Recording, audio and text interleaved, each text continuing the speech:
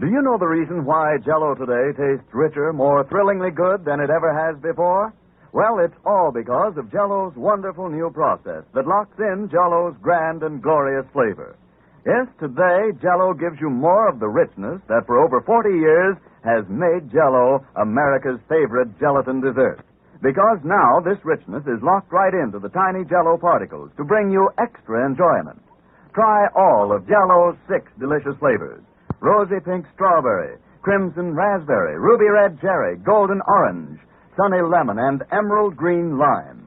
All of these tempting Jell-O flavors offer you bright, brilliant beauty and flavor that makes you think of the juicy, ripe fruit itself. Flavor that is locked in for your added pleasure. To prove how swell Jell-O's locked-in flavor really is, open a package of Jell-O. Notice that there's no telltale aroma, no sign of escaping fragrance and flavor. Then dissolve the tiny Jell-O particles and notice how Jell-O's captive goodness comes pouring out in a rush of richness. Get Jell-O tomorrow in all 6 delicious flavors and thrill to the marvelous new delight of Jell-O's locked-in flavor.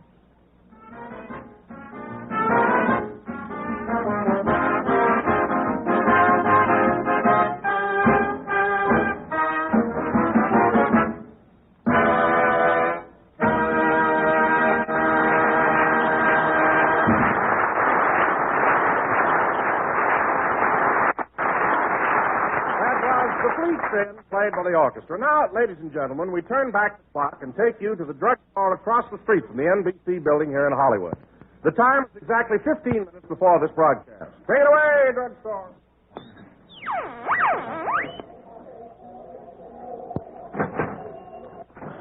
Hurry up and order your sandwich, will you, Mary? We'll be on the air in a few minutes. A sandwich? Yes. I'm a growing girl. I want meat and potatoes. Well, all right, order a meat sandwich. And the potato chips here are very crispy. Every Sunday we have to eat in the drugstore. Why don't you take me to the Brown Derby once in a while? Mary, I'm not going into the Brown Derby until they hang my picture in the main dining room with the rest of the big movie stars. They can't treat me that way. What do you mean? Every time I want to see that drawing of myself, I've got to go in and wash my hands.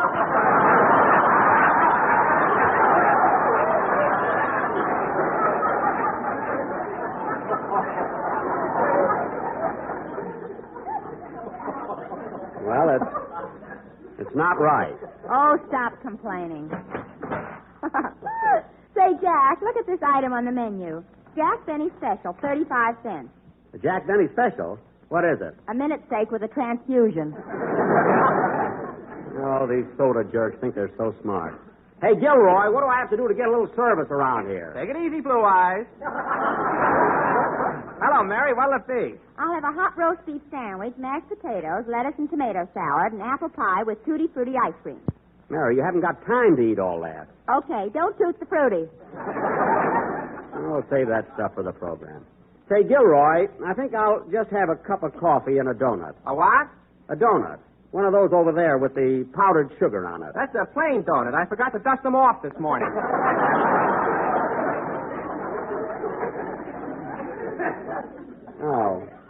Oh, well, then never mind. Maybe I'll just have a cup of... Oh, hello, Phil. Hi, Jackson. Hello, Mary. Hello. Hey, Jack, get a load of Phil's slacks. They button on the side. Oh, yeah. Well, I'll be darned. I put on a pair of Alice's. Oh, my goodness. Why don't you open your eyes when you get up in the morning? They're open, Jackson, but they don't work till noon. No. What'll it be, Twitch? Well, smart guy. Give me a Phil Harris special. Okay. 1 ham omelet. Put a wave in it. Put a wave in it. The most egotistical thing I ever heard. Here's your order, Mary. Thanks.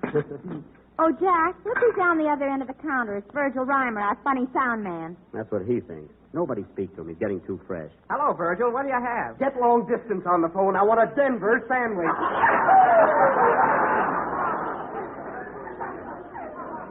Oh, he's so clever. Say, Virgil, you sure got a lot of laughs at Camp Pine last Sunday. You were the funniest thing on the Benny program. Yeah, and imagine what I could do if old Poison Puss didn't hold me down.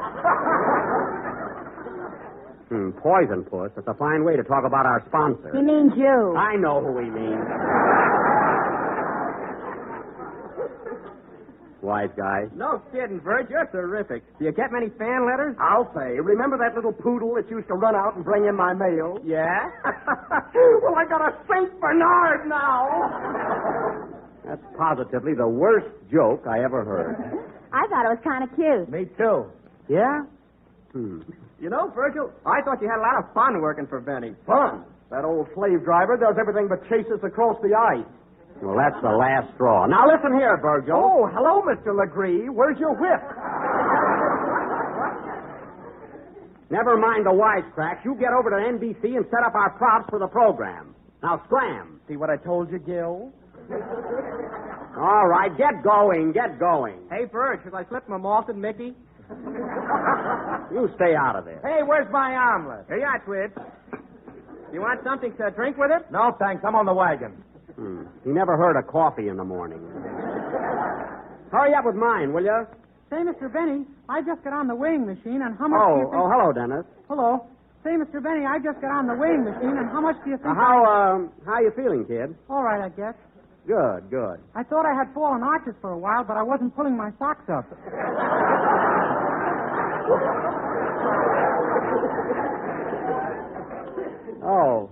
Oh, I see. Thank heaven my girl can use those arch supporters I bought. Why don't you buy 'em, Jack? Because I don't need them. What makes you think I got flat feet? Plop, plop, plop. All right, young lady. Just for that, I'm not going to pick up your check today. I can carry it over to the cashier myself. I was going to pay it, too. Say, Mr. Benny, I just got on the weighing machine, and... Yes? How much do you think I weigh? How much, Dennis? 141 pounds, stripped. Stripped? I took the scale in the phone booth.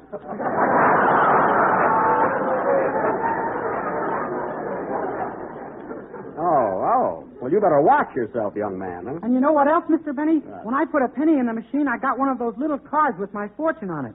Oh, your fortune, eh? What did it say, kid? You're lucky you can sing. Well, there's a machine that knows its business. Hey, Gilroy, where's my coffee? Did you send to Brazil for it? Si, senora. Smart Alex. I wouldn't even eat here if the Brown Derby wasn't so careless about where they hung my picture. You ought to wash your hands here sometime.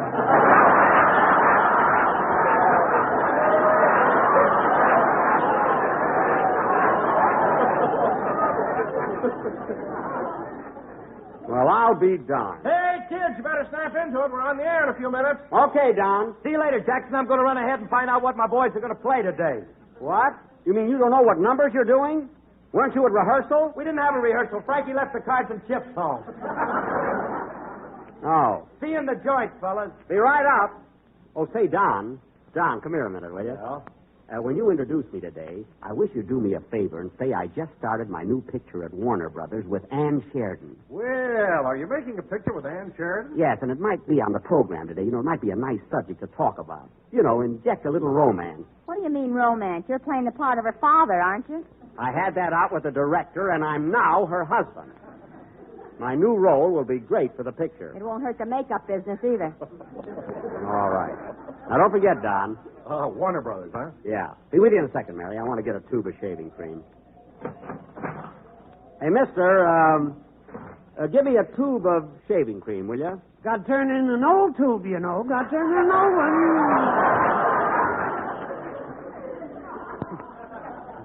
Look, I haven't got an old tube. Now, hurry, will you? Government regulations. But look. I don't make the laws, you know. Now, look. Come on, Jack. We'll be late for the program. I'm coming. Now, look, mister, forget the shaving cream. Just give me a cigar. Got to have an old one, you know. Never mind. Forget the whole thing. Come on, Mary, let's go.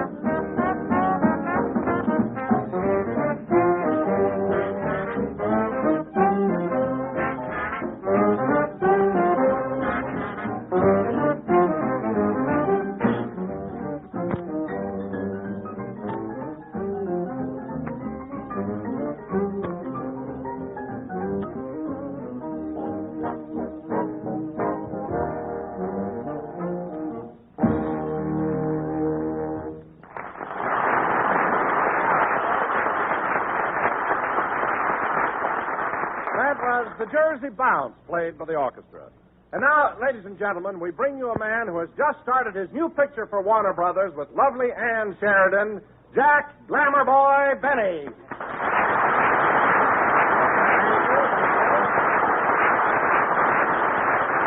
Thank you. Hello again. This is Jack Benny, your glamour boy, like Don said. Heaven knows I'd never go that far. Don, how in the world did you ever find out about my new picture with Ann Sheridan? Did you read about it in some column? Did you? No, Jack. As a matter of fact, I haven't seen anything about it in the papers. Well, then, how did you ever hear about it? I was trying to keep it a secret. How'd you find out, Don? Did a little bird tell you? Yeah, an old gray canary. Canary.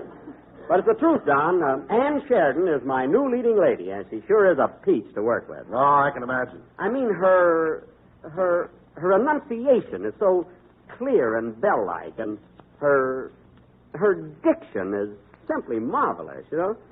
And her... That's Benny for you. With him, it's her diction. Well, she is beautiful, I'll admit that. And confidentially, Don, I think her husband, George Brent, is a little jealous of me. You know? What do you mean? Well, he happened to visit the set the other day just as Ann and I were doing a love scene.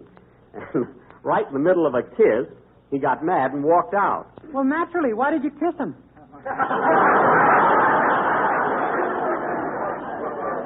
I didn't kiss him. I kissed Miss Sheridan. Pay attention, will you? Anyway, Don, I think that this picture will be one of my best screen efforts to date. In fact, I'm already getting fan letters on it. Really? Yep. He gets a bill from Bullock's and he calls it a fan letter. I'm talking about real movie fans that write in. Don, you know that little poodle that used to run out and bring in my mail? What poodle? Well, I got a Great Dane now. Pretty clever, eh, Dossie? Some ad-lib. Now, wait a minute, you. That's my gag. You said St. Bernard. I said Great Dane. It's a different gag altogether. You steal any more of my stuff, and I'll play ring around your nosy. Oh, go sit down. Say, Jackson, do you think there's a chance of getting me in that new picture you're making? Well, I don't know, Phil. I'm Ann Sheridan's husband, and what part could you play? Well, if you're her husband, she's got to have a sweetheart. Listen, Maestro, I wouldn't make any more cracks like that if I were you. Lest next season, when I say play Phil, I'll be addressing Phil Spitalny. So watch it. Oh, you couldn't fire me, Jackson. I got too much on you. Oh, yeah? Well, listen, Phil. If you're referring to that night in Phoenix, that young lady was my aunt. I've never been to Phoenix. Why don't I keep my big mouth shut?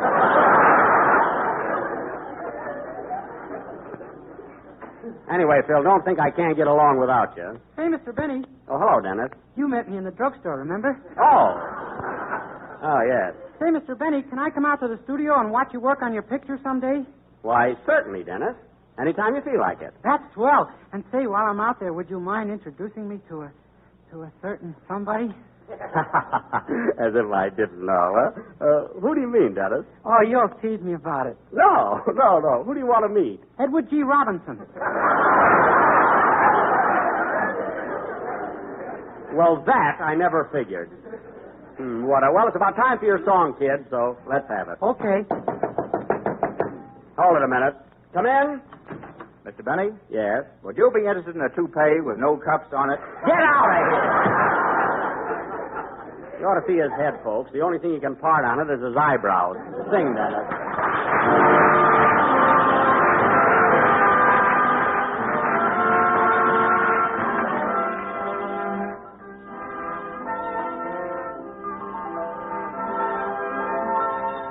Was it in Tahiti? Were we on the Nile?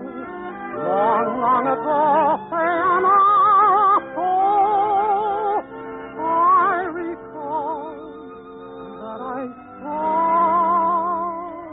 your smile.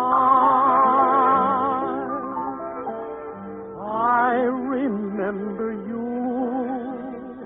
You're the one who made my dreams come true. a few kisses ago. I remember you. You're the one who said, I love you too. I do, didn't you know? I remember through a distant bell and stars that fell like rain above the blue. When my life is through and the angels ask me to recall the thrill of them all, then I shall tell them I remember you. Then I shall tell them I remember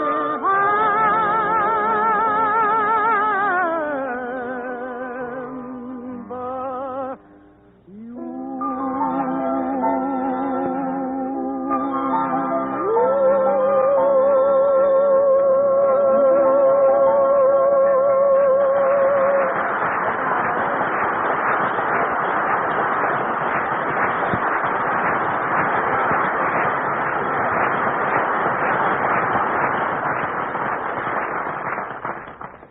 That was I Remember You, sung by Dennis Day, who would rather meet Edward G. Robinson than Ann Sheridan.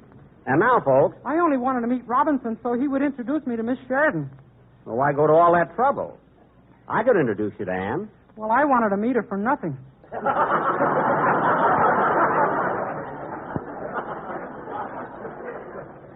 It wouldn't cost you anything. And now, folks, You charged me 25 cents to meet Barbara Stanwyck. you met Barbara Stanwyck and Robert Taylor. And now, folks, if that isn't worth a quarter, then I don't know what. And now, folks, Mr. Don Wilson, that eminent American author, has written another of his famous one-act plays.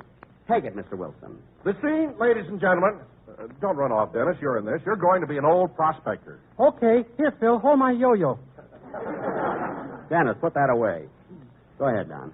The scene, ladies and gentlemen, is the home of Mr. and Mrs. Rufus Lemaire, who live in a cabin on the edge of the Mojave Desert in a desolate part of the West. They're just finishing their evening meal. Music, please.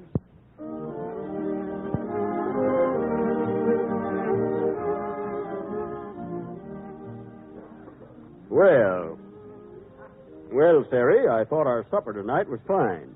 There's nothing like barbecued coyote. Not only that, I got a fur coat out of it. Yep, and that Jell-O we had for dessert was mighty tempting. Where did you get it? I walked 85 miles to our neighborhood grocer. Well, it sure was worth it. Say, Ruth, I seen a newspaper in town, and guess what? What? It says that men ain't going to wear cuffs on their pants anymore. Ain't, eh?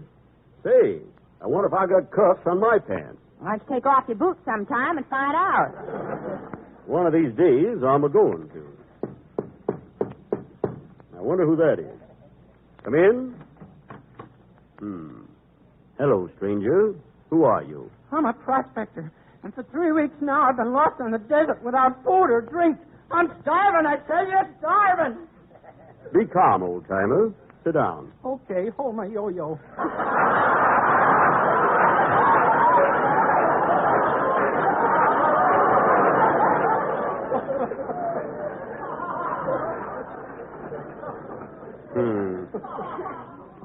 A fine prospector. I'm starving, I tell you. Starving. Don't worry. We'll take care of you. Yes, I'll fix a nice hot dish of beef stew. Beef stew? Yep. No, thank you. I'm a vegetarian. I'm starving, I tell you. Starving. Be patient. We'll think of something, stranger. Say, would you like a nice lettuce and tomato salad? What kind of dressing? French or Thousand Island?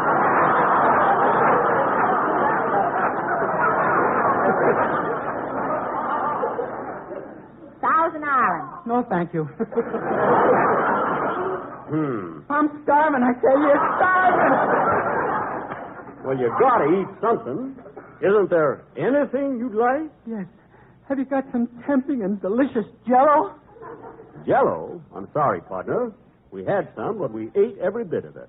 I'm going to make it again tomorrow, though. Okay, I'll be back. So long. So long, stranger. I'm starving, I tell you. Starving. Ah, folks, what other product can command such loyalty?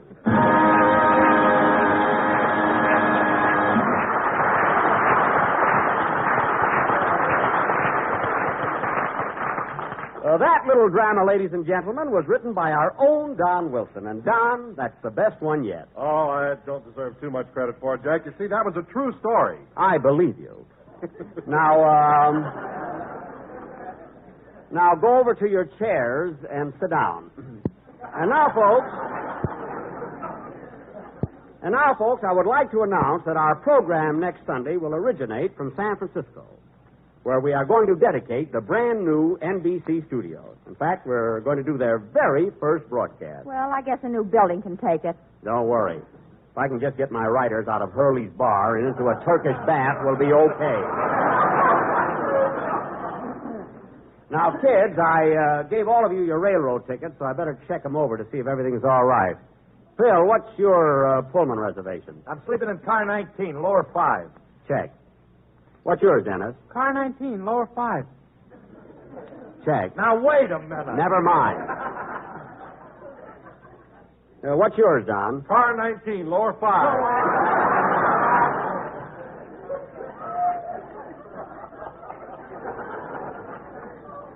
Check. What's yours, Mary? Upper 5. Thanks, Jack. Don't mention it. Well, everything's okay, so remember, fellas, be at the station 1/2 hour before train time. Now, take it easy, Jackson. 3 of us can't sleep in one berth. Oh, of course not. We won't be comfortable. Listen, Don, in the days of vaudeville, the 4 Marx brothers slept in one berth, and they had a harp besides. So stop beefing. Well, Jack, if I was as thin as the 4 Marx brothers, I wouldn't complain. Don, the tickets are bought, and that's the way it's going to be. That's a lot of hooey about the Marx brothers. How do you know they all slept in one berth? Jack was in the baggage car with Fink's mule. You said it. In those days, when I said I was going to hit the hay, I meant it. Anyway, fellas, it's a short trip, so don't worry about it. Hey, Mr. Benny, where are you going to sleep? Well, Dennis, on account of my insomnia, I think I'll just sit up in the chair car and read. I'll get a magazine. Well, buy a Popular Mechanics and find out how 3 guys can lay down in one berth. Who said lay down? Lay down or lie down? Which is correct? A lot of good that'll do it. Listen, kid, will you please stop being so fussy? Say, how am I going to get up to San Francisco? By carrier pigeon? Virgil, you're not going to be with us next week. You can tune in and listen. I wouldn't listen to this program if it was a pot of gold and I had the only telephone in the country. Oh, you wouldn't, eh? That's topping him, Jack. I wasn't trying to top him. I don't want to hear any more about our trip. We're going there. We're going to open up the new studios, and immediately, as soon as... Hello? Hello, Mr. Benny. This is Rochester. Oh, hello, Rochester. What do you want? Well, boss, he did it before and he did it again. What? What are you talking about? Carmichael just came out of hibernation and I can't find the gas man. You mean my polar bear woke up already? Why, he's not supposed to come out of hibernation till May 1st. He's early. So was the gas man. Stop dreaming things up. Tell me, Rochester, was Carmichael in a good mood? Well, yes and no. What do you mean, yes and no? When he first got up, he came over and hugged me and squeezed me and he even tried to kiss me. Well. And then he put salt and pepper on me.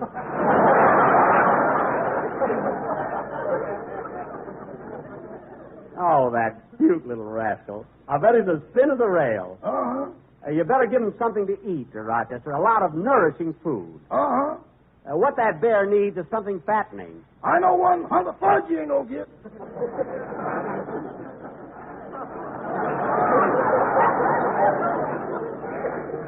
Oh, Rochester, stop. You know he loves you. Now, here's what you do. Give Carmichael a nice cold shower and then comb his hair out. Might be all matted, you know. He don't like it when I comb his hair. Well, then give him a slap on his nose and make him behave. Let him know who's boss. I let him know once, then he let me know, and now there's no question about it.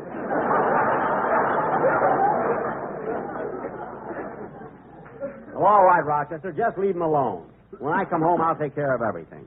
Goodbye. Goodbye. Oh, say, boss, Now what? I'm going up to San Francisco with you, ain't I? Yes, of course. Well, on this trip, am I going to be under 12 or a Pullman Porter again?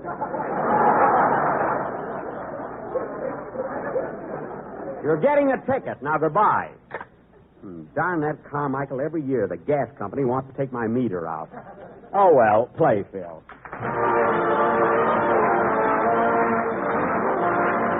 Here's a gay Gliskin dessert as bright and beautiful as spring itself. Jello cubes with strawberries. It's an enticing treat that will lend a grand touch of color and flavor to any meal you serve it with. Our folks will enjoy it. And just listen to how easy it is to make. Simply dissolve one package of orange Jello in a pint of hot water. Next, turn into a shallow pan and chill until firm. Cut the Jello into cubes and then arrange them in sherbet glasses with sweetened sliced strawberries, using quick frozen strawberries if you wish. Serve either plain or with cream. What a dessert. So rich and inviting to look at, so gloriously good. Make the family this wonderful combination of sweet, juicy red strawberries and clear, golden cubes of orange Jello. Get several packages of orange Jello tomorrow. But be sure when you do to get genuine Jello, because Jello's flavor is locked in for your added enjoyment.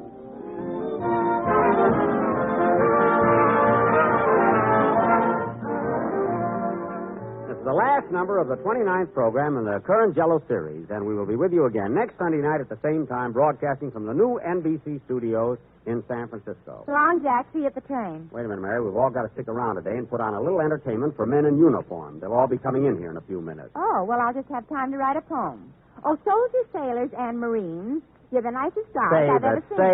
Save it. Good night, folks.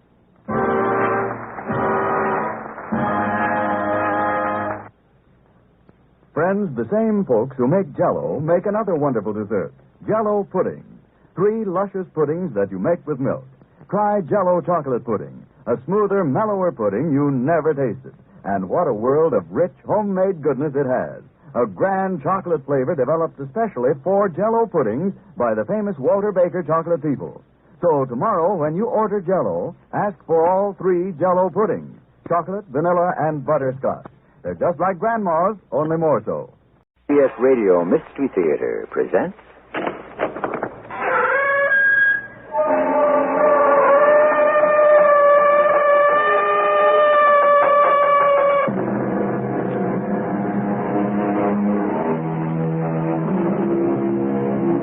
Come in. Welcome. I'm E.G. Marshall.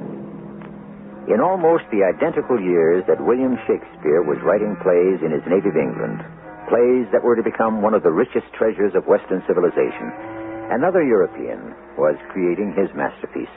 The man was a Spaniard, Miguel de Cervantes. His work, The Adventures of Don Quixote, the 400-year-old story of a curious combination of 2 men whose lives were to become dramatically and inextricably entangled. What are you up to, my lord? Stand your ground, you cowardly knaves! You dastardly giants! Careful, master. They're not giants. They're windmills. Quiet, Sancho. I may be only a single knight, alone, you miserable, overgrown, faint-hearted monsters. Stay where you are. The windmills are turning. You can get killed.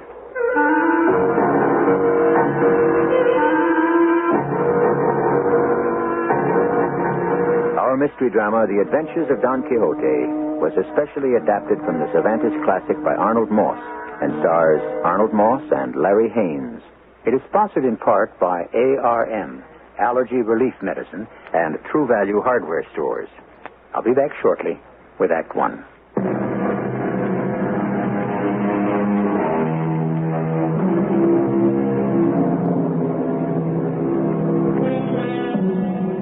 One of the most blessed gifts a man can have is his imagination, the power to dream, to conceive, to create, and finally, with persistence, to turn dreams into reality.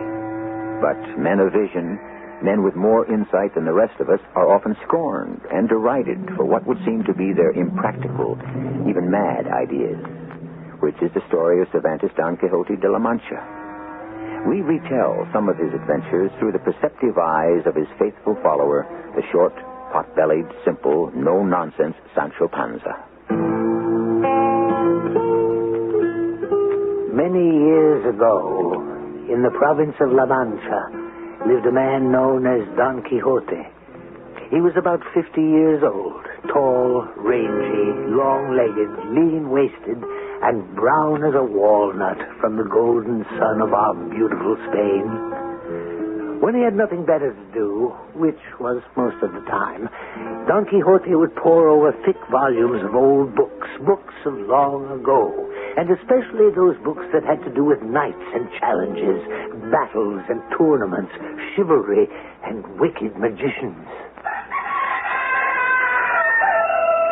It is long past time, good Lord, my uncle, for you to get some sleep. No, not until I finish this book, my good niece Esmeralda. I'm almost through. The cocks are crowing. The stub of candle is sputtering with the coming light of day. Just let me read you this. Listen. With one last mighty effort, Don Alejandro de Salamanca, covered with his shield, raised his mighty lance, dug spurs into the sweating flanks of his noble steed, and galloped fiercely toward the enemy. It is so late. The wicked sorcerer, eyes all ablaze, met him full on, but was no match for the gallant knight. Are you listening, girl? Oh, I am so sleepy. I must get to bed, and so must you. You listen. I listen. The brave knight's lance found an opening in the enchanted armor of the evil sorcerer, who immediately fell to the ground, dead. Whereupon Don Alejandro raced to the castle, rescued the beautiful princess from her dark dungeon prison, and rode off with her to... To where, my lord? It doesn't say. The last page of the book is missing. Oh, what a pity. Now will you stop thinking about this nonsense and go to sleep, my uncle? Please. The most fantastical tales began to seem very real to Don Quixote. He began to think that if he rode off with lance and shield, he might fare as gloriously as those same knights over whose stories he had spent so many unending hours. Here, in this hidden, dusty closet here in the stable, a suit of armor that must have once belonged to some forgotten ancestor of mine. The metal plates are bent and twisted, my good lord. Oh, what matter, Esmeralda? What grieves me most is that there is no headpiece. Well, I could fashion a helmet for you out of something, I suppose, but why on earth should you... Splendid, Esmeralda, splendid. Next, I must be provided with a beautiful, noble steed. Come, my girl, we must see what we have. There's nothing there, my lord. Only that sway-back, jaded old stallion who can hardly stand, let alone walk. Ah, here he is. What a handsome beast, fit for the most glorious of adventures. You can count every one of his ribs. He's so starved, so skinny, so wasted away. He shall be my steed. He's ready for nothing better than the glue factory, my uncle. I shall call him Rosinante, which signifies the best of all horses. And I shall henceforth be known as Don Quixote, man of La Mancha. But I have heard that neither horse, nor name, nor armor is so necessary to a knight-errant as a beautiful lady to love, and in whose name and for whose honor he can pursue his daring adventures. Alas, I know no such lady. It's just his world. No, wait. Let me see. Ah, yes. Long ago in the little village of Toboso, there was a country girl. I made eyes at her once. You? Yeah, but she never so much as even glanced my way. Heaven be praised. What was her name? I don't remember. So I shall choose a new name for her. A new name? I shall choose a name for her that will go down in the annals of history. She shall be known as Dulcinea del Toboso. And in her name, I shall become known for my deeds of honor and glory. But there was one small hitch in Don Quixote's grandiose plans. He had not yet been knighted. In the great heat of a day in July, cased in his plates of iron, Don Quixote mounted Rocinante, who grudgingly tottered at his own dragging pace into the fields. And by late evening, the Don arrived at a large inn, which he joyously took to be a castle. Whoa, there, my good steed, whoa! Now listen, Rocinante, to that blast of trumpets that welcomes us to this fine castle. That is no blast of trumpets, sir. Ah, Sir Keeper of the castle, what joy to see you. That is the swineherd blowing his horn to call his pigs back into their sty. And I'm the innkeeper of this humble establishment. You wish a bed for the night? I would not cause you any inconvenience, my lord, but nothing is too good for my horse. If here, within your castle walls... Man's house may indeed, as they say, be his castle, but I insist that... One moment. I remember from my reading that an honorable man may request knighthood at the hands of the first knight he meets. Sir Keeper of the castle, may I presume on your good nature to do me that great honor? I'm no more than the landlord of this inn. I know you say that so no evil sorcerer may hear and take advantage of you. Of course. Roland, suppose you must kneel.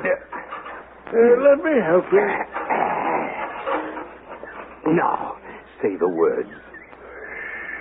Certainly.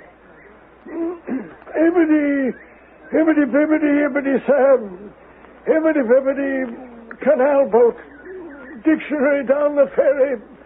Fun, sword and gun. 1491. Now rise, Sir Knight.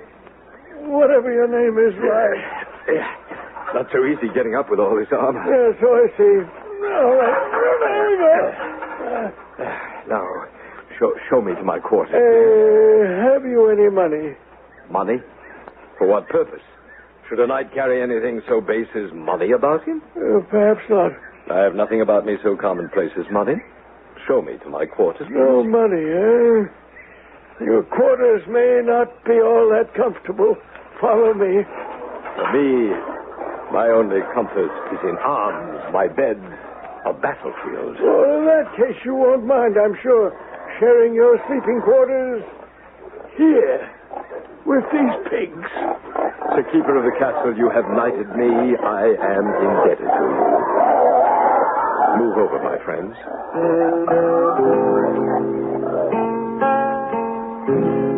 The next morning, giving Rocinante his hand, the good Don started out again into the world. Instead, in almost no time at all, they were back once more at Don Quixote's home. It was then that he recruited me as his squire to ride behind him to serve his worldly needs. And Sancho Panza, for your loyalty, your untiring devotion to me, I promise you... Yes, my lord? No less than the governorship of an island. Which island? Well, the first one that comes to hand. A governor? Ooh, how wonderful. Governor of my own island.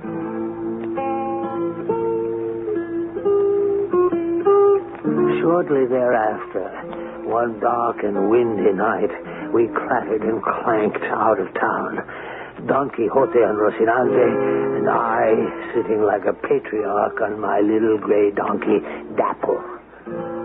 At the first glimmer of daylight, having wandered wherever Rocinante's fancy had happened to take us, I jogged Don Quixote's elbow and said, "Do you see any islands through all this mist and fog?" Huh?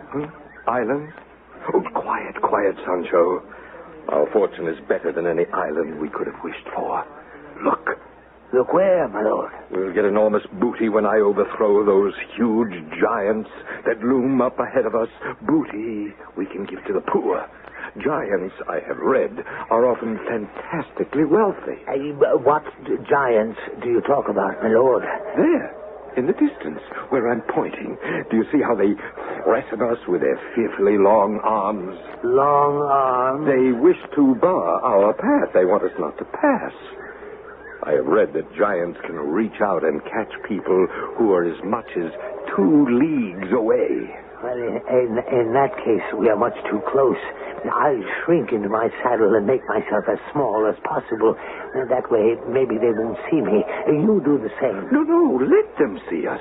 They will prove no match for me. My lord, I think I must tell you, those things you're pointing out that you call giants are no more than windmills. Windmills? They can't do us any harm. Windmills, indeed. Oh, my simple Sancho, that shows how very little you know about giants. Windmills. But in time you'll learn, poor innocent soul, you'll learn. Oh, Rosinante, whoa! To me, to my poor ignorant eyes, I could have sworn they were windmills. If you are afraid, say your prayers. I'll meet them all alone. You stay here, Sancho. What are you up to, my lord? Stand your ground, you cowardly knaves! You dastardly giant! Yeah, careful, master. Be quiet, Sancho. I may be only a single night alone, you miserable, overgrown, faint-hearted monsters. You can get hurt. But like David facing half a dozen Goliaths, I engage you all in unequal but mortal combat. Don Quixote, the wind has freshened. The sails, the arms of the windmills are turning faster and faster. Giants prepare to do me battle. Like David, it is your death or mine. The lunatic, the lover, and the poet are of imagination all compact. And in the night, imagining some fear, how easy is a bush supposed a bear. Cervantes' contemporary Shakespeare on imagination. Don Quixote may be the ideal combination of all three. Lunatic, who is to say? Lover, in his own way. Poet, depends on your definition. And, of course, his sally against the windmills takes us into Act 2. I shall return shortly.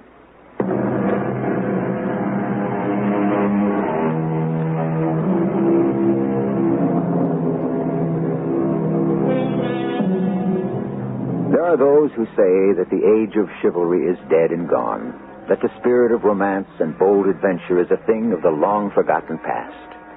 There are others who say that chivalry will never be gone so long as there is one wrong left on earth that needs to be righted, and one man left on earth who will try to remedy that wrong, like Don Quixote, ready to fight, even windmills. In the name of my fair lady, Dulcinea del Toboso, I challenge all of you. It is your death or mine. Rosinante, to the field. They're not giants, my lord. Move, Rosinante, move. Please, dear horse, go. Oh, faster, Rosinante, faster, if it's the last charge you ever make. Come on, you evil giant, stand as a man. My stout lance will pierce you through and through. So, and so. Oh, dear me. No, my lance is shattered and splintered into bits. Are you hurt, master? Oh, where am I? That giant tossed me up into the sky. Are you all right, my lord? You have a huge lump on your head.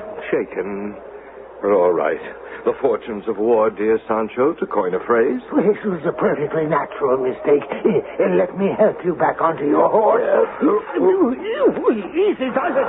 Up we go. There. Oh, my back.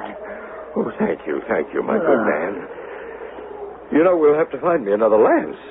Well, here's the long, pointed branch of an oak tree. You can use that for a lance for the time being. Yes. And I shall also need another helmet. This one I had is ruined, split in two, beyond all use. May I first suggest, my lord, that it's dinner time. We must not forget to eat something and drink something, too. I don't think I have any appetite.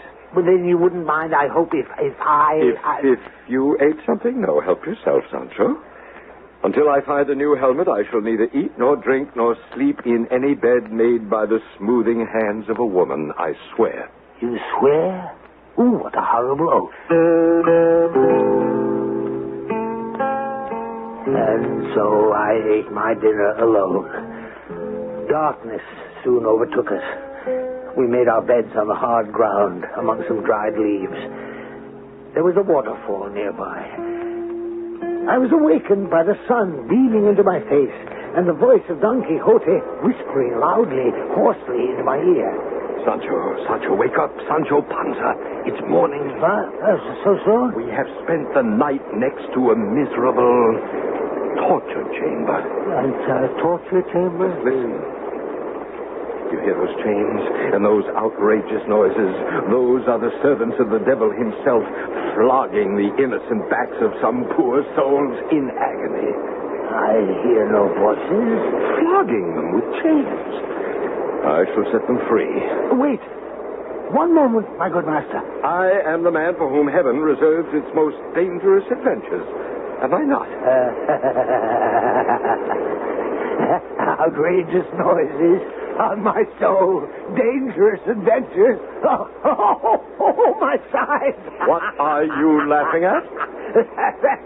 There, under the waterfall, nothing but a harmless watermill and 6 trip hammers. Oh. That clanking chain harnesses the machinery to the mill wheel. How it deceived you. A knight is not supposed to have any great knowledge of things mechanical. Indeed. First windmills, now a watermill. Anyone could make such a mistake. Of course. Your worship. Well, what is it? There, glistening in the sun, not 10 feet from us. What? A brass basin. The kind that barbers use when they shave their clients. Oh? Well, let me see. Oh, so it is. With a little half circle cut out of it to fit the neck of the person being shaved. What are you grinning at? It's a little battered, a little worse for wear, but turn it upside down and you have... A helmet. A most admirable helmet. Oh, Sancho, you are a genius. Put it on your head. Uh-huh. How do I look? Beautiful, my lord. Perfect. And it's the correct size, too. Good. Now you can join me in breakfast.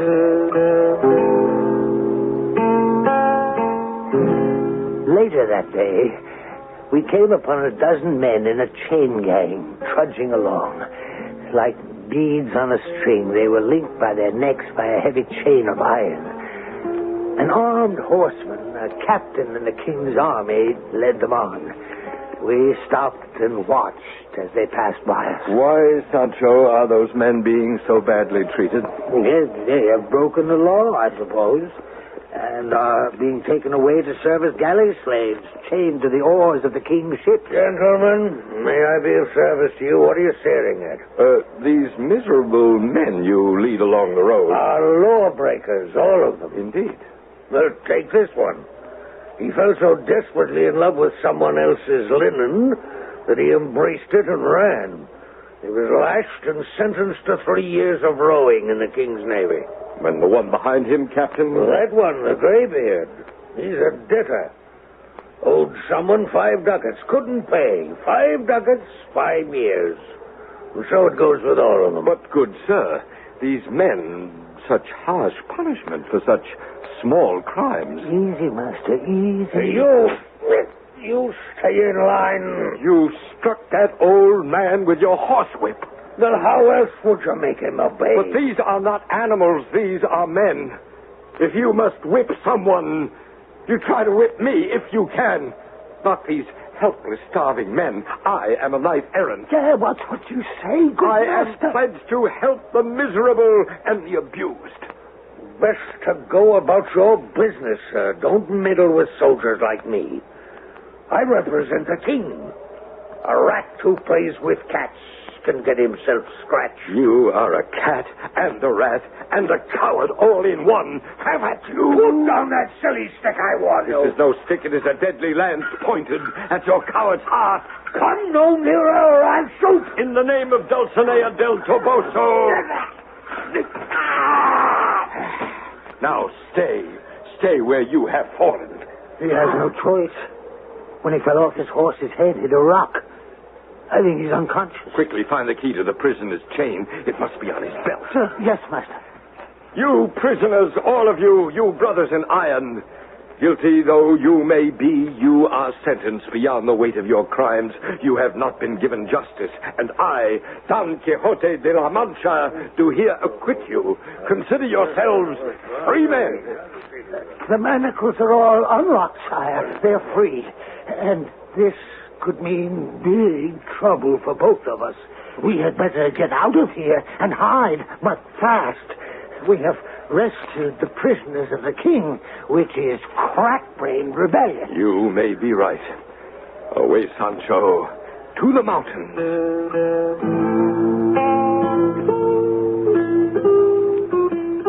Up the dark, wooded slope of the Sierra Morena, Don Quixote led the way on foot to take the strain off Rocinante.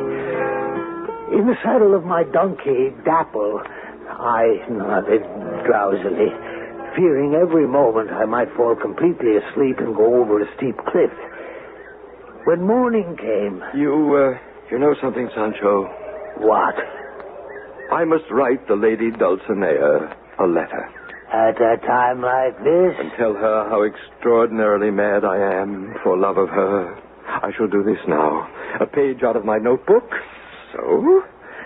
Here, take it. This fallen hawk's feather for a pen. I squeezed juice out of these berries for ink. And now, Sancho, write the words I say. High and sovereign lady, your beauty has stabbed me to the heart. Long absence from your loveliness. Sancho, why are you not writing? You must forgive me, master. That is not one of my accomplishments. I don't know how to write. Oh, I see. Well, then give me the paper, pen, and ink. Long absence from your loveliness has clouded my brain. I am mad for love of you. Say that you love me. Bid me hope. Tell my trusty squire to hasten back with your kind message. I will be with you soon. Sweetest of sweets, I am yours till death, Don Quixote de la Mancha. By breakfast, dinner, and supper, I have never heard a finer letter in all my born days. And that phrase, my trusty squire. How eloquent. Yes. Well, now, get to horse, or rather donkey, take the letter, go to Toboso, and return as fast as Dapple's legs will take you. Just one moment, sire. I think someone is coming up the mountain path. Where? Just below us. Someone with a familiar look. Maybe we should try to disappear? Run away? I? Are you mad, Sancho? Who is it that approaches us? Someone searching for the greatest rogue unhung. And who are you? I, the captain of the king, who is guarding the chain of the king's prisoners, the ones that you set free. I have a warrant for your arrest. Run, master, run. I'll take care of him. Don't move, either of you. Don Quixote de la Mancha, or whatever your name might be. I arrest you in the name of His Imperial Majesty the King of Spain. And I can tell you, you bold revolutionist, that for what you've done, you'll be sent to the galleys for life. Surely, sir, you must have the wrong man. This frail gentleman, sir. Frail gentleman, indeed. My orders also read, apprehend to the rebel's accomplice, who happens to be the stupidest fellow alive. Oh, clearly a case of mistaken identity, Captain. You couldn't possibly be me. Or could you? Now, both of you march down this mountain path to the village, quickly. And it should interest you both to know that once we get there is an ox cart waiting for you. They're building a cage on it. To take me to prison? First, to take you back to your home as a madman. Strange world, this. Where a man who dares what seems impossible to most men is called mad. We're ready, Captain.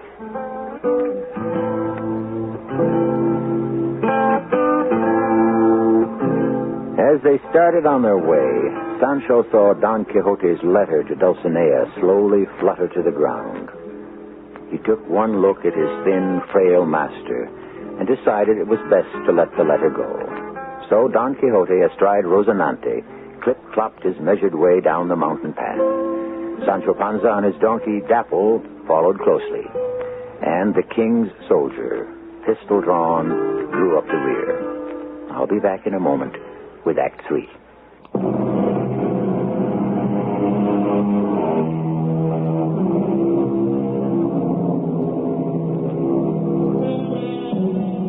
After a wearisome journey of 6 long days, the cage and the ox cart carrying Don Quixote and Sancho Panza finally arrived at their own village.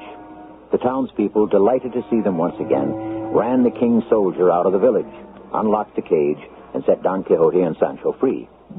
Sancho returned temporarily to Teresa, his wife, while the worn Quixote was confined to bed by his housekeeper niece, Esmeralda.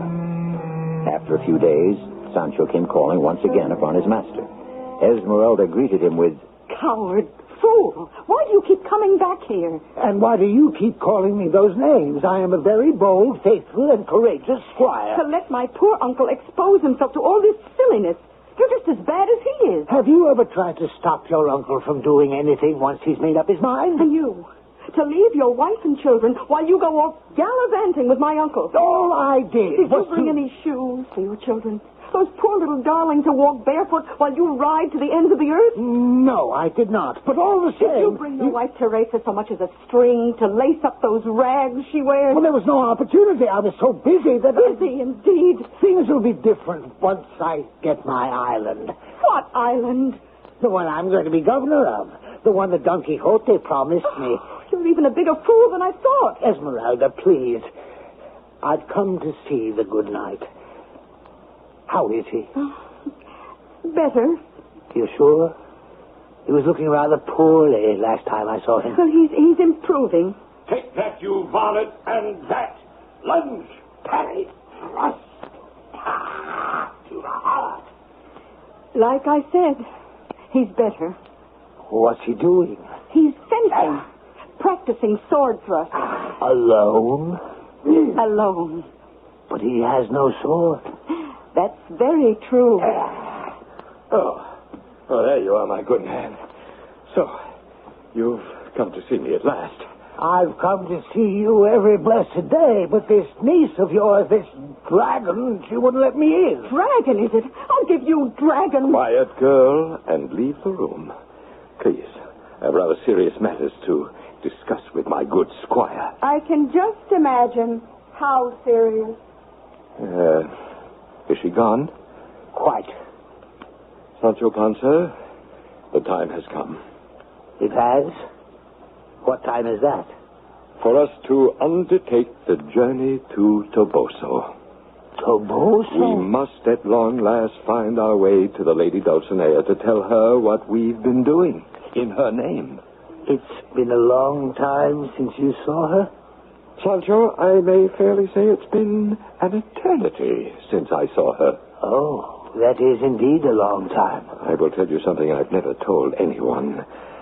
I have hardly ever seen her at all. I don't even know the way to her home." "Well, then how do you..." I saw my fair one once in church long, long ago.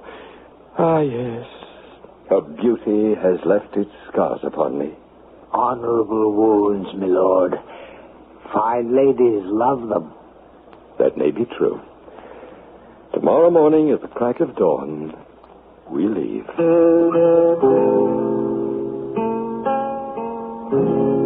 The first night out, we came to the same inn where some time back the innkeeper had conferred knighthood upon Quixote.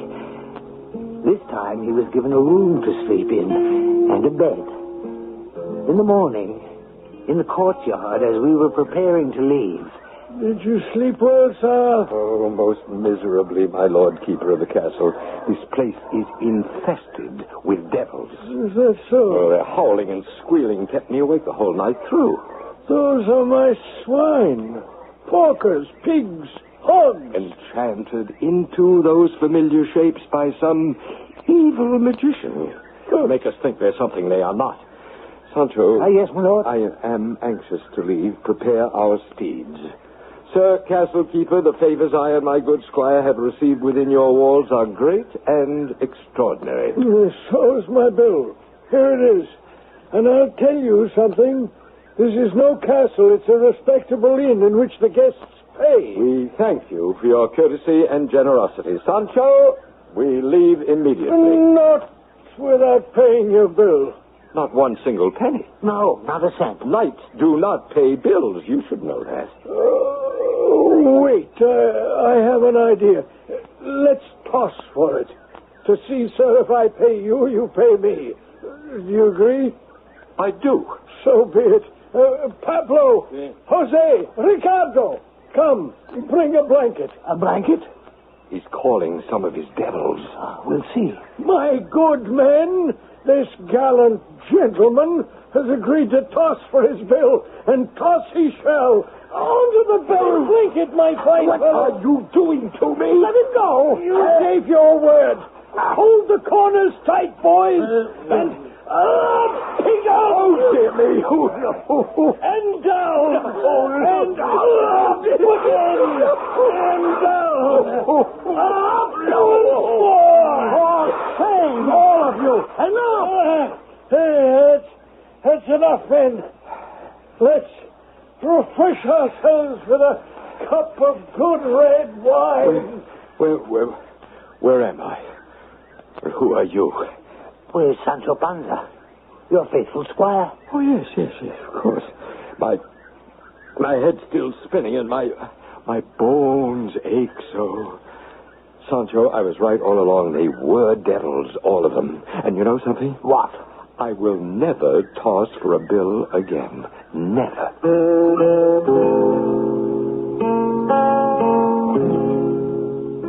When we finally stumbled into Toboso, donkeys were braying, dogs barking in the streets.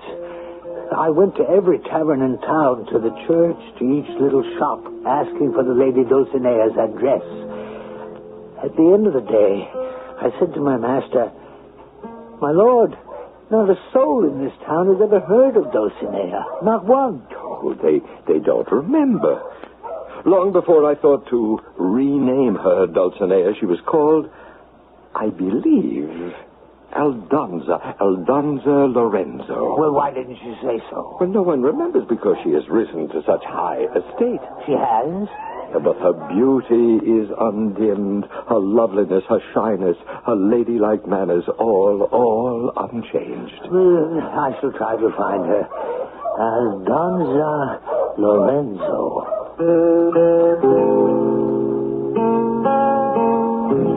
The next morning, in our search for the Lady Dulcinea, we wandered into a tumble-down section of the village. Dirty. Scatterings of shacks and squatters' huts. Sancho, look. Dulcinea graciously comes on tiptoe to meet us. Yeah, but that woman approaching us, that cannot be Dulcinea. Why not? Well, that's a big, strapping, middle-aged woman who must weigh over 200 pounds.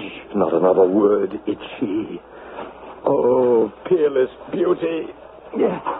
Here on my knees, I ask you to accept the homage of this poor, humble knight.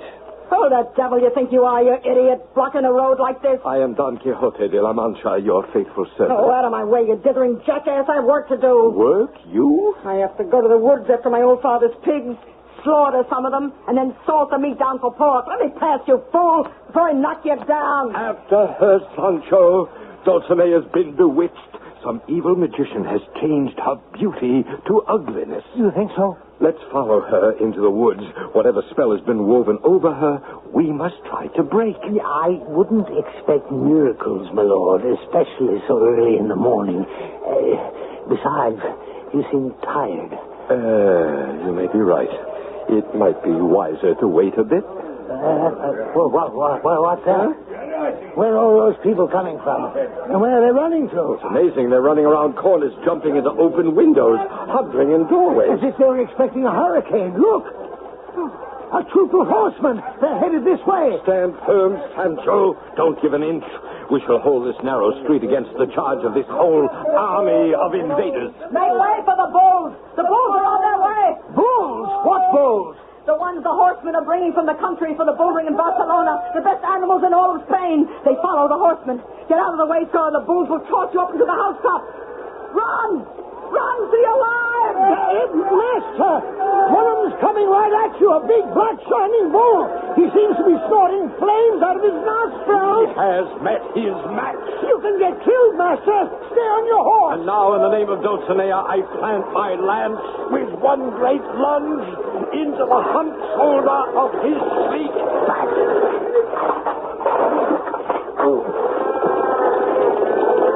Are you badly hurt, sire? What happened? I told you this was really dangerous. The bull knocked you off your horse. Master, speak to me. Oh, imagine pretending to be bulls. Master, you don't look well. We must really head for home. Sancho, suddenly I am tired. Very tired. And the pains in my body, they grow worse. Back to La Mancha.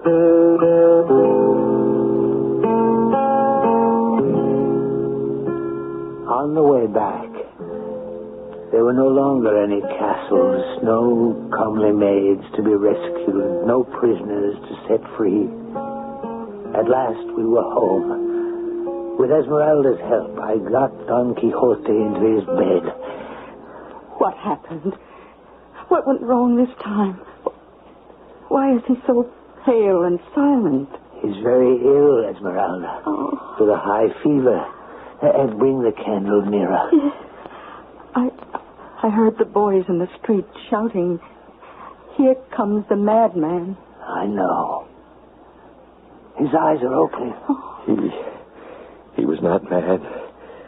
He was no more than a man who dared. Dared, my uncle? Don't try to speak, my master. Rest. Be easy. An ancient Spaniard said it. It's not because things are difficult that we do not dare to attempt them. They are difficult because we do not dare to do so. I dreamed. I dared. Quickly, Esmeralda. The cloth with the cool water on his forehead. Oh, he's dying. I know. Oh, Master. In your life, you tried to conquer so many enemies, even those that were not there. Beat this last one, this shadowy figure of death, if you can. Please. He's trying to say something. His lips are moving. Yes, Master. We're listening. What is it? Anyone can take life from a man, but no one can take death. 1,000 gates stand open to us. I enter in the name of the fairest lady in all of Spain, Dulcinea del Toboso.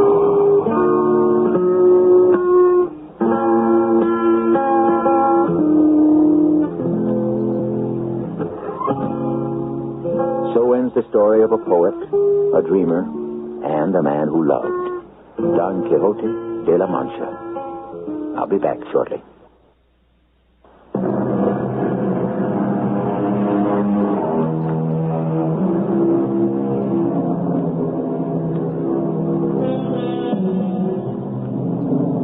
Cervantes' impractical, romantic, extravagantly chivalrous dreamer of a hero has been with us for over 400 years.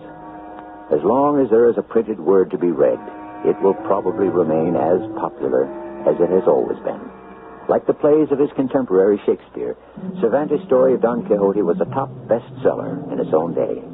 And like a bestseller or two in our own times, it took Cervantes years before he could find anyone to publish his work. Our cast included Arnold Moss, Larry Haynes, Bryna Rayburn, and Court Benson. The entire production was under the direction of Hyman Brown. And now, a preview of our next tale. Thinking I might reveal my true identity and my purpose. To what end? Well, I'm curious to study the reactions of the three people we've been discussing. I remind you that I and the council are interested only in the success of your mission. I'm sure you already prepared an alternative in the event that I should fail. Of course. We shall do a complete min-lobotomal sift screen of every child in Area 13. Won't that drastically affect the unskilled labor population and give you a large oversupply in those fields? Unquestionably. It will also throw off the balance in the skilled fields that we had carefully planned. But that is infinitely preferable to leaving the problem unsolved. Kyle, just to satisfy my curiosity, what do your computers say would happen if an unaccommodated child went undetected into adult life on this planet? This is E.G. Marshall inviting you to return to our Mystery Theater for another adventure in the macabre. Until next time, pleasant dreams.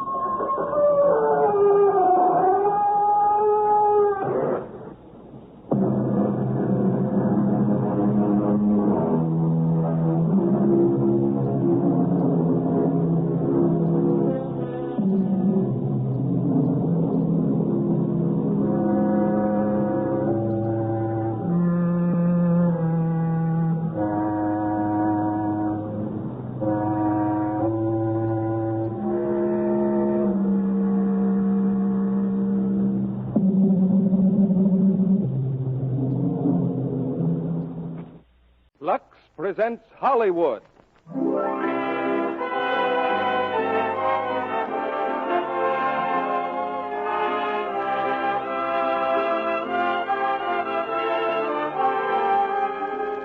The Lux Radio Theater brings you Walter Pidgeon, Donald Crisp, Maureen O'Hara, Roddy McDowell, and Sarah Allgood in How Green Was My Valley. Ladies and gentlemen, your producer, Mr. Cecil B. DeMille.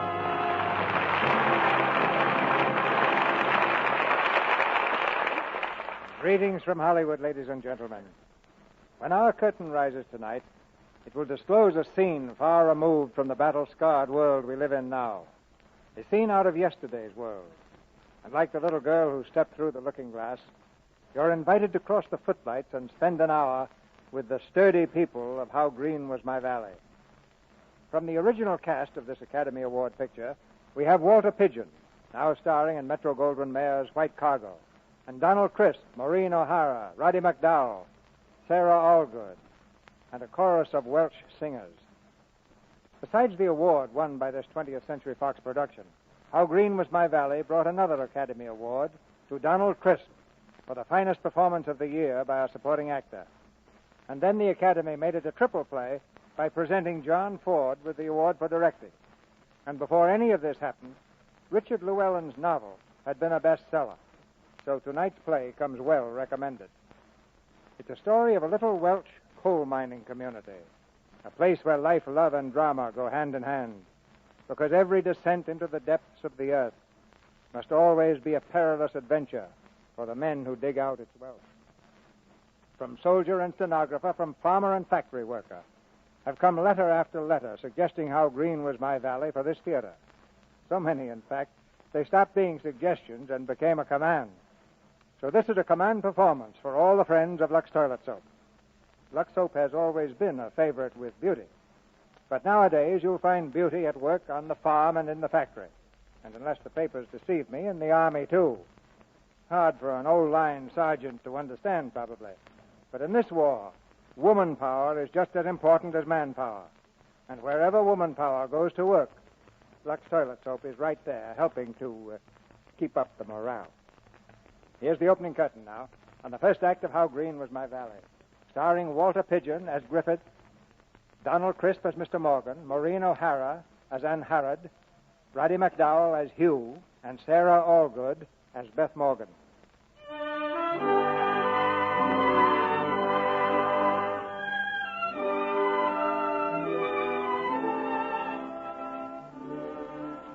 I am packing my belongings in the shawl my mother used to wear when she went to market.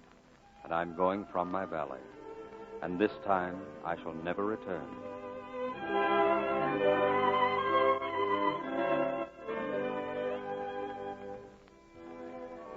So begins the story of Hugh Morgan, a man who looks back through 60 years of memories and finds them clear and bright as yesterday. His birthplace and his home is a small Welsh coal valley, once a place of beauty, now ugly and dirty. Towering heaps of slag and belching smokestacks have made his valley so. But old Hugh Morgan is oblivious to all that.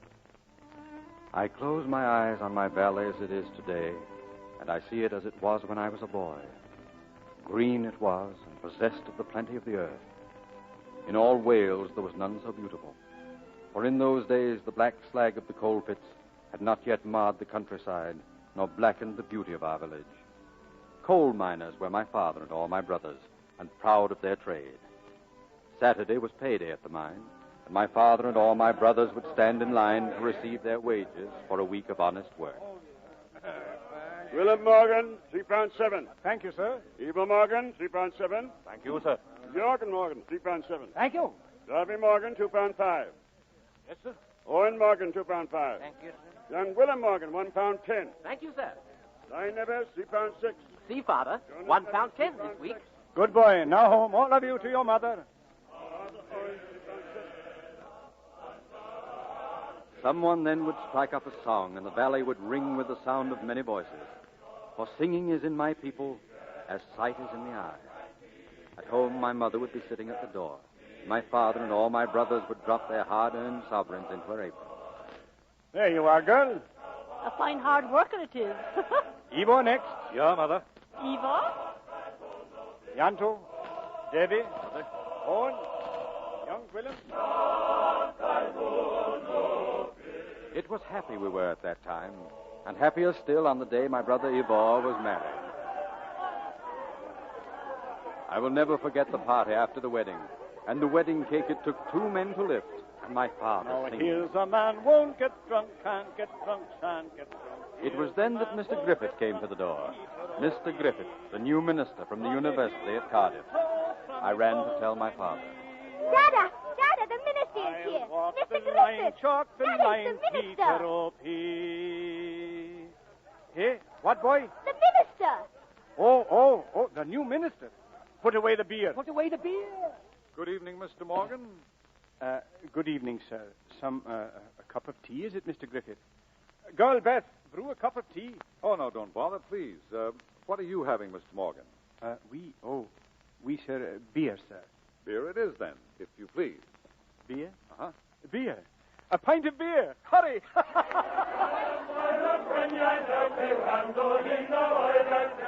We found then that Mr. Griffith could sing as well as preach.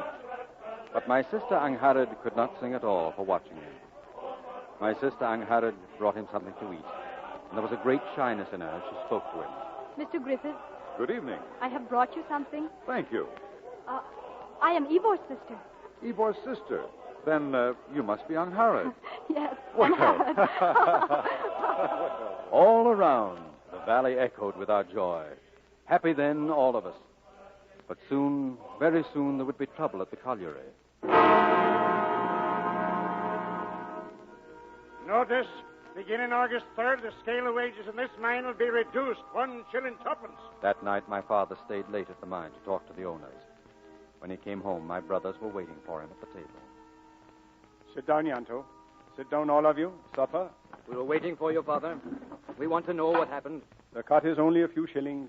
There will still be plenty for all of us. Why should there be any wage cut, Father? Why, Darby? It is because they are not getting the old price for coal. Come, eat your supper. May we speak first? Well, Yanto? The owners have not given you the real reason for this cut. Huh? Ever since the ironworks at Dowlas have closed down, the men from there have come to the colliery willing to work for any wage. So ours come down. And this is only the beginning. Nonsense, Yanto. A good worker is worth good wages, and he will get them. Why should the owners pay more if the men are willing to work for less? Because they are not savages. They are men, too, like us. Men, yes, but not like us. Would they deal with you tonight? No. That is because they have power and we have none. How will we get power, then? From the air? No. From a union of all the men. Union, is it? I had no thought I would ever hear my own sons talking socialist nonsense. But it's sense. Unless we stand together. Silence! I'll hear no more about it. This matter is too important for silence. It is not more important than good manners. They will punish you for acting as our spokesman, Father. We must do something about it. Let us all stand together and see how they will act then.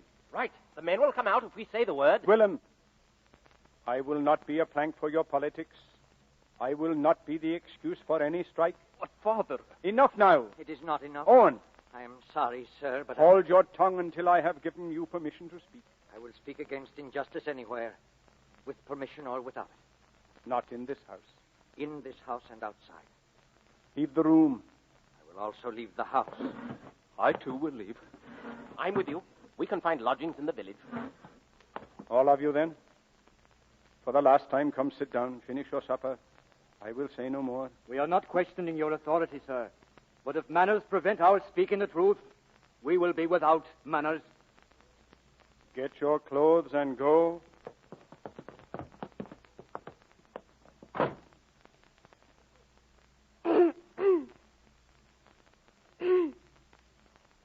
Dada?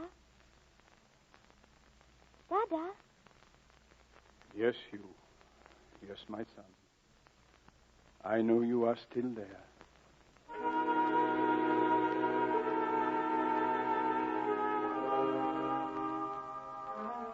"22 weeks the men were out as the strike moved into winter. Any man who was not their friend became their enemy. They knew that my father had opposed the strike, and now it was they opposed him. One night there was a meeting in the hills. My mother made me take her. She stood before the men in the snow and faced them with fury in her eyes. Wait! Wait! Wait till you have heard me. I am Beth Morgan, as you all know. I have come up here to tell you what I think of you all, because you are talking against my husband. You are a lot of cowards to go against him. He has done nothing against you, and he never would, and you know it well. To say he is with the owners is not only nonsense, but downright wickedness. There's one thing more I've got to say, and it is this. If harm comes to my Gwillem, I will find out the men, and I will kill them with my hands. And this I swear by God Almighty.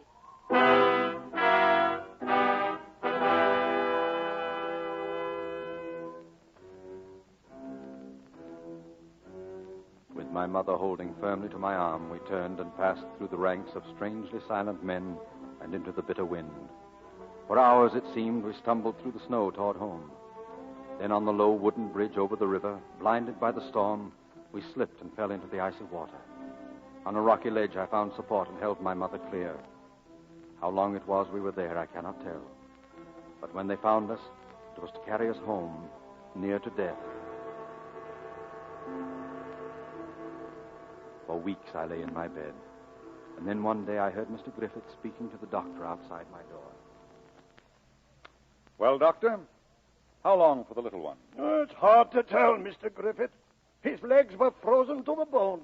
A year, 2 years, quiet like that. But I can't promise that he will ever walk again. Nature must take her course, Mr. Griffith. Mind your tongue. I think he heard you. Well, I just explained. Let me go to him. Good morning, Hugh. Good morning, sir. Now, where is the light I thought to see in your eye? Are you afraid, boy? You heard what the doctor said, huh? Yes, sir. And you believed it? You want to walk again, don't you? Yes, sir. Then you must have faith. And if you have, you will walk, no matter what all the doctors say. But he said nature must take her course. Nature is the handmaiden of the Lord. I remember 1 or 2 occasions when she was given orders to change her course. You know your scripture, boy. Yes, sir. Then you know what's been done before can be done again, for you. Do you believe me, Hugh? Yes, sir. Good. You shall see the first daffodil out on the mountain in the spring. Will you? Indeed I will, sir. Then you will. Now, here is the book I have brought you. Treasure Island. Uh-huh. I could almost wish that I were lying there in your place. If it meant reading this book again for the first time, read it, boy. And I will come back and see you soon again. Thank you, sir.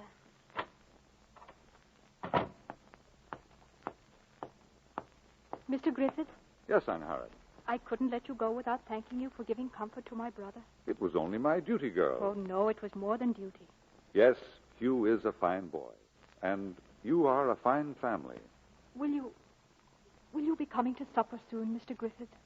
Later, perhaps, when you are finished with doctors and such, huh? I will hurry them away then. Good.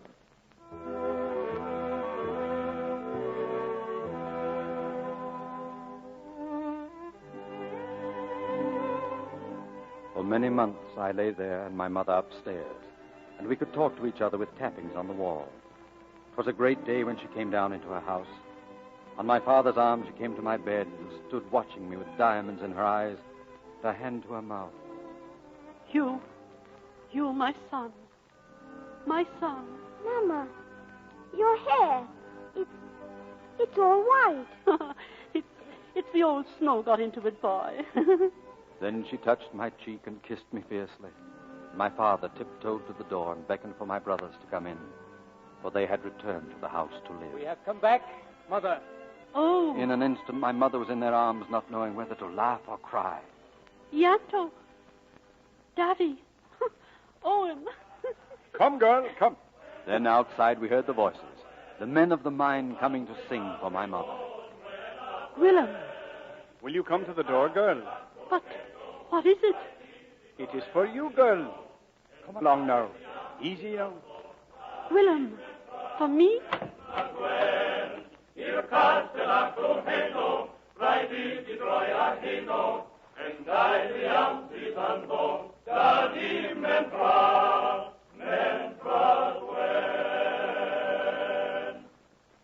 Well, come, say something, girl. Say something. What can I say? You found plenty to say the last time you spoke. It should be easier now with friends. Well, come and eat, everyone.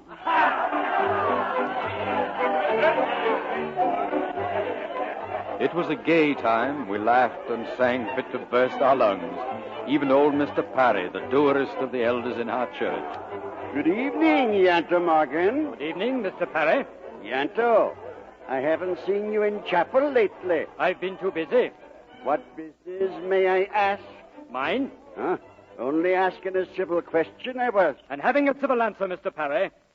I have been busy with the union. The union, Unions are the work of the devil. You will come to no good end, Yanto Morgan. At least I am doing something, not talking a lot of rubbish in chapel. Yanto, why do you think we of the chapel talk rubbish?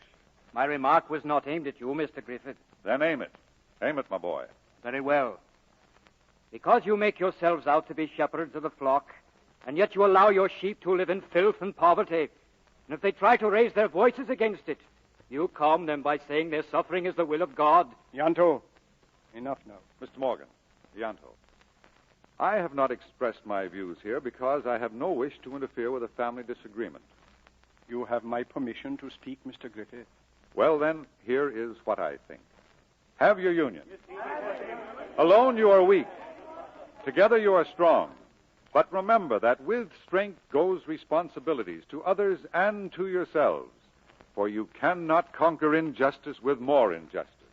Only with justice and with the help of God. Mr. Griffith, are you coming outside your position in life?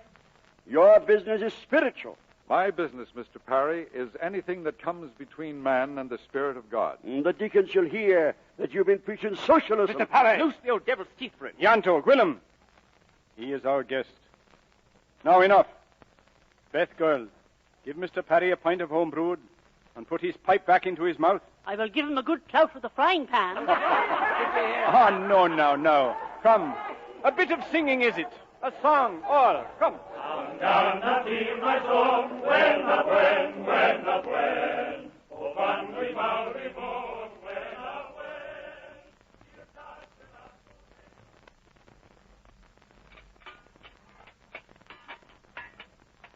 Unhurried.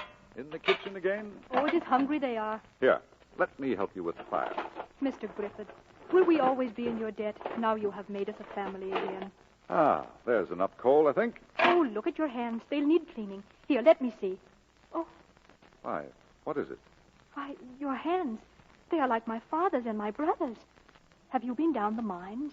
10 years while I was studying. 10 years? Mm-hmm. Oh, here, now, a bit of soap. Oh, no, please don't bother. I'll get it. Now, look, you. You are king in the chapel, but I will be queen in my own kitchen. Now, the hands, please. You will be queen wherever you walk. What does that mean? I should not have said it. Why not? I have no right to speak to you so. If the right is mine to give, you have it.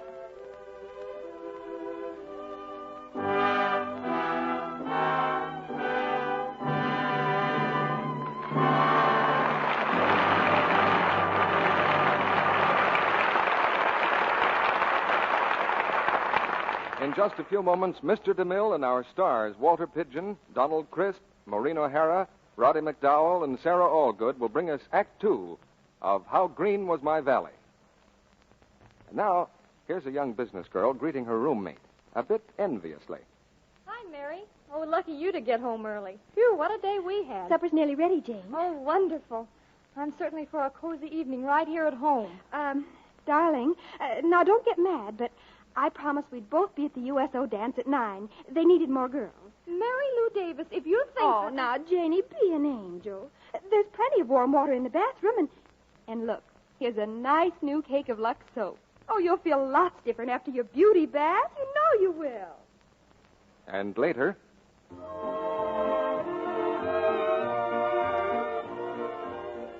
Oh, to think I might have missed this party.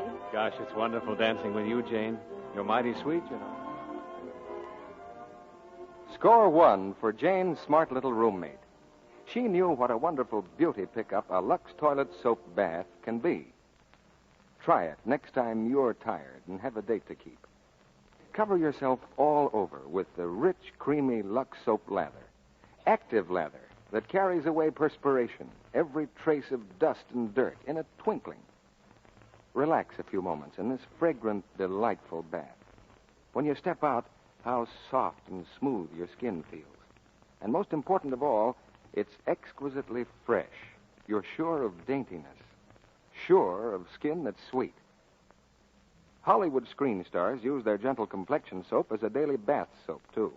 They love the delicate perfume Lux soap has, a flower-like fragrance that clings lightly to the skin.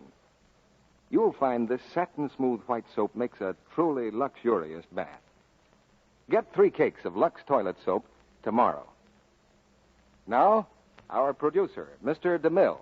Act Two of How Green Was My Valley, starring Walter Pidgeon as Griffith, Donald Crisp as Mr. Morgan, Maureen O'Hara as Ann Harrod, Roddy McDowell as Hugh, and Sarah Allgood as Beth Morgan.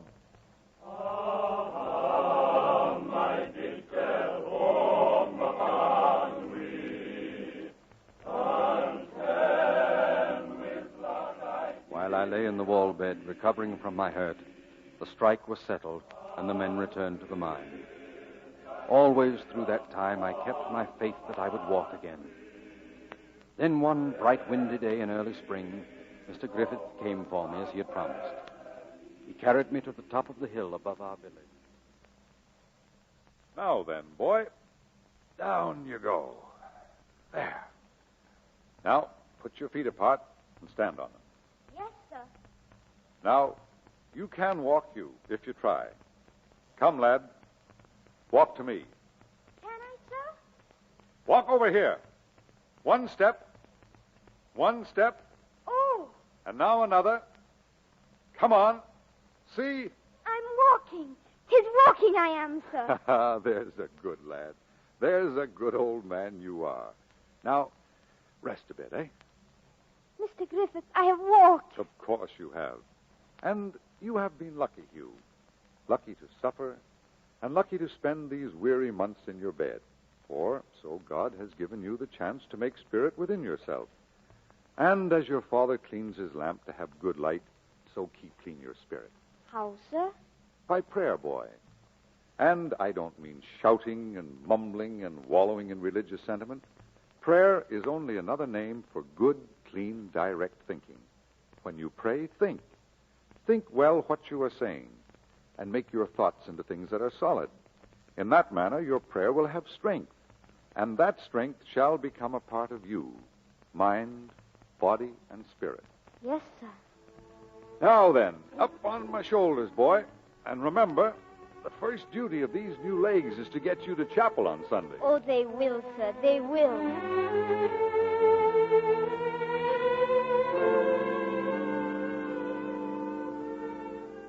My new legs carried me to chapel, and home again, too. And it was on that Sunday that Mr. Evans came to call on my father. Mr. Evans, the owner of the mine. Yes, yes, yes. Come in, come in. What under the blazes? Who is it? Good morning, Morgan. Oh, Mr. Evans. Good morning, Mr. Evans. Sit down, sir. Thank you, Morgan. Oh, your pardon. A pail of water, sir. I've been soaking my poor feet, sir. Beth! My boots! My boots! Sit down, sir. Now, Morgan, to business. Yes, sir. I've come here on a very delicate mission, Morgan. No trouble at the mine, sir? No trouble, but it worries me. Yes, sir. I'm here to get your permission that my son Yestin may have permission. Bless you, Morgan. Thank you, sir. Now, where was I? Permission. Oh, yes, permission. That my son Yestin may have permission, with your daughter Anne Harrod's permission, to call upon her. There we are. Your son and my... Well, Morgan? We are a very proud family, Mr. Evans. But you have my permission, Mr. Evans, to give your son permission to speak to Anne Harrod with her permission. Thank you, Morgan. I'm very much obliged to you. He's just outside. I'll tell him I'm much obliged. Good day, sir. Good day. Yes, sir. Good day. Beth, my boots. My boots, girl.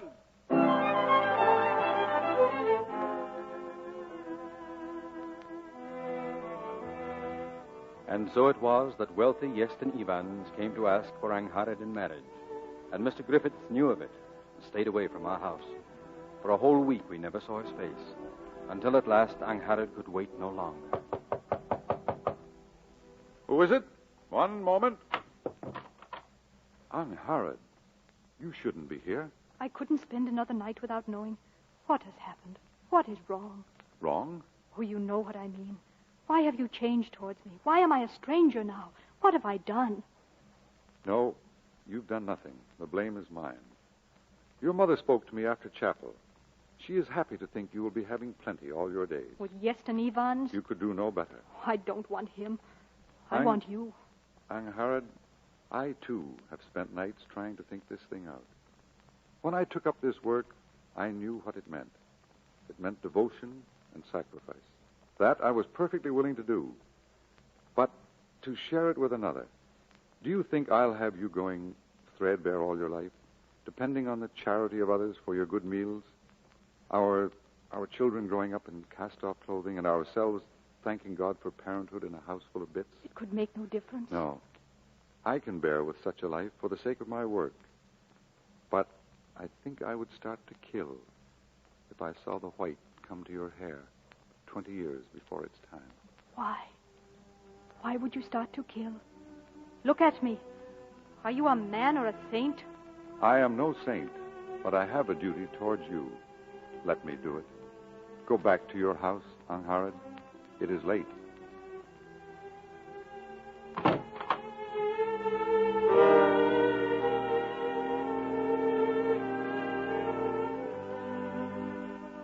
My sister and Yeston Evans were married at the chapel by Mr. Griffith. My sister left our village then to live in Cape Town.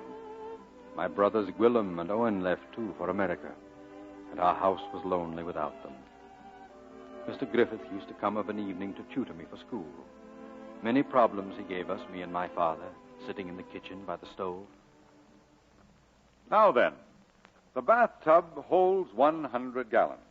A fills it at the rate of 20 gallons a minute, and B at the rate of 10 gallons a minute. Got that, Mr. Morgan?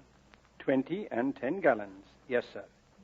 Now then, C is a hole that empties it at the rate of 5 gallons a minute. How long to fill the tub? Oh. They're silly. Trying to fill a bathtub full of holes, indeed. A sum it is, girl, a sum. A problem for the mind. For Hugh's examination into school next month. That old national school. It's silly they are with their sums. Who would pour water in a bathtub full of holes? Who would think of it? Only a madman. It is to see if the boy can calculate, girl. Figures, nothing else. How many gallons and how long? In a bathtub full of holes. Now I know why I have such a tribe of sons. It is you, Beth Morgan, is the cause. Look, you, Mr. Griffith. Have you something else? The decimal point. The decimal? Yeah. The decimal point, then. And peace to my house. Oh, go and scratch.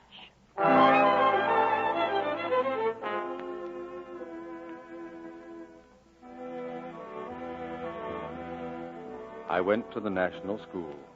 On the first day, I returned in tatters with my face bruised and bleeding. It had been a fight in the yard with the school bully. What happened, Hugh? What is it, lad? Speak up. I fell on the mountain. Fell indeed. Look at him. Hugh, did you win, boy? No. Yanto, fetch Bando the fighter. Bring him here. Bando it is. Willem! Quiet, girl. Hugh, are you willing to go to school tomorrow? Yes, sir. Good. From tonight you shall get a penny for every mark on your face, 6 pence for a bloody nose, a shilling for a black eye, and 2 shillings for a broken nose. Willem, stop it. Fight again, Hugh, and when you come home, not another look will you get from me, not another word. Break your old nose, then. Break your mother's heart every time you go out of the house. A boy must fight, Beth. Fight? Fight, is it? Another beating like that, and he'll walk home dead. Beating? Beating, is it? He's had no beating. A hiding, yes, but no beating. Give the boy time, and it will be he that's giving the beating, is it? Mr. Morgan. Bando, come into the house. Good evening. Good evening, Mrs. Morgan. Leave off your hat. Yes, Mrs. Morgan. Is Kafatha coming? He's here. Kavartha. A match, is it? He'll make no match without his trainer, Mr. Morgan. Oh, it's not a match. I want you to teach my son how to box. No, to fight first. Too many call themselves boxers who are not even fighters. Boxing is an art, is it? It is. An art. Bloody head's an art. Oh, go along with your girl. A cup of tea for the man, is it? Tea? No tea, Mrs. Morgan. No, in training we are. A glass of beer, if you please. Bathtubs full of holes, and now prize fighters. Now, boy, to work. Your hands like this. Yes. So. Yes, sir. Your feet apart. Yes, sir. Now, mind your guard. And when your man rushes, you do so and so. Guard up now.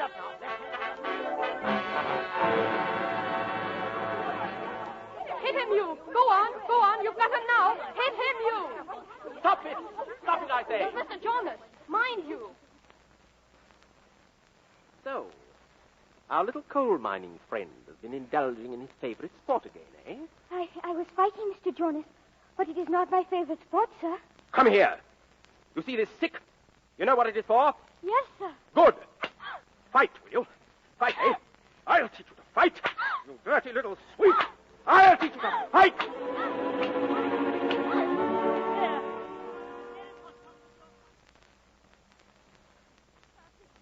Well, I will go to my death. He's cut to the bone. Did you get that in school, Hugh? I was fighting. Who was it? Mr. Jonas, is it? We'll have a word with Mr. Jonas. No. And why not? I broke the rule when I fought. There is no rule for that. But he warned me. Rubbish, boy. Wait, Abbe. This is Hugh's affair. He shall decide. Say the word, lad, and we'll have the bones hot from his flesh. No. Leave him alone. Oh, carry him into the house. Carry him in. Easy, lad. Easy. Kavartha. Well, Bando. The lad is hurt bad. He is. I think there is work for us, is it? There is.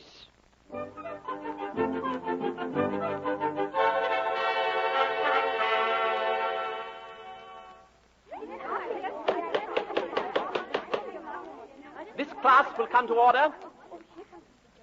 Yesterday, all of you brilliant children made some progress, a very small progress, in the matter of linear measurements. We will now begin... Good morning. Yes? What is it? Good morning, Mr. Jonas is my name. Jonas. We have come to the right place indeed, Cavartha. Mr. Jonas, I am Dibando. What can I do for you? A man is never too old to learn, is it, Mr. Jonas? No. I was in school myself once, but no great one for knowledge. Look here, what do you want? Knowledge?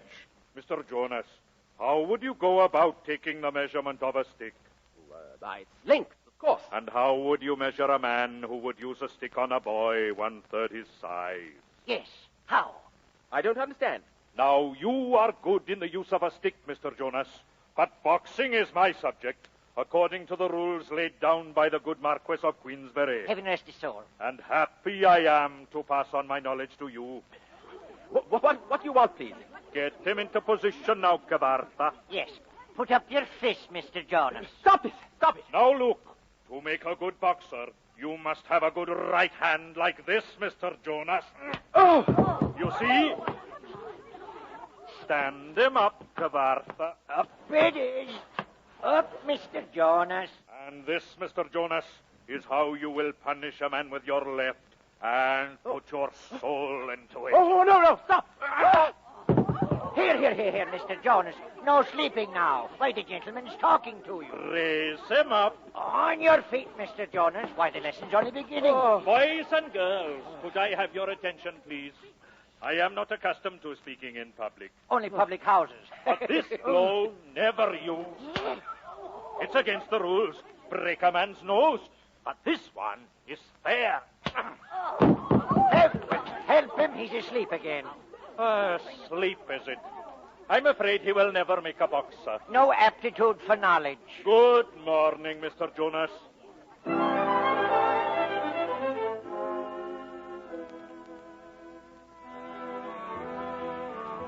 I stayed on at the National School, and Mr. Jonas left. And then one evening as I returned home, I heard the whistle at the mine. The whistle that meant only one thing to us: tragedy, an accident. Someone in that black pit had died. Mr. Griffith! You, come here. Someone hurt. Who is it? Quiet, lad. We'll know in a moment. They are bringing up the cage. Stand back! Just the cage! Tell us who it is! Tell us! Quiet, girl, quiet! Mr. Griffith, Well, Leonto, who is it? it's Eva. He fell under a tram on the lower level. He's been killed.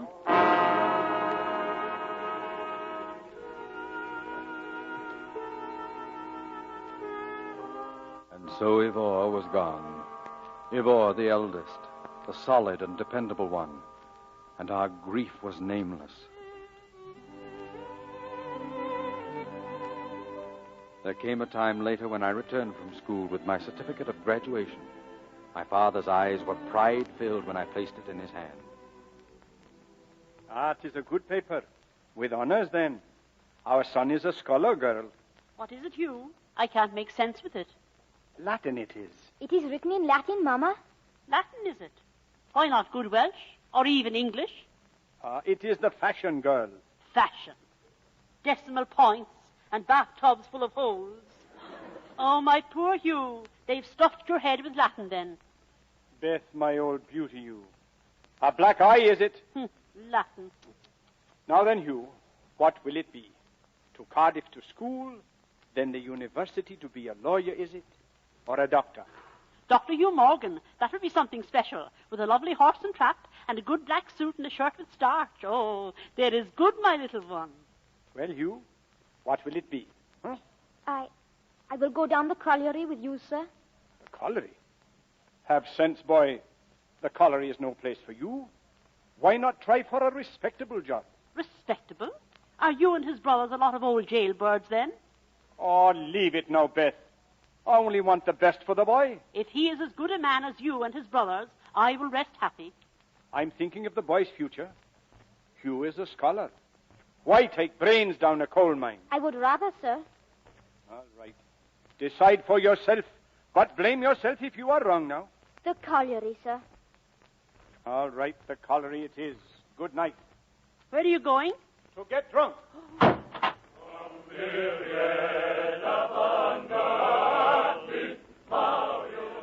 It was to work then.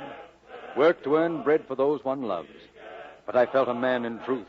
to be coming up the colliery cage with my father, sharing his tiredness, blacked by the same dust, and I was happy.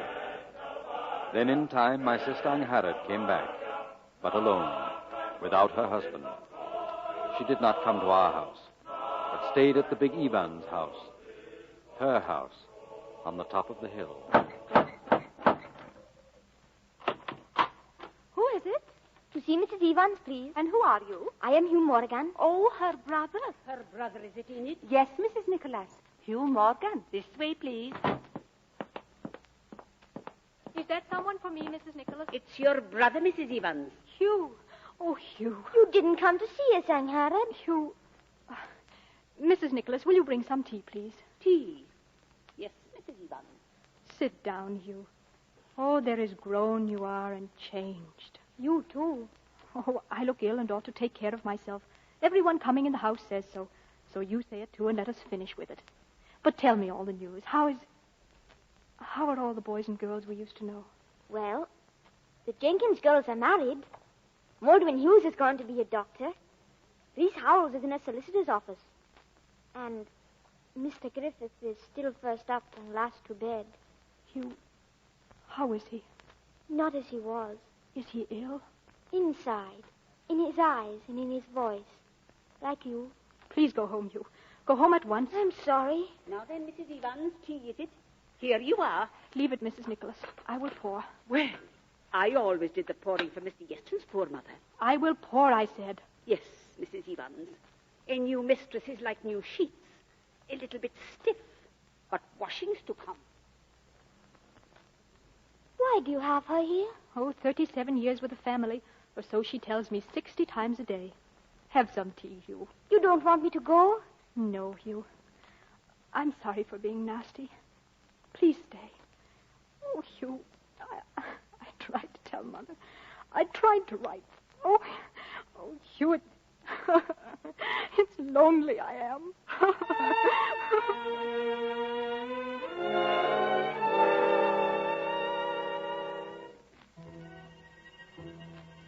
Below in the kitchen, the tongues began to wag. Mrs. Nicholas and the women of the neighborhood. Not for me to say, only the housekeeper I am. 37 years in the family and living to curse the day. Why, what is it, Mrs. Nicholas? Divorce. Divorce? No. Saying nothing I am, but that is what is in her mind. She is here without her husband, is it? And why? It is because she's in love with this preacher. Preacher? Preacher, I said. Mr. Griffith it is. But Mr. Griffith has not been near the house. What difference is that, girl? Not a word now. We will not say a word, Mrs. Nicholas. Oh, no, indeed, not a word. No.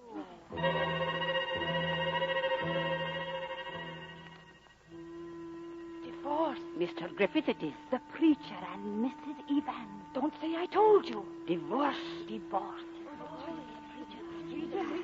The knives that can be hidden in idle tongues. For generations, the Morgans had lived in this valley. Mr. Griffith and Mrs. Evans. And now our name was touched with slander. Divorce. Our house looked strange to me. And then I knew why. For the first time I could remember, our front door was shut tight in the daytime.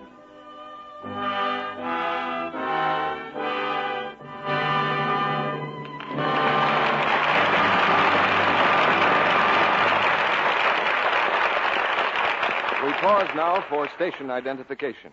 This is the Columbia Broadcasting System.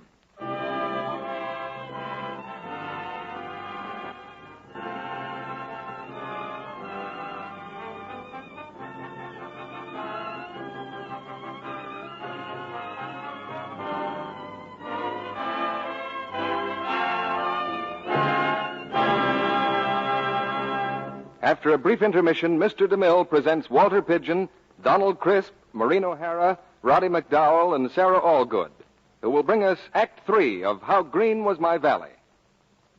Well, here's Sally, looking very excited. It's the special news we've got tonight. Let's hurry up and tell people. It's our good news for flower lovers. Yes, our news about flowers everyone can grow, whether they have gardens or live in city apartments. No one will want to miss our Rainbow Garden offer of choice tulip bulbs. These gorgeous tulips can be grown outdoors for May flowering or made to bloom indoors in time for Easter. And remember, now is the time to plant tulip bulbs. Sally, won't you tell our audience how to get them? It's so easy. To get 10 of these full-size, first-quality tulip bulbs, send the wrapper from 1 cake of Lux toilet soap or the opening tab from a box of Lux Flakes with 25 cents in coin to Lux Rainbow Garden, Box 1, New York City. Be sure to include your name and address. Thanks, Sally. I hope our listeners are writing that down. Lux Rainbow Garden, Box 1, New York City. I want to urge flower lovers everywhere not to miss this wonderful Lux and Lux toilet soap offer. These bulbs are not ordinary. Only the finest varieties are included in this offer. There are stately Darwins, clear, bright cottage blooms, and breeder tulips of rare, rich coloring. They come in wonderful shades of scarlet and cerise, clear yellows, and rich, glowing pinks and orange. Just think, so soon after winter, to have these glorious rainbow colors in your garden. By planting them in pots, you can even make them bloom indoors in time for Easter. An illustrated leaflet with exact planting directions for indoors or outdoors comes with each set of bulbs. These same bulbs will flower again year after year.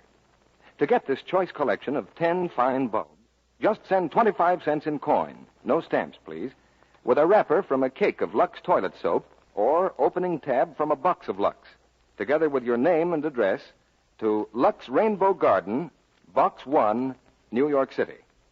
Please allow at least 2 weeks for your tulip bulbs to reach you. Send for as many sets as you like, enclosing 25 cents and Lux soap wrapper or Lux tab for each additional set. If you prefer, you can get handy order blanks from your dealer. Don't delay, because fall is the time for planting. This offer is good only in the United States. Now, Mr. DeMille returns to the microphone. The curtain rises on the third act of How Green Was My Valley, starring Walter Pidgeon, Donald Crisp, Maureen O'Hara, Roddy McDowell, and Sarah Allgood.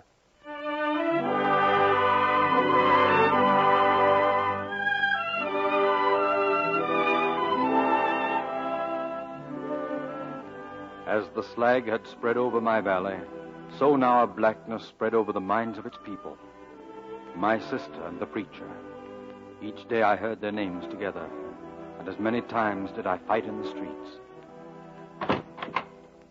Dada? Fighting again, Hugh. More trouble with the Philistines, is it? Yes, Dada. Hugh, what is it now? Look at your face. Even John. He said things about Angharad and Mr. Griffith. Children, too. You were right, my son. You were right to fight. My coat, girl. I'm going to the mine. You will be back? I will be back for breakfast. You will not go to chapel then? No. And if they do this thing, I will never set foot in the chapel again as long as I live. I will have the sheets warm on your bed. There's an old beauty you are. Go and scratch, boy. Mother, what is this about the chapel? Tonight, after the service, a deacon's meeting over Angharad. Angharad? But she has done nothing. Nothing is enough for people who have minds like theirs. Oh, Hugh, my little one, I hope when you're grown, their tongues will be slower to hurt. But will Angharad be at the meeting? No, none of us will be there. For the disgrace will not stay away. I will go, Mother.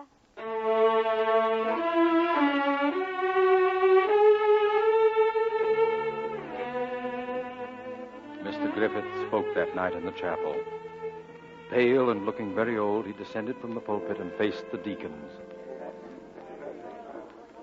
This is the last time I will talk in this chapel. I am leaving the valley with regret toward those who have helped me here and who have let me help them. But for the rest of you, those of you who have only proved that I have wasted my time among you, I have only this to say. There is not one among you who has had the courage to come to me and accuse me of wrongdoing. And yet, by any standard, if there has been a sin, I am the one who should be branded the sinner. Will anyone raise his voice here now to accuse me? No. You're cowards, too, as well as hypocrites. But I don't blame you. The fault is mine as much as yours. The idle tongues, the poverty of mind which you have shown, mean that I have failed to reach most of you with the lesson I was given to teach. I thought when I was a young man that I would conquer the world with truth, with the golden sound of the word. But only a few of you heard, Only a few of you understood. The rest of you put on black and sat in chapel. Why do you come here? Why do you dress your hypocrisy in black and parade it before your God on Sunday? From love? No, for you've shown that your hearts are too withered to receive the love of your divine Father. I know why you've come. I've seen it in your faces Sunday after Sunday as I've stood here before you. Fear has brought you here. Horrible, superstitious fear.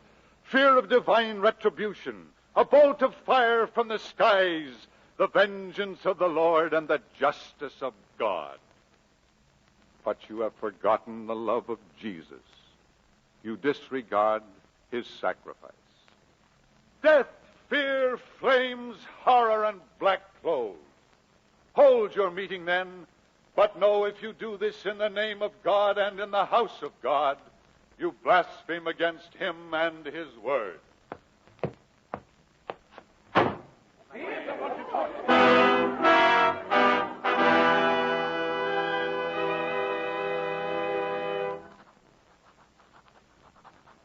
My dear Angharad, I am leaving the valley.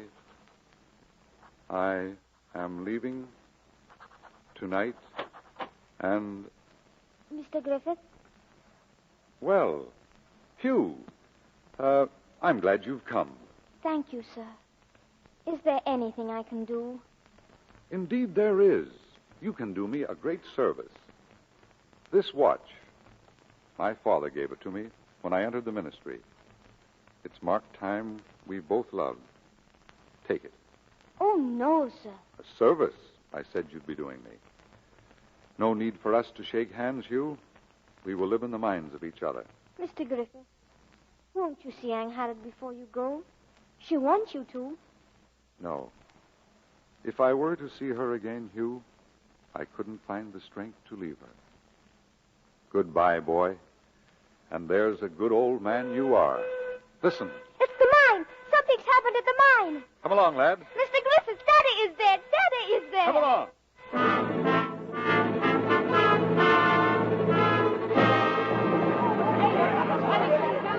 A cave-in it was. A cave-in on the lower level. My man is there. Let me through. My man is there. A cave-in and 30 men beneath it. There's another cage coming up. Stand back, you men. Stand back. Those women with relatives, let them to the pit. There they are, the second cage. Oh! Entry! Mr. Griffith, I don't see Dada. Di, is Gwilla Morgan up? Not yet, sir. Gwilla Morgan. Has anyone seen Gwilla Morgan? Angharad. Oh, my father. He is still there. Oh, still there. Mama, he is still there. Willem. Men, listen to me. Who is for Gwilla Morgan and the others? Who will come down with me? I, for one. He is the blood of my heart. Come along, men. Fix and shovels here, quick. On the cage, you men. We're going down. I am going with you, sir. I'm going to find Dada. If you wish, lad. Ready now? Wait, Mr. Griffith. Yes, Angharad. You will come back. You must come back. I said tonight, if I were to see you again, I couldn't find the strength to leave you. Oh, you will come back then. I know. Ready there? Send the cage down.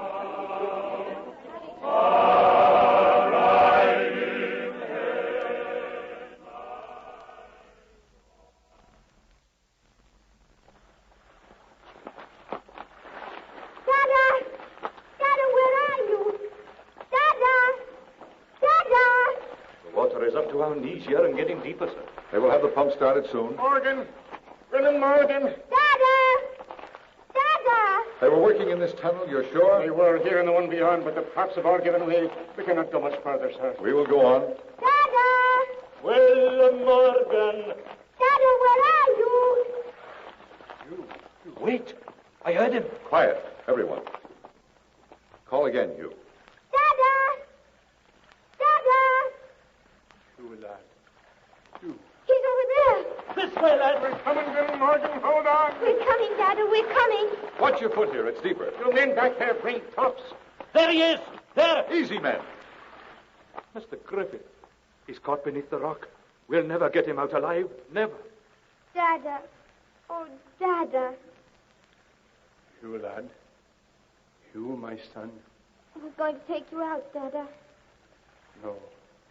The rock. Do not dig. It will fall. We are going to take you out. You, my lad. There's a good old man you are. A good old man. Dada. Oh, Dada. Come, Jude.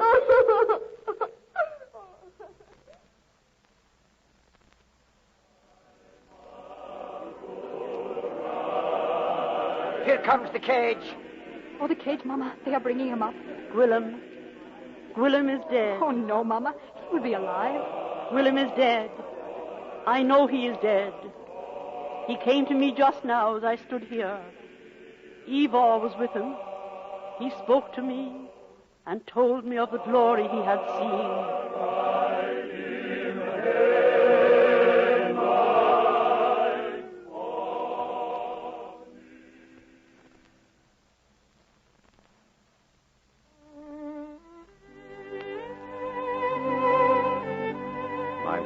No more. But men like him can never die. They are with us still, real in memory as they were real in flesh, loving and beloved forever. How green was my valley then, and the valley of them that have gone.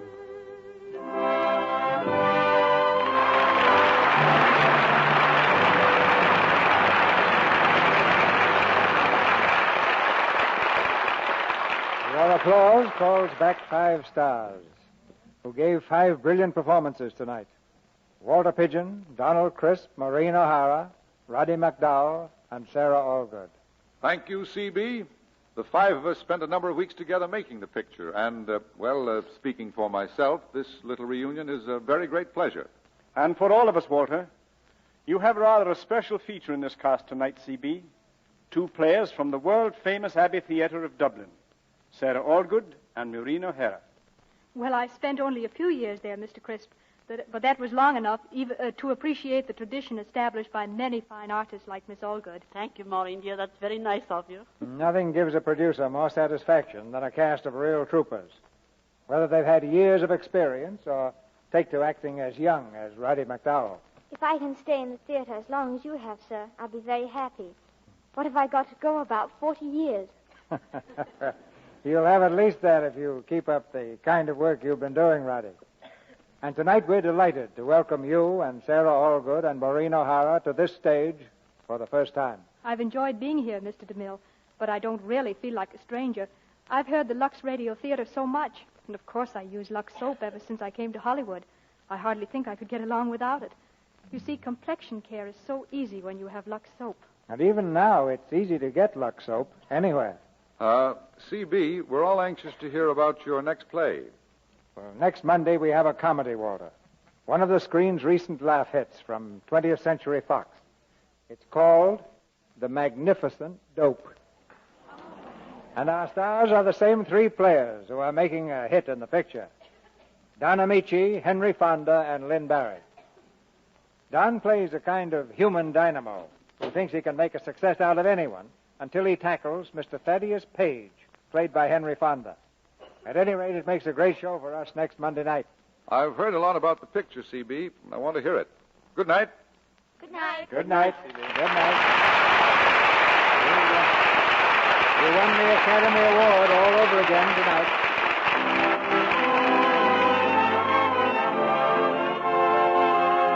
Our sponsors, the makers of Lux Toilet Soap, join me in inviting you to be with us again next Monday night when the Lux Radio Theater presents Don Ameche, Henry Fonda, and Lynn Barry in The Magnificent Dope.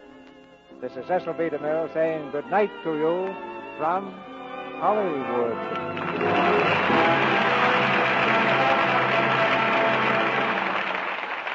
Here's a question for the ladies. Have you been throwing away explosives we need to win the war?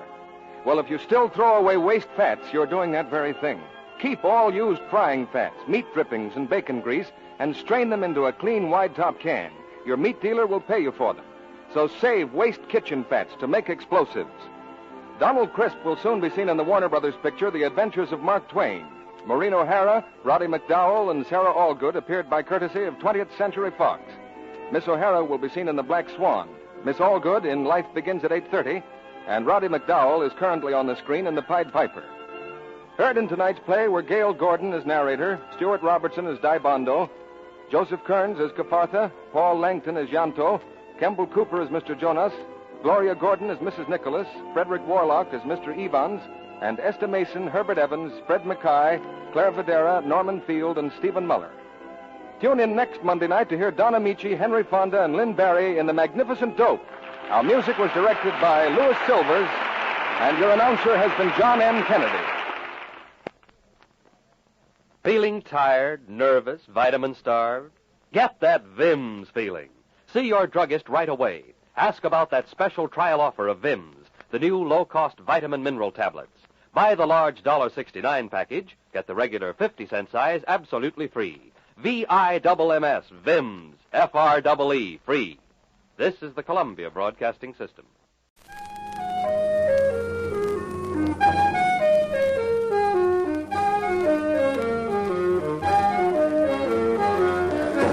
Carter Brown, Mysteries.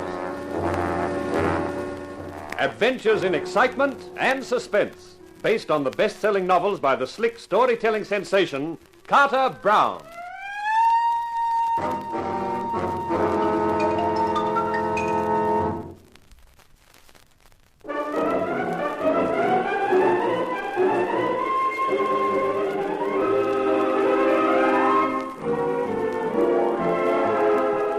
How do you do, ladies and gentlemen?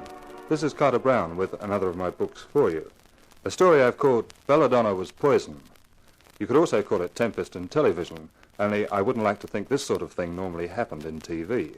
As for my hero, well, I'm not going to tell you anything about him, except his name, Rock Stone. You can find out everything else from him.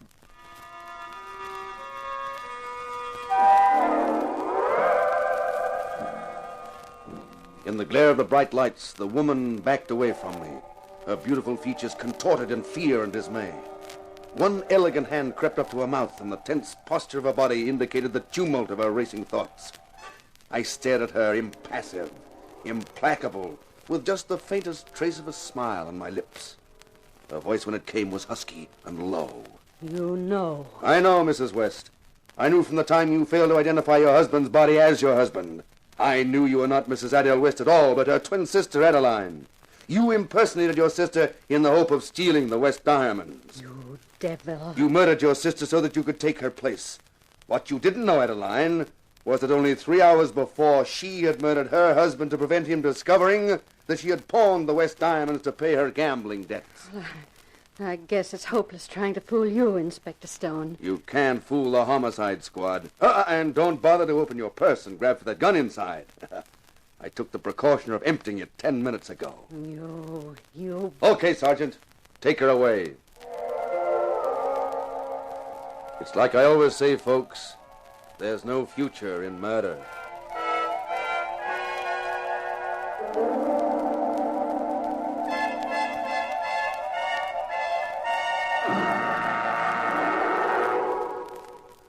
The clue to next week's show will be seen in the windows of our sponsor, Lacey's Departmental Store, on Thursday morning. Make sure you take a good look, friends. A clue in itself can be a small thing, but it can lead to the electric chair. So, till next week, this is Inspector Rockstone bidding you good night.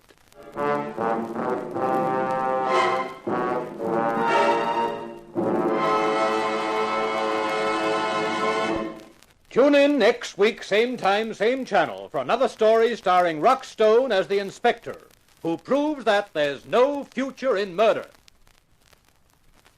Well, wraps it up for the night. All right, Fred, you can strike now. That last scene played beautifully, I thought, Rock. Say, thanks, honey. It was fun being in the show with you. Do you think our producer was happy about it? Our producer, Miss Arlene Molden, is a woman, but definitely. And who can tell what a woman thinks, huh? Only another woman. So long, Rock. So long, honey. Well, that's another one over. It was a good show, Rock. Arlene, coming from you, that's really something. Why? Am I such a tyrant? No. But there are enough distractions for an actor working in TV without a producer who puts so much vitality into her vital statistics. You ought to pass snappy cracks like that on to Sam Long. He might be able to use them in next week's script. And speaking of which, What's the gimmick for Lacey's window display the next show? It's a Lulu. Let's walk over to your dressing room. I'll tell you all about it. Fine. This noise isn't doing my ulcer any good. You read Sam's script for the next show?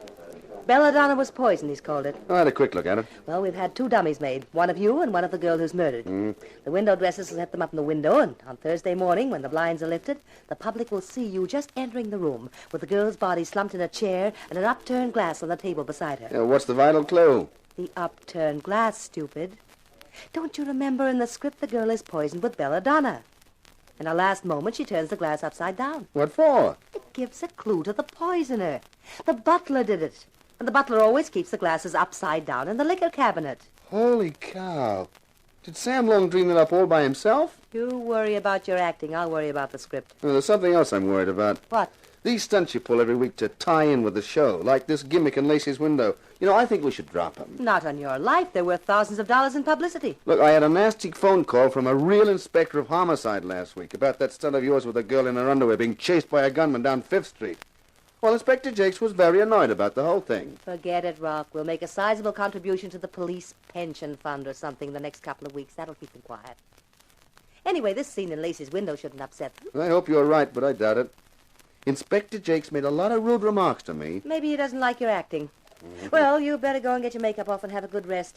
I'll pick you up at 7 on Thursday morning. 7? Hey, that's in the middle of the night. Why should I be there? You usually handle these things yourself. You're featured in this display. You're a dummy, remember? Yeah, you flatter me. Oh, what a way to make a living. Honey, I'd feel sorry for you if it wasn't for all that money you're making.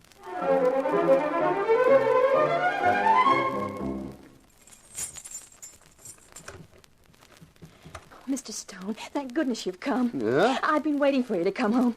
Oh, Mr. Stone, I have to talk to you. Now, look, baby, I'm awfully tired. I'm about to open this door and hit the hay. You cannot wait. It's urgent, Mr. Stone. Oh, okay. You better come in. Yeah. Now then, what's all this about? My name is Hannah Vogue, Mr. Stone. I'm an actress. Oh, congratulations. I'm playing on one of your shows next week. Well, that's fine. I'm frightened, Mr. Stone. There's something wrong, terribly wrong. If it's as bad as that, I can probably get them to rewrite your part for you. I don't mean with my part or the show. I'm talking about real life. It affects you as well as me. It affects the whole show.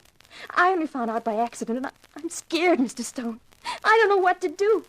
I'm afraid to go to the police because they won't believe me. And then he'll know, and I'll be... Hey, is this some elaborate kind of a gag? I knew it. You won't believe me either. You think I'm crazy before I've even told you what it's all about. Honey, can you blame me? But go on, I'll listen. No, what's the use? It's no good you won't believe me. No one will believe me. I must be dreaming. And I'm not even in bed.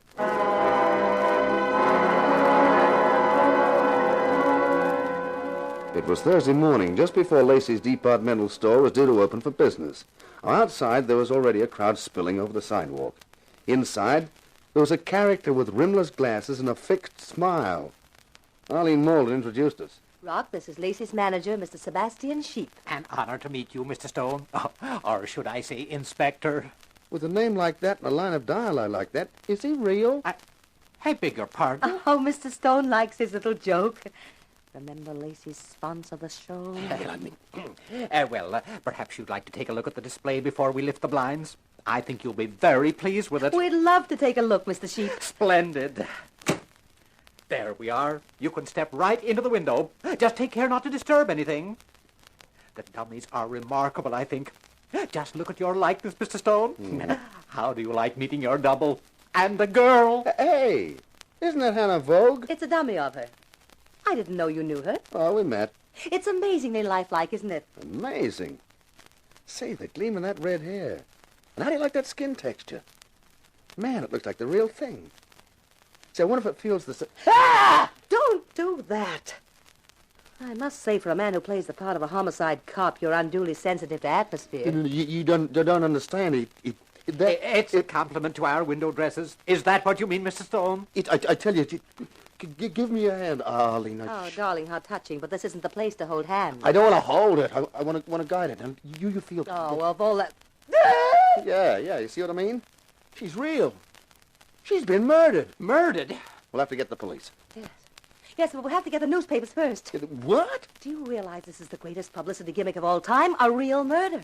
A real corpse taking the place of a dummy in a window display. I am thinking of it, and it's making my insides churn. I'll call the papers first. I want them to get pictures of the police coming in the window. Then I'll call homicide. Homicide. That means Inspector Jakes. I suppose so. Why? Goodbye. Where are you going? South America. Don't be stupid, Rock. Stupid? That Inspector Jakes was rude to me about a traffic block. What's he going to be about a murder?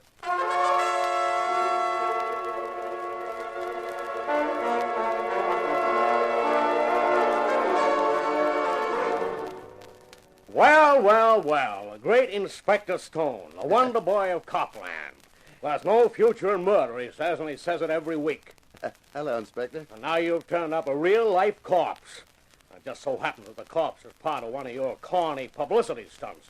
Did she volunteer to die for you? I don't know a thing about it, Inspector Jakes, honest. By a remarkable coincidence, every newspaper in town gets to hear about the murder before homicide does. You wouldn't have anything to do with that, would you, Inspector? Oh, no. Well, I'm going to do the right thing by you, Inspector. I wouldn't spoil your show for anything. Never let it be said that the homicide squad doesn't appreciate a fellow fighter against crime. Let the press boys in, Sergeant.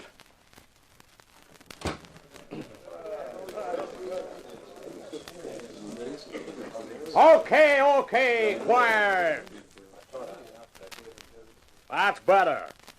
Now I'm giving you boys a break. You can quote me on all of this. Hey, you feeling all right, Inspector? Yeah, I'm feeling fine. I'm never better. You boys know what's happened? The window was set for a publicity stunt for the TV show There's No Future in Murder. Someone substituted a real corpse for the dummy. That's not telling us a thing worth quoting. I haven't finished. This is the bit that will interest you.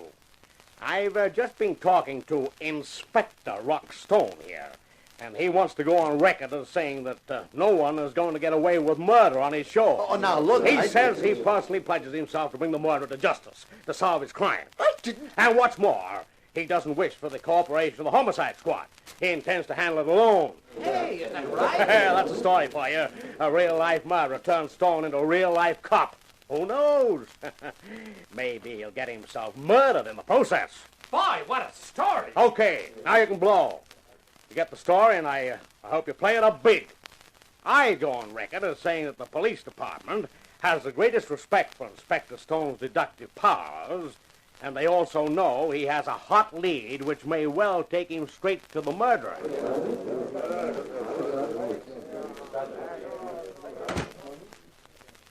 Inspector Jakes, what's the idea? I'm giving you a break. That's what. Every Tuesday night, you're so smart with a script somebody's written for you. Let's see how smart you are without a script. But that crack about my having a hot lead. Supposing the murderer reads that. He might believe it. He probably will. But he might kill me. You never know. We might be lucky at that. Yeah, but I don't want to... I've given it to you on a plate. The camera's focused right on you.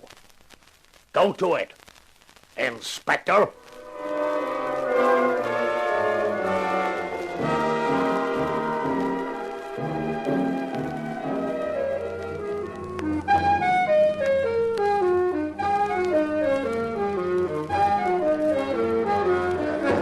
Carter Brown, Mysteries.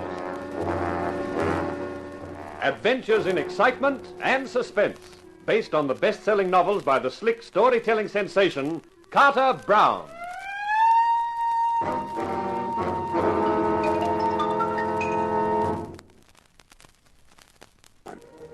You get all the excitement of a dramatic situation with none of the worry, because it's all been worked out for you beforehand by a writer.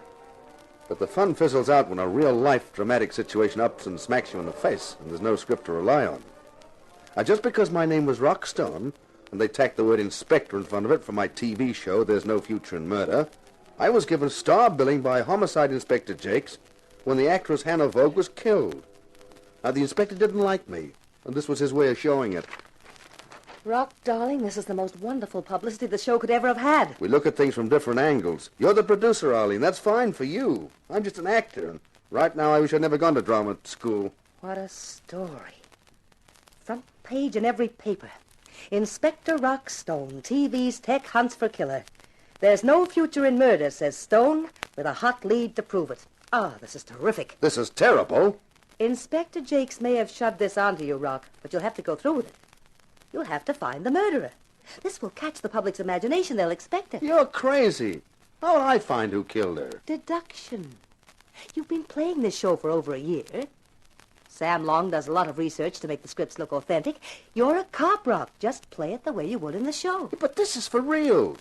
Supposing I did find the murderer. That would be wonderful. Except that the murderer mightn't have the same script as I have. He might rewrite it with me as the corpse. Let's worry about that when you've found him. Come on, Rock. Give. Start deducting. Well, okay, I guess I can try. Now, Hannah Vogue was to be on next week's show. You auditioned her for it, right? Correct, Inspector Stone. Well, how did you find her? Did she come from a casting agency? No, as a matter of fact, Sam introduced her to me. He said she'd had some theater experience and needed a break. It was only a small part, and she had the looks for it, so I gave it to her. Sam Long. Hey, maybe we're starting to get someplace. There you are. You see how easy this deduction is once you get going? Yeah. Where would I find Sam at this time of the day? No, that's easy. Harry's bar. Let's go. Come in. Glad you called. I was just going to leave a message at the studio that I wanted to see you. Oh? What about, Mr. Lacey? I've read the story in the papers, and, of course, my manager, she told me what had happened. Your statement about intending to solve the murder yourself is a magnificent gesture, Stone. I congratulate you on it. Thanks. It'll be a wonderful thing for the show, and for me as the sponsor, of course. You'll need all the help you can get. That's why I was going to send for you. Oh? You're a man of the world, Stone. You'll understand when I say I knew Hannah Vogue rather well. Oh, sure, Mr. Lacey. And I wanted to help her. She aspired to be an actress. I told Long to see she got a part in the show. I'm being quite frank about this, Stone. I trust you realize the necessity of a discretion on your part. I'm a clam, Mr. Lacey. If anyone else got to know this, anyone like the police, well, it could be most embarrassing for a man in my position. Oh, naturally. I understand. Good, then that's that. Not quite, Mr. Lacey. No? What else is there? A couple of questions I'd like to ask. Oh? Have you any idea why she was murdered? None at all. When did you last see her? Well, it must have been Tuesday night. Yes, we watched a show at her apartment. I left about 9. Did she seem worried about anything? Not at all. She was her usual vivacious self.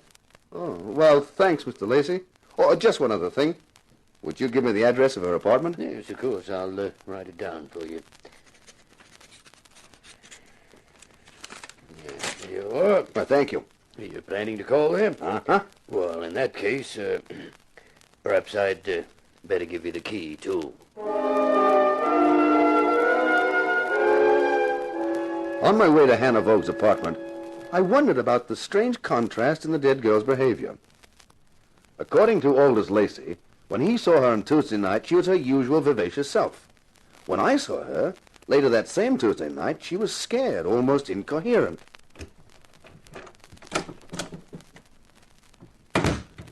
I stood inside her apartment and looked around. It was really quite a layout. Obviously, any girl under Aldous Lacey's protection had nothing but the best. I stepped over to the door of the bedroom. Well, well. An inhabitant. And what an interesting inhabitant. Who are you? How did you get in here? With this key? Hey, how did you? This is Hannah Vogue's apartment. I'm a friend of Hannah's. She invited me to stay here. I only arrived yesterday. Did you know she'd been murdered? Yes, the police were here today asking questions. I answered them all. And now here I am answering more from someone I don't even know. Well, we can remedy that. My name's Stone. Rock Stone. The television star? The man who's made all the headlines and who's going to track down Hannah's murderer? That's right. Mr. Stone, I think you're wonderful. You do? I certainly do. And I'd like to help you find the killer. Well, that's very kind of you, Mr. I'm Lois Shaw. Oh, nice to know you, Lois. It'll be even nicer once we're working closer together. Huh? Well, you're going to let me help you in your search for the murder, aren't you? If you get as close as that, you won't be helping. You'll be hindering. But it'd be fun, wouldn't it? I'm not interested in fun right now. I got too much else on my mind. Anyway, how can you help me? I could give you a tip. Such as?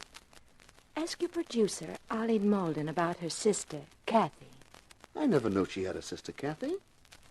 Kathy died. Ask Miss Malden how. I left the luscious Lois puzzling over her cryptic reference to Kathy Malden's death and headed for Harry's bar, where I expected to find Arlene and Sam still waiting for me. But there was a message that they'd gone to the studio. When I arrived there, I found I'd forgotten about the conference for the next program of There's No Future in Murder. We've got the scripts. All we've got to do is check through them in case anyone has any bright ideas.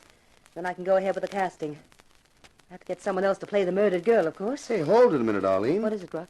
We can't do this show next week. Why not? Well, maybe you've forgotten, Sam, that Inspector Jakes told the press that Inspector Rockstone was going to solve Hannah Vogue's murder. Well, no, but I don't see... If we're going to keep any viewers at all for the program, next week's show's got to be devoted to the case of Hannah Vogue. In the next show, Inspector Rockstone has to reveal the murderer's identity. Hey, that's a colossal idea. Here, give me the details and I'll start work on the script right away. I haven't any details. Then what are you talking about? The show will have to be played without a script. It'll have to be an impromptu job. We'll have to play it by ear. What? Yeah, that's right. Aren't you overlooking one minor point? You have no more idea right now who killed her than I have, or Inspector Jakes has. Well, that doesn't matter. We do the show just as it happened. We can get photographs to use from the newspaper boys. We'll make sure everyone concerned appears in front of the cameras. Even if we don't find who the murderer is then, we've still got a so-called finish. Ladies and gentlemen, you have just seen the actual events which took place. You have seen and heard everyone connected with the girl, Hannah Vogue, who was poisoned. One of them may be her murderer. Who is your choice?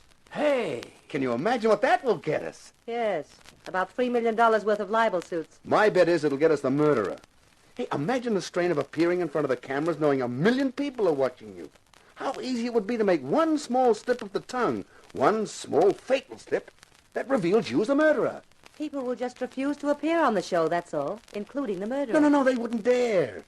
Look, imagine the question mark in people's minds if someone refuses to cooperate.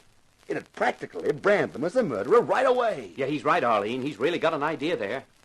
Well, I suppose it could be possible. And if by any chance we unmasked the murderer, it'd lift the show's rating like nothing else could. Well, it looks like you two don't need me anymore. Since I haven't any script to write, I might as well gravitate back to Harry's.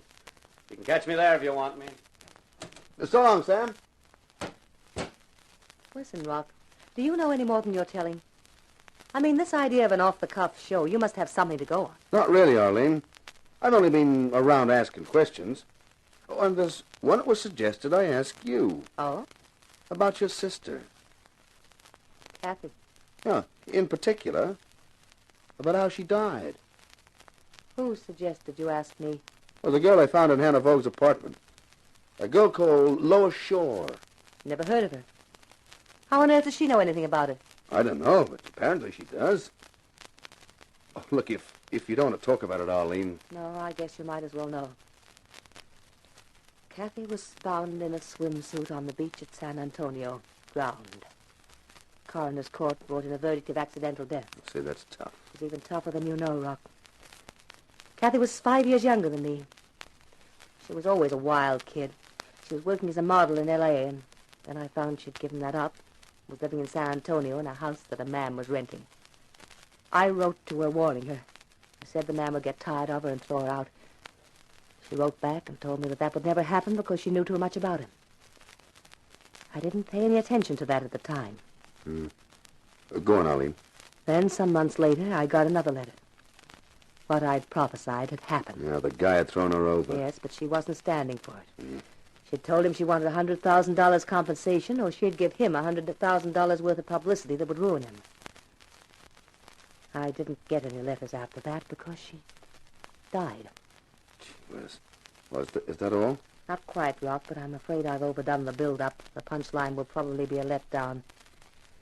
You see, the man was Aldous Lacey.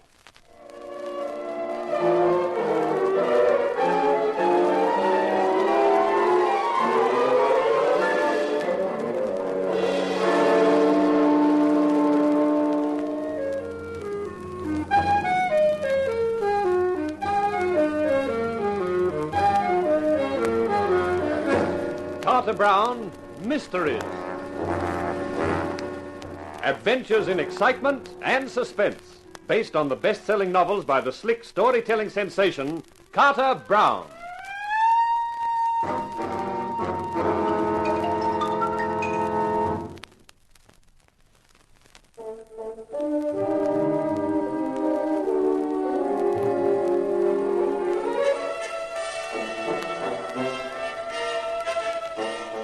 It was a great idea of mine to do an impromptu show devoted to the death of Hannah Vogue for the next TV presentation of There's No Future in Murder. But there'd be no future in TV for me if I didn't reveal the murderer on that show. Because to a million viewers, I wasn't Rockstone the actor. I was Inspector Rockstone, the infallible cop, who'd been put on the spot by a real-life cop, Inspector Jakes of Homicide. What are you doing here, Stone? I'm a busy man. Oh, I know that, Inspector. But I thought since you gave that tale to the papers about me solving the murder, you might tell me how things were going. Yeah, I see nobody could have taken that bit seriously about you having a hot lead. Why not? You're still alive. So's the murderer, unless you've arrested him. It's only a matter of time. Did you find out how the corpse got into Lacey's window? The window was set up the night before. The window dressers left at 9 p.m., so whoever substituted the corpse for the dummy must have done it after that. 2 night watchmen claim they heard nothing. But one of the metal blinds closing off the loading dock at the back of the building shows signs of having been forced. I see. What did you find out about Hannah Vogue? She was an actress, and she'd been in this town about 6 months. She hadn't had any work since she got here. I don't know how she kept that apartment. No hot lead, huh? No. Why, do you know something? Me, Inspector? I'm just a TV cop. How could I know anything? Hey, and speaking of TV, how about being in the studio for our next show? Me? Why? Well, we're doing the murder on the next program, and we'd like you to be there. Hey, what's behind this? What are you up to, Stone? Oh, nothing, Inspector. Just trying to carry out the promise you made to the newspapers in my name. Stone, if you know anything, it's your duty to inform the police. Oh, I shall, Inspector. But I don't want to make you look a liar to the general public. What? Well, you told the press boys that I would solve the murder, and that's what I'm trying to do. So long, Inspector. See you in the studio.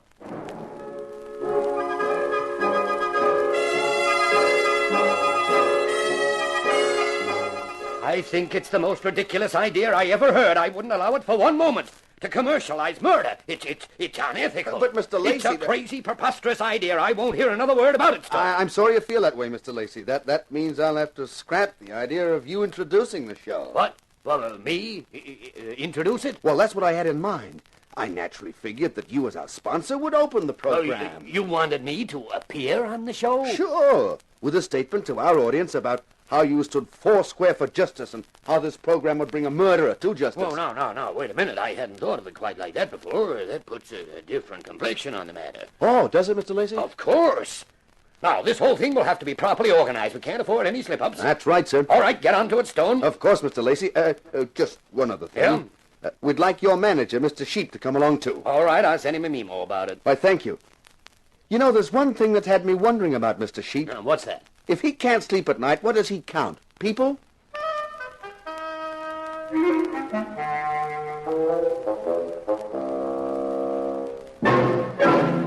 When I left Lacey's department store, I thought I ought to have a few words with Sam Long about the form the presentation ought to take.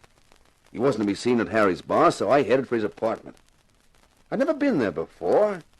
Man, it was a shabby-looking building. I was surprised. Sam was making money. He could afford something better than that.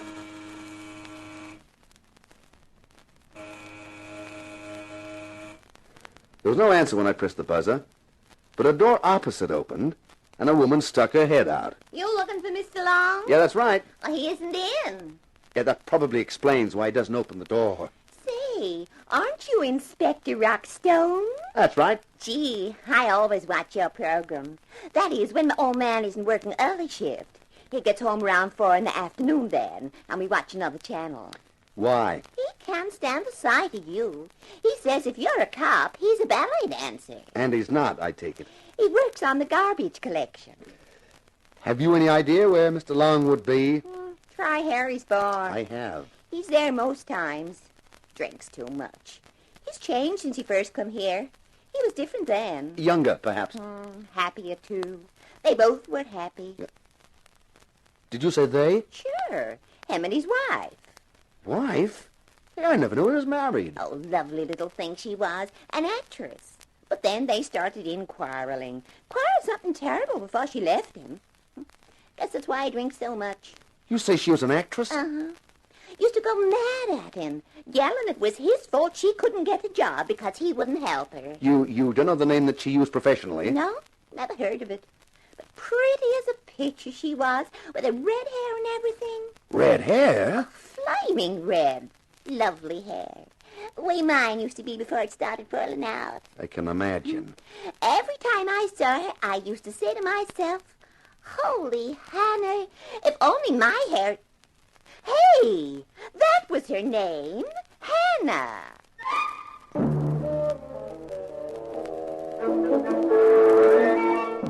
I left the talkative dame with my head reeling. Not only from her gabbling, but from the unexpected, astonishing information I'd stumbled on. Sam Long, married. And to a beautiful redhead actress named Hannah. And it was a beautiful redhead actress named Hannah who'd been found dead in Lacey's window. It looked as though Sam and I should have a long, confidential chat. But I ran into a complication with curves. A special set of curves called Lower Shore. Oh, there you are, Mr. Stone. Where else should I be, Miss Shore? This is the door to my apartment. I was about to open it and walk in. Not yet. We've got to go somewhere else first. The implication is that we can come back here afterwards? Why, Mr. Stone, we hardly know each other. A couple of hours of some low lights and lingering music could fix that. I'll think about it. But now we'd better be on our way. Well, where are we going? You'll see when we get there. Hey, why all the mystery? Because it's important to me that whoever murdered Hannah Vogue is found.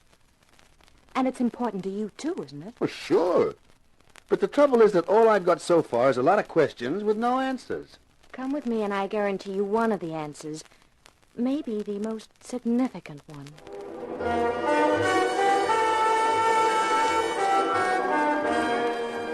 Lois had a car and slid in behind the wheel.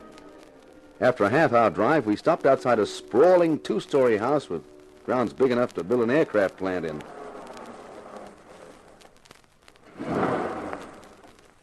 You know who lives here? Nobody in my income bracket. The name is Tony Seguera. Should I know him? Tony Seguera is one of the 3 top syndicate men in the city. Then I shouldn't know him. I think you should. Let's go meet him. She led the way up to the front door, where a butler carefully patted me in case I was carrying a gun, then led us into a large, luxuriously furnished room, and then discreetly retired. From a spidery-looking and expensive chair rose a spidery-looking, expensive character. This is Rock Stone, Mr. Seguera. Glad to know you, Stone. Pick up your show regular. I'm pleased to hear it, Mr. Seguera. Say, do you like it? Sure. I'm glad the regular cops aren't as smart as you. I'd be out of business.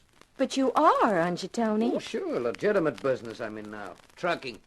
Tony's a sort of elder statesman for the syndicate in this area. Yeah, you could call me that. He's got some interesting information for you. Glad to hear anything that might help me. Now, this will, but you got to understand a few things first. Huh? Now, this dame getting herself knocked off in a store window, that's bad for the syndicate. Gets too much publicity. People start talking, say what it's doing in their city. Next thing you know, there's a reform party starts up, and we got to buy to keep things as they are. It costs too much dough. Yeah, I can see that. So we got no interest in this thing. It don't concern us until it gets publicity, and then it does. I see. Now, you're going to do a real-life show next Tuesday. That's right. You find the guy who did it on your show, and everybody gets happy, says, what a fine city we got, huh? Makes sense? From your side of the fence, yeah. So we're in your corner on this one. Yeah, that's fine. Now, here's the facts. This Vogue dame is Aldous Lacey's dame, right? Right. She gets herself murdered. Why? Maybe because she found out something that Lacey don't want anybody else to know. Could be. Something like he's been spending more dough than he should have over the last couple of years, maybe. And he wants a quick investment with a large profit to get it back. So he puts $100,000 into the rackets when the syndicate can use the dough, and he collects 20% over 12 months. With due respect to Tony, you could say this was right from the horse's mouth. Now, the syndicate did the right thing by Lacey. We paid him his 20% a month ago and gave him back his $100,000. We're clean. But we don't want to get mixed up in this thing. Way we see it, the dame found out about it some way. Maybe she blackmailed Lacey, or maybe she threatened to talk to the cops. But that's why she was killed. We're sure of that. Thanks, Mr. Seguera. Thanks a lot. Oh, any time. Now, I just done you a favor. How about you do me one? Well, what is it? Well, you mention this in your show, that's okay with us. But just change it around a little. Not very much. Don't say he invested the dough in the rackets. Just say he invested in the syndicate through me. I'm okay. I'm clean. I've paid taxes on the dough I made on his dough. And make the point that Lacey got his dough back. We don't want people we do business with to doubt our honesty. Sure, Mr. Seguer. I'll do that. Fine. I look forward to seeing your show. I'm a real fan for your show. It's my second favorite TV show. Which is first? Hopalong Cassidy. He's a real nice guy. And so's his horse. And he keeps the kids on the straight and narrow. Lets them know that crime don't pay. You approve of that? Sure. You think we want the rackets to get overcrowded?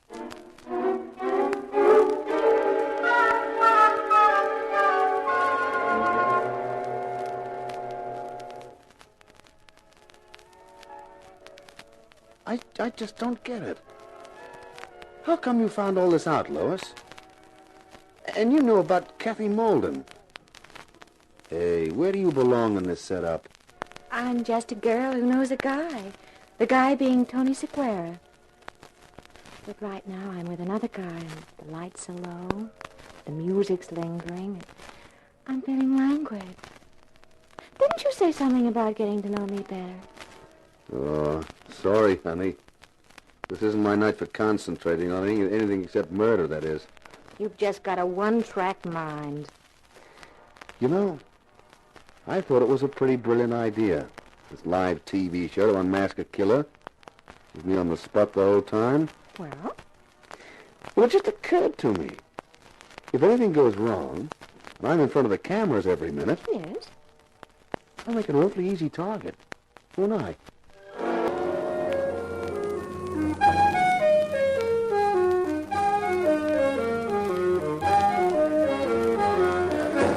Carter Brown, Mysteries.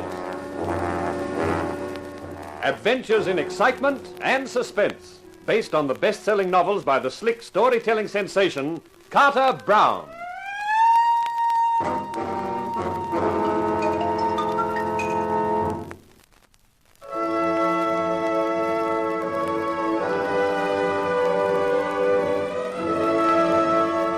Any actor worth his salt is generally nervous before a performance is due to begin. But this performance was something extra special, and so were the butterflies in my stomach. Because this program of There's No Future in Murder, which starred me, Rockstone, as television's Inspector Rockstone, was going to be devoted to disclosing the murder of Hannah Vogue, I hoped. That was why only part of the show had been planned, the early part. The rest of it had to be an impromptu affair with me in charge and with music improvised from the orchestra whenever I gave the signal. The signal was to be each time I scratched my ear. I only hoped the viewers wouldn't think their favorite cop had suddenly gone deaf. 15 seconds. Everybody quiet. I watched our sponsor, Aldous Lacey, bracing himself as he faced number one camera. The orchestra leader stood with his baton raised as the seconds ticked away. And then, the show was underway.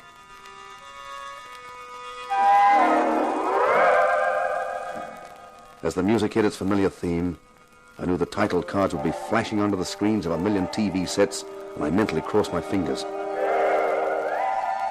My name is Aldous Lacey. I have the privilege tonight of introducing a special program of There's No Future in Murder. As sponsor of this series, Lacey's Departmental Store is proud to align itself with justice-loving people everywhere in an effort to solve a terrible crime, the murder of Hannah Vogue, whose body was found in our special display window last Thursday morning. From then on, things went smoothly. This was the part that had been planned, rehearsed. Photographs flashed onto the screen of the window with the body in it.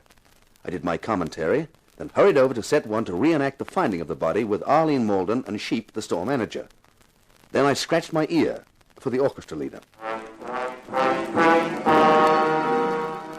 While the orchestra added some grim, ominous music, I raced over to camera outside set 2, Inspector Rockstone's office, and faced it ready for the red light.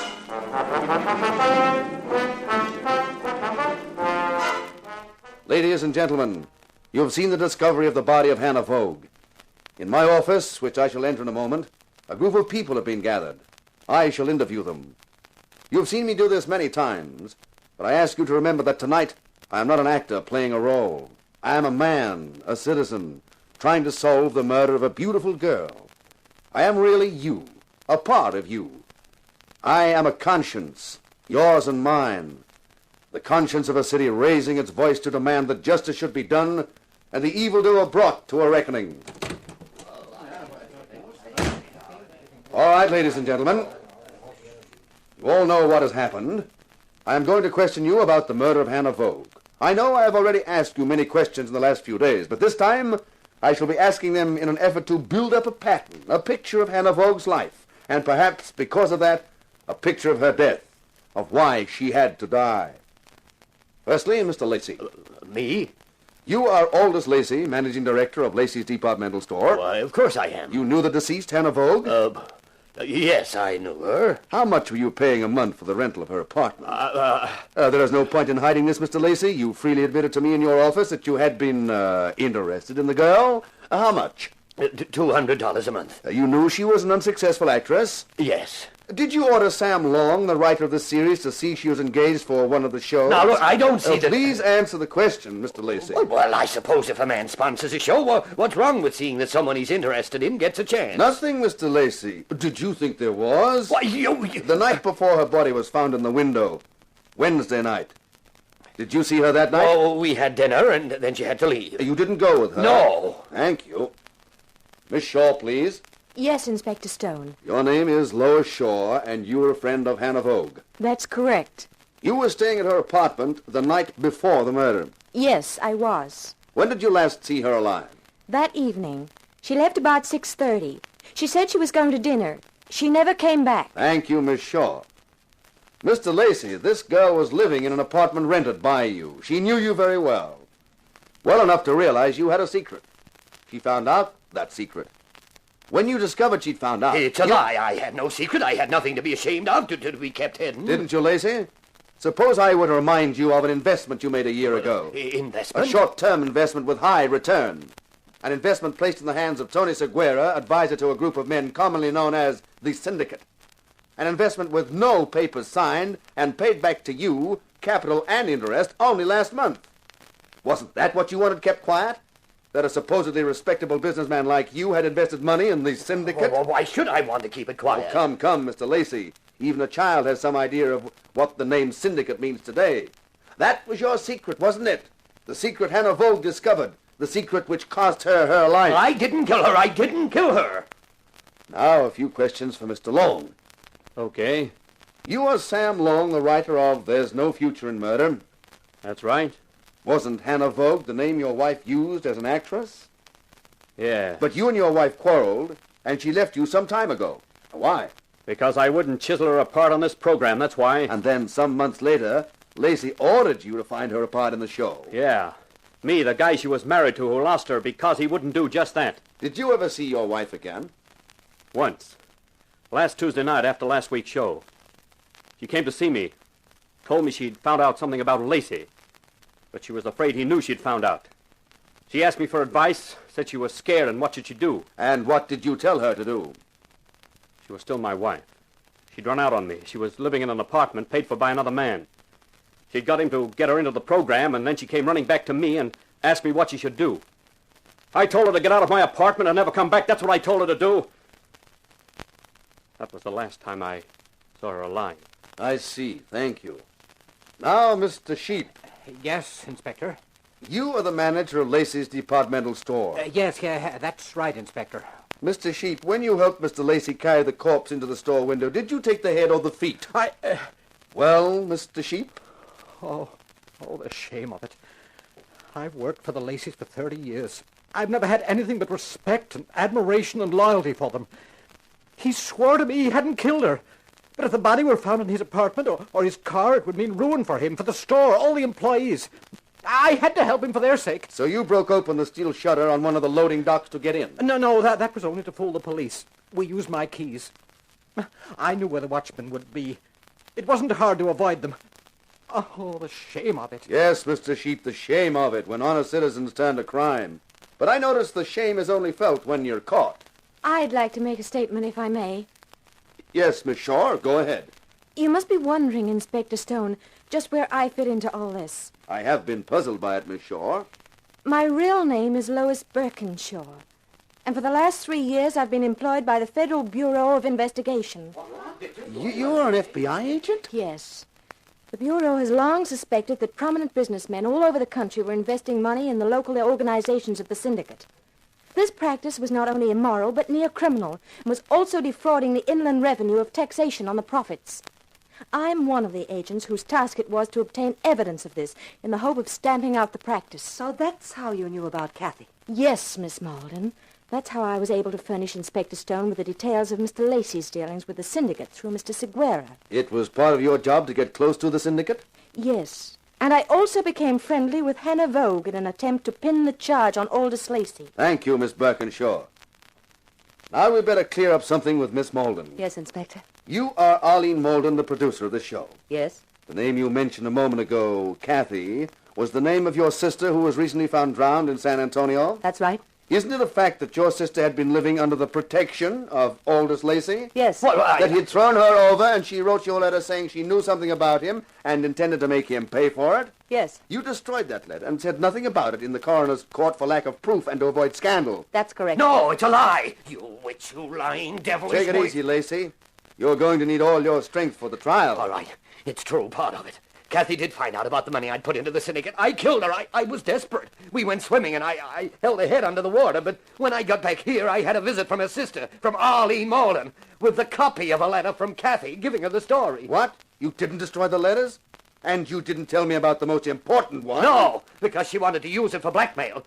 I've been paying her $1,000 a month to keep her from showing that letter to the San Antonio police. It's a lie. It's a fantasy. I never took a cent from him in my life. The account is in the Carley branch of the Devonport Bank in the name of Arlene Strand. What about Hannah Vogue? Well, she found out, too. I nearly went out of my mind. I couldn't kill again, but I couldn't afford to pay 2 lots of blackmail.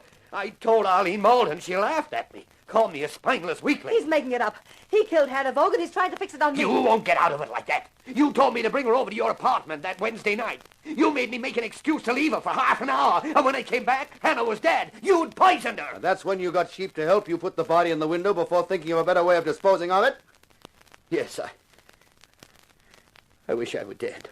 Mr. Lacey, I prophesy you'll get your wish. And Miss Malden will be right alongside you. That's ridiculous. You've got no proof. Lacey's lying his head off. I don't think so. And that letter he spoke of, the copy which you showed him, must still exist in the original, and the police will find it. That, I think, ladies and gentlemen of our audience, is the finish of this program. There's no future in murder. I've only one announcement to make. I said before that I was an actor, a man whose conscience was part of your conscience, those of you who are watching me now. This program was brought to you tonight by your own faith and honesty, sponsored by your pride in your city and its people. When something like this program tonight can happen, and does, our city is a good place to live in. Good night. I nodded to the orchestra leader for the closing theme music of the show. Then suddenly the police appeared with Inspector Jakes in charge, and Arlene, Lacey, and Sheep were taken off. And Sam was at my elbow. Nice work, Rock. You wrote a good script, and off the cuff. Better than I could have done. Oh, it was a colossal show. Yeah? Hey, don't you realize what I've done? I've just sent my sponsor to the electric chair. I wouldn't worry too much about that. If those phones aren't running hot with prospective new sponsors, I'll go back to writing copy for commercials. Hey, I never thought of that. Well, what do you know? Arlene always wanted this show to get top rating, and it took a murder she committed herself to do it.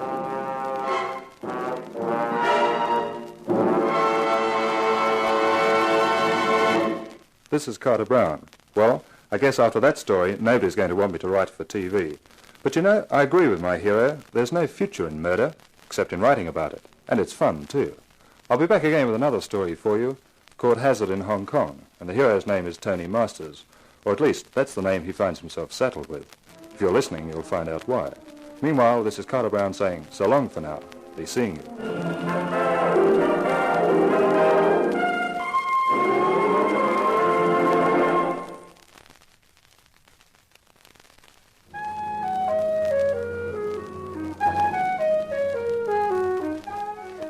In Belladonna Was Poison, you heard our star Frank Waters as Rock Stone. The Carter Brown Mystery Theatre, based on the best-selling novels by Carter Brown, is dramatized and directed by Maurice Travers for Grace Gibson Radio Productions.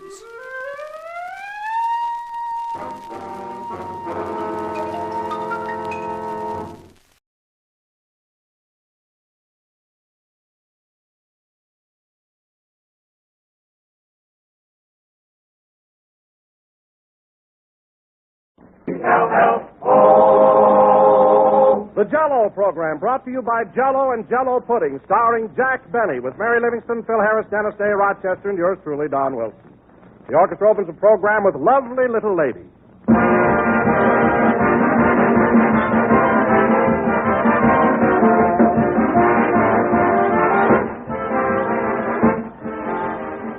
Do you know that old saying, friends, about seeing is believing? Well, even seeing a big, beautiful mold of Jell-O can't make you believe how wonderfully good it is. No, you have to taste it to know what a marvelous flavor Jell-O really has to offer. Your first shimmering spoonful of Jell-O will give you the whole story as nothing else can.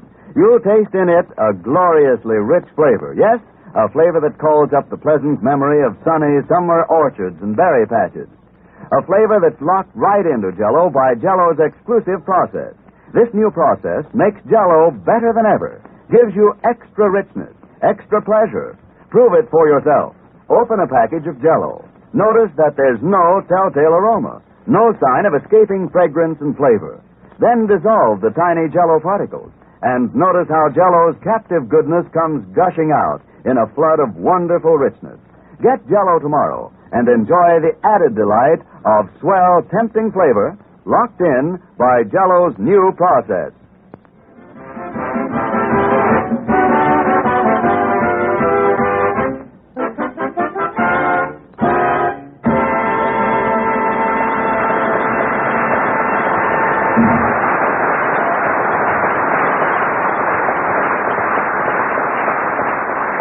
Was Lovely Little Lady, played by the orchestra. And now, ladies and gentlemen, we bring you a man who was the sensation of the Easter parade this morning when his suspenders gave way at Sunset and La Brea, Jack Benny.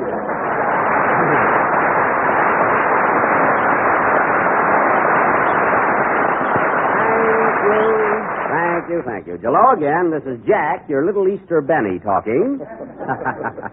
And Don, how did you ever find out about that accident I had on Sunset Boulevard this morning? Were you around there? No, but I heard all about it, Jack. It must have been very embarrassing, all dressed up for the Easter parade and your suspenders break. Well, Don, I didn't mind so much when my pants fell down, but my laundry didn't come back, and I had on those bloomers I wore in Charlie's Aunt. I felt like a darn fool. Yeah, I can imagine. You must have looked awful standing there in all that lace and those ruffles. No, Don. Apparently, I was rather attractive. In fact, I heard a little boy ask his mother if I was Scarlett O'Hara. Of course, I had to admit that I wasn't. Incidentally, Don, speaking of Easter, I'm surprised that you're not wearing a new suit today. Well, I ordered one, Jack, but you know how big I am. Yeah? Well, to make a long story short, I was turned down by the War Production Board. Oh, well, I don't blame them, Don. I can see 5 sailors sleeping in hammocks made from your vest alone. And incidentally, that shirt you're wearing is the only Army tent I ever saw with a soft collar. But don't worry about it, Don. The thing's well, for Pete's sake. Well, what's the matter, Jack? Get a load of Harris over there. You'd never know it was Easter Sunday the way that guy's dressed. Hiya, Jackson. How's the old wreck today? Oh, fine. As a matter of fact, I just polished the Maxwell this morning. Bill means you. I know who he means. Always has to come in with a wise crack. You said it. Hey, Jackson, did you hear about that big Turkish bath downtown that's going to close up? Close up? Why? They ain't got no rubber. That's a Lulu.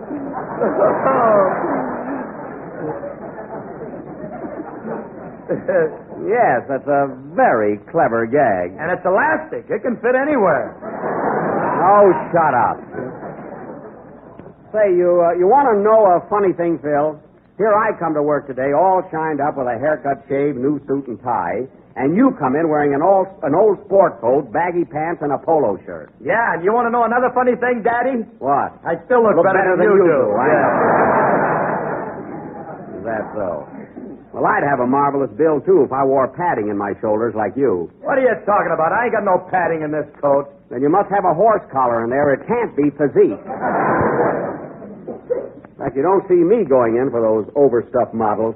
I like a nice, simple, dignified cut, you know? Well, you've got one there, Jack. That suit looks swell on you. Really? Yeah, you're a regular Mo Brummel. That's Beau Brummel. Beau. Mo, I know who made it.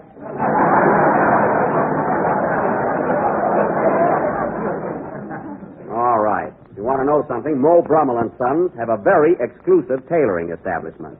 They don't take everybody, sister. They don't, eh? No. And why have they got 4 guys out on the sidewalk with meat hooks?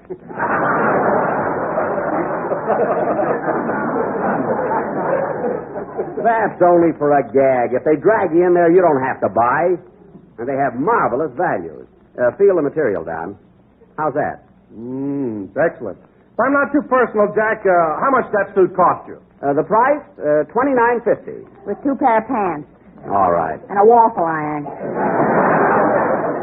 All right, all right. And a set of golf clubs. 1 club, not a set.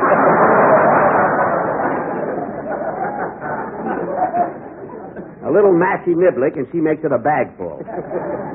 Anyway, Don, if you want to know where the place is, come along with me tomorrow morning. I'm taking the suit back for alterations. Alterations? Why, that suit looks okay to me. No, Don. The sleeves are a little too long, and the handle keeps coming off the niblick.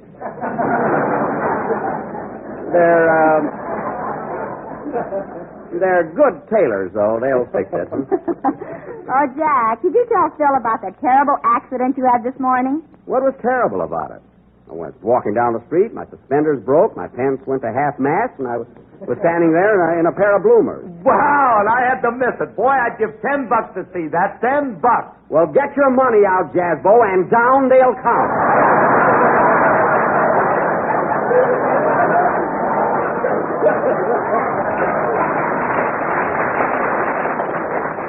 All right, hand over the dough. Oh, Jack, for heaven's sake, pull up your suspenders. Well, then let him get some money out or keep still about it.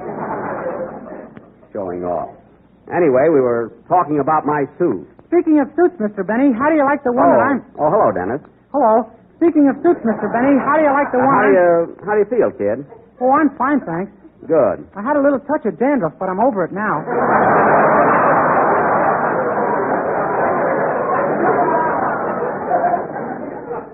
Good. Speaking of suits, Mr. Benny. Yes? How do you like the one I'm wearing?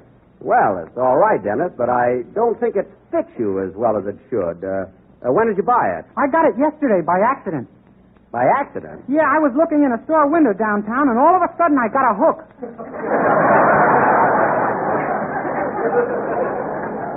Oh, you bought the suit at Brummel. Well, Dennis, when you get a new outfit, you know, you're not supposed to stuff a lot of things in your pockets. Look at the way your right pocket is bulging. That's the waffle iron. I can't get it out.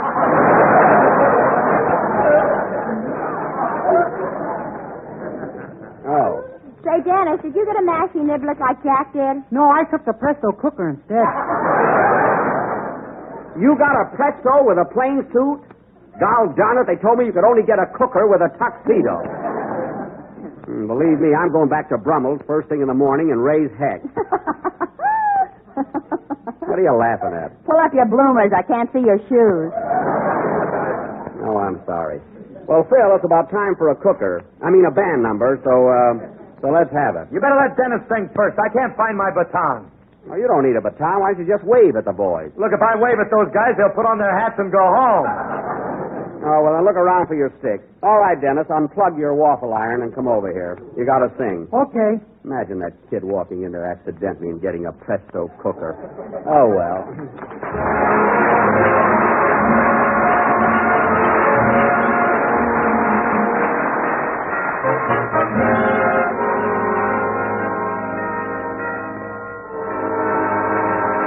I'd like to tell you, if I may, a simple story of undying love.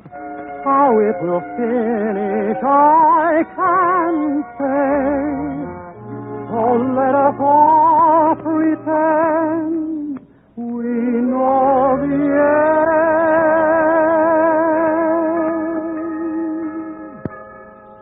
In an old cathedral garden,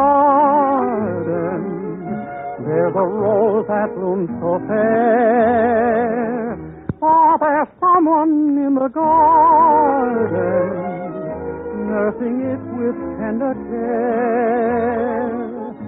If there weren't any raindrops, this is one thing that I know. She has shed so many teardrops, they could make this flower grow. In an old cathedral garden, just before they said goodbye, with a kiss she made this promise that the rose would never die, and she'll keep her flower growing, knowing he'll come back someday. In an old cathedral garden, yes, it ended just halfway. Oh, she kept a flower growing, knowing he'd come back someday. In an old cathedral garden,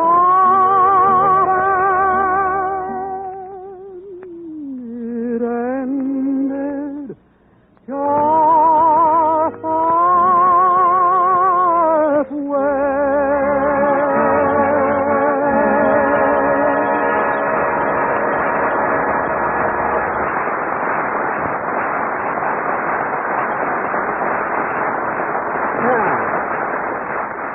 That was In an Old Cathedral Garden, written by Lou Pollock and Herman Ruby, and sung by Dennis Day. And, Dennis, you sang that beautifully. Thanks, Mr. Benny. Of course, I got a little bit of a cold, you know. A cold? That's too bad. How'd you get it? Well, on April Fool's Day, I sneaked into my girl's apartment and hid in the electric refrigerator. Oh. I was going to say boo when she opened the door. That's a cute gag. What happened? Well, she didn't come home that night, and they had to rub snow on me for 3 days.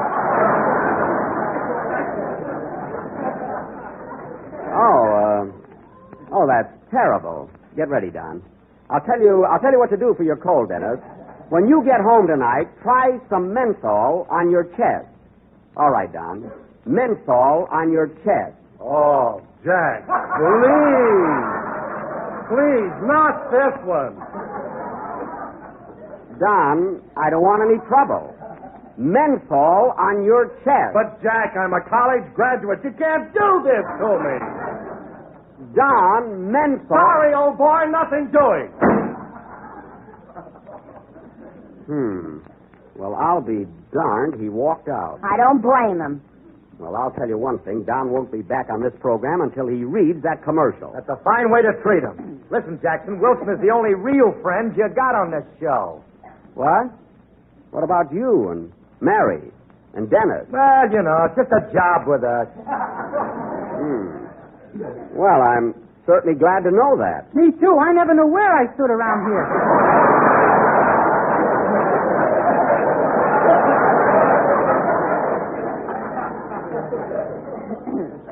Never mind. We'll discuss that later. And now, ladies and gentlemen, while Mr. Wilson is out in the hall sulking, I'd like to announce that for our feature attraction next week, we are going to... I can't understand why my gang doesn't love me. I'm good-natured. I'm easy to get along with. I pay well. I beg your pardon? Well, I am easy to get along with. Our feature attraction next week will be a... Excuse me. Come in.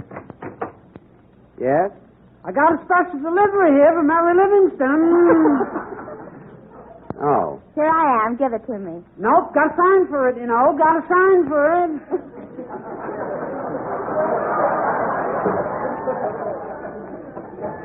Okay. Postal regulations, don't blame me.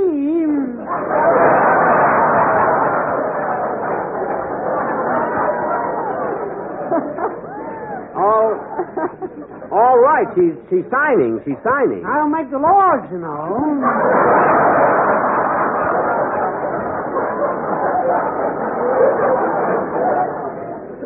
All right, here, it's signed. If I broke the laws for you, I'd have to break it for everybody else.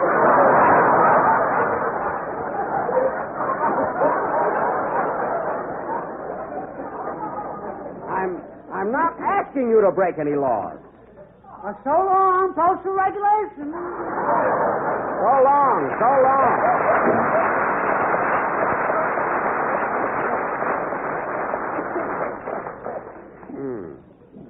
Hey, that guy's a little old for a messenger boy. Spring doesn't mean anything to you either, Bub. All right, Mary, who's the letter from? My mama. Oh, fine. What's old Roxy Hart got to say, anyway?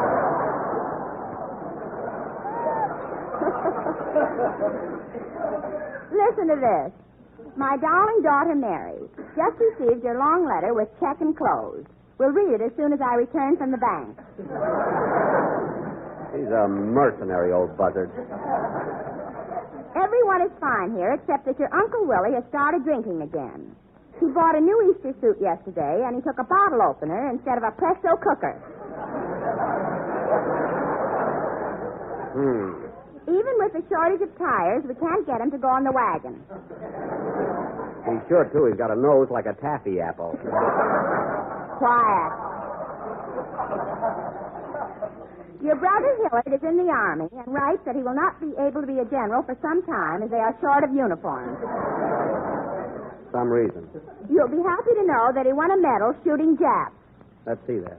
That's crap. Shooting crap.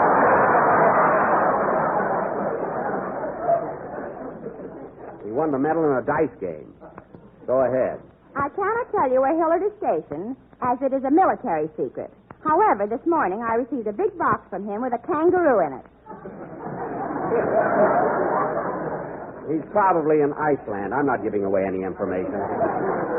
No other news except that last night we all went to see Jack's latest picture, To Be or Not to Be. Well. Your stupid father thought it was wonderful. I might have known your mother wouldn't like me. We also saw Cecil B. DeMille's new movie, The Wild Wind with a Reach Zeet.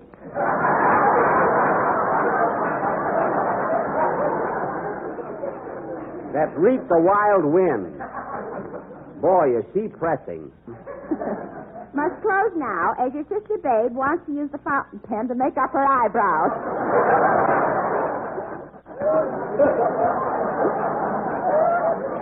Silly lady. Much love, Mama. Gee, what a corny character. P.S. Always a P.S.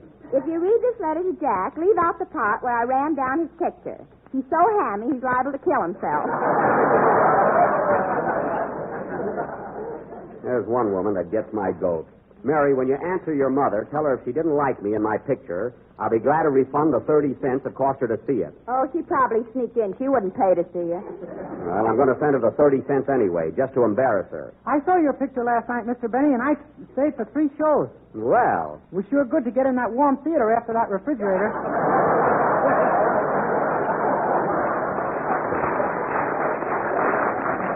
Well, let me tell you something, Dennis. Anytime you want to... Well, so Mr. Wilson has returned. All right, Don, menthol on your chest. Oh, all right. Ladies and gentlemen, the next time you... No, I will not be a big fat stooge. Well, he can stay out in the hall all night if he wants to. I can be just as stubborn as he can. Okay, Phil, let's have a band number. Sorry, Jackson, I ain't found my baton yet. Well, lead with your curling iron. I know it's standard equipment.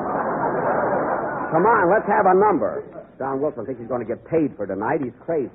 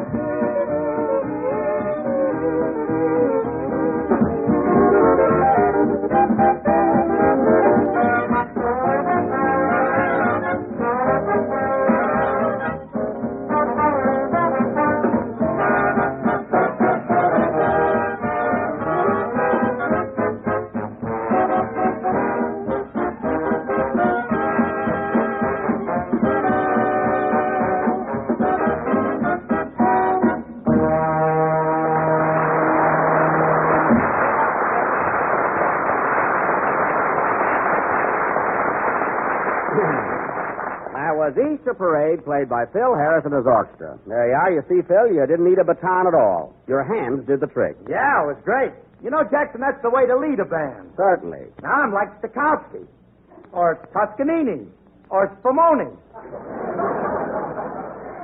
Well, I knew if you talked long enough, you'd hit the jerk pot. Spumoni, Phil, is Italian ice cream. Well, thank heaven. I thought I said a naughty word. No, you're in the clear. Unless... No. Ice cream is ice cream no matter how you look at it. And now, ladies and gentlemen, as I started to announce, next week for our feature attraction, we are going to present a new type of quiz program in which I will personally give away $24 to each of 5 lucky people. In other words, I, Jack Benny, will give away a total of $120. This will be known as the Miracle Hour. No. It's a regular quiz show. You mean like Phil Baker's program, Take It or Leave It? Yes, except that instead of Take It or Leave It, my program will be called Try and Get It. Remember the title, ladies and gentlemen, Try and Get It. Say, Dennis, would you like to be a contestant next week and try for the $24? I'd like to, but if I win, you'll twist my wrist.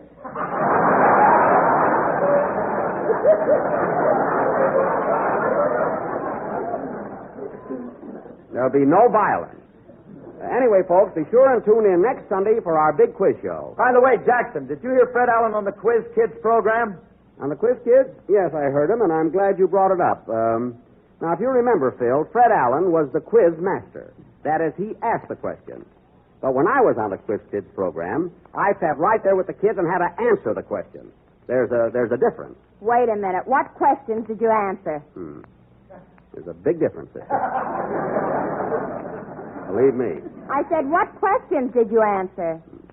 There's a difference between asking the questions and sitting there racking your brains out trying to answer them. You know? Well, all right. What questions did you answer? Well, for one, the Battle of Bull Run was fought on August 30th, 1862. I had that date exactly right. Well, sure. You got a bullet in your leg to remember it by.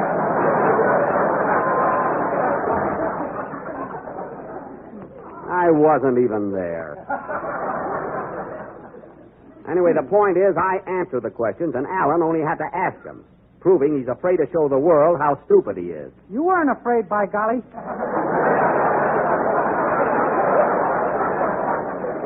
Darn right, Dennis.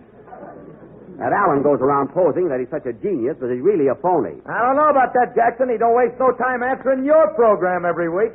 Oh, yeah? He picks up gags as fast as I do. You don't know it, Phil, but you're on my side again. And I'll tell you something else. If he keeps running down my show week after week, I'm going to take a little trip to New York and knock his teeth out. Say, Mr. Benny, how many teeth has Fred Allen got? Thanks, kid. Allen has one tooth, Dennis. And if he doesn't keep up his else dues, he'll be all gum.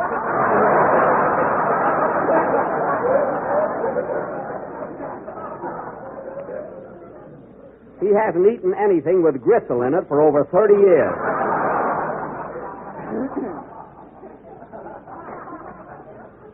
The minute he walks into a restaurant, the waitress hollers, soup.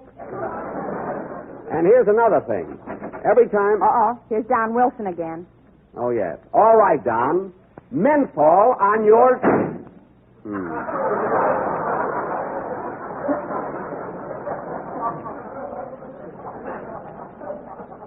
There he goes again. Can you imagine such a stubborn guy? Well, at least he's got pride. Mary, I wrote that commercial, and I insist that he read it. I'm running this show, and until we find... I'll take it. Hello? Hello, Mr. Benny. This is Rochester. Hello, Rochester. What do you want? I'm quitting, boss. Effective as of immediately. What do you mean you're quitting? What's the trouble? It's that crazy boarder of yours, Mr. Billingsley. He's been chasing me around the house all day with a bow and arrow. What? And he keeps putting apples on my head. He thinks he's William Tell. William Tell? From the overture of the same name. Oh. Well, now, listen, Rochester, there's nothing to get excited about. Just humor him. Let him shoot an apple off your head. Are you kidding?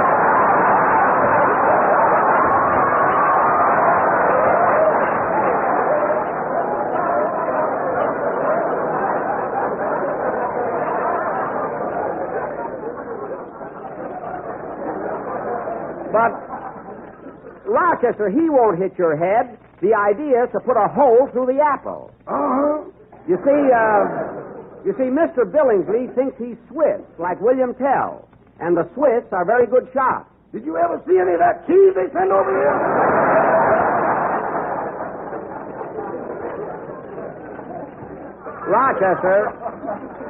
Rochester, you're not going to be shot full of holes.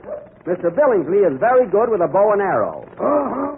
You know that bullseye he's got painted on the garage door? Uh-huh. He can hit it 4 times out of 5. Well, until it's 5 out of 5, don't fire, because I ain't ready grizzly. Oh, what a scaredy cat. Rochester, when I get home, I'll let Mr. Billingsley do that trick with me and show you up. I'm going to prove you're a coward. Don't bother. I'll take an oath on it. Rochester, don't get hysterical. Mr. Billingsley just likes to have fun. So the minute I get home, I'm going to stand against the wall, put an apple on my head, and let him shoot it off. You better have your toupee on stilts. Never mind, I'm not afraid. Anyway, I'll be home in a few minutes. Goodbye. Goodbye.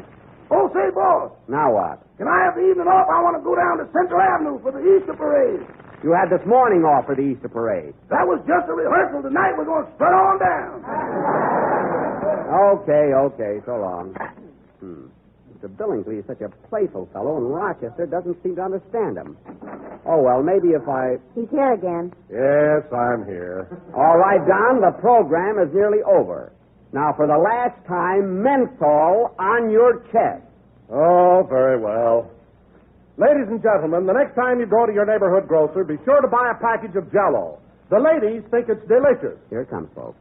And the menthol say it's just wonderful. I hope you're satisfied. Well, he'll pay for that door, or my name ain't Scarlett O'Hara. Play, Phil.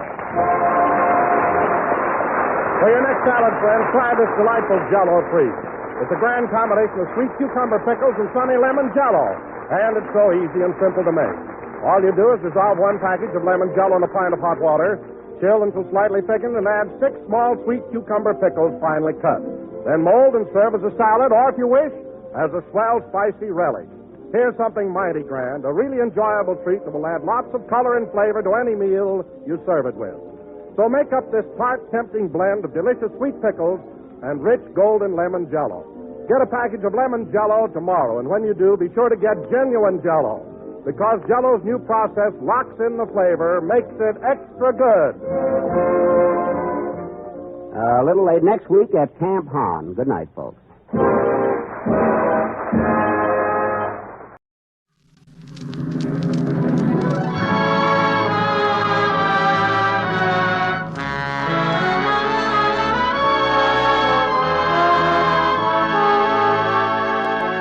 Lady Esther presents the Screen Guild Players.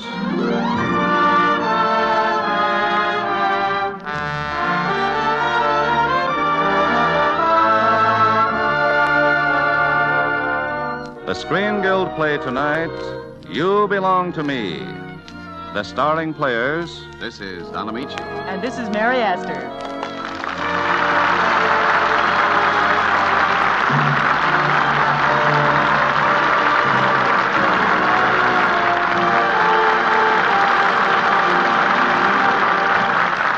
Tonight, Lady Esther presents the Screen Guild Players in a radio adaptation of the Columbia picture You Belong to Me, starring Don Ameche as Peter Kirk and Mary Esther as Helen Hunt.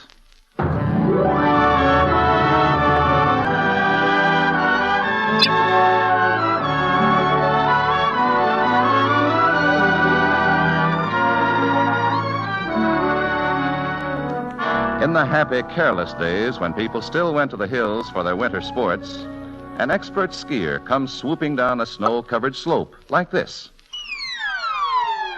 Then suddenly he spies a pretty girl, takes his eye off the course, and goes like this. Peter Kirk is the fellow's name. young, handsome, and fabulously rich. The girl is Dr. Helen Hunt. Yes, Helen Hunt, M.D., up here on vacation from Los Angeles. And so, when Peter regains consciousness... Doctor. Oh, Doctor, you're swell. And then... Doctor, you're wonderful. And then... Doctor, you are beautiful. Will you marry me?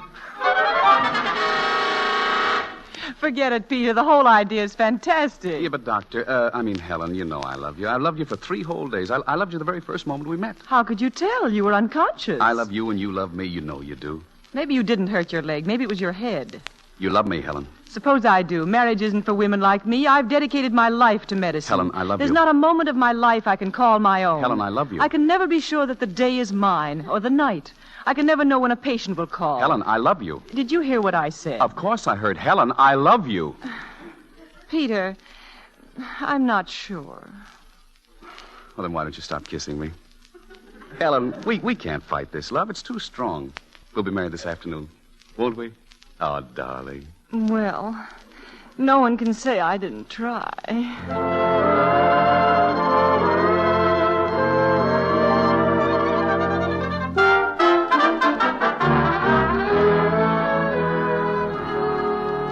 Well, Mrs. Dr. Kirk, this is the old homestead, and it's all yours. You like it?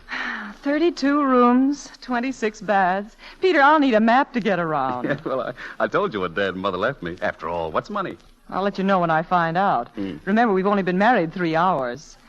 Is this the part of the house where we'll live? Yeah, I like this upstairs suite best. We'll live up here, eat up here, and grow old together happily. Peter, darling, promise me one thing. All right. Never let me do what I've dreamed about, like sleeping till noon and having breakfast in bed. Make me get up early and brush my teeth and shower like a good, honest human being. Promise? Yeah, I promise. Oh, Helen, when I realize that we're together... Oh, darn. Come in. Mr. Kirk, sir, I've had your luggage taken out of the car, and dinner will be brought up in just a moment. Very good, Moody. And, Mrs. Kirk, your office call. Thank you. And Mr. Vandermeer, he seemed quite anxious to reach you. Oh, thank you. Yes, you're quite welcome. Now, Peter, you were saying... how did those people get our number? I wired my office. Darling, weren't you going to... Mr. Vandermeer, too? He got it from the office, probably. Peter, you were showing me the suite. Yeah, sure. This man who called. Van? Oh, Van's one of my patients. Van? Short for Vandermeer, silly. Oh. Well, he sounds like a very substantial man. About 60, huh? Maybe 61? No, he's just a few years older than you. Oh. Well, have you forgotten the 40-cent tour? Oh, no. On that side is the master bedroom, and over there is the guest room, which you can forget I mentioned. Helen, I don't want you to think I'm jealous. It's just that I love you so much. Oh, I love you, too. When you have your arms around me like this. Oh, darn. Come in. Pardon, Mrs. Kirk. Dinner is served.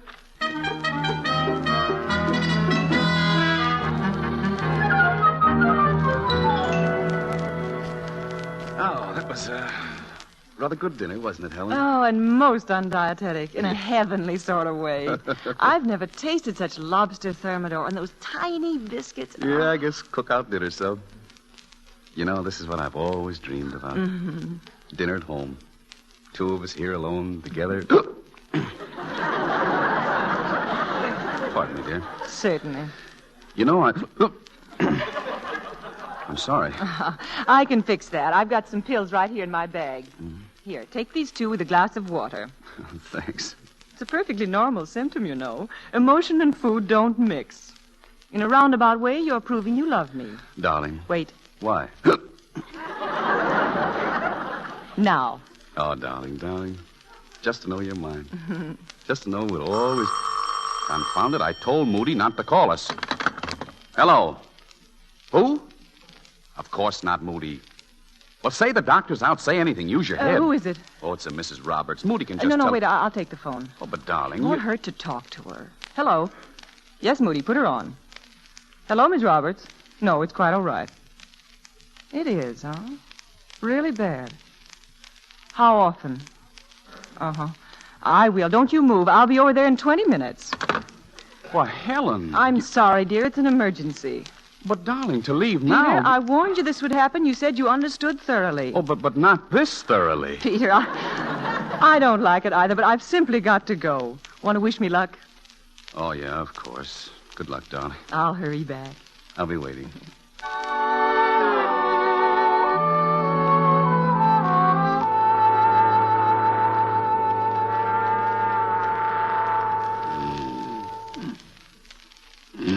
Peter. Peter. Peter, I'm back.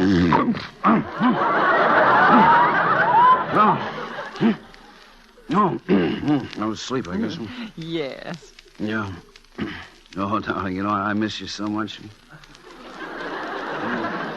I'm so glad... I'm going to tear that phone out by the roots. Hello? Oh, Vandermeer, Just a moment. Helen. Well, after all, dear, he's a patient. Oh, I give up here. Hello? Yes, Van? Oh, don't be silly. Why are you calling so late? Yes? Yes? Yes? Yes? They call that a conversation, Oh, you'll live through the night, Van. You can drop in at the office tomorrow. What? Oh, I couldn't now. But I can't say it now. All right, then. He's the most wonderful man in the world. He's wonderful. There, are you satisfied? You ought to be shot. Good night. Well, is that how a doctor speaks to a patient? He has a bad throat. He has a bad throat. Is that why you laughed? Is that why you couldn't talk in front of me, your own husband? But I had to mumble. It was embarrassing. Oh, embarrassing? Oh, all right. I told him you were the finest man I'd ever known and that I was terribly happy. Well, just the same, Oh, you did, huh? Darling, I'm such a heel. Well, maybe we'd both feel better if you kissed me. My wife. My own sweet wife. My... Gosh. Oh, dear, who can it be now? If I get my hands on him, he'll need a doctor. Yes. It's Moody, sir. Is there anything else? No.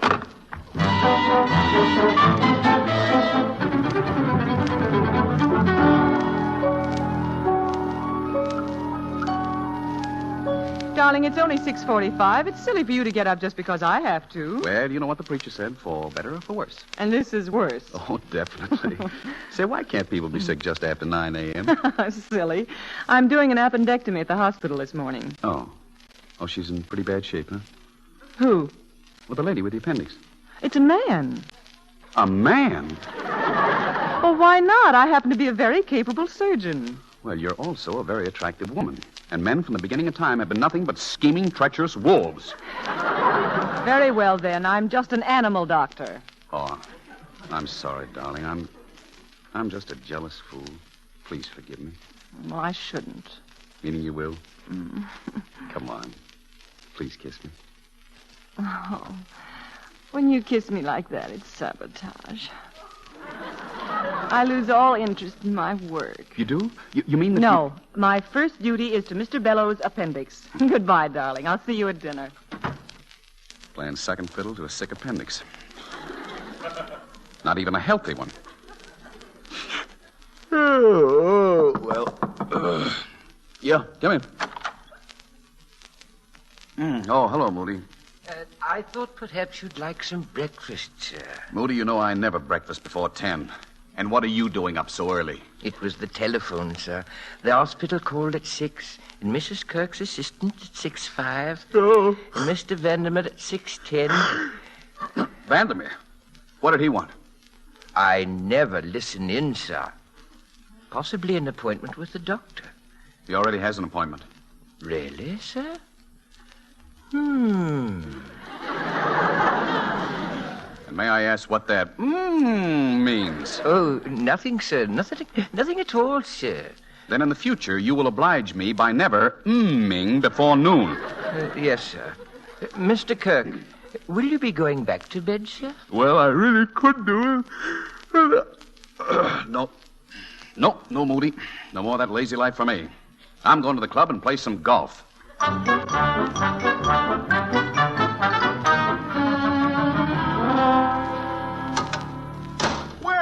I live and breathe if it isn't Pete Kirk. Oh, hello, Keckle. Hell, I never expected to see you at the club this early. Getting dressed for a game of golf, I see. Yeah, they won't let me wear these cleated shoes in the pool. Say, that's good. Oh, by the way, I want to congratulate you. From what I've heard about your bride, she must be just what the patient ordered. What did you hear? Well, Pete, if the boys aren't lying, you better get a bottle of dandruff remover. Why, what for? To get that Vandermeer out of your hair. Say, he's been raving about that girl for months. And when that wolf raves, it must be something, because he's been on the trail ever since he could walk. What kind of a looking fella is he? Well, say if Flash Gordon was just a little gray at the temples. Believe me, if that guy was anywhere near my wife, I'd lock her in the closet and swallow the key. Oh, that type of fella doesn't bother me. I'm not worried. Oh, you're not, huh? No, of course not. Not a bit, huh? No, not a bit. Then tell me, why have you put your pants on backwards?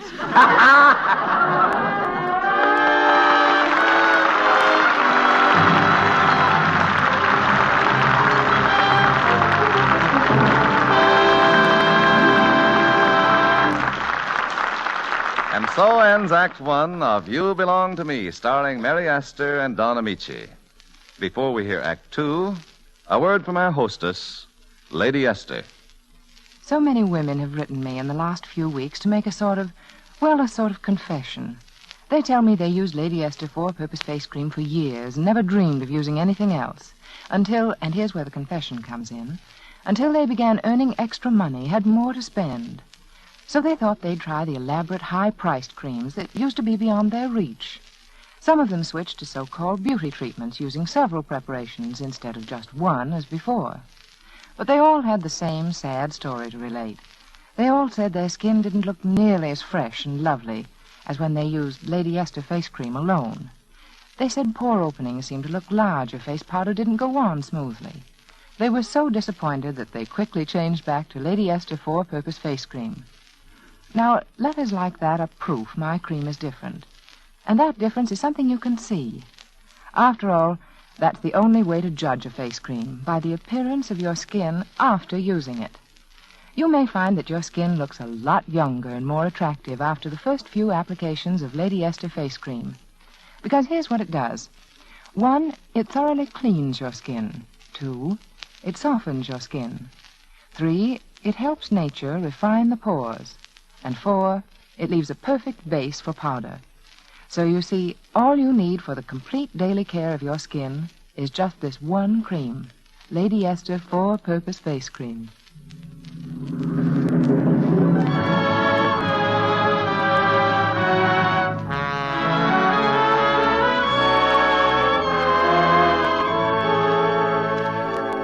And now the curtain rises on the second act of You Belong to Me, starring Mary Astor as Dr. Helen Hunt and Don Ameche as Peter Kirk.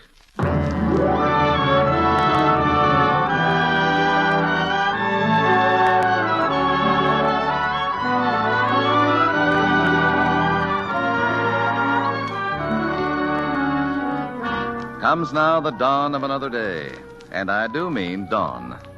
It's 6:30 a.m. on the following morning, and Peter Kirk, who never breakfasts before 10, is having breakfast. Sleepy, darling? Who, me? No, not at all. Just that my body can't realize I'm up. I wish I could have slept late, too, but I've got such a busy day ahead of me. Lots of appointments, huh? Oh, lots. Didn't you say Van was coming in today? I didn't, but he is at 2 o'clock. Why? Oh, nothing. Pretty nice sort of fella, huh? Oh, very. Peter, you're not getting... Who, me? Oh, no, not in your life. Dum, 2 o'clock. What? Why, did I say something? You said 2 o'clock. Peter, you're acting very strangely this morning. Oh, nonsense. I'm the happiest man in the world. Honest Injun. Honest Injun. Oh, darling, I'm so glad. I have to hurry now, but I'll be thinking of you. And I'll be thinking of you. Any hour you can name, I'll be thinking of you. 10 o'clock, 12 o'clock, and 2.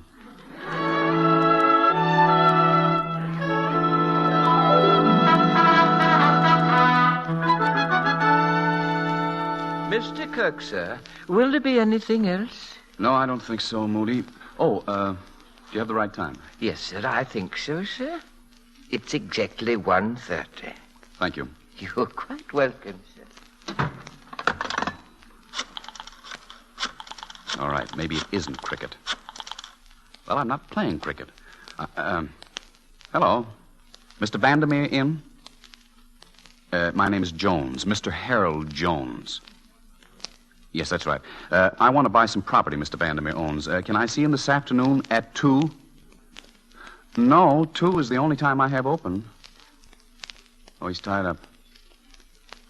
With his doctor. Mm-hmm. He couldn't cancel it, could he? Oh, I see. No, I'll call tomorrow. Goodbye. That's a fine thing, all right. Leaving me home to fret and stew. Treating me like I didn't even count. Just because she's so doggone important. Just because I've got too much money. Well, I'll show her, all right. I'll make her sit up and take notice. I'll do something about it. I'll do something radical. I'll go to work. My goodness, what did I say?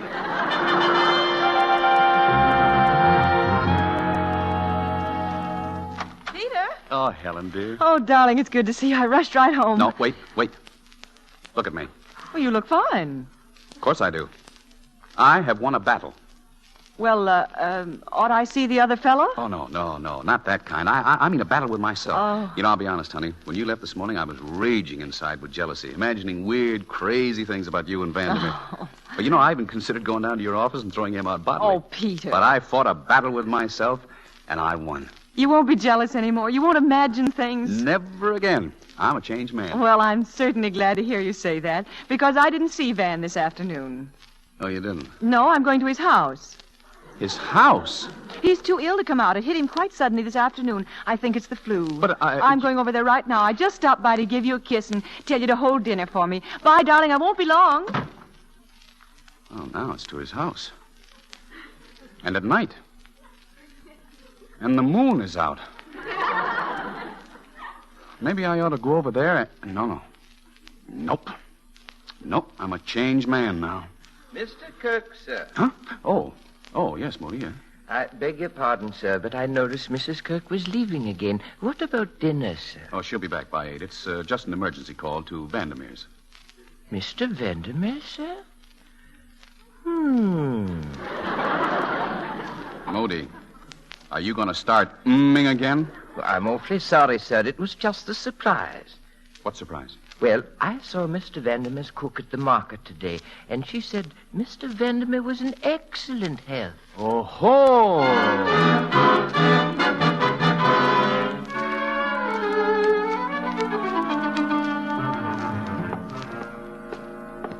This way, Doctor. Mr. Vandermeer is expecting you. Thank you, Fredericks. But why are all the cars outside? Cars, Doctor? Yes, and why is it so dark in here? Why don't you turn on the lights? Surprise! All right, turn on the lights, somebody. How do you like it, Helen? Well, Van, all of you... Well, I think you're all wonderful, but my husband... Well, we couldn't ask you both, or, it wouldn't have been a surprise. I'll have Fredericks call him up now. Fredericks? Mr. Peter Kirk has just arrived, sir. Say, Helen, that husband of yours doesn't waste any time. You're telling me. Helen. Peter, darling, We'll discuss that later. You're coming home with me. But Peter, wait a dear. minute. And as for the rest of these people and your host, they're just a bunch of dirty tramps. Now, come along. Wait a minute.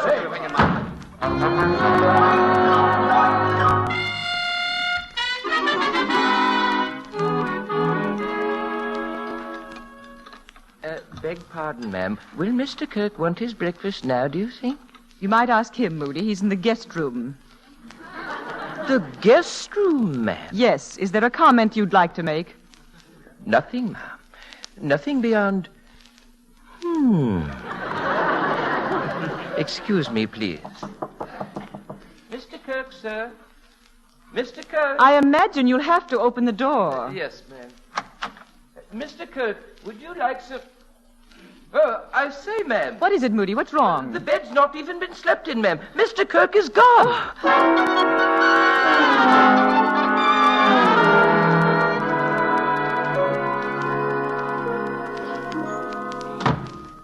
Moody.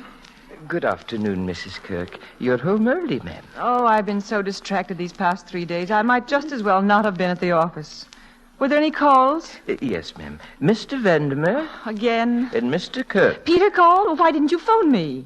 I was not to tell you till you came home. Well, where is he, Moody? What did he say? You're to meet him tomorrow at Hill's Department Store, Counter 7, main floor. Ask for Mr. Jenkins. Mr. Jenkins? I never knew a Jenkins in my life.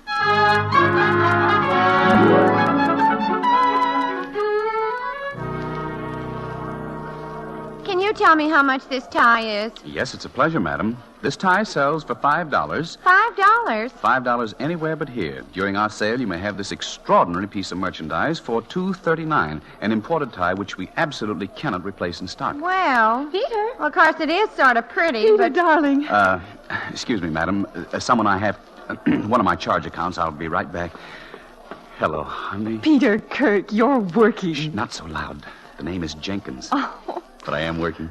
$22.50 a week. Oh, Peter, how wonderful. Oh, it is wonderful. Work makes you feel a lot more important. Makes you want to better yourself. You know, already I've been complimented by the head of the department. No. Yes. And, Helen, about the other night. Oh, forget it, darling. I've forgotten it. You have? You mean everything is all right? Well, you think I want to lose a man with the future you've got? Why, if you can sell a tie, you can sell a piano. And if you can sell a piano, you can sell anything. Besides, I love you, Mr. Jenkins. Say, mister, about this tie, I don't... Oh, Peter, yes. I'll see you at dinner. Bye, darling. Bye. Does that always go with the charge account? Well, she's a very special customer. You got lipstick. Oh, I have? Well, what do you know? Mr. Jenkins. What? Mr. Marshall wants to see you in his office. Oh, well, the manager... Oh, say, that's great. I'll be right up there when I finish this sale.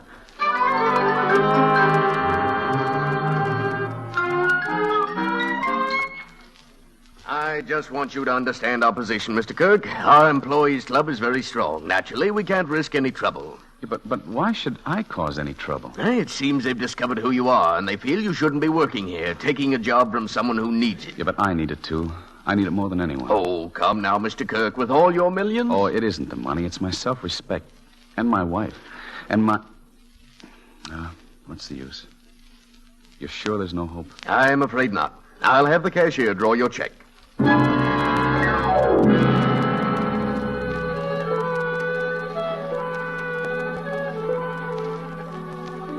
4 days he's been gone now, Moody. Why does he do a thing like this to us? Perhaps it was that story in the paper, ma'am, about his losing that job. Well, what's wrong with that? Anyone can lose a job. It's a whole lot worse to lose a husband. Possibly you haven't lost him yet, ma'am. I always say... I'll take it. Hello? Yes, this is Dr. Hunt. My husband? Where? Central Hospital? Of course. Certainly, I'll be right over.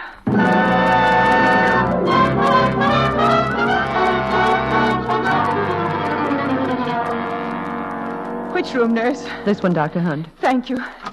Peter. Hello, honey. Peter. You mean you're not hurt? Well, how do I look? Peter Kirk, I could break your neck. Scaring me to death, pretending to be injured. Oh, darling, you've just been imagining things. It was my secretary who phoned.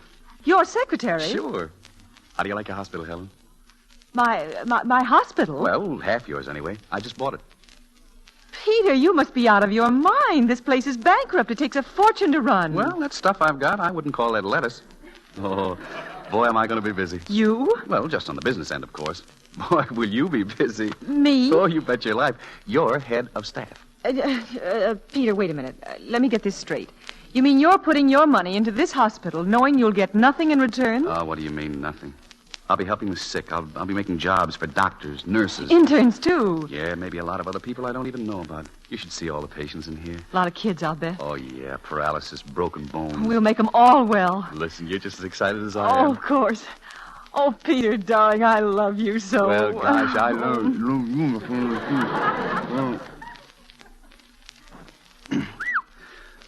Doctor, would you like to see your first patient now? Who? Me. I think that last kiss gave me a temperature.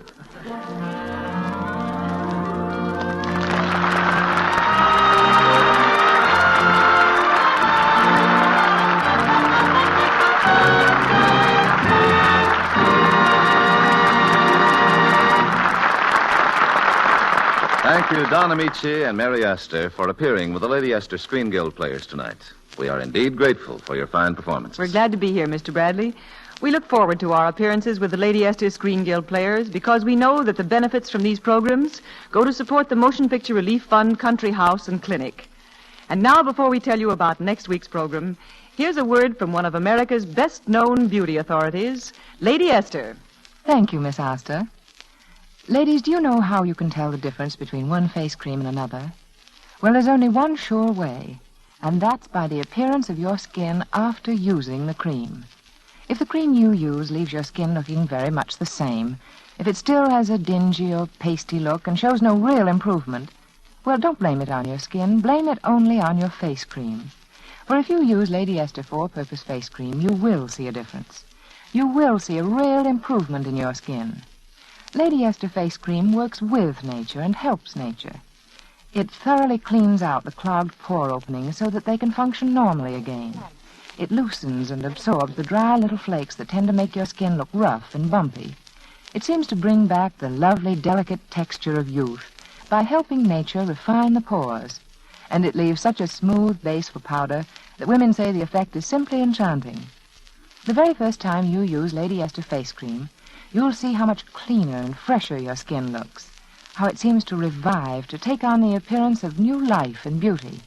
And never again will you judge a face cream by its package, its price, or its popularity. You'll judge it only by what it does for your skin. Seeing is believing. So try Lady Esther Four-Purpose Face Cream soon.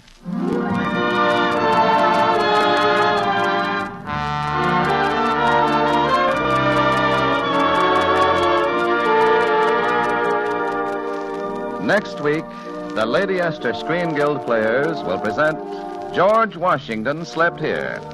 It will star Carol Landis and Jack Carson. Be sure to listen. Don Ameche can soon be seen in the 20th Century Fox production Happy Land. Mary Esther can currently be seen in the Metro-Goldwyn-Mayer Technicolor musical Thousands Cheer. Music on tonight's program was arranged and conducted by Wilbur Hatch. For economy's sake, get the largest size of Lady Esther Four-Purpose Face Cream and the larger sizes of Lady Esther Face Powder. This is Truman Bradley speaking for Lady Esther, saying thank you, and good night, all.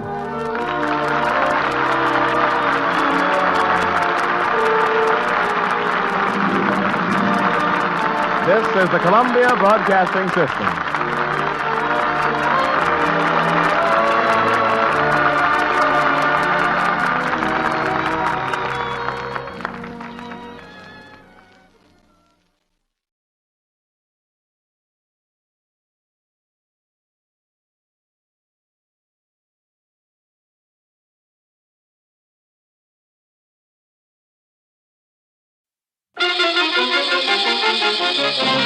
Baghdad, Martinique, Singapore, and all the places of the world where danger and intrigue walk hand in hand, there you will find Steve Mitchell on another dangerous assignment.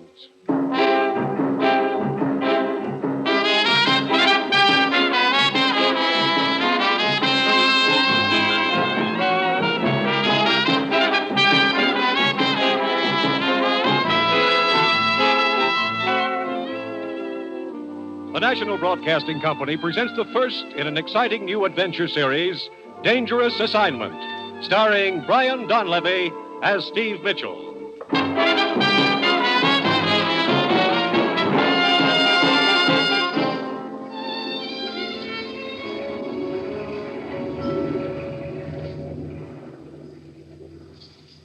Steve. You're going to run this pretty little boat right onto the rocks if you don't put your hands on the wheel. Automatic pilot. W5, WRS, calling W2BYR. I should have known you'd have one of those on your boat. So help me. First time in my life I've ever used it, Evelyn. Eloise. Hello, sure. W5, WRS, calling W2BYR. Steve. Why don't you turn that radio off? I never should have turned it on. What's all that W stuff? Who's that silly woman trying to get, anyway? Oh, W5, WRS, calling W2BYR. that's the ship-to-shore operator. Brother, you know 'em all. What does she want with you? I'm afraid I know. Well, I guess I better answer before they send the Coast Guard. W5WRS from W2BYR. Go ahead. Stand by, W2BYR. I have a call for you. Go ahead. This is Ruth, Steve. The commissioner wants to see you right away. Over. Now, look, Ruth. I said only call me in an emergency. Over. The commissioner says this is an emergency. Over. But I'm in the middle of a big deal, Ruth. I'm tied up. Over. Just a minute, Steve. He says untie her and get into the office. But tell him... Oh, okay. I'll come back. Out. Eloise, I'm afraid And for this, I broke another day. Now, look, Eloise, I'm sorry. So what do? I go out and buy a new sunsuit. And it's a very nice sunsuit. I even fry some chicken for the first time in my life. I fry some chicken. But this probably won't take long. What am I supposed to do in the meantime? And what am I going to do with all that fried chicken? Well, keep it on ice for me, huh?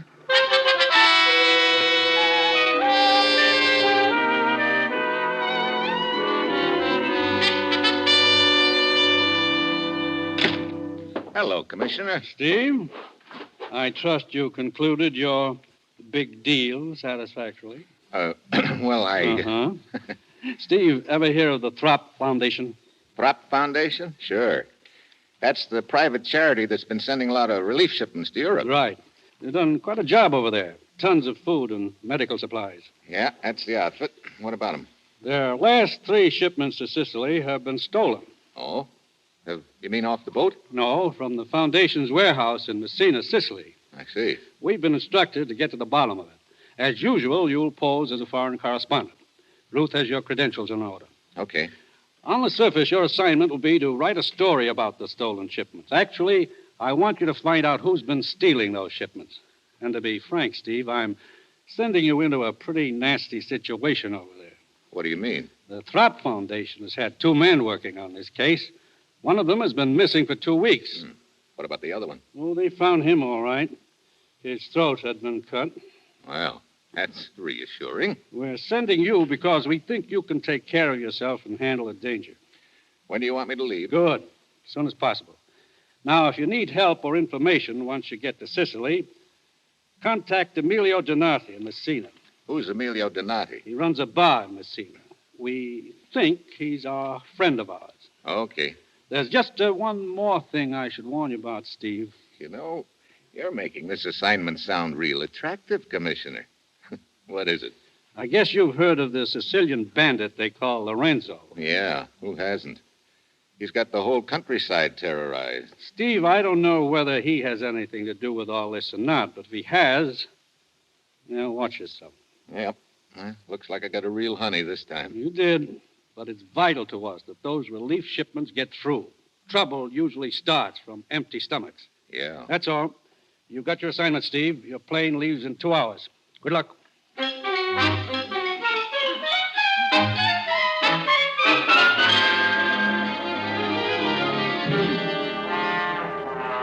Eduardo, this is Dino speaking.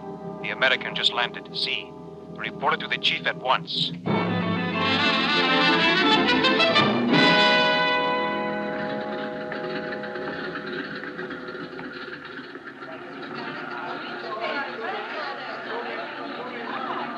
Senor, taxi, eh? You want a taxi, senor? Yeah.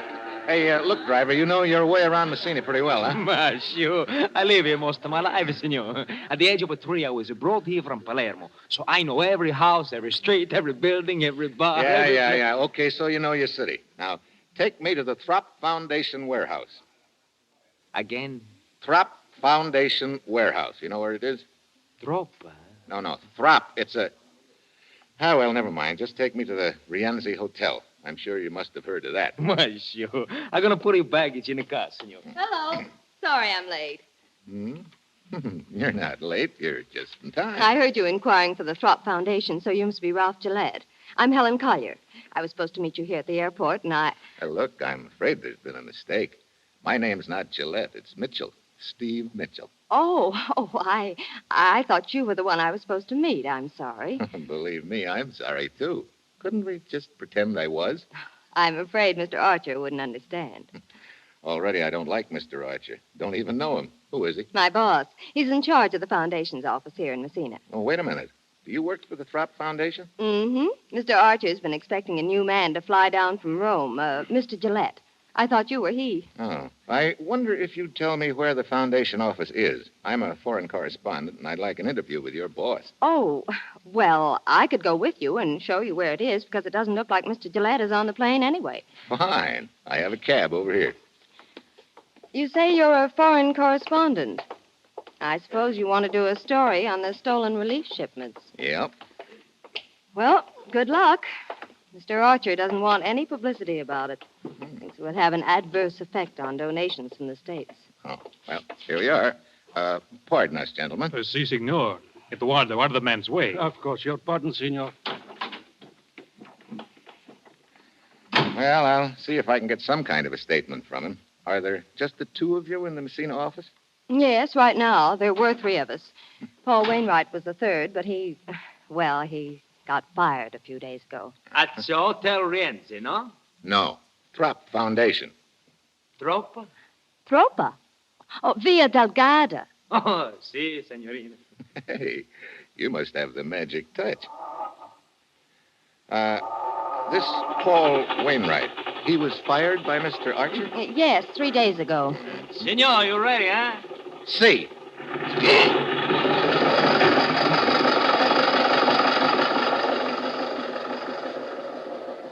Did you hear what the signorina told the driver? Si, Eduardo. Via Delgada. That is the address of the Throp Foundation. I will report it. You follow the American.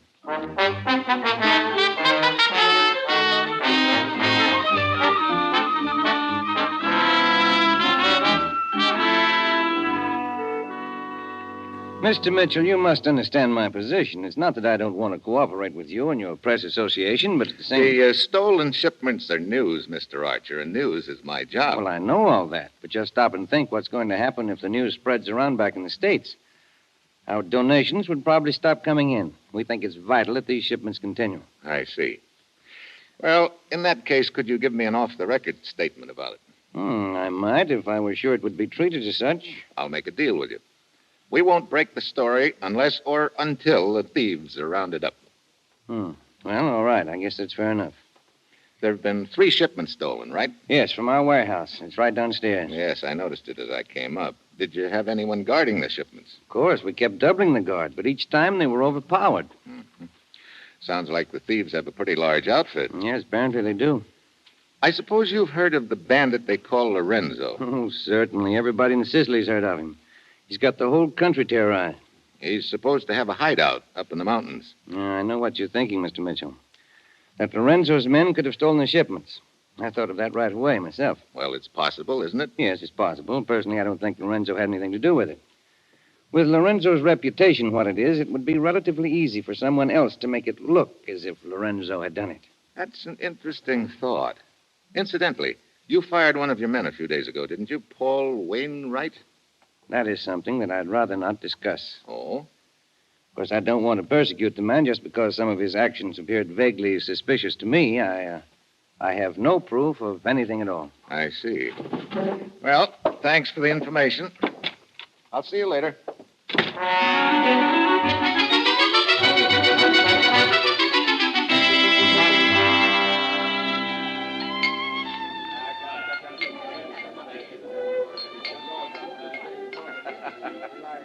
You wish a table, senor?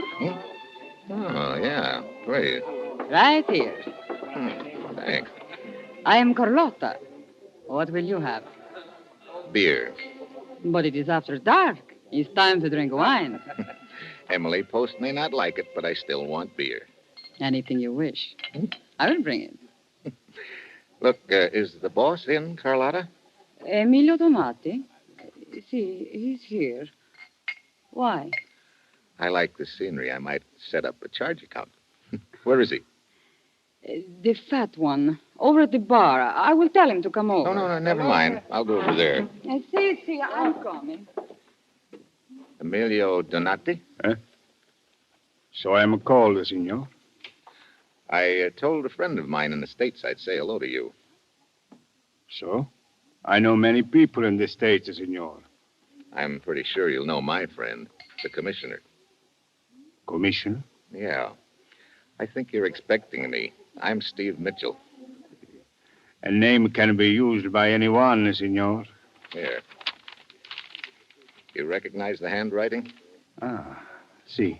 You are Steve Mitchell. Mm-hmm. Well, how can I help? I'm working on the theft of the relief shipments. Yeah, I thought that would be it. That's a very bad thing, Steve. There are so many people are hungry here in Sicily. Yeah. Look, a fellow named Paul Wainwright was fired from the Throp Foundation a few days ago, and Archer acts like he thinks Wainwright's involved in the theft. Paul Wainwright. I know who he is. I'd like to talk to him. Can you arrange it? See, in an hour or two, I will send the word for him to come to the back room of my bar off the alley. We can talk to him there.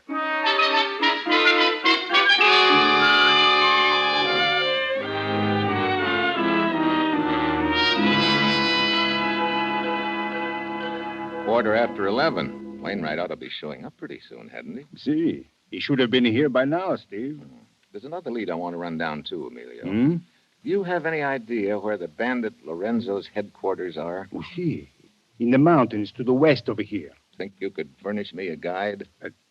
A guide? Yeah, just to get me into the general area. After that, I'll go it alone and do a little reconnoitering undercover. Steve, you must not try a thing like that. Look, it's the quickest way of proving whether Lorenzo's involved in these thefts or not. If he is, he's probably got a lot of the supplies hidden away in those mountains. His men would capture you. He has lookouts all over the mountains. Why, just last month, an entire division went up there and... Sure. That's the point. There were so many Lorenzo's men spotted them easy. But one man alone in the brush could be hard to find. Steve, Lorenzo has a small army of cutthroats up there. They are fanatically loyal to him. Could you get me a guide? Look, the danger. You must realize the danger. Yeah. Lorenzo isn't stupid enough to kill an American correspondent. That must be Paul Wainwright. Oh, come in, Senor Wainwright. No, thanks. Look, Donati, and you too, whatever your name is. This is a waste of time. We've got nothing to talk about. Oh! Wainwright. Knife in the back. Emilio, get out of the light. Get down. Someone's running down the alley. Don't follow him, Steve. Huh? It may be a trap. There may be others waiting in the dark. Yeah, I guess you're right. Wainwright, see... He's dead, Steve. Now perhaps you realize there's a real danger here for you. They know you are not a correspondent. Do you still wish a guide? I'll be waiting in room 23, Rienzi Hotel. All right. I will send a man over.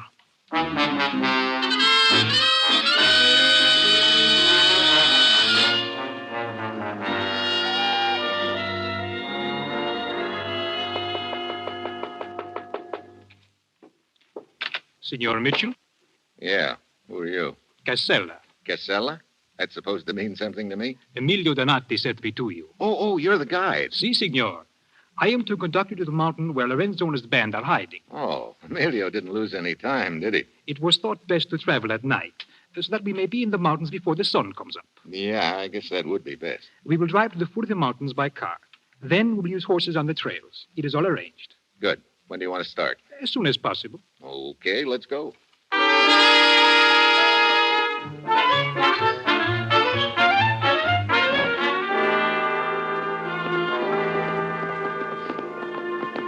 Hey, pretty narrow trail up here, Casella. Si, signor.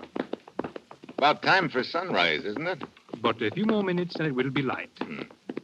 You say, you think Lorenzo's hiding out somewhere on that mountain up there ahead of us? Si, that is what I have heard. Okay, let's stop here a minute. I'll go it alone from here, Casella. There's no point in your going any farther. Thanks very much. Si, signor. You're right. There is no point in going any farther. Put your hands in front of you. What? Do as I say, signor. I am going to tie your hands. Look, what is this anyway? Hey, wait a minute. You're one of Lorenzo's men. So true, signor. It will do you no good to resist. Do not try to escape. There's a man blocking your trail. See? He has a gun. Okay, I'll try it through you. Stop! Come on. Stop! I'm coming through. Eduardo, quick! Come and help me! Eduardo, help! Okay, Casella. That's for the double cross, Bub. Senor, I have a gun. I said stop. Okay. Looks like you win. Good. Now I tie you. Hold your hands up. Okay. Here's one of them. All right, senor. I will use the gun this way. So, Senor Mitchell. Casella, are you all right? See, I think so. Except my nose. It is bleeding. Fool. You deserve it. Come, we'll take the American to Lorenzo.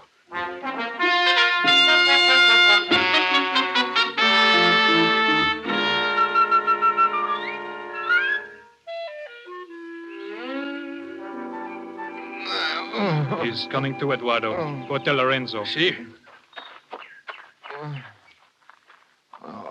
Oh. Casella. See, Casella. This is for the bloody nose you gave me, senor. Well, thanks. Looks like I got taken for the well-known ride.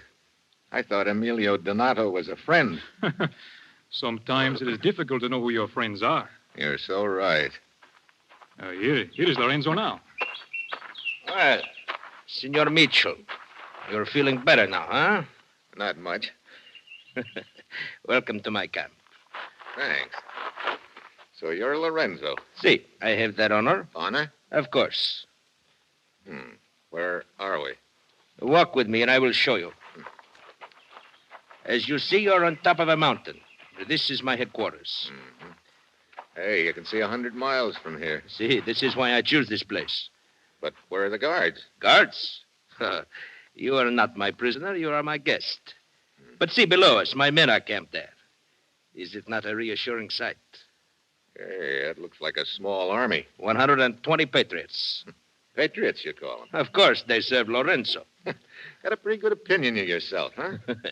I am one of the most brilliant men I have ever met. Really? You know, you don't talk like you've spent your whole life in these mountains. Oh, I have, as you say, been around. I attended a university in Italy for 2 years. But you came back to this. How come? A sense of duty, senor. I rob the rich and give to the poor. Yeah? That sounds pretty, Lorenzo. But are you sure it's not just because you're a thief at heart? You are shrewd, senor. Well, why not? From my experience in the world, I have learned that one must look out for oneself. Oh? Consider the recent war. Nobody won it. Consider the peace. Again, nobody wins it. Everyone quarrels and fights.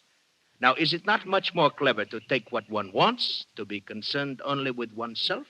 You know, your kind of thinking isn't helping things any. Perhaps not, but it is profitable to me.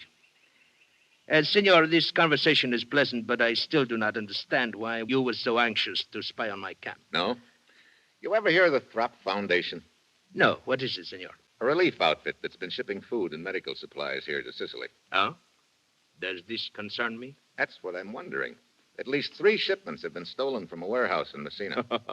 And of course you think that I stole them. It's a pretty good bet. Well, I am sorry to disappoint you, senor, but as you see, there are no supplies here. Look around you. I have nothing to hide. No? It is my fate, senor. Whenever a crime is committed in Sicily, I am immediately accused. I suppose I should feel flattered. It has often occurred to me that the police must find me very convenient. How so? It would be most embarrassing for them if I were captured. Then they would have no one to blame for all their unsolved crimes. Well, I'm sorry you made this trip for nothing, senor. Well, if you've got nothing to hide, how come you went to so much trouble to capture me? I was told you wanted to see Lorenzo, so I thought I would make it easy. You were very rough with my men, senor. But no matter. We will be friends. And you will go back to America and tell everyone what a gracious host is Lorenzo. Oh, you want a press agent, huh? Hey, wait a minute. What? That girl coming up the trail. She looks awfully familiar. Oh, her name is Carlotta. Yeah, now I recognize her. She works at Emilio Donati's bar. See? Everything's starting to add up. I am afraid Carlotta is not very happy with me at present. No? She has been very useful to me in the past, but she is so possessive. She is very upset to learn that there had been another woman here. There, you see how she sulks? I believe she thinks that she is punishing me. Carlotta, my dear. Speak to me, Lorenzo. Do not speak to me. You climbed up here to tell me that? I am true with you. You have not been true to me. Oh, you are not very flattering, my dear. Of course I have not been true to you. That would be to deprive others. Oh, so good for nothing, you. I think I'd better leave you here to take out your temper on the American. I have other affairs to look after. Beast. I lie for him. I steal for him. Maybe you ought to pick your friends a little more carefully. So, you're the one that put the bee on me at Donati's, huh? You had Lorenzo send that phony guide to my room. Treat me this way after all I do for him. Oh, the beast. I do not think you would treat me that way. Huh? I think if you were my friend, you would treat me nice. Now, look. Would you like to be Carlotta's friend? It's okay with me if you're trying to make Lorenzo jealous, but use somebody else. Kiss me. They cut it out. Come on, kiss me. Hey. You like it? Well, under other circumstances, maybe. Right now, no. You should not have done that, Carlotta. Lorenzo, Perhaps look. that will show you cannot treat me as you have. If you do not want me, there are others who do. You are such a child, Carlotta. I am afraid this presents a problem. Look, there's no problem. I've got no interest in Carlotta, believe me. Oh, I'm aware of that. But some of my men there below may have seen her kiss you, senor, and that is the problem. I must not allow anything to shake their confidence in me. The appearance is everything. No, it is not Carlotta I am thinking about. She is nothing. Oh, dog, that you should talk about me like that. What if I were to tell the American about... Shut up, Carlotta. Wait a minute. What did you say, Carlotta? Then you would wish you had not treated me that way. I told you to keep your mouth shut. Oh. I will tell. Carlotta! On the other side of the mountain is a cave. Lorenzo has hidden the relief shipments there. Well, Lorenzo. So you've got nothing to hide. Now, indeed, I have no choice, senor. Carlotta, give me your scarf. You're going to fight with the knives over me. Fool! To think it is you I am considering. Hey, look, let's consider me for a minute. I did not intend to kill you, senor, but as you see now, I must. Here, take this knife. Now, wait a minute. Put the end of the scarf between your teeth. Huh? There, as I do the other end. So, now we circle slowly. Hey, look, let's cow this foolishness, will you? Do not hold the knife that way. Huh? Use the underhand grip.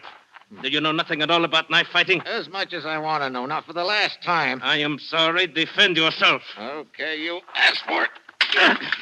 You twist the knife from my hand. Yeah. You may know knife fighting, but you're pretty sad on judo. Oh, Lorenzo! You've killed Lorenzo. Just a rabbit punch, lady. Won't even leave a scar. So long. Dog of a dog. Oh, caro. Carissimo. Oh. He has killed you. Oh, Lorenzo. Lorenzo. Will you stop that silly babbling? Lorenzo, you are all right. See, except the back of my neck. I will tell your men to go after him. No, this is a personal matter. They might find it hard to understand how the American escaped from me. I will go after him alone. I will go with you. You will wait here, Carlotta. I will attend to you when I return. Lorenzo. I may be gone until dark, because if I do not find the American, then there is someone in Messina I must talk to. Now get me my horse.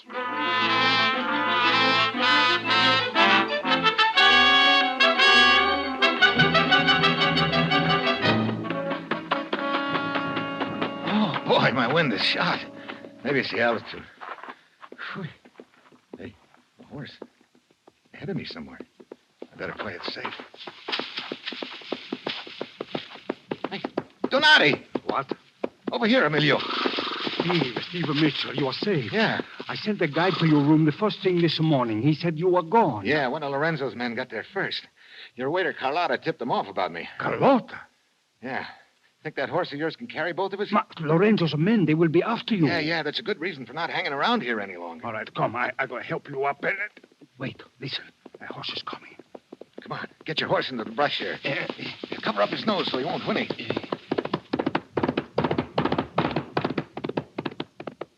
Steve, it's Lorenzo. He's alone. Yeah, heading towards Messina, too. Look, I have a gun. We can capture him. No, not yet, Emilio. Come on, we'll give him the lead, then follow him into Messina. It's possible he's got more on his mind than just finding me. If so, I want to know what it is.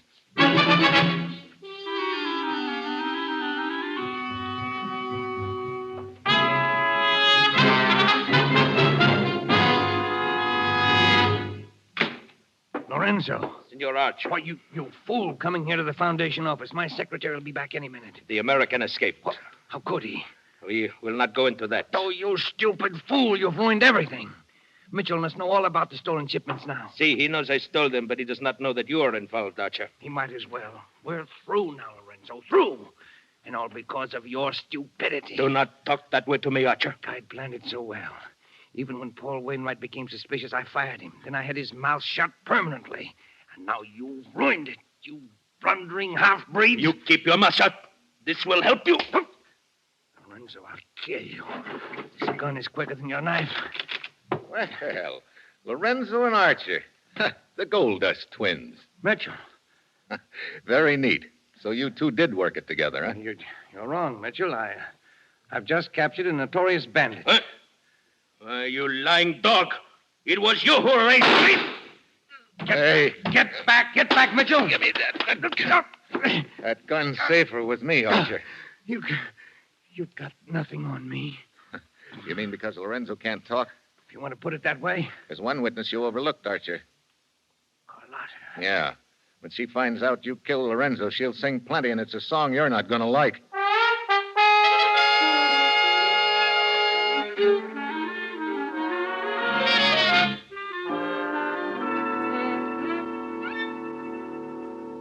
Well, did you send your report to the commissioner, Steve? Yeah, I called him. He said the Throp Foundation had sent a new man over to head up the office here. Well, and now you can relax for a few days. We're going to eat and drink and have a good time. You will have such a food as you never tasted. Scallopini, escarole, a pizza that melts in your mouth. That sounds fine, Emilio, but I think I'll be heading back to the States. But what's the hurry? Well, someone back there is keeping some fried chicken on ice for me. Well, fried chicken? Yeah. It's got to be eaten on a boat, too. Steve, I don't understand. What's so special about eating fried chicken on a boat?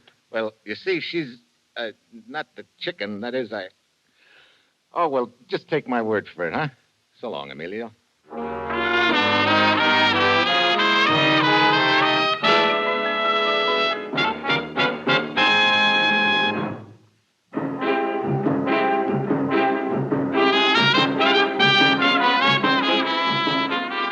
Just heard the first in an exciting new adventure series, Dangerous Assignment, starring Brian Donlevy and written by Bob Wright. This program was directed by Bill Karn with music by Bruce Ashley. Be with us again next week at this same time when Brian Donlevy, as Steve Mitchell, embarks on another Dangerous Assignment. This is NBC, the National Broadcasting Company.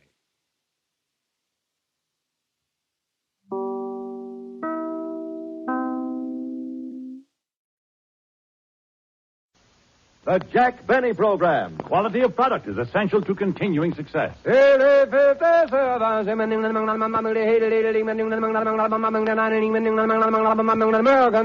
cigarette, it's the tobacco that counts, and LSMFT. Lucky Strike means fine tobacco. Yes, Lucky Strike means fine tobacco. It takes fine tobacco to make a fine cigarette. And year after year, at market after market, independent tobacco experts, men who spend their lives buying, selling, and handling tobacco, can see the makers of Lucky Strike consistently select and buy that fine, that light, that naturally mild tobacco. Fine, light, naturally mild tobacco. Yes, Lucky Strike means fine tobacco. And this fine Lucky Strike tobacco means real deep down smoking enjoyment for you. So smoke that smoke of fine tobacco, Lucky Strike. So round, so firm, so fully packed. So free and easy on the draw. At 59, American.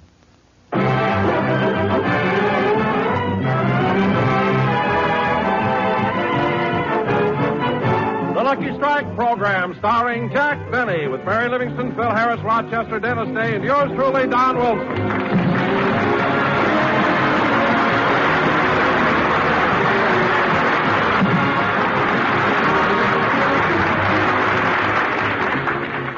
Ladies and gentlemen, Christmas will soon be with us, and millions of people are rushing around making hasty last-minute purchases. So let's go back to last Monday and look in on a local department store in Beverly Hills. Have you made up your mind yet, mister? Well, I don't know. That was Monday. We now bring you up to Wednesday. Same store. Now, look, mister, you've examined them both very carefully. Haven't you made up your mind yet? Gee, I don't know which one I want. That was Wednesday. We now bring you up to Saturday.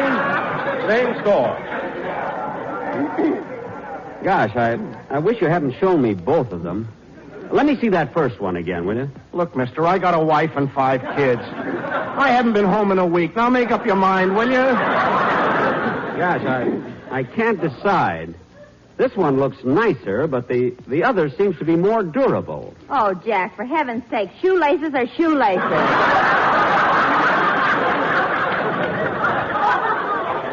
Mary, when you're buying a gift for somebody, you don't rush into things.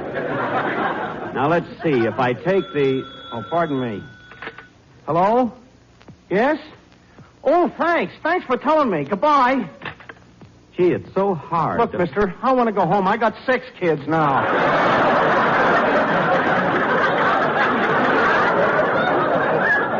Oh, well, congratulations. A new baby. Do you mind if I buy something for the little fellow?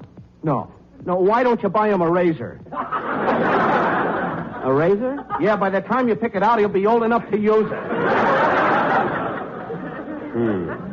That's an old joke. It was new when we came in here. Well, look, mister, I'll take these shoelaces, the shorter ones. Well, thank heavens. Now, do you want the metal tips or the plastic tips? Here we go again. I'll take the plastic ones. The metal ones rust. You're right, Jack, but of course you know the plastic ones crack. Oh. Well, then wait a minute. Let me see. If that phone rings again, I'm going to punch you right in the nose.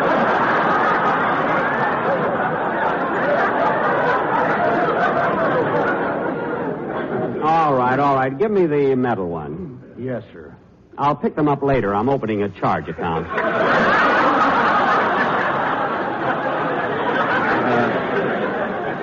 Come on, Mary.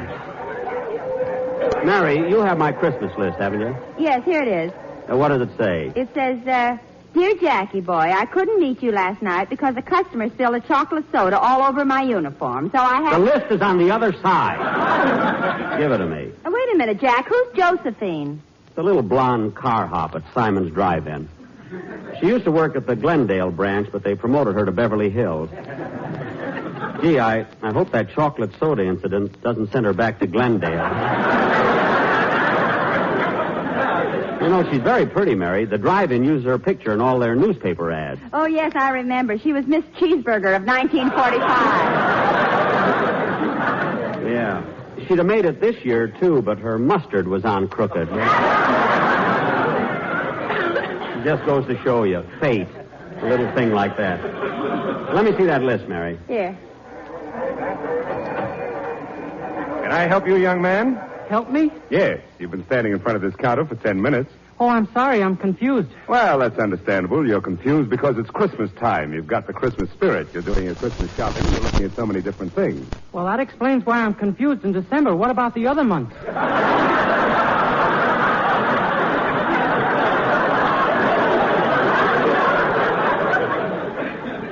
Well, I wouldn't know about that. I'm a coal miner by trade. I'm just doing this to help pay the fine.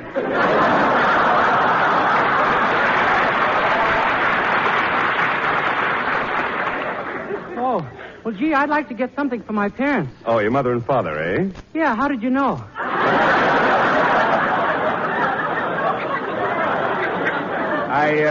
I just figured it out. Oh, I know. I think I'll get my mother a new corset. Well, don't you think she should come down and pick out her own corset? Oh, Mother hasn't left the house for 3 days. Is she sick?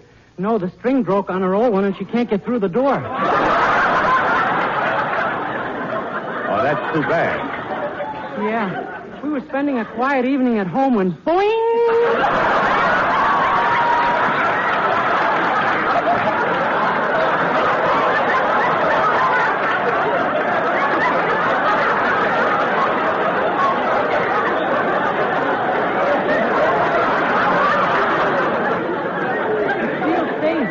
Directions. Oh, my goodness.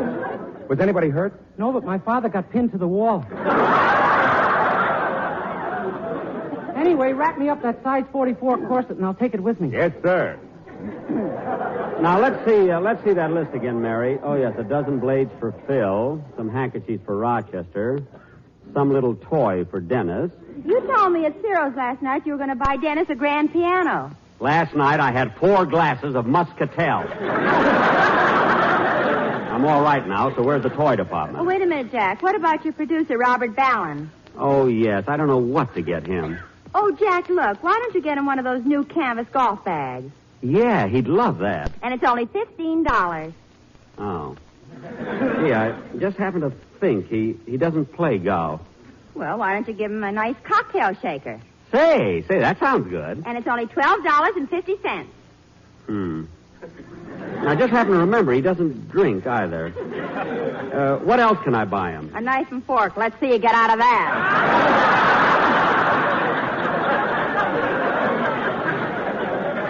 Oh, stop, will you? I'll think of something. Now, let's see. Hi, Jack. Long time no see. Huh? What? Oh, hello. Come on, Mary. Who was that? Oh, he's a racetrack tout I used to see at Santa Anita. You remember we ran into him at the Union Station last year? Oh, yes. Say, Mary, I want to get a watch for my sponsor. I wonder where the jewelry department is. Well, there's the floor walker. Ask him. Oh, yes. Oh, floor walker. Floor walker. Yeah. Can you tell me where the jewelry department is? Yes, but you'll hate yourself in the morning. Look, I didn't ask for any wisecracks. You either give me a civil answer or I'll report you. Now, where's the jewelry department? It's on the 3rd floor. Thanks. Like fun it is.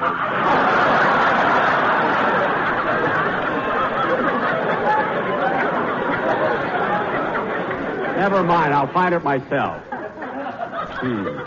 It's a fine store to do business with. You walked in here, Lotus Blossom. Nobody dragged you. Oh, quiet. Come on, Mary. We'll find it.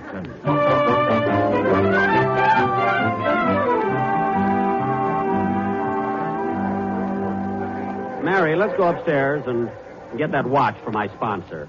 We'll take one of these elevators. Number 5 is just about to go up. Yeah, let's hurry. Hey, Jack. Hey, Jack. Huh? Oh, it's you again. Yeah. Come here a minute. What is it? Where are you going? Upstairs. Which elevator are you taking? Number 5.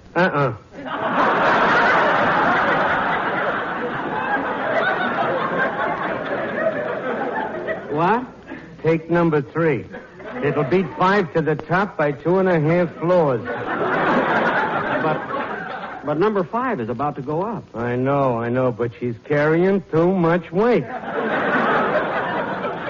Well, I don't know. What do you think about number 1? Local. Can't go the distance. Oh, well, what about number 2? Slow starter. Well, it really doesn't make any difference. I'm only Christmas shopping. Okay. It's your money. I wonder where he gets his information. Jack, are we going up or not? So far, all you bought is a pair of shoelaces. Well, at least the... Say, Mary, I was thinking. Maybe you were right about those plastic tips. I think they're better than the metal ones. I'll go back and change them. Oh, Jack. Come on, I'm going to change those shoelaces. Pardon me, miss. Would you mind waiting on me, please? Why, yes, sir. What can I do for you all? Well, honey, child. Where you all from? Alabama. You know, that's down south. Well, corn my pone and mint my julep. Shake hands with a fella rebel. Are you from the South, too? Am I from the South? Just run your hands through my hair and feel those boll weevils. Well, I declare. Say, wait a minute. Your voice is awful familiar. Haven't I heard it before? Well, sure you have, babe. I'm Phil Harris, the Texas Toscanini. Well, imagine that. Just wait till I tell the other girls that I waited on Phil Harris. Now, what would you like to buy? Well, sugar, I don't know. How would y'all like to see something nice in lingerie? Now, honey, you know you shouldn't throw me a line like that.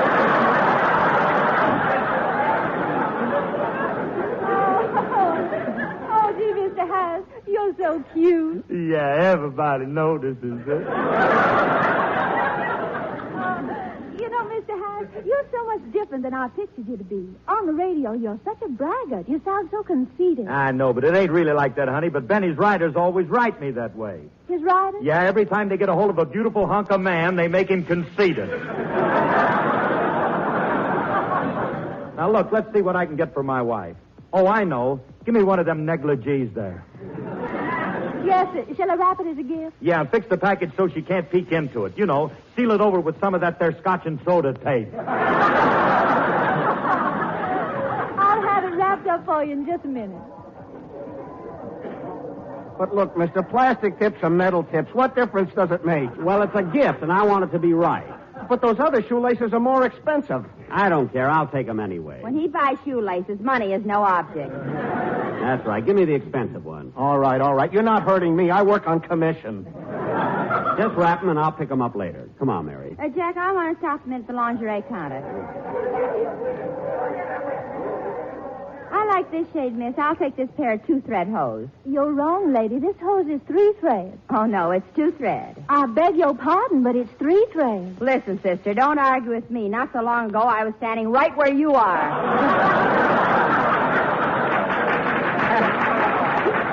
That's Sullivan, Mary.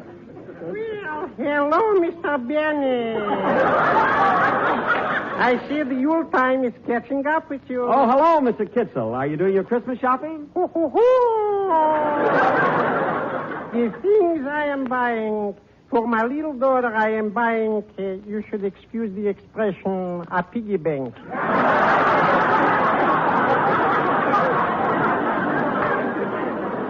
Uh-huh.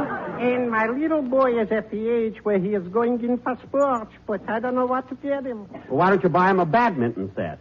I'll pay a little more and I'll get him a good minton set. What?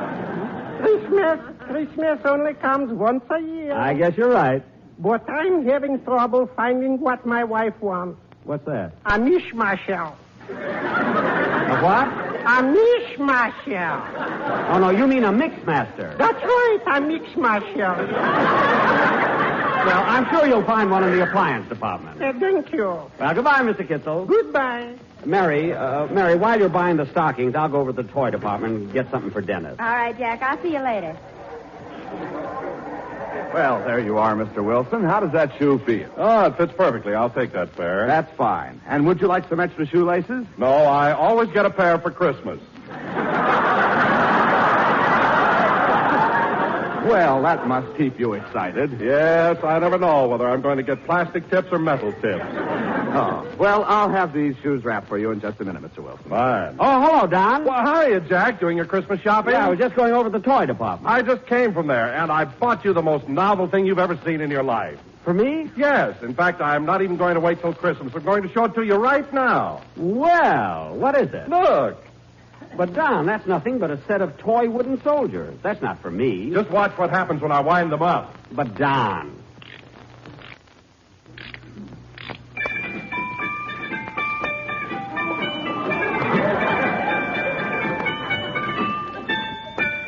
Elephant, let's be elephant, let's be elephant. It's all for you, it's all for me, it's all for we. Elephant, elephant, elephant, Don, it was nice of you to think. Don, I don't want that. It's around you, it's a bird, better buy Lucky's, Lucky strikes a smoke for me. Better try Lucky's, LSLSM.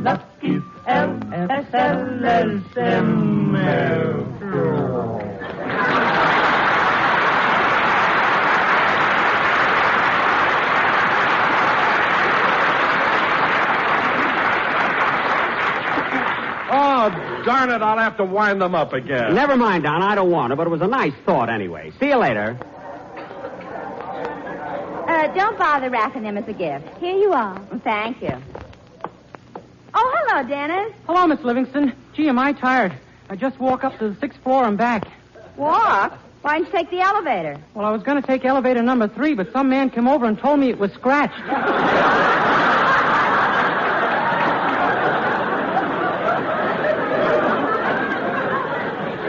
Oh, yes. He's a friend of Jack's. What are you doing here in the music department? Oh, I was just going to buy some records. Here's a swell one, Mary. You want to hear it? Yes, put it on. Okay.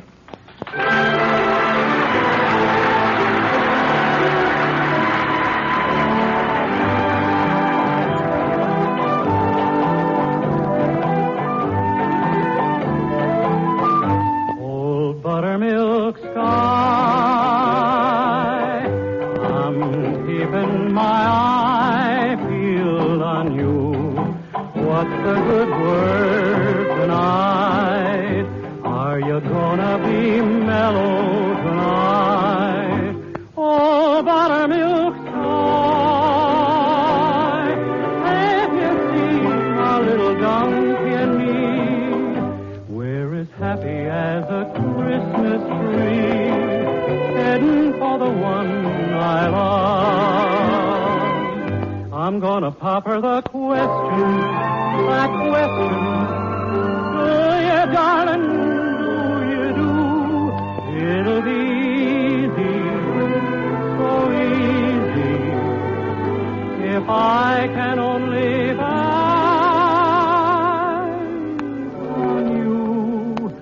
Oh, buttermilk sky, I'm telling you why, now you know. Keep it in mind tonight, keep a brushing those clouds from sight. Oh, buttermilk sky, won't you tell me when I'm needing you most? Hang a moon above her hitching post, hitch me to the one I love. You can if you try, don't tell me no lie. Will you be mellow and bright tonight? Buttermilk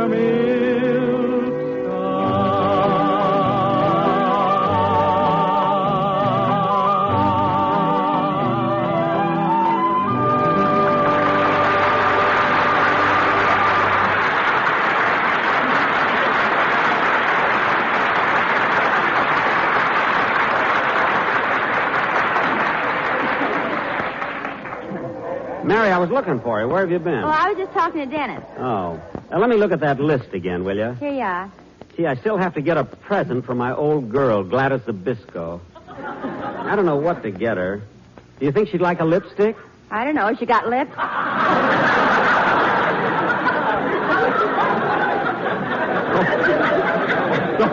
Don't be so catty. I think I'll buy her a bottle of. I think I'll buy her a bottle of perfume. Let's see what else. Oh yes, I'll have to send something to Fred Allen. Fred Allen? I didn't know you and Fred exchanged gifts. Oh sure. This year I'd like to get him something he needs. I wonder what department sells plasma. Oh well, come on. I'll get the perfume first. I think it's right over there. But Look, there's Jack Benny.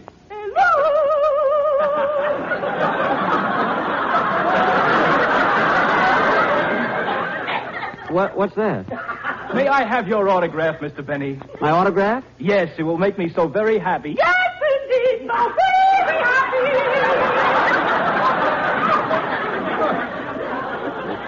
Well, I'll be glad to. There you are. Oh, thank you very much, Mr. Benny. Thank you. Goodbye.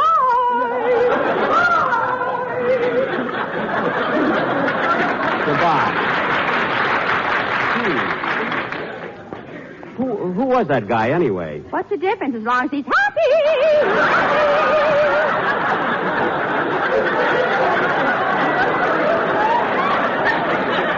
Yeah. Well, here's the perfume counter. What? Here's the perfume counter. Oh, yes. Pardon me, sir. I'd like to buy some perfume. Okay, mister. What kind of perfume would you like?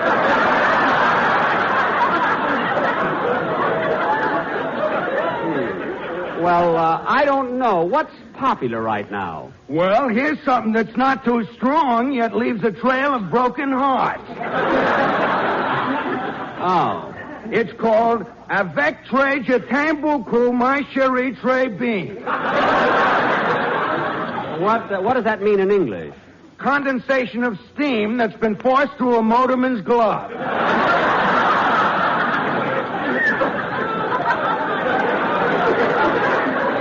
Gee, they go to so much trouble. No, I don't think I'd like that. Well, here's some other perfume called Essence of Smog. Well, I don't know. Mary, do you think I ought to take a bottle of this? Certainly. How much is it, mister? This is $25 an ounce, and the other one I showed you is $30. Well, haven't you anything a little more reasonable? Yeah?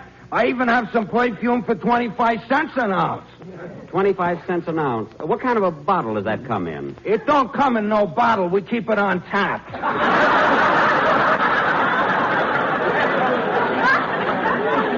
On tap? I bet they serve pretzels with it. Well, I don't think I'll take any. By the way, mister, how come they put a fellow like you behind the perfume counter? Oh, my regular job is in a delicatessen department slicing Limburger cheese. Limburger cheese? Yeah. Once a month they send me here to neutralize it.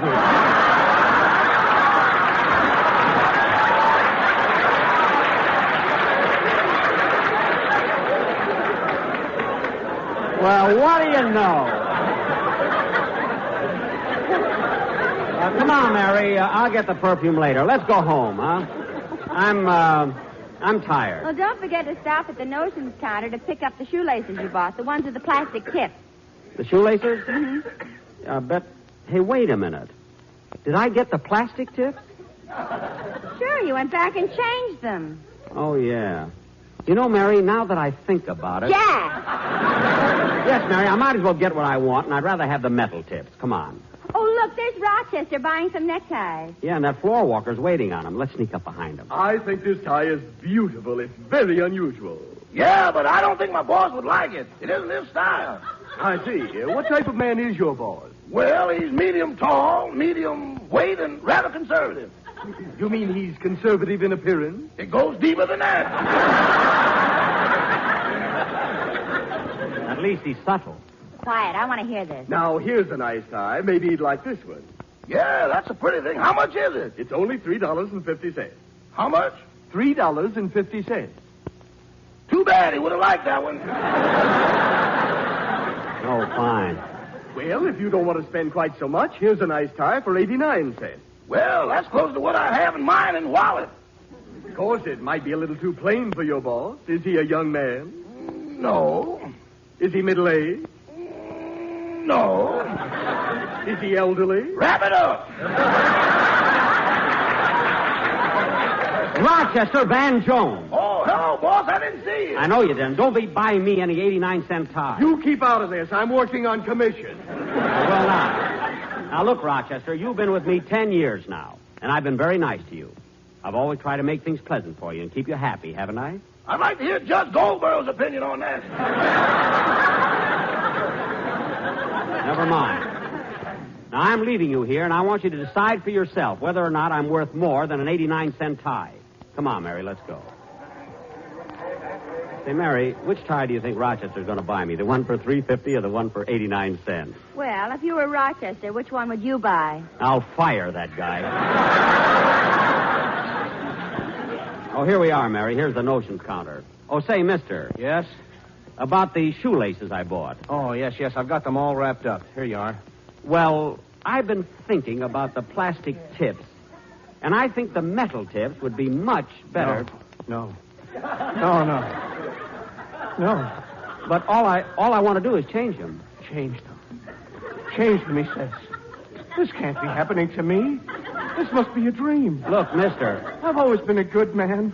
Always did the right thing. Look, mister. Worked hard in the store. A loyal employee. Look, clerk. When the Christmas season started, they gave us our choice of departments. I know. I could have had any counter I wanted. But I took shoelaces. Look. Shoelaces! And why? Because I thought it would be easy.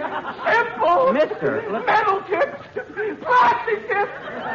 And we've got rubber tips, too. But I wouldn't tell you.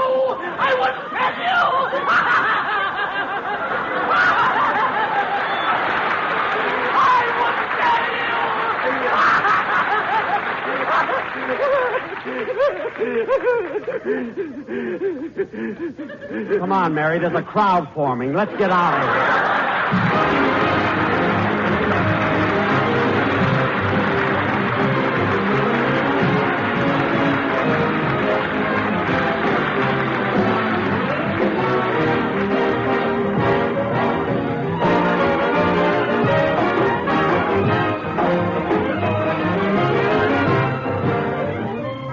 Jack will be back in just a minute, but first, here's my good friend, Mr. L.A. Speed Riggs. In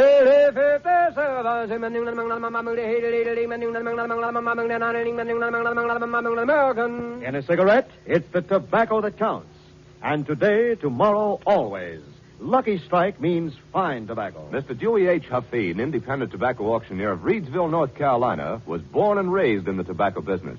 He said, "Season after season, I've seen the makers of Lucky Strike buy tobacco that's mild, ripe, and mellow. Fine tobacco that tastes good and smokes good.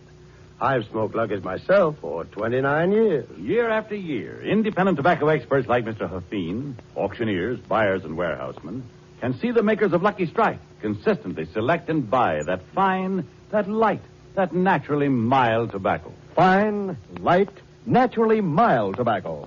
Real Lucky Strike tobacco, yes? LSMFT. Lucky Strike means fine tobacco. And fine tobacco means real deep-down smoking enjoyment for you. So smoke that smoke of fine tobacco, Lucky Strike. So round, so firm, so fully packed, so free and easy on the draw.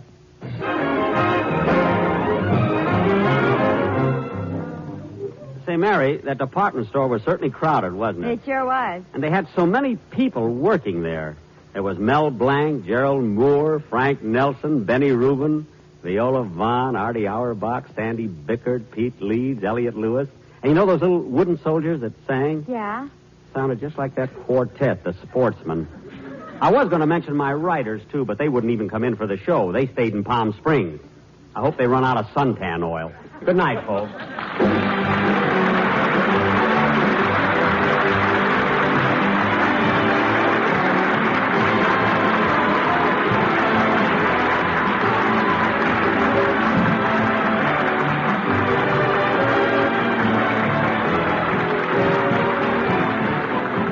NBC, the National Broadcasting Company. Lux presents Hollywood.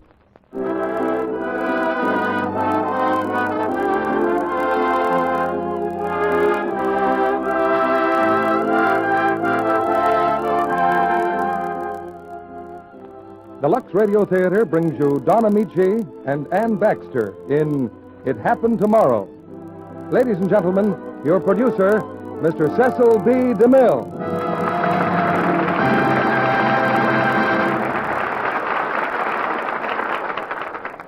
Greetings from Hollywood, ladies and gentlemen. Since our remote ancestors lived in caves and fought their wars with clubs, men have wanted to know the true story of the future.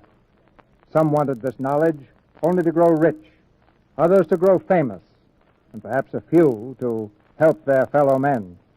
But since the beginning of time, all of our yesterdays lead only toward tomorrow. And this week, our play is René Clair's delightful and exciting picture, It Happened Tomorrow. Arnold Pressburger produced the picture, and Don Ameche and Ann Baxter starred in it for us tonight. It Happened Tomorrow is the drama of one man who begs for a chance to see tomorrow's newspaper today, and gets that chance. Many strange and wonderful adventures come to him, and the greatest of them all is meeting a very beautiful girl. But after you hear this story, I wonder if you'll ever again want to see tomorrow's newspaper today. In crossing the country last week, I met still more of our audience face to face. And when that happens, I always discover again how strong the loyalty is that holds you to this theater and to the product behind it, Lux Flakes. I remember one person in particular. She told me right away that she was a grandmother. And then I learned how she was doing her bit for the war. She had made it possible for her daughter to take a job in a war plant by looking after the daughter's baby and the rather extensive laundry that always goes with the young of the human species. Grandmother made just one proviso. For the sake of her hands, the daughter was to provide Lux Flakes. Consequently, I feel sure that baby is still in very lovely hands. And now, for the last time this season, the curtain goes up on the opening of our play, Act One of It Happened Tomorrow, starring Don Ameche as Larry and Ann Baxter as Sylvia.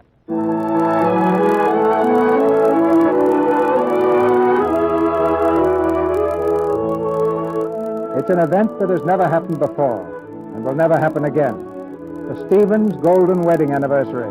Children, grandchildren, even great-grandchildren have thronged to the Stevens home for the happy occasion. Yes, every member of the family is present. Everyone except the two people responsible. They're still upstairs, observing 50 years of wedded bliss, arguing over a manuscript. But you can't do it. I simply forbid it. For 50 years, you've kept me from publishing this. Thank goodness I have. But why? Why? Because it happens that I love you.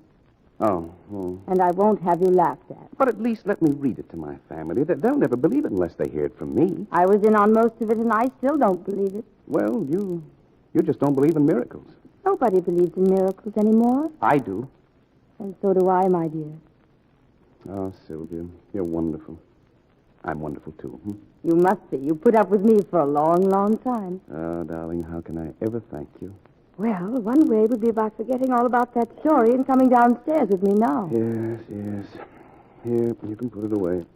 That's better. I just wanted to read it to them, and then they could judge what happened for themselves.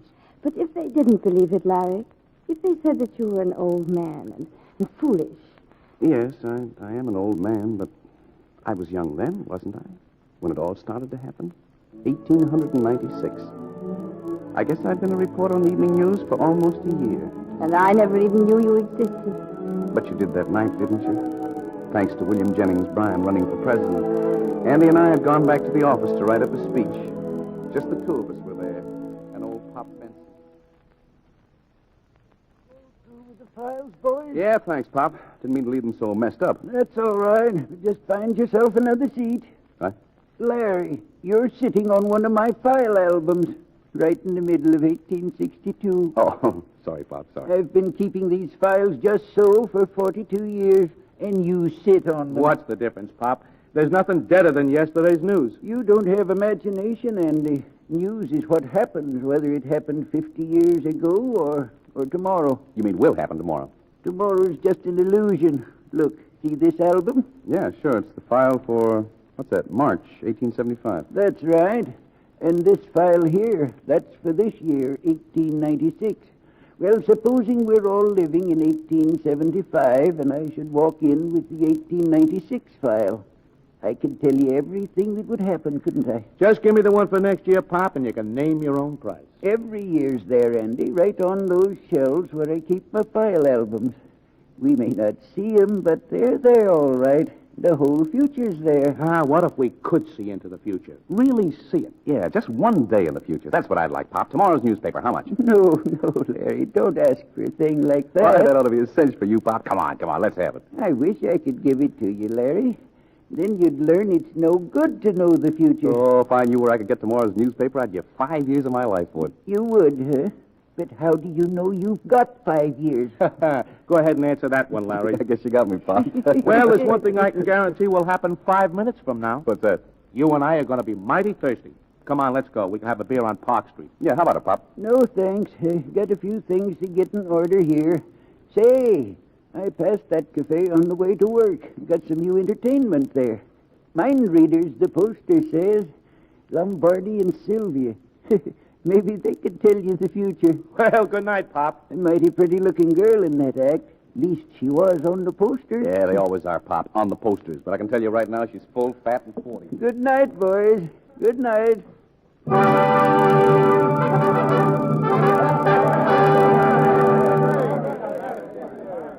Ladies and gentlemen, as you have just seen, I have just placed Sylvia in a trance.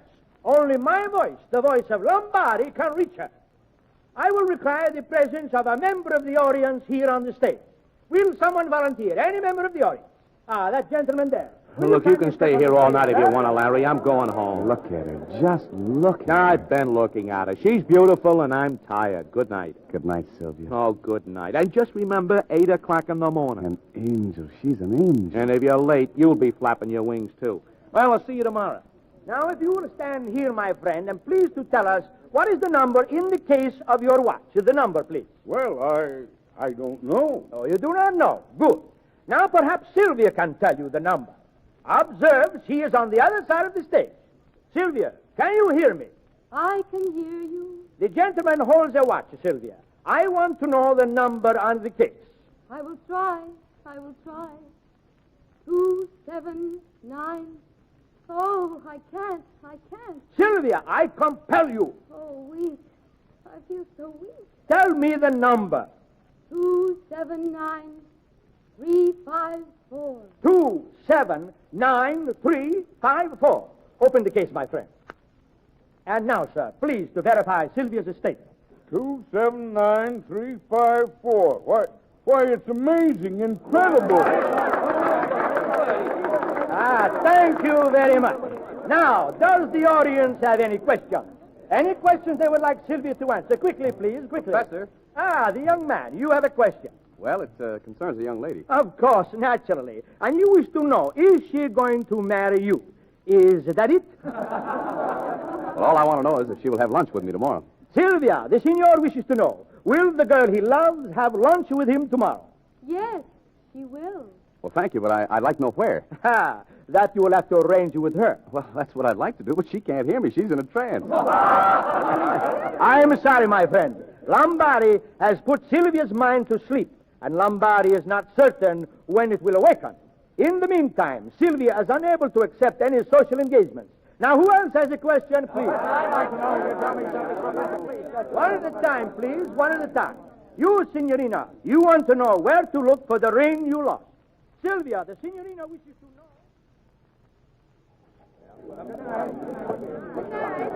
Good night, Sylvia. See you tomorrow. Good night. Oh, cabby. North Elm Street, please. 140 Hello? North. Remember me? No, I'm afraid I don't. Oh, but we were speaking just a little while ago. You answered my question. Oh, a customer. Yeah, something like that. Then you must have seen that I was in a trance, asleep. Besides, you were much too forward. Look, may I take you home? Cabby's waiting. So I noticed. Good night. Oh, can I ride with you? Of course not. Driver 140 North Elm Street. Yes, ma'am. But if you go off in the cab, what'll I do? I haven't the slightest idea, but if my uncle should find you Uncle? here, Professor Lombardi, Oh. he'd very likely punch you in the nose. So go home. Yes, I think you're right. All right, driver, and go slow. Hi up there. Now, you listen to me. Who hired this cab? I did. Been waiting half an hour for you. Oh, I see. Then you can let me out right here. Oh, but why? You're perfectly safe. You just sit in that corner, and I'll stay way over here in this corner. Of course, if we should hit some bumps, that won't be my fault. Now, why did you have to slap my face? You forgot. I'm a mind reader. Oh, all right. I promise I won't even think of kissing you. You'd better not, and I'd much prefer if the conversation ended right now. No, not until I know whether your prediction is right or not. What prediction? The signor wishes to know will the girl he loves have lunch with him tomorrow. Remember? I never remember anything I say in a trance. But your answer was that she will. Oh, that's fine. I hope you have a wonderful time. Oh, I'm sure we will. You know where the evening news office is? Certainly. I'll be waiting there for you. 1 o'clock tomorrow. What? And the name is Stevens, Lawrence Stevens. Just ask for Larry. Driver, stop this cab at once. Yes, ma'am. I'm getting out. Oh, I wouldn't think of it. I'll get out. It's about time. Well, look, we're right in front of the office. See? The evening news. 1 o'clock tomorrow. If you don't eat lunch until you see me, you're going to starve to death. Are you sure you have the name? Larry Stevens. And good night. Good night. And thank you. Oh, me. Larry.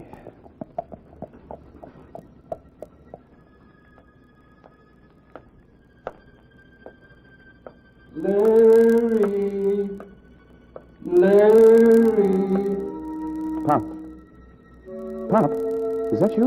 Larry. Pop, where are you? Oh, I guess I couldn't see in the dark. I've been waiting for you, Larry. You've been waiting? You've been working all this time? Oh, no, locked up the office some time ago. Oh, but it's late. What are you doing around here this time of night? I wanted to see you, Larry.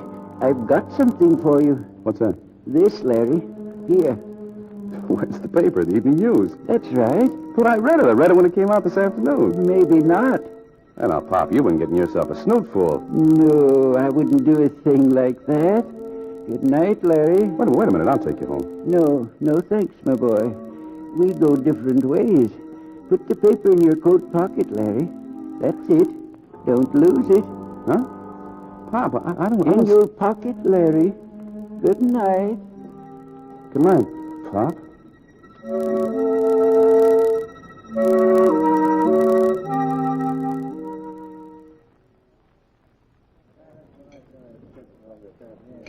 Morning, Larry. You want to see the breakfast menu? No, just the usual, Lily. Hello, Larry. Well, Joe, how are you? Come on, sit down. Thanks. Just dropped in for a cup of coffee. Sure is cold out. Yeah, great weather for May. How goes it, Joe? Oh, not so good. Still looking for a job. Say, do you mind if I look at the want ads in your paper? Oh, I'm sorry, I haven't got a paper. Sure you have. There, in your coat pocket. What do you... Oh, yeah, I forgot. Here, it's last night's evening news. It won't matter. Just the want ads I'm after. Hey, this ain't last night's paper, Larry. It's today's. Why, it can't be, Joe. News doesn't go to press until 3 o'clock in the afternoon. It's last night's. Yeah, but what day is today? It's Wednesday. But this says Wednesday. Well, now, Joe, it can't say Wednesday. Now, look. Wednesday. Hey, Lil, what day is today? It's Wednesday. And look what it says here, Larry. Snow. It didn't snow yesterday, did it? Of course not. Let me see then. There. Right next to this article about the Opera House holdup. Bandits steal cash at Opera House while Paderewski plays. See? It says unseasonable snowfall. A flurry of snow descended on the city at 8 o'clock this morning. Yeah, it's Wednesday. All day. And what a day. Snow in May. Huh? Well, look outside there. It's snowing. Yeah, it's snowing. 8 o'clock in the morning. And it is 8 o'clock. Exactly 8 o'clock. Say, here's an ad looks pretty good, Larry. They need a waiter at the Excelsior restaurant. Why, that's this place. This here's the Excelsior restaurant. What are you talking about? We don't need any waiters. But it says so in the paper. Help wanted. Waiter, Excelsior restaurant. Well, I can't help what it says. It's a mistake. We don't need any. Then why waste people's time putting ads in the... You crazy fool! Now, you get out of here. That's the last time you'll break any of my dishes. Now, get out. Ah, Mike, have a heart. I have a heart, but I have no more dishes. You're fired. Lily. Yes, Mike? Take us some money and go down to the newspaper. Put in, we want a waiter right away. What do you look so crazy for? In the morning paper? No, right away. Put in the evening news. Hello, Larry. Hello, Mike. Oh, what's the matter? You sick too? You and Lily. What for are you looking so funny at me, huh? Why, it's nothing, Mike. It's nothing. Give me that paper, Joe. I got to get to the office. I'm late. Maybe I'm a whole day late. Goodbye, Joe. Good luck. Bye. Bye.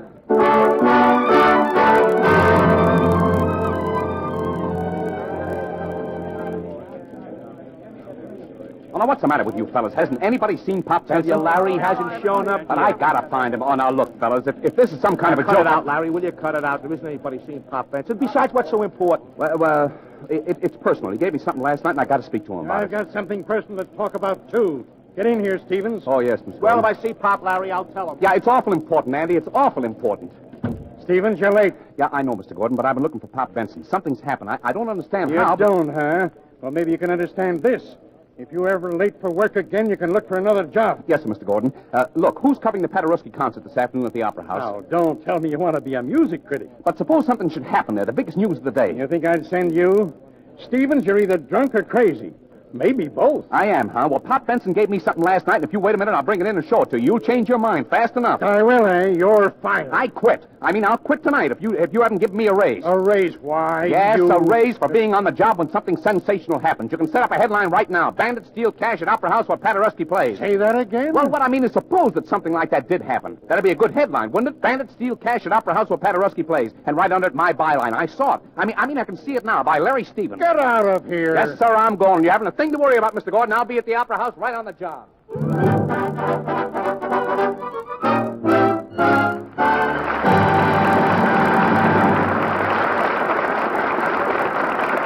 In a few moments, Mr. DeMille presents Don Ameche and Ann Baxter in Act Two of It Happened Tomorrow. Oh, hello, Sally. What's on your mind? Lux plates, of course. And all the things you can lux around the house. I've made an alphabetical list of some of them. Want to hear it? Okay. What have you got for A? Antimacassars. Huh? You know, those little doilies you put on chair backs. They need luxing frequently. Oh, yes. And B? Bedspreads and blankets, and curtains for C. Well, what about D? Draperies, and dishes, of course. Lux is so kind to your hands. E and F? Enamelware and floors. Lux is especially grand for tiled ones. And G is for glassware and the globes around lights. Wash them often to keep them sparkling. What about H? Hairbrushes. Soak them in Lux suds while you're washing your hair. I and J? Ice boxes and jars. Always wash jars in Lux before you start canning. And now K? Keys, the kind on pianos. Lux takes finger marks off in a jiffy. L? Linen, linoleum, lampshades, lots of things. M? Mirrors and mantelpieces. Then napkins for N. O? Is for oilcloth to keep it bright.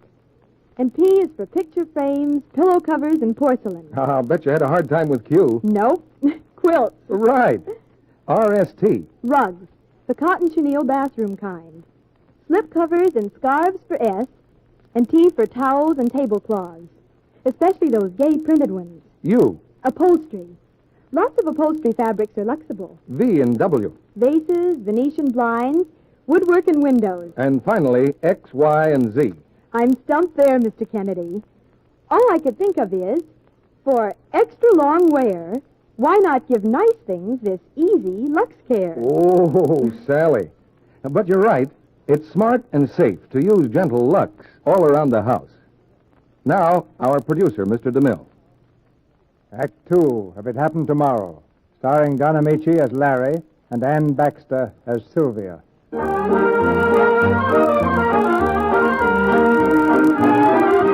Larry Stevens' wish to have a copy of tomorrow's newspaper has come true. And on page 1 is Larry's own byline over the day's biggest news story. The fact that the news event has not yet occurred doesn't bother Larry at all. He's been passing the time writing out an exact copy of what he has just read, so he'll have the facts all ready to hand in when the Opera House is held up. Old Pop Benson is still mysteriously absent from the office, but at 1 o'clock, someone else walks in and asks for Larry Stevens. I'm looking for Mr. Stevens, please. How does he do it? Larry, she's here. Who's here? The angel. Sylvia, I knew it. I knew you'd come. Aren't you terribly sure of yourself, Mr. Stevens? Oh, no, please. I didn't mean it that way. I knew you'd be here because everything that isn't possible has been happening. It's a day of miracles. Well, I just happened to be passing by, and I wanted to tell you that I can't have lunch with you. Oh, I see. We haven't known each other long enough, huh? You're a very understanding person. Yeah, but there's something I have to tell you. It's wonderful. It's fantastic. It is? Look, after we have lunch, we'll go to the Opera House to hear Paderewski. You're changing the subject. Oh, no, I'm not. That's part of my secret. Something's going to happen at the Opera House. Look, if we're going to eat, we don't have much time. But I can't go with you, Mr. Stevens. Really, I simply can't.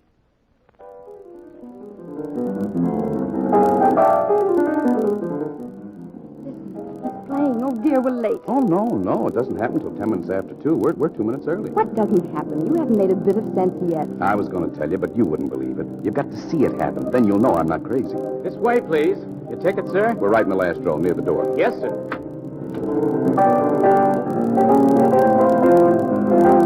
Larry, do we have to sit so far back? No, it's all right. We'll be leaving soon. I don't want to leave soon. But the main attraction will be over. Paderewski? Oh, no. Something's going to happen outside the door in the lobby. What's going to happen? A holdup. A holdup? Yeah, 3 bandits are coming in. Larry, be sensible. And they'll pretend to ask for tickets, and one of the bandits will draw a gun. Quiet. I want to listen. So do I. What time is it? Exactly 10 minutes after 2. Good. Listen.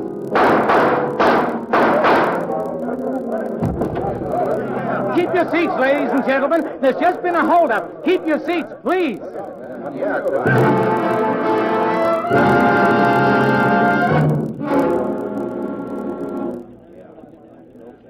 But, Larry, why did you bring me back here with you? Because Mr. Gordon finishes reading my story, I think I'll need a witness. But how did you know? Stevens, what kind of a cock and bull story is this? When did this alleged holdup take place? 10 minutes ago. And you returned here from the Opera House and wrote this all in 10 minutes? Boss, please, just send that story through now. Sure, I'll send it through. Right straight through to the wastebasket. Sylvia, tell him what you saw. Well, I really didn't see anything. Of course not. Well, what I mean is, we were listening to Paderewski play, and before I knew it, it was all over. What was all over? The things that Mr. Stevens wrote about. And it's going to be printed. You'll see it all on page 1. And I'll see you in... Oh, Inspector. Well, come on in. What's doing? Plenty. There's been a holdup at the Opera House. A holdup? Yeah. Oh, my goodness. Andy! Yes, sir. Stop the presses. Come here. Quick, come here. Oh, Mr. Gordon, what's happened? Oh, wait till I get this story out of the wastebasket. Set it up for page 1, 4-column spread. Yeah, what about the headline? Headline? Yes, headline. How about bandits steal cash at Opera House while Paderewski plays? That's it. By Lawrence Stevens. What? Oh, well, all right, by Lawrence. Oh, great work, Larry. Thanks. And thank you, Inspector. You arrived just in the nick of time. Yeah, I think so, too. You and me are going to have a little talk, Stevens. Now? Now. Johnson, come here. Larry, isn't that the usher from the Opera House? Oh, yes, but what? Oh. This the man you followed here, Johnson? It certainly is. It most certainly is. Well, now, just a minute. Shut up. What were you doing at the Opera House doing a holdup? Why, I took this young lady to hear Paderewski. Don't be modest, Larry. Tell him the truth. Like you told me this morning. He knew just what was going to happen. Now, boss, please. Wait. Of course he knew. I told him about the holdup. Oh, Sylvia. And how did you know? Because it's my business to know the future. We're mind readers, my uncle and I. Oh, that's right. So you are. Park Cafe, isn't it? Yes, Lombardi and Sylvia. Sometimes I can see things that are going to happen. Things like this holdup. And can you see what's going to happen right now? No, I'm afraid I can't. Then let me tell you, sister. Him and you and me, we're heading for police headquarters.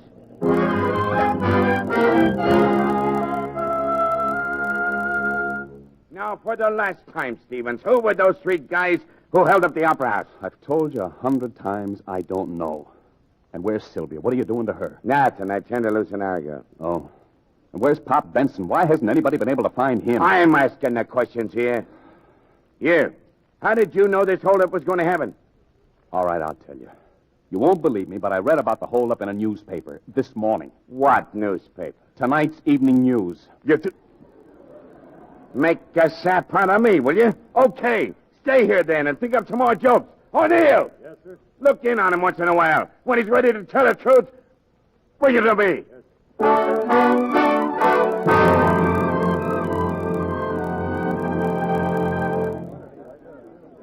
And now, sir, please to verify Sylvia's statement. What is the number on your watch case? 53241. She's right. I never heard of such a thing. Thank you very much. Now, does anyone in the audience have any questions? Any questions, please? Yeah. You make predictions? Past, present, and future. Could you have predicted what happened the day of the Opera House holdup? Why, sure, Lombardi and Sylvia, we predict those things all the time. Then suppose you predict me something right now. Now? Yeah. Something that will happen tonight. Well, senor, Sylvia is far-sighted. Things that are so close are sometimes out of the focus. Then how did you two predict today's holdup? I am so sorry. The next act is waiting. Perhaps you'll come again another time. I'm not fussy. Predict anything. A crime, a fire, a murder. Whatever you want. Okay, I try. Sylvia, do you see something that is going to happen tonight? I can't hear you. You see, she can't even hear me. Then speak louder. Sylvia, try. Try good and hard. What do you see? Nothing. That's right, Sylvia. How can anybody see anything? There's no moon tonight. Why don't you admit it? You're fakes, both of you. Wait, Professor. Yes, Sylvia? I can see now. It is night. This night. I see a river, a bridge. A girl stops at the bridge. Yes, then what? She jumps. She's in the water. She goes under. Ow! I don't see her anymore.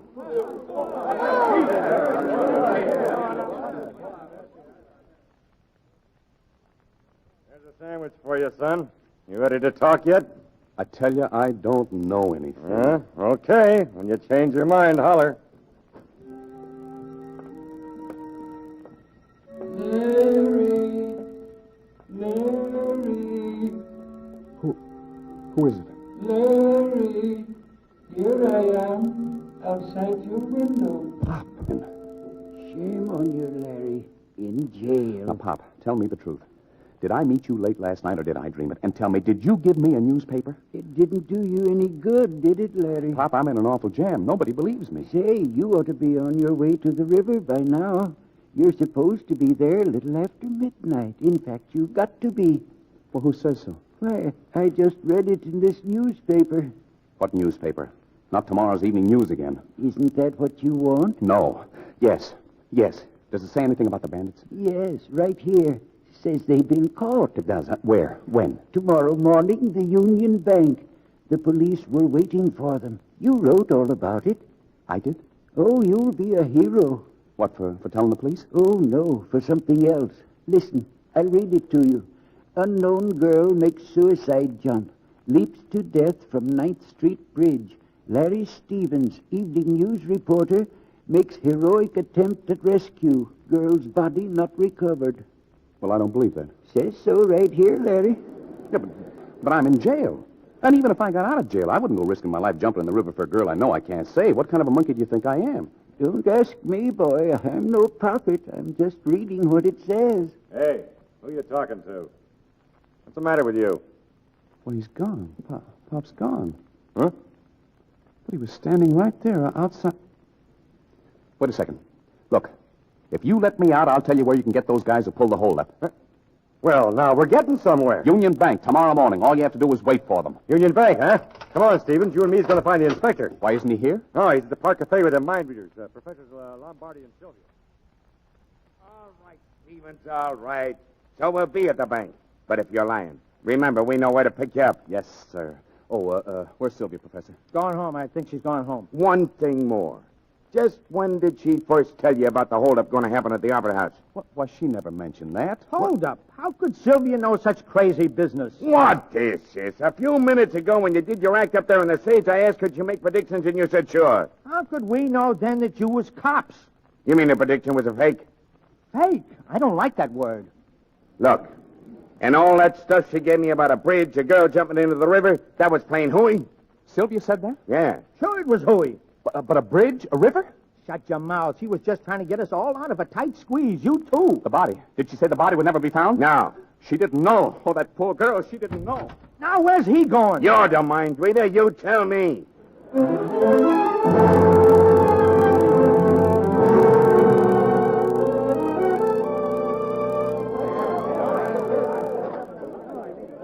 She jumped in. I saw her. Officer! Oh, hurry. Come, everybody. I'll get her. Oh, she'll drown. You're too late. She'll drown. Wait till I get these shoes off. Can you see her, anybody? No, she's disappeared. Somebody find a rowboat. I'll save her. No, I know you won't save her. Oh, you do, huh? Who are you? Larry Stevens, Evening News. Sorry, I have to cut this conversation short. Sylvia.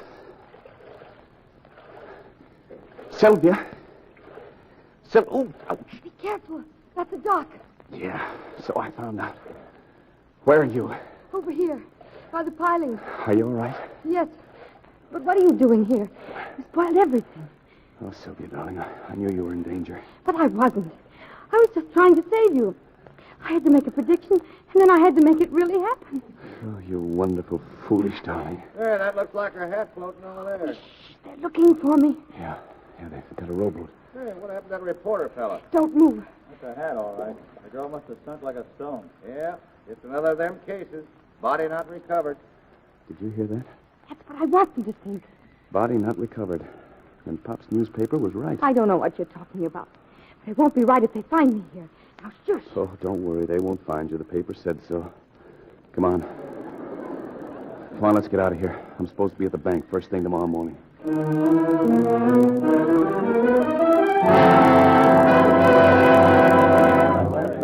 Have they found Stevens' body yet, Andy? No, nor the girls either.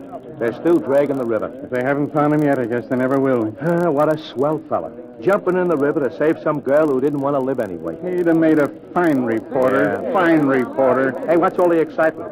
Mr. Gordon, look, it's Larry. Huh? Late for work again, Larry, I see. you're not drowned. It was the cops that told us. Andy, how are you? Mr. Oh, Gordon, fine. look, I got a great story. Do I have a job? Sure, you've got a job. And a raise? Yes, but what's the story? The police just trapped those Opera House bandits. Where? Right where I was, the Union Bank. Sit down, write it. Give them room boys and killer's obituary. Obituary? Sure, you were drowned last night, remember? Oh, yeah. I tried to find the cops after I got out of the river. Start writing, Larry, and change those headlines, Sweeney. Okay. Larry Stevens, Evening News reporter, makes heroic attempt at rescue in river. Now, get on that bank story, Larry. We got to make the first edition. Come on, let's go, Larry. Will you? It's late. Everybody's left.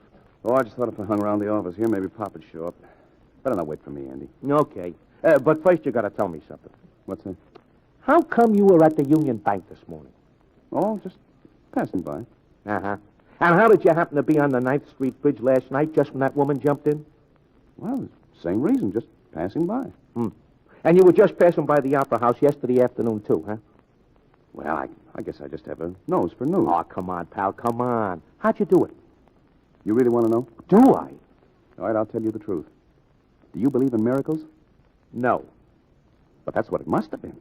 Andy, anything I want to know, I can find out. Oh, you can, huh? Then how come you had to go divorce for a $100 advance? Well, because one of these days, Sylvia and I are going to be married, and soon, too. I see. And just anything you want to know, you can find out. But you have to borrow $100 to get married. Well, what's wrong with that? Look, if what you said is true, you can have a fortune. A fortune? Sure, by picking the winners at the racetrack tomorrow. Let's see you do that, Miracle Man. Gee, I hadn't thought of that. Gosh, Andy, thanks. That's a great idea. Yeah, and I got a better one. Turn out the lights and go on home. Yeah, I will, a little later on. So long, Larry. So long, Andy. Larry. Pop. Can't stay here long, Larry. Can't stay here long. You want something, boy? Pop, I'm all mixed up in something I don't understand, but I'm not going to ask any questions. All I want is one more paper, Pop, please, and I'll never ask you again. I've got a paper here, Larry, but I don't think you should have it. Oh, it can make me rich. It can give me everything I want. Since when can money do that? Well, I've got everything else. I'm in love. Sylvia's going to marry me. Give it to me, Pop. Larry, you shouldn't have grabbed that paper from me. I'm sorry, Pop. Remember, you took it from me. I didn't give it to you. What are you looking for? I'm looking for the races. I want to know what horses they've been on. Larry, look on the front page. The front page, it's a late extra. Why, what's on the front page? Right there, you see? Larry Stevens shot to death at St. George Hotel. Pop. That's why I didn't want you to have it, Larry. At 6:25 tonight, Larry Stevens, evening news reporter, was shot to death in the lobby of the St. George Hotel. What, Pop? Goodbye, Larry. Pop, come back. Pop. Pop.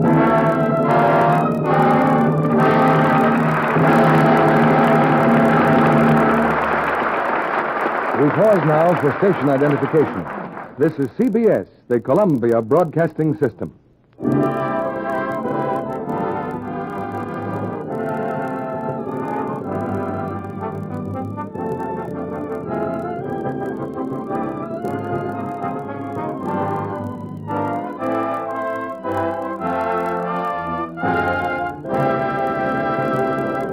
After a brief intermission, Mr. DeMille returns with Don Ameche and Ann Baxter for Act 3 of It Happened Tomorrow. Now, here's Sue, just starting to Luck's address when... Wouldn't you know, the minute my hands are wet. All right, I'm coming. Hello? Oh, hi, Mary. No, I was right here, but I just started to wash a dress and my hands were all wet. Oh, that's all right. Thursday night? Why, yes, I think so. What time? Okay, I'll tell Bill. Who? No, she did. Well, look, can I call you back and hear the rest of that later? My ears are simply flapping, but I don't want that dress to soak. It's that white rayon one with the big red roses on it. Oh, sure, I've washed it lots of times already. Thanks, pal, but it's not new. No, I wore it all last summer. Well, Bill says it's still so bright you can see me a block away. Yeah, I was kind of scared the first time I washed it, but I tested the material and... Oh, simple. You just squeeze the belt or something in a glass of lukewarm water for a couple of minutes, and if you can't see any color in the water, why, then it's safe to Lux the whole thing. Lux. Oh, yes, I swear by it for colors, especially prints. I wouldn't dare use hot water or strong soap on this dress. Why, the roses would probably ramble right off in 2 seconds if I did. Oh, look, chum, I gotta go. I'll call you back later. Bye now. See you Thursday. Bye-bye. Now, if Sue had only said that Lux keeps colors new-looking up to 3 times longer, I wouldn't have to add anything. But maybe she hasn't heard about those actual washing tests we made. How the fabrics that were washed according to harsh wash day methods looked faded and washed out, while the ones that were Luxed stayed bright and lovely. It all goes to prove colors lead a long life when they lead a Lux life. Now, Mr. DeMille returns to the microphone. A chat with our stars is the order of the evening after the play. But here's the curtain for the third act of It Happened Tomorrow, starring Don Ameche and Ann Baxter.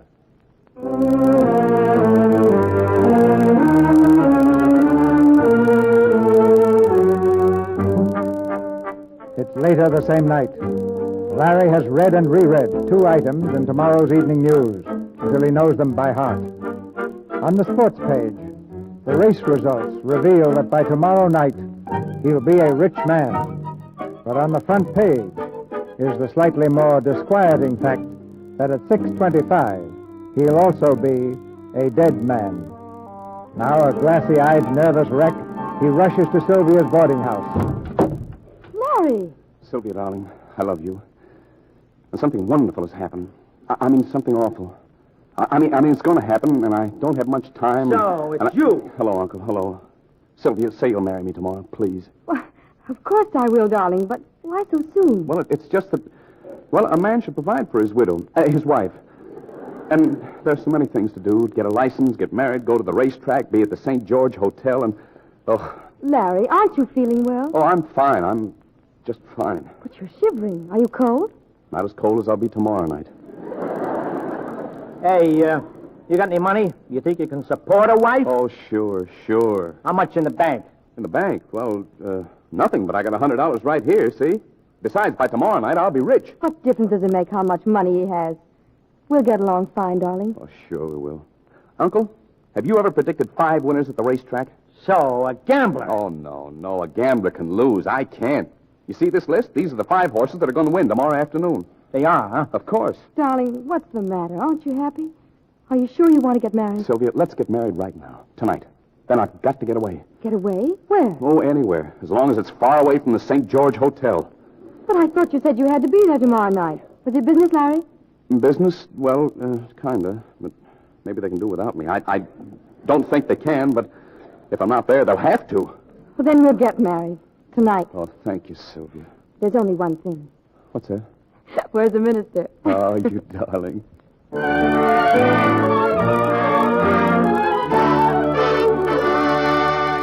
now pronounce you man and wife.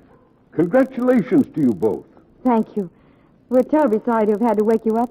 Fate has no regard for the clock, my dear. Oh, how right you are, sir. How right. Mr. Stevens, it does my heart good to see you so serious. Marriage is a serious business.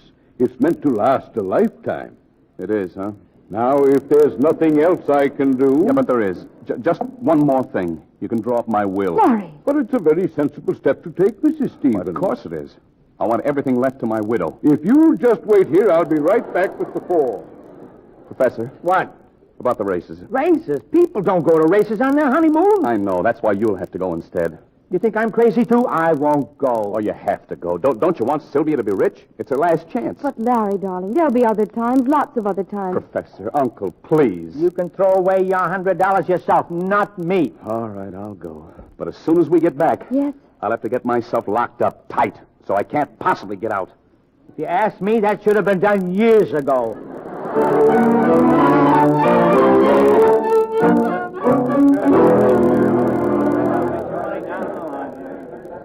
Here they are, Sylvia. Here they are, the bookmakers. Sylvia, haven't you any influence on him? $100 to his name, and he's going to bet it all on the first race. Oh, Larry, do you have to? The whole $100? Darling, it's not a bet. This is a sure thing.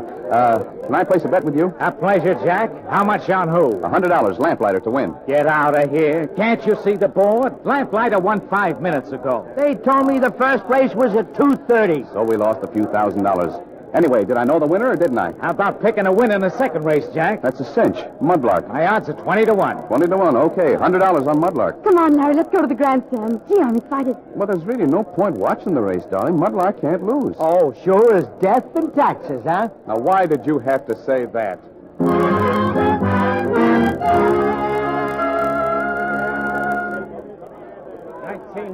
1950, 2,000.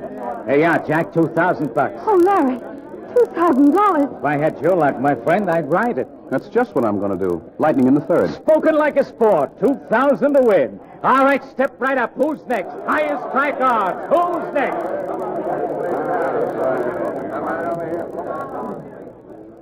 Oh, Larry, again? You think you should? I've never seen so much money in my life. Oh, you're going to see a lot more, honey. All right, Bucky, the whole lot of Ramona, 4 to 1. 3 to 1. That's the best I can do. Okay, 3 to 1 on Ramona.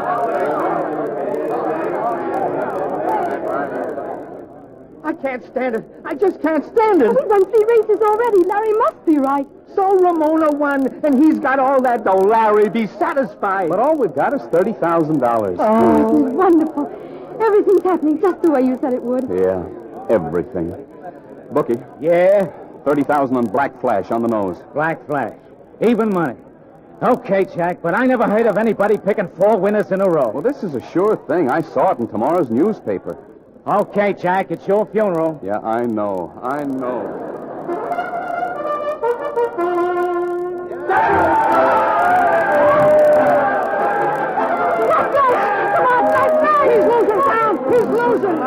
get excited. He'll win. Here comes Diablo! Where it go? Diablo! Diablo!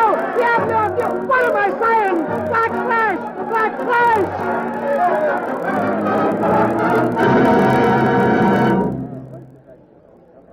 Oh, Larry, I'm so sorry.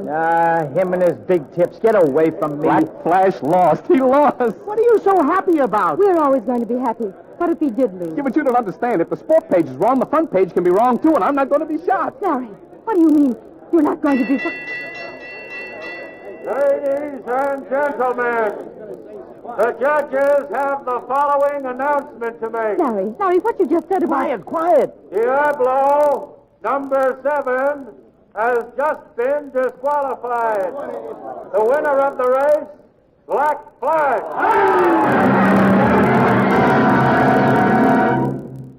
Get out of here, Stevens. I'm warning you. But I tell you, I was robbed, Inspector. My wallet, $60,000. You? $60,000? What kind of a sucker do you think I am? But it's the truth. This guy in the check suit, just as we were leaving the racetrack... You also told me you had 4 straight winners. He did. $60,000. Then this man grabbed his wallet out of his hand. And how come you were arrested for speeding? He told you how come, because we spotted this guy and our cabbie chased him all the way into town. Yeah. And he got away, huh? Certainly he got away. You allow the thief to get away and you arrest the victim. Okay. Then you ain't arrested anymore. Go on, beat it, all 3 of you. You're driving me nuts. Wait a minute. What time is it? 10 minutes to 6.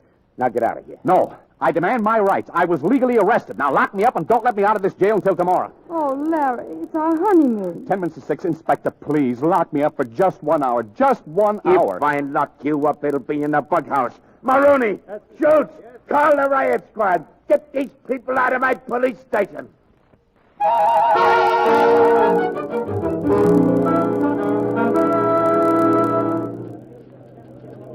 Stevens, where in thunderation have you been? Look at that clock. I don't have to. I know what time it is. It's after 6. A fine time to come to work. How long do you expect to hold down your job? Not very much longer. Mr. Gordon, I got married this morning. My widow and her uncle are waiting for me downstairs. You what? I wouldn't have come here at all except... Oh, fine. Except I got to find Pop Benson. Pop Benson? You haven't heard? Heard what? Why, Pop's dead. He's dead? Yes, we found out just this afternoon. Old age, I guess. Oh, Mr. When? When? Why, 3 nights ago. 3 nights ago? Sure, the night of the William Jennings Bryan speech. That same night? You're sure? Why, of course I'm sure. Oh, don't take it so hard. When they found the old man, they said he had a smile on his face. Smile on his face? Yeah. Stevens, you've done some mighty good work recently, but I simply cannot tolerate the way you've been acting. I'm afraid all this has gone to your head. But I'm giving you one more chance. Wife or no wife, I've got an assignment for you tonight, right away. Yeah, I know. At the St. George Hotel. It certainly is not the St. George Hotel. It's the other side of town. You mean you're not sending me to the St. George Hotel? Didn't you hear what I just said? Mr. Gordon, aren't you making a mistake? Are you insane? It's at the McIntyre Foundation. Get a cab and get over there right away. All right, but I'm afraid I'm going to wind up at the St. George Hotel at 6:25 no matter where I go. St. George Hotel, huh? Stevens, forget that assignment. What? Go to the St. George Hotel. Well, what for? Oh, you know what for, my boy. If you said the St. George Hotel, you must have had a mighty good reason to say the St. George Hotel. No. You can't fool me. Now, hurry up. I don't want you to be late. Stick around, boys. We'll be getting out an extra tonight. I just know we will. Larry. Why, what's right that? downstairs, Sylvia. I was down there talking to her, and all of a sudden she saw some guy down the street in a check suit, and then she and her uncle started yelling, "Stop thief," and they ran off after him. Did they catch him? I don't know. She just yelled that I should get a hold of you. Oh, thanks a lot, Andy. What direction were they going? Down toward the alley off of Park Street. If you run fast, you can catch up to her. $60,000, I'll sprout wings.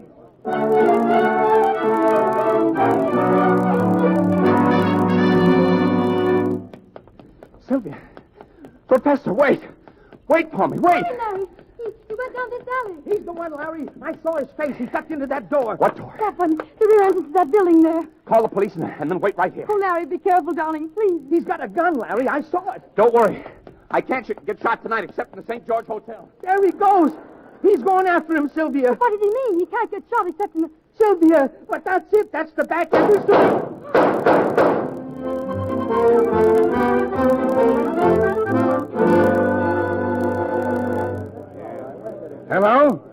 Hello? Who? Larry Stevens? Why, yes, I sent him to the St. George Hotel myself. What? He was on an assignment, of course. Dead?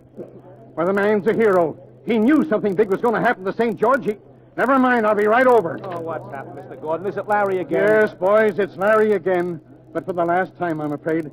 Johnson, take down this headline. Larry Stevens, Evening News reporter, shot to death in the lobby of the St. George Hotel.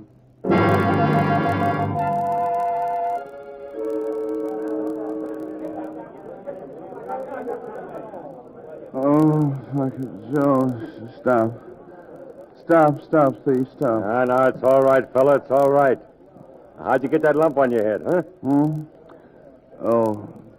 Oh, he started shooting, and I ducked into the freight elevator, except the freight elevator wasn't there.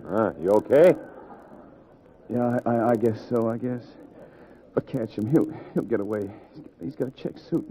$60,000. Check suit, huh? Yeah. Well, don't worry, fella. Now, you was knocked out, a lot's been happening. He's caught, and deader than a fish, too. Dead? Sure. House detective tried to stop him and shot it out in the lobby. House detective? Where are we? Where?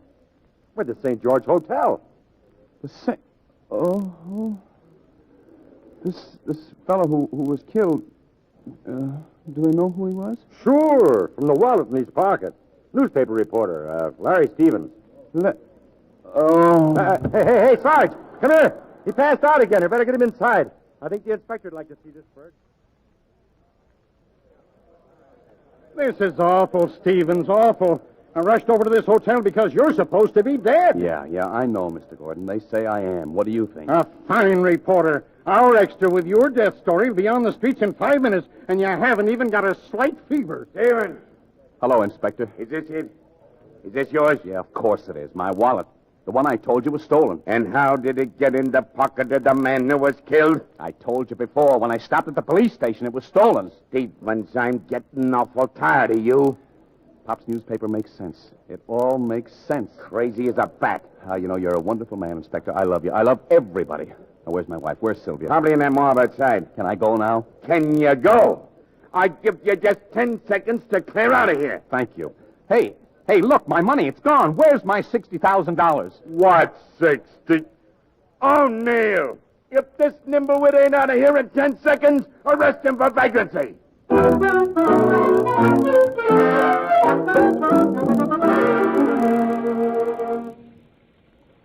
Oh, Larry. Oh, darling. Oh, honey, it's all right now. Everything's all right now. Come on. We'll get a hansom cab and go home. We can't take a hansom cab, darling. We haven't any money. Oh, that's right. Gee, I'd sure like to know what happened to that $60,000. Who cares? It didn't seem real anyway. No. Came in like a dream and went out like a dream. Well, it's a fine wedding night. No money, no umbrella, no nothing. Nothing but a wonderful future. Darling, if you don't mind, let's not think about the future. It's just when I'm close to you, Larry, like this, I feel I can really look way ahead. Years and years. And what do you see? Are we happy? We'll always be happy. Just you and me? Oh, no. I want at least 4 sons. Oh, it's fine. Can we afford them? Of course we can. And grandchildren and great-grandchildren. I can almost see them. 50 years from tonight. Our golden wedding anniversary. Yeah, our golden wedding anniversary.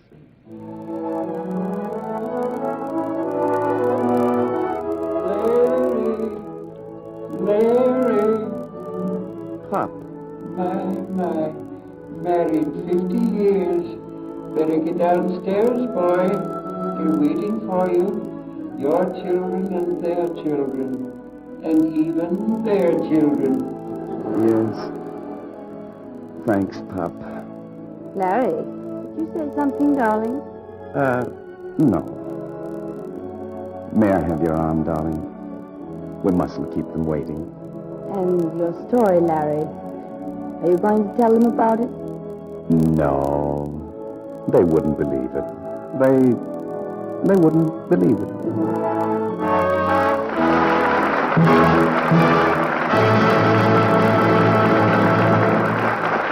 Before our stars return for a curtain call, Lippy Collins is going to answer a question a young war worker raised recently. It's a question of time, Miss Collins. I don't mind washing my slips every time I wear them.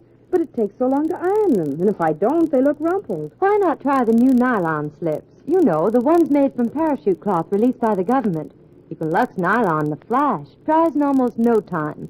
Looks smooth without ironing. How about when I wear slacks? Oh, knit undies are what you need. No bumps or bulges, and they keep heavy work clothes from chafing your skin. Well, I suppose I'll just have to be the tailored type till the war's over. Oh, no, indeed.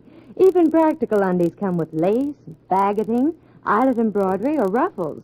You'd be surprised how trim, smart, and feminine-looking they are. And jersey nighties, which need no ironing either, come in yummy colors and pretty prints, too. Of course, use Lux Flakes for all undies. That's right, Libby. Actual washing tests showed the amazing difference Lux Care makes. Lux undies stayed lovely 3 times longer than those washed the wrong way. Strong soaps, too hot water, and rough handling faded color badly. In some cases, straps were frayed, too, and seams pulled out. So you see, a Lux life means a long life for undies. Now, here's Mr. DeMille with our stars. The curtain has fallen on another season of the Lux Radio Theater. And the stars who made this such a happy occasion return to the spotlight now. Don Ameche and Ann Baxter. Thank you, C.B. That's a fine reputation you're giving us. Closing up the place for the summer as soon as we get through. Well, that's why you two are here, Don. Yeah. So we'd be sure the audience would want us back in the fall. Ann, you ever closed the theater before? Well, I haven't had much chance, Don. I was only on Broadway a short time before I came out here. An accomplished actress at 16. I don't think so, Mr. DeMille. In my very first picture, John Barrymore gave me a lesson in acting. You picked a good teacher. I guess I was waving my arms around too much in this particular scene. And Mr. Barrymore stood it as long as he could, and he stopped the camera and said, "My dear, do you have to swim?" And so you stopped swimming? Yes, except in the water. Well, isn't that the way most actors begin, Don? Somebody throws them in and they sink or swim? Well, that's the way I got my first job, C.B. I was standing in line in the theater to buy a ticket one morning when the manager came out and saw me there, and he says, "Hey, you, come on backstage. The leading man has been in an accident. You've got a job." That's amazing, and he didn't even know you. Oh, sure. He was an old friend of mine. Well, C.B., don't work too hard this summer. I'll see you in the fall. Good night, Mr. DeMille. Good night. Good night. We'll see you next season. On the eve of our Independence Day, we leave you for the summer. Before the lights go on again in this theater, great events may happen.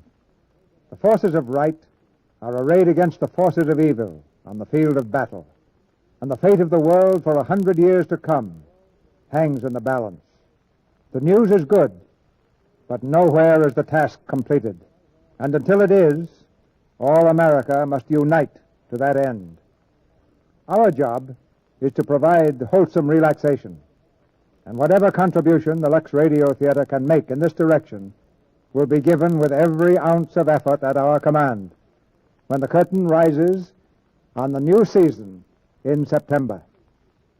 About 450 plays have been presented here by the makers of Lux Flakes and Lux Toilet Soap, and literally thousands of parts in those dramas have been filled by the finest stars and supporting players in Hollywood.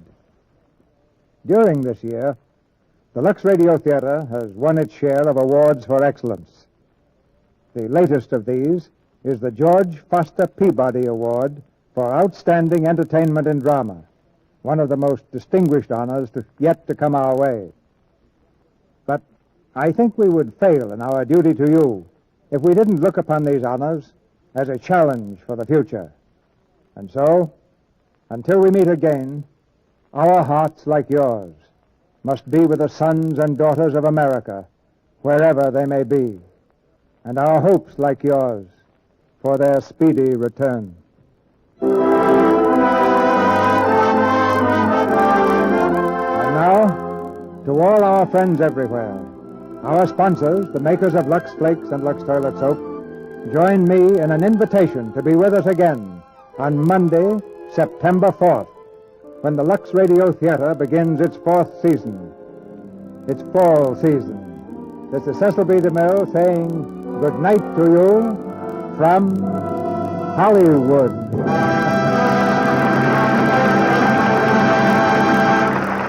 Now that cheese and choice cuts of lamb are back on the ration list and beef points raised, those 30 red points a month don't go very far, do they?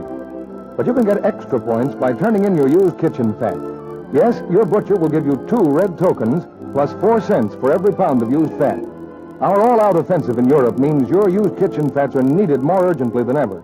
Needed in the making of ammunition, medicine, synthetic rubber, hundreds of things our fighting men use every day. So let's do an all-out job of backing our men. Save more used fat than ever now.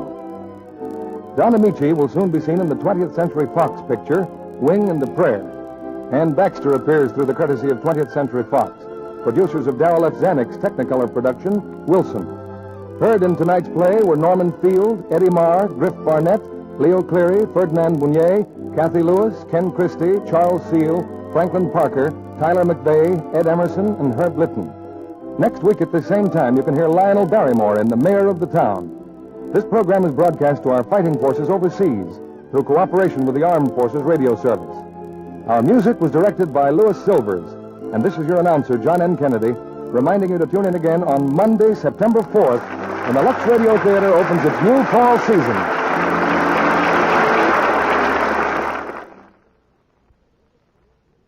The biggest news in cake making. New Easy Mix Spry Shortening.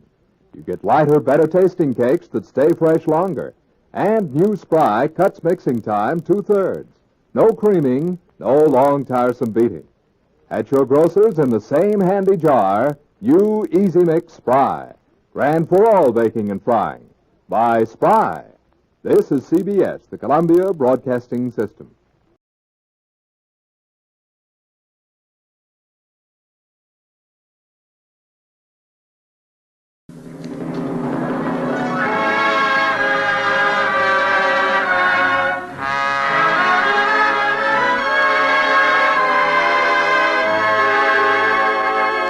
Lady Esther presents the Screen Guild Players.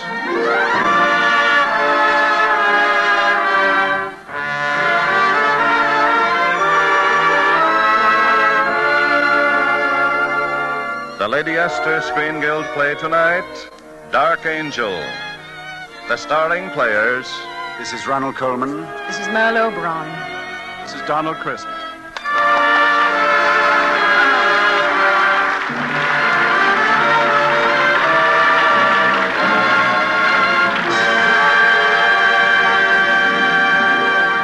Tonight, Lady Esther presents the Screen Guild Players in one of the most beautiful love stories the screen has ever known. It is a radio adaptation of the Samuel Goldwyn picture Dark Angel, and it stars Merle Oberon as Kitty Vane, Ronald Coleman as Alan Trent, and Donald Crisp as Sir George Barton. The Lady Esther Screen Guild Players in Dark Angel.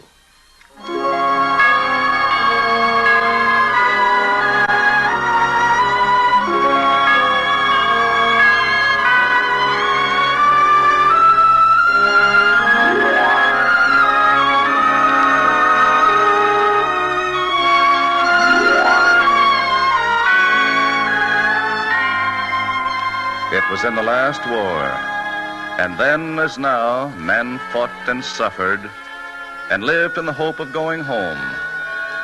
And now, after almost a year in the mud of France, Alan Trent has come home. Home to the lovely English country house where he was raised. Home to his childhood sweetheart, Kitty Vane. Ah, Kitty. Kitty, if you knew what it means to see you, to talk to you, if you knew how frightened I've been. Frightened? You frightened, Alan? Yes, frightened. Frightened of coming home, of finding that you had changed, that you didn't feel the things I wanted you to feel. Frightened now of saying what I want. Alan. Or maybe I can't say it all. Maybe I can't say any part of it. I'm scared, Kitty. Kitty, I've so much love for you. It's like something you've saved up for a lifetime, and then it all comes at once. Alan. Alan, I wanted to hear that so badly. Oh, but you must have known. I wasn't sure. I said to myself, I've always been around. Perhaps he's just used to me. Perhaps he'll meet some other girl. Oh, Kitty, if you weren't here, I'd stop living. I'd stop breathing. I'd stop wanting to breathe. Don't ever go away. I won't, ever. I promise. Alan, we ought to tell your mother. What should we tell her? That we're going to be married. Day after tomorrow? Tomorrow. Why, you shameless hussy. Alan, dear. Mother, we were just coming into... What is it? What's wrong? They just phoned a telegram from the village. The War Office, Alan. The War Office? Not my leave. It hasn't been cancelled. I'm afraid you'll have to go tonight. You're to sail from Folkestone in the morning.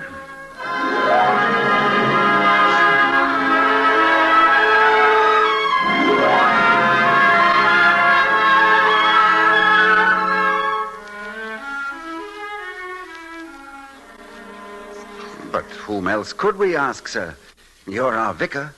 If you just marry us tonight, before I go... Alan, I've tried to explain to you. There must be some way. You've known us all our lives. And no two I'd rather see joined in marriage. Even 2 hours ago, it might have been possible. Now it's too late. Too late. I'm sorry. I have an evening service. Alan, I wish there was something I could do. Well, thank you anyway, sir. God bless you both. Good night. After all these years, Kitty, we're 2 hours late. 2 hours that may change our lives. No, they won't change our lives. Alan, I'm coming to Folkestone with you. Oh, darling, you can't. Why not? If we belong to each other. I marry you, Alan Trent, in front of a church. And I marry you, Kitty Vane, for always, until the day I die.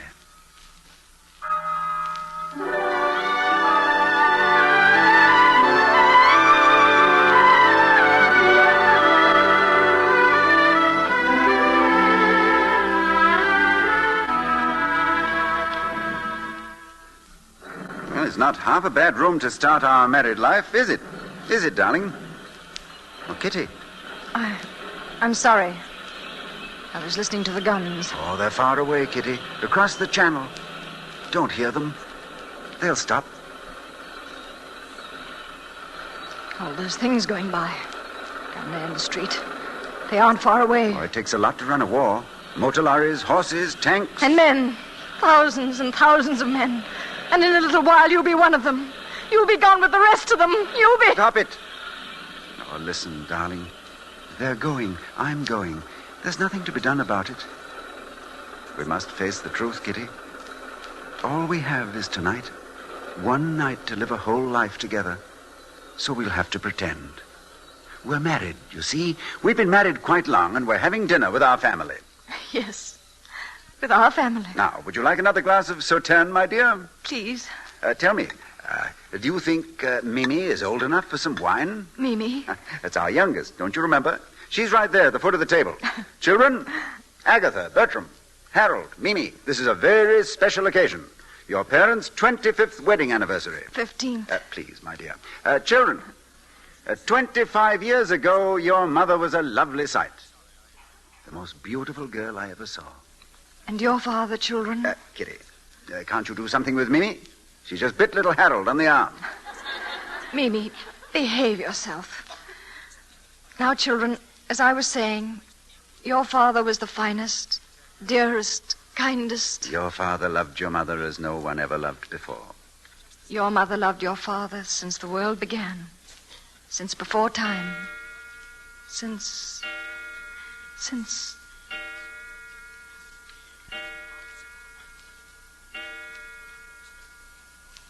5 o'clock. Time to shove off. I'll get my wrap. Oh, no, please, don't come. It'll only make it more difficult. Just sit right here and close your eyes. That's it. That's a good girl, Kitty. That's a brave girl. I love you. I will always love you. Goodbye, darling. Goodbye, Alan. Goodbye, my love.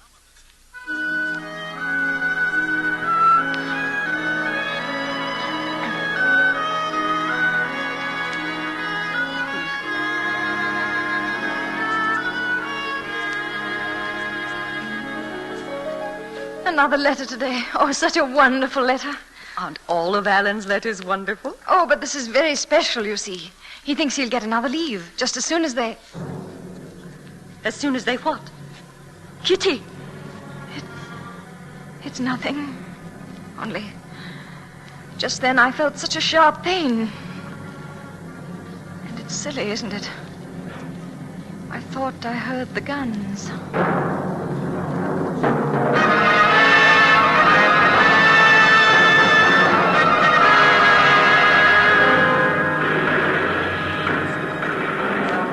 remember, men. We're a small patrol. It's dark. Jerry's can't see us if we hug the ground. Yes, I understand. Single file. 10, 20 feet apart.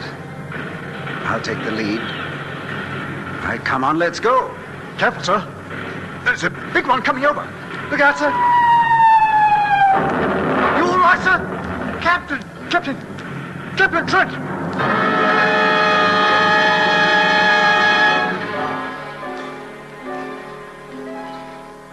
I won't believe it. I won't. What if he hasn't written for a month? Maybe he's busy. Maybe he's had no chance to write. 2 months. That's not so long.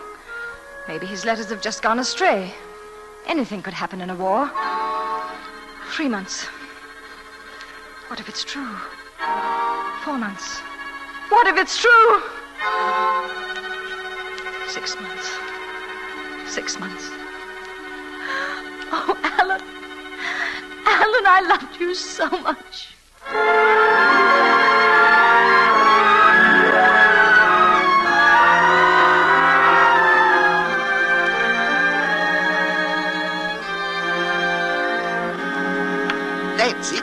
That's it, sir. That's fine. Just keep the cane out in front of it. That's fine. You're making real progress, sir. And you've only been here 5 months. Is that how long it's been? 5 months? Didn't you know, sir? I'm afraid I lost track. The dead don't have much use for time. Ah, now, really, sir. That ain't no proper way to talk. Sir George is doing wonders with you men. A regular miracle worker he is. Can he give me back my sight? Ah, I know, sir. You're on the bitter side right now. But that'll pass, you mark my word. Wait and see how you feel 6 months from now.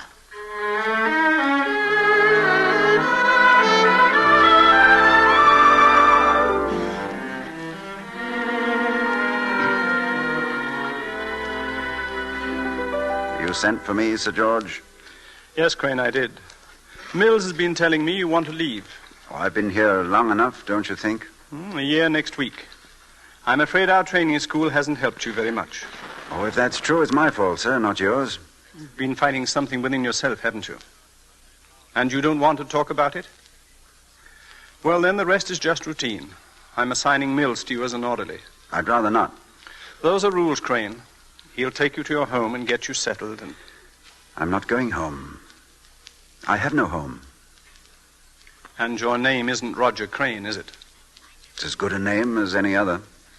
Your card says that when you were picked up, all means of identification had been destroyed. And later you gave your name as Roger Crane. I could have checked that, you know. I know. I've been grateful you didn't. As a matter of fact, I even had a clue. It was among your personal things. A picture. A picture? The picture of a very pretty young girl. And across the bottom was written, "Come back to Kitty." Why aren't you going back to her? Because I'm blind. Because I won't be pitied. Because I won't let myself be a nuisance. That's been your fight. Well, all right.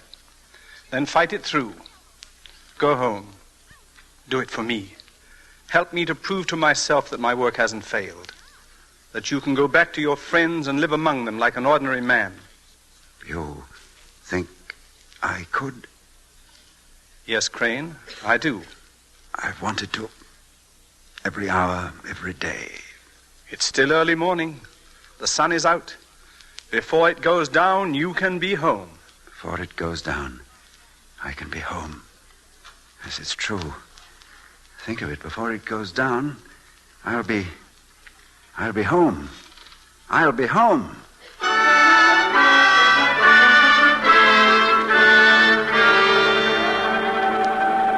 I think we're coming into Medford now, sir. Yes, that's the whistle for the crossing, just outside the village. It won't be any time at all now, Mills.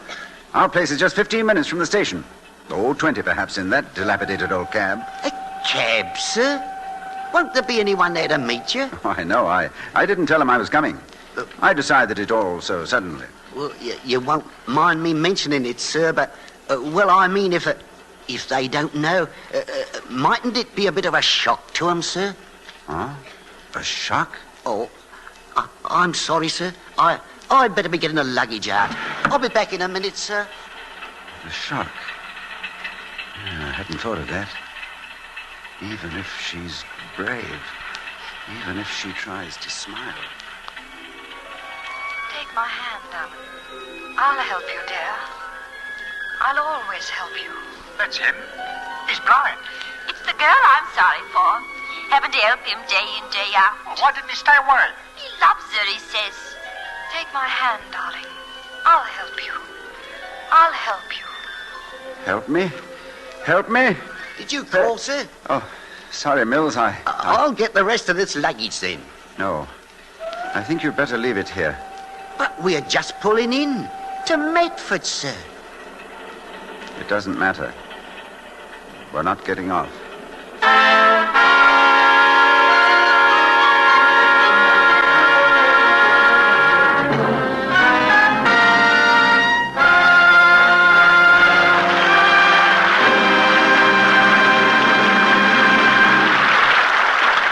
Lady Esther has presented Act One of Dark Angel, starring Donald Crisp, Merle Oberon, and Ronald Coleman. In just a moment, we will hear the Lady Esther Screen Guild players in Act Two. But first, a word from our hostess, Lady Esther. Deep in every woman's heart is the belief that she could be more fascinating if only she put her mind to it. Don't you think that's true? A woman can make herself look more fascinating. And the way to start is with the face, which is your subject, you, and frame it as you would frame a lovely painting. Now, the very first step, perhaps the most important step of all, is to find a truly flattering face powder. By that I mean not just a covering to hide the shine, not just a lifeless film or coating on the skin, but a face powder that gives your skin a youthful radiance of its own. So many women have written me that just changing to Lady Esther face powder has made a thrilling change in their appearance. They say my powder does wonderful things for the appearance of their skin, helps to make it look softer, smoother, and more youthful. They say it gives their skin a certain clean, fresh look that everyone admires. Well, there's a very good reason why my powder is so unusually flattering. You see, Lady Esther face powder isn't just mixed, just sifted, the way ordinary powder is made. My powder then goes through the patented and exclusive Lady Esther Twin Hurricane process. The tiny particles of color and powder are blown together with the force of hurricanes until they're perfectly blended into a delicate film of beauty for your skin. Try Lady Esther face powder and see how much smoother it is than ordinary powder, how it helps hide little lines and blemishes. See how deep and lovely the shades are, how Lady Esther face powder adds instant new beauty and interest to the appearance of your skin.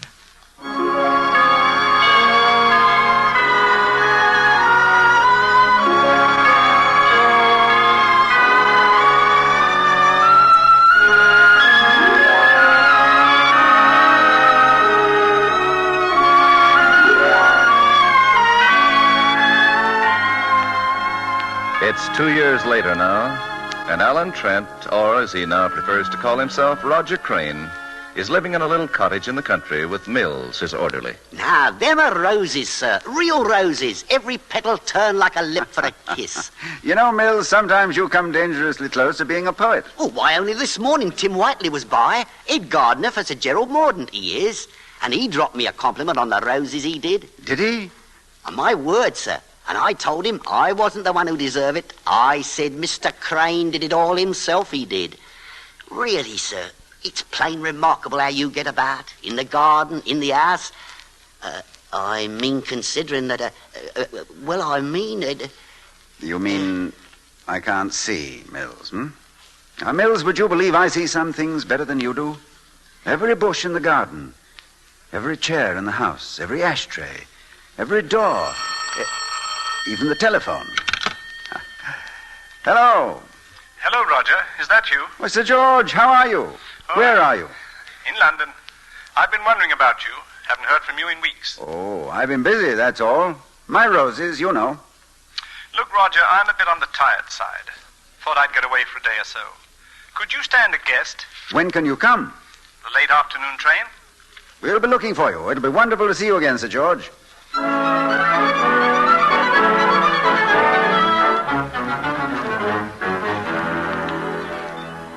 A good dinner, a warm fire, and brandy Napoleon 1815. Ah, it was good of you to bring it, Sir George. May I pour you a spot? Please. You know, when I was a kid, I used to think Napoleon made this himself. Spent that whole year making brandy. There you are. Thanks. I never could understand how he had time for Waterloo with all that brandy making going on. How is it? Not bad. Not bad? Well, what's the matter with you? Roger, I may as well say it. I want to get something off my chest. Yes? That time you left the training school, you remember a certain picture? Yes. I know her name now. Kitty Vane. Yes, that's right. Kitty Vane. I didn't pry. Her picture's been in all the magazines. She's made quite a name for herself, riding to hounds. Has she? As a matter of fact, there's a picture in this week's Tatler, right here on the table.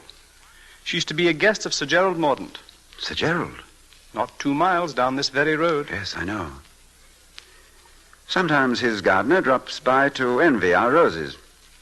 Alan, are you quite satisfied here with your roses? Oh, yes. Yes, quite satisfied, Sir George. I see.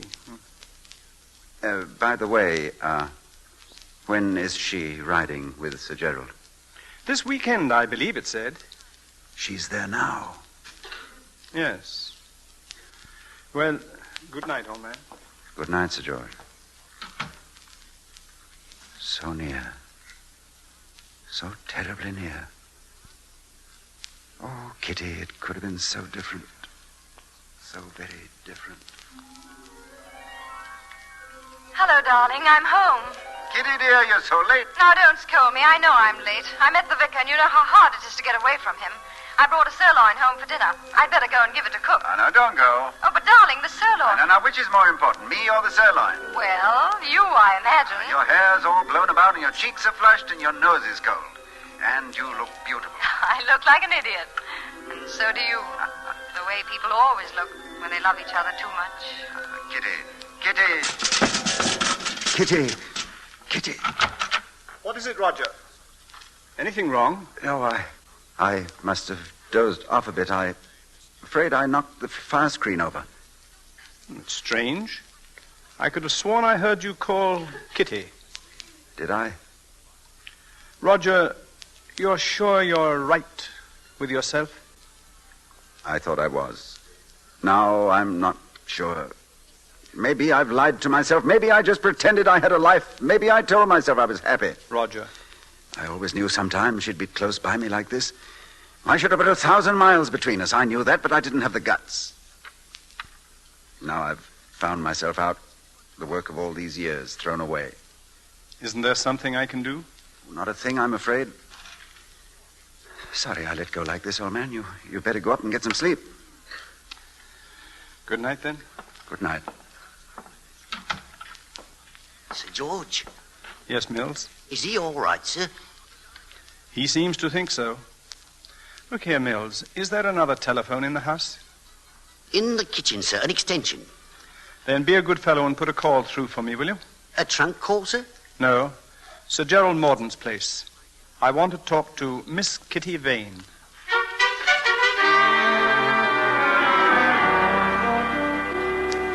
Sir George, you mean to say that on your own authority, without even asking me, you... I'm sorry, Roger. I knew that it was right and that it had to be done. I had to see you get this thing straight. Now, please understand. Did you tell her I was blind?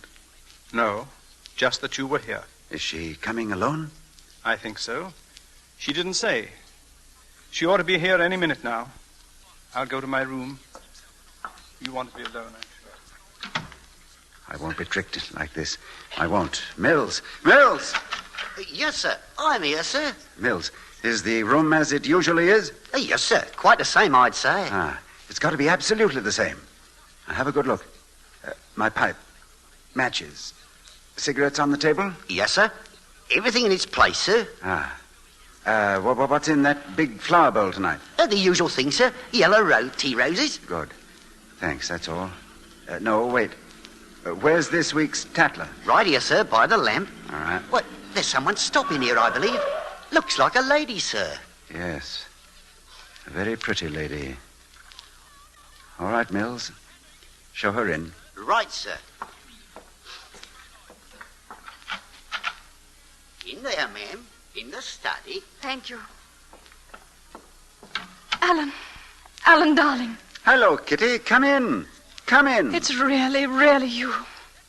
I always knew somewhere, sometime. That we two would meet again? Yes, I think I always knew it, too. Alan. It's good to see you, Kitty. Sit down. Here. This chair's the most comfortable, I think. Cigarettes are right there, and you'll have some coffee, won't you? Alan, you've so much to tell me. Oh, that's a long story. First, I want to hear about you. You'll take sugar and cream, of course, if I remember correctly. Alan, where have you been? Where? Oh, I've been here. Been trying to write a bit. Not very good at it, though. I'm afraid I spend too much time in the garden. Those are my roses. I'm terribly proud of them. Alan, what is it? What is what? After all this time, after thinking you dead, after all this time I come here and find you. And you talk of roses. What is it, Alan? Tell me, darling. There's very little to tell. No, you've suffered. Something's hurt you. Why don't you tell me?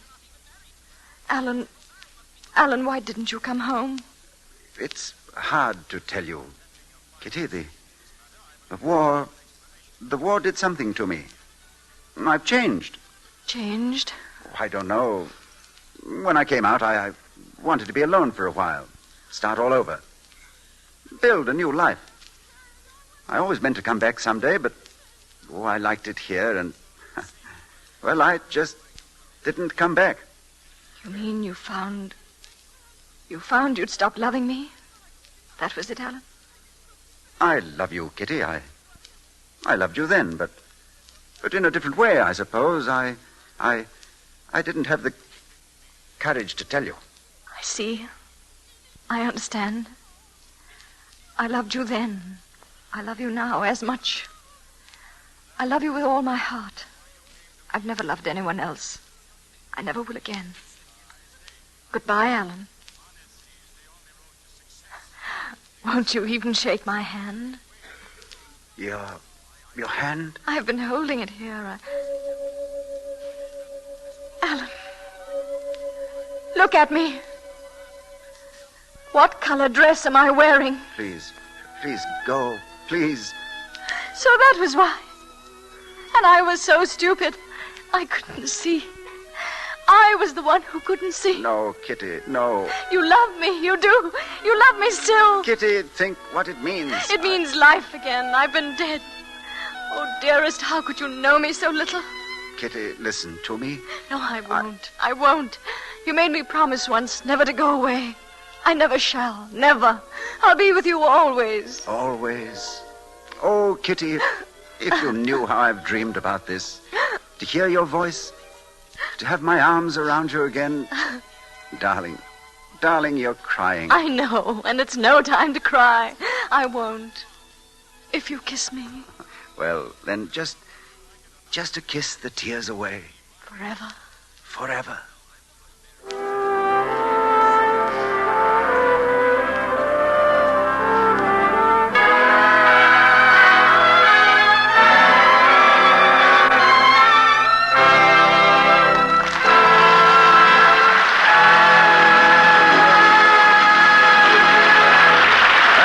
Oberon, Mr. Coleman, and Mr. Chris for bringing us the story of Dark Angel. The Lady Esther Screen Guild players are grateful indeed that you could be our guests tonight. And now, before we tell you about next week's program, here's a word from one of America's best-known beauty authorities, Lady Esther. You just can't use Lady Esther face powder without looking younger, lovelier, more exciting. Now, I'm not saying this. Thousands of women are saying it. Women all over the country who've listened to me just as you are listening now and decided to try my powder and see for themselves if it really is so different from ordinary powder, so much more flattering. Well, their letters say that they convinced themselves. So many of them took the trouble to sit down and write me nice long letters and tell me all about the wonderful things my powder does for the appearance of the skin.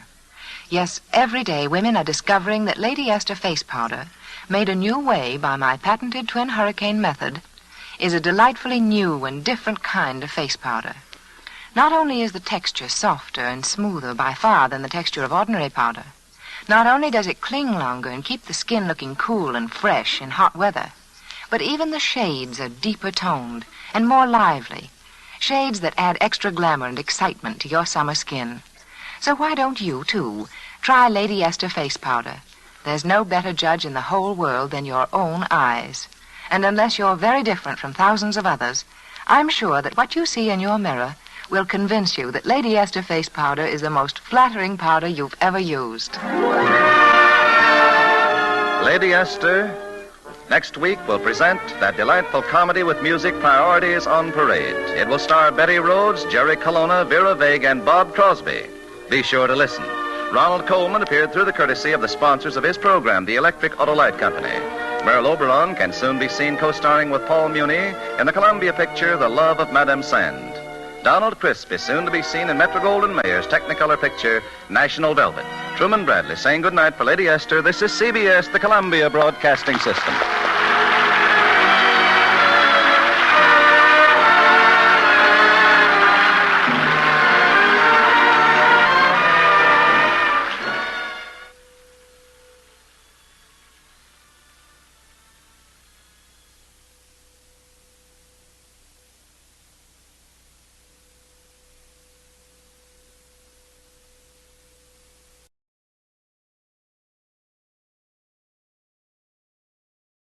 Lux presents Hollywood.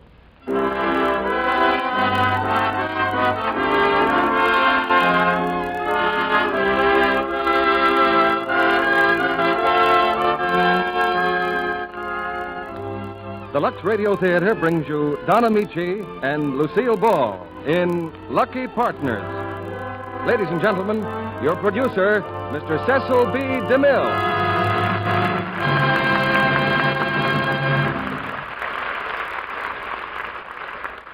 Greetings from Hollywood, ladies and gentlemen. In joining us tonight, I wonder how many of you realize you've exercised a very special freedom. It's a freedom that no fascist country enjoys, but it's guaranteed for us by a great document, the Bill of Rights. Under this bill, which America commemorates today, we can, among other things, say what we think, read what we like, and listen to what we want to on the radio. And tonight on the Lux Radio Theater, your freedom of choice is bringing you RKO's delightful comedy, Lucky Partners. It's the rollicking story of two people who believe so thoroughly in luck that they're willing to take chances on both love and horses. And those two people in our play are tonight's stars, Don Ameche and Lucille Ball. In a little while, we'll see how they make out with Lady Luck. But here's something we want to take no chances on. Our 10th anniversary celebration on October 16th. For that birthday of ours, we want you, and that means all of you, to help us select the play and stars that you want most to hear. Just drop me a postcard dated no later than September 27th to Box 9, Hollywood 28, California. Recently, I was amused at a newspaper story with a London dateline, a reporter's account of an interview with Adolphe Monjou, who was overseas entertaining the troops. He found Adolphe in his hotel room, bent over a tub, immersed in suds. The reporter says he tossed me a bundle of socks, handkerchiefs, and a package of Lux, which he'd somehow brought over in the airplane with him.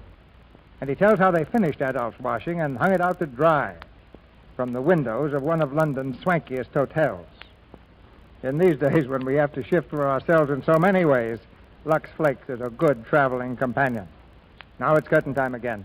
And here's the opening act of Lucky Partners, starring Don Ameche as David and Lucille Ball as Jean.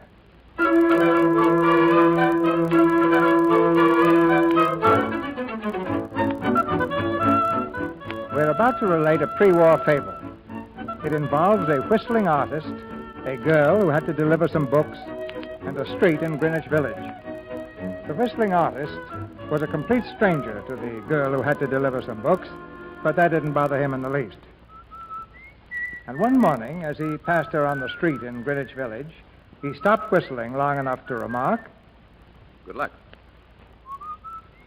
Whereupon the girl with the books, being as curious as she was attractive, spun around and asked a perfectly natural question. What did you say? I wish you good luck. Well, why? Oh, no special reason. I see. Well, thank you. Oh, you're welcome.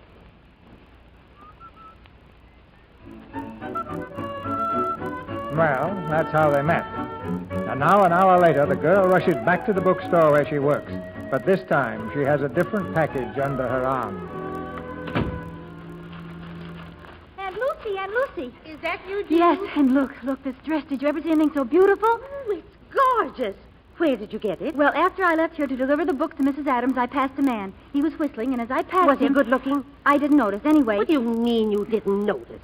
A man whistles at you, gives you a perfectly dazzling dress. Oh, he didn't give it to me. He didn't give it to you? I just passed him. Oh, you make me furious. You remember I left here to deliver some books? Oh, yes, dear, perfectly. Good. Well, when I was delivering them, a girl walked out. She was mad as a hornet. Oh, the man's girl. She had nothing to do with the man. Uh-huh. The girl was at Mrs. Adams' house, her daughter. She's leaving her husband. She was throwing away her clothes or something, and she gave me this dress because it reminded her of her husband. Now, do you understand? Just relax, dear. Perhaps it'll all come back to you later. Incidentally, Freddie just phoned.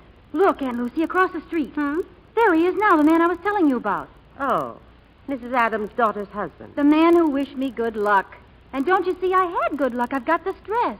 Oh. Here, hold the dress. I got an idea. Where are you going? The man, I gotta see him. Well, hurry back, Freddie said in 10 minutes. Oh, yoo-hoo. Yoo-hoo. Me? Yes, could I see you for a second? Why, certainly. I'd like to make you a proposition. What? A business proposition. Oh? Could I meet you in, say, an hour at Nick and Nick's? Where? Nick and Nick's. Who's Nick and Nick's? The bar and grill around the corner. They own it, two brothers. Oh. You must be new around here. Yes, I am. My name is Grant, David Grant. Oh, I'm Jean Newton. I work right across the street there, my aunt's shop, the Book Nook. You're sure I won't be putting you out? Oh, no, not a bit. I work here, too. You see the sign there on the second floor window? Oh, that's you, huh? Portraits, $1 caricatures? Uh-huh. Likeness guaranteed. Well, I'll see you later. Goodbye, Mr. Grant. Bye.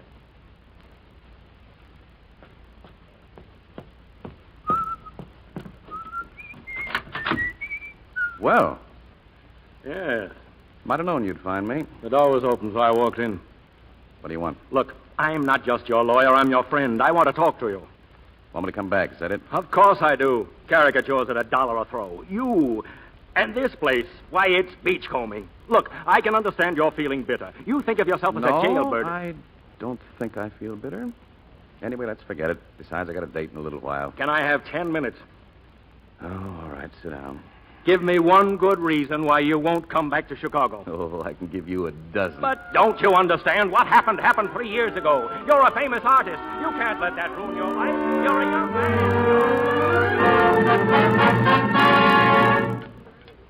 Hello, Jean. Hello, Nick. I want to buy a sweepstake ticket. But yesterday you said you was offering them. Well, yesterday I was offering them. So now she's on them. We're supposed to sell the tickets, not touch people offering them. You're lucky. Only one left. Here's the ticket.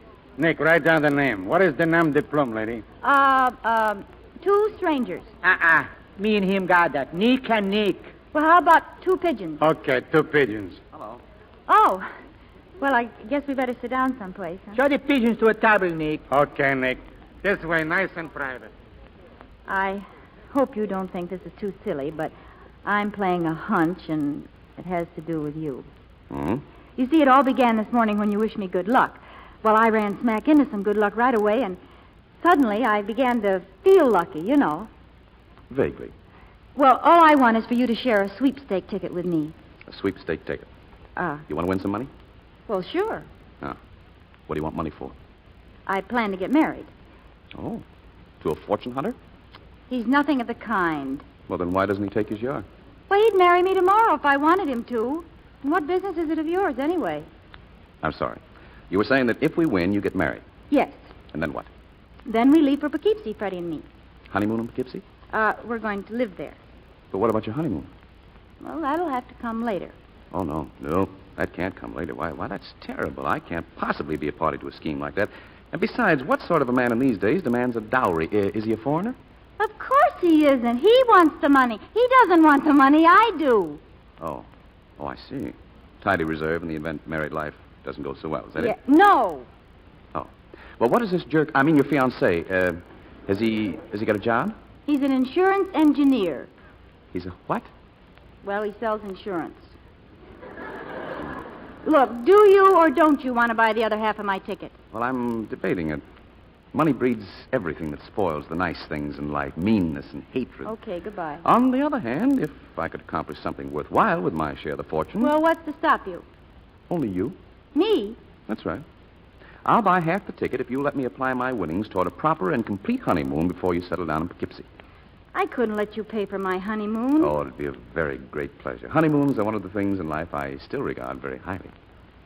Well, if you insist, I think maybe I could convince Freddie. It's a deal. Well, that's wonderful. We'll get some champagne and drink a toast to what I confidently expect will be the most wonderful experience in my life. Our honeymoon. Just a minute. Did you say our honeymoon? That's right. Would you mind waiting here for a moment? Oh, not at all. You'll be back. You bet I'll be back. Hey, Pigeon. What's the matter with the other pigeon? Well, nothing. She's pretty mad. I heard what you said. I bet she's getting a boyfriend. He's an awful big guy, mister. How much do you weigh? Oh, 160. Feel him, Nick. Looks pretty flabby. Yeah. Bloat. No reach, neither. Yeah. Better have a cab ready to take him home. Where do you live, Jack? Just around the corner. Thanks a lot.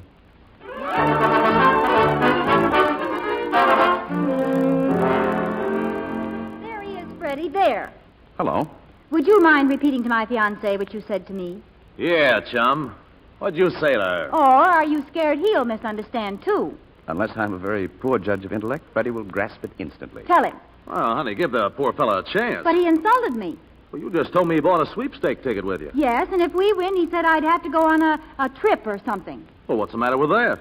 But he said with him, Freddie, before I marry you. Oh, he did, huh? Yes. Okay, chum. Suppose we step outside in the alley. But what on earth can we do in the alley that we can't do in here? Plenty, chum. Outside. Now, you wait here, girlie. This isn't for your eyes. I'll be right back.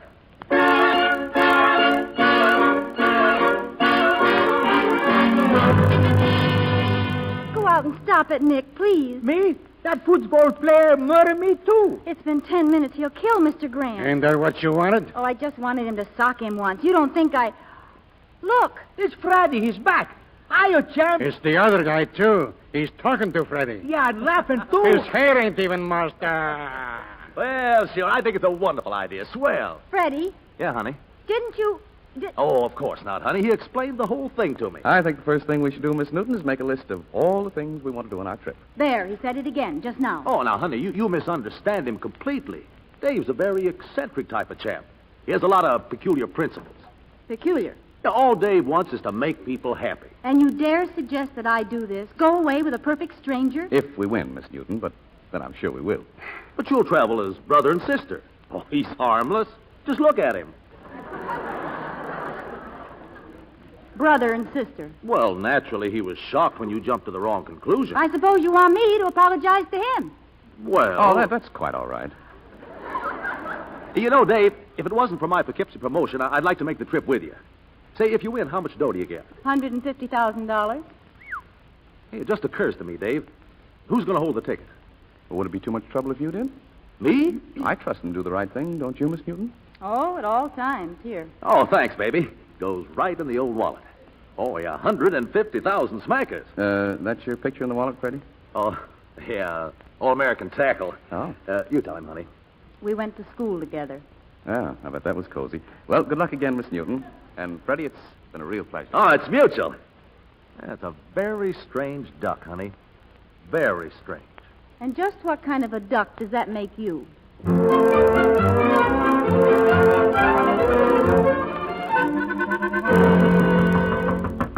But what if he isn't at home? You sure he lives here? Sure, I'm sure. And I still don't see why I had to come here. Well, because half the ticket's yours, baby. You gotta tell him that... Oh, well, good evening. My, I haven't seen you two for some time. Out of 10 million tickets, he's lucky enough to draw a horse, and all he says is, I haven't seen you two for some time. What did you say? They drew your horse. Yours and Jean's. Patsy Q, she's running in the Derby. Patsy Q, but the race isn't running until next week. Don't you understand, Dave? As long as the horse is gonna run, why, this little old ticket of yours is worth dough already. A lot of dough. That's why we're here. Nick and Nick said they can get us $12,000. Yeah, but I gotta catch a train to Poughkeepsie, so I'll be very brief. Now, do we take the $12,000 or do we risk it all and win in $150,000? Now, I say play her safe and take the $12,000 now. And what do you say, Miss Newton? Well, My share of $12,000 won't furnish quite the honeymoon I'd hoped for. What? I'm sorry, Freddie. What? Whoa, you can't go through with any crazy scheme like that. Why not? Well, it's impossible. That's why it's scandalous. It's bound to be misunderstood. Well, I'm afraid you have a deplorable lack of confidence in Miss Newton, Freddie. But I'll leave it all to her. Well, Now, wait a minute, Jean, before you say another word. What do you mean, another word? Well, it's just that I've changed my mind. What? Oh, not about you, about the horse. I say let's shoot the whole works. Let's take a chance. Not sell? Yo, what do you say, girlie? I have nothing to say. Dave? How about it, Dave? $150,000 or nothing. Oh, by all means. I don't see how we can possibly lose. What a character. Who knows, but hey, look at the time. Oh, goodbye, honey. How about a big squeeze? And don't worry. I'll phone you. Goodbye, Freddie. Well, so long, chum. I see you at the races. Well, Miss Newton? Look, what kind of a man are you, and what kind of a girl do you think I am? Well, I think we both like to travel. What gives you the remotest idea I'd go? I'm a perfectly conventional person, Mr. Grant, and possibly the dullest you ever met. Please, Miss Newton, won't you allow me to take that risk? Good night. Good night. Oh, when the derbies run, would you mind if I drop in at the Book Nook? I don't own a radio. Oh, by all means. Aunt Lucy's dying to see you again. She says you have an interesting face. Oh, wonderful woman, Aunt Lucy. And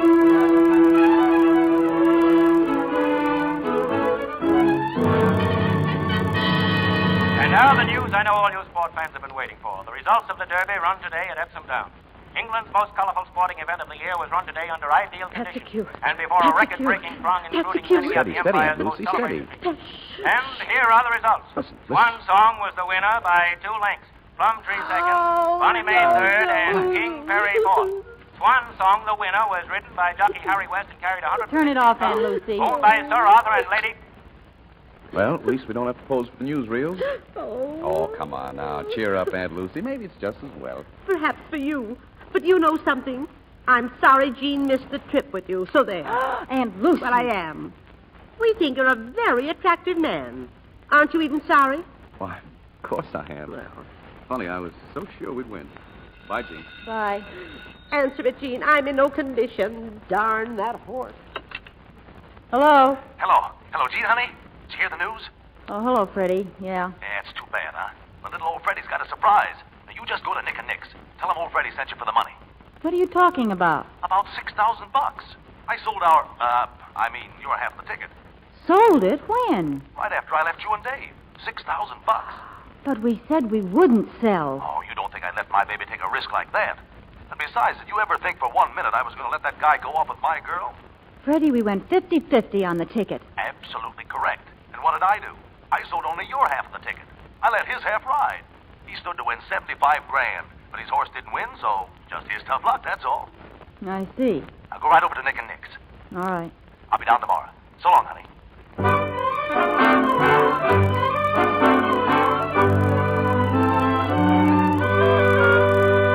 So I went straight to Nick and Nick's. The money's here in this envelope, and half of it's yours. Well, good old Freddie. Yes. Oh, but wait a minute. No. None of this is mine. He sold your half. Oh, no, it's 50-50. Freddie said so. Oh, did he really? Mm-hmm. Well, when will we leave? Oh, please be serious. Well, I'm completely serious. I can't possibly go away with you. Then I can't possibly accept this money. Here. But it's yours. You need it. I know you must. I did need it, but only for one purpose. What? For our trip. An artistic experiment that people would confuse with something improper or whatever it is you'd think they'd do. You can't ignore people. No. I found that out once before. But I didn't think you were people. Well, I'm not. What did you mean when you said experiment? Well, I meant the experiment of taking someone who was going to settle down happily and prosaically in Poughkeepsie and giving her one little holiday on a quite impersonal plane, of course, and then seeing if it would last her for the rest of her life. Impersonal, huh? That's right. Like a guide or a scientist making an experiment. But it's such a crazy idea. Experiments are always crazy until they're proved. All right. Maybe I'm the one who's crazy now, but... Okay. Make the experiment. Well, that's good, Jean. We were 2 pigeons. Now I'm a guinea pig. Oh, this is wonderful. Is it? Well, just make sure you understand now. A strictly impersonal guinea pig.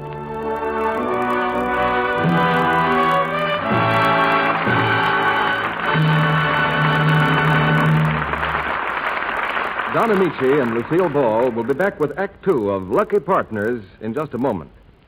When you get an especially interesting letter, don't you like to share it with someone? That depends on who it's from, Mr. Kennedy. Well, this one's from Mrs. Ruth Willette of Wolf Creek, Kentucky.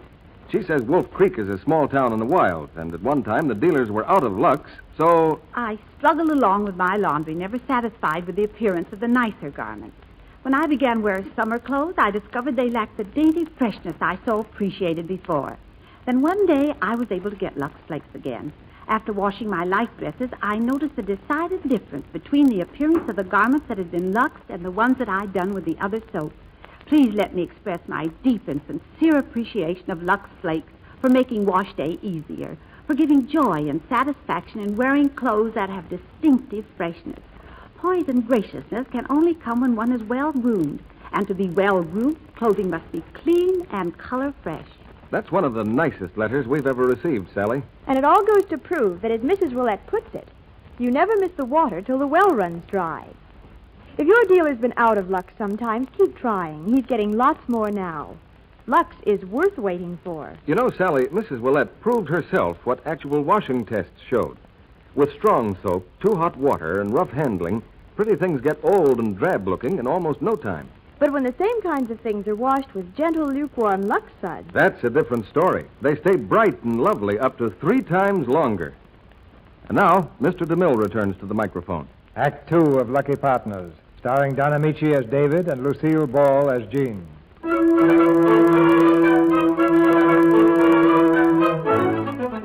Miss Jean Newton, having faced the most perplexing problem of her life, has made her most drastic decision.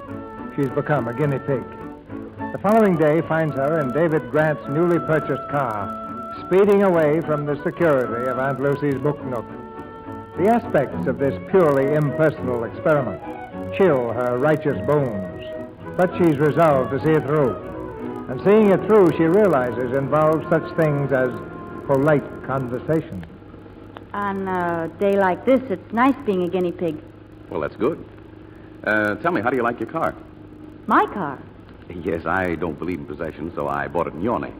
Well, thanks. I wish I could understand you. You know, I think you're running away from something. Well, maybe.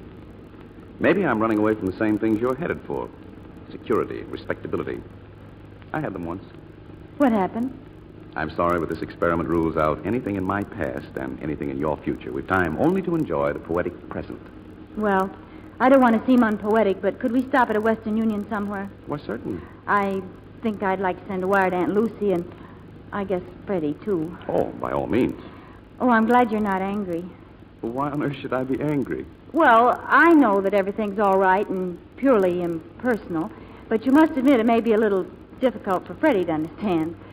Yes, that's true. So I'll just let him know that the scenery's lovely and I'm having a good time, and that'll show him that everything's all right, won't it? Well, I think it's a splendid idea. We'll wire him everywhere we stop. Well, maybe not everywhere. Where are we stopping first? Niagara Falls. Oh. Welcome to Niagara Falls, and may I express the hope you'll have a very happy time here? Well, you may indeed. I'm David Grant. I wired from New York. Oh, quite so. Rooms for self and sister, not necessarily adjoining. That's right. Oh, front, please, front. Yes, sir. Miss Grant, 355. Mr. Grant, 526. The elevator's this way, sir. Here you are, boy. You go on ahead with the bags. My sister and I'll be up later. Sure, Mr. Grant. Thanks. Why, later? Because I recommend something to eat. Oh, thanks. I'm really not hungry. No? Drink? David, I'm awfully tired, honestly. Oh, but it's so early. Okay, run along. I'll see you in the morning. Thanks again. Good night, sister. Good night. Oh, brother.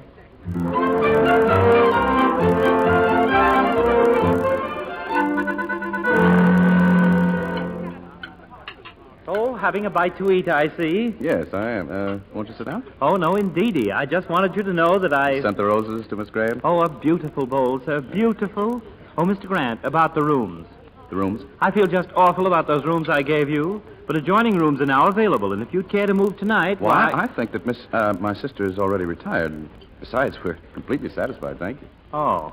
Well, perhaps tomorrow? Oh, perhaps. Yes, sir. Oh, well, company, I see. Huh? Oh. Hello. Well, hello. Please sit down. Would you like some ham and eggs? Well, Waiter. Yes, sir. Double my order, please, and some coffee now. Yes, sir. I just wanted to thank you for the flowers. I mean, that's why I came down. To thank you. Oh, you're very welcome. People just wouldn't believe this, would they? Believe what? Our being together like this. I mean, they'd think it wasn't like this. Frankly, I didn't quite visualize it like this either. I mean, this is so pleasant. Oh. Are you thinking about something? Yes. A secret? No. Freddie. Freddie? Yeah. Why? Well, after all, we do owe it all to Freddie, don't we, Jean? Yes, David, what happens after After what? the trip? Oh, well, I take you home and you get Oh, married. no, I mean, what's going to happen to you? Oh. Well, I don't exactly know. Something will turn up. It always does. Oh, Mr. Grant. Yes. I feel so much better, Mr. Grant. Oh, you do? Well, I'm certainly glad to hear that. I took the liberty. I changed you and Miss Grant to adjoining rooms. What? The bags are moved. You've done the hotel a great favor. Well, as long as it's a favor. Oh, yes. I'm sure the management will appreciate it. Well, I want the management to feel free to call upon us at any time. Oh. By all means. What am I saying?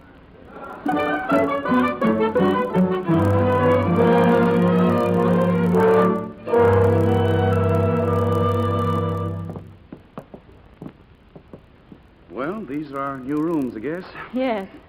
You take this one, and I'll take that one. Here's your key. Thanks. Good night. Oh, the room, you better see if you like it first. Oh, it's fine. Oh, but let's see. Okay? Beautiful. Well. Look, it's Freddie. Very nice. Very nice. Well, one of you two better start lying.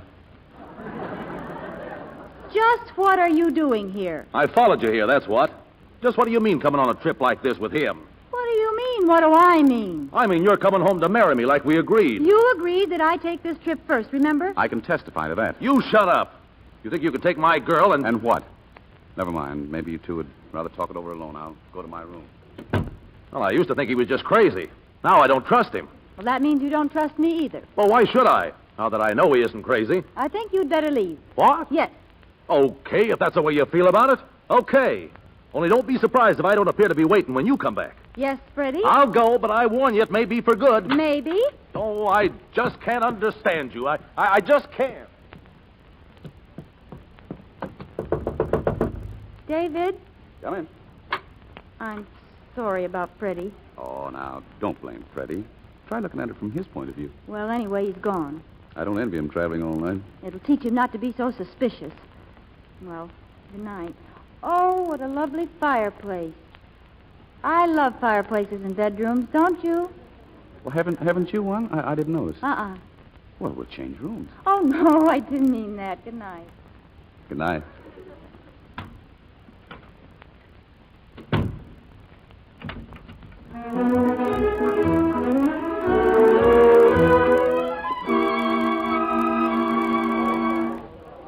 You got a room? Oh, yes, indeedy. Alone? Yeah. Sign here, please. Okay. Call me at 2 o'clock. P.M.? A.M. A.M., yes, sir. And don't forget. Oh, is that the right time? Yes, sir, just 11 o'clock. Thanks.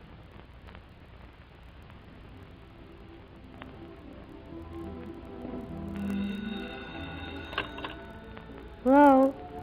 Did I wake you up? Oh, no. Can you hear the music? Yes. Nice, isn't it? Nice, dreamy. It's like a lullaby. It's lovely. Is the moon shining through your window? Uh-huh. Did you arrange that, too? Why, certainly. I can just see you. A shaft of pale blue light falling across your room and your face like a soft shadow on your pillow. Can you really see me? Well, of course I can. I have a wonderful imagination. Well, pleasant dreams, Jean. Pink-eyed rabbits, curly-haired lambs, and ribbons of bells, and sunny meadows. You sleep yet? Oh, no. Jean, Yeah? how would you like to jump out of bed and get into that lucky dress you told me about and have the last few dances with me? We're still time. Wonderful. I'd love to. Wonderful. Hurry now. I'll meet you in the lobby in 10 minutes.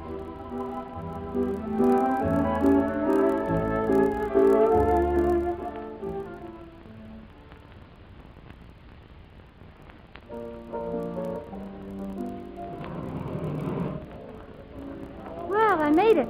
My Jean, you are dazzling. Oh, good evening, Miss Grant. Good evening. I called the terrace, Mr. Grant. Your table's waiting. The new rooms are satisfactory, I trust? Oh, they're perfect, but my sister should have the one with the fireplace. Can you switch them? Oh, it'll make me very happy Oh, to. don't put them to all that trouble. Oh, but we're making him happy. Come on, let's find that music.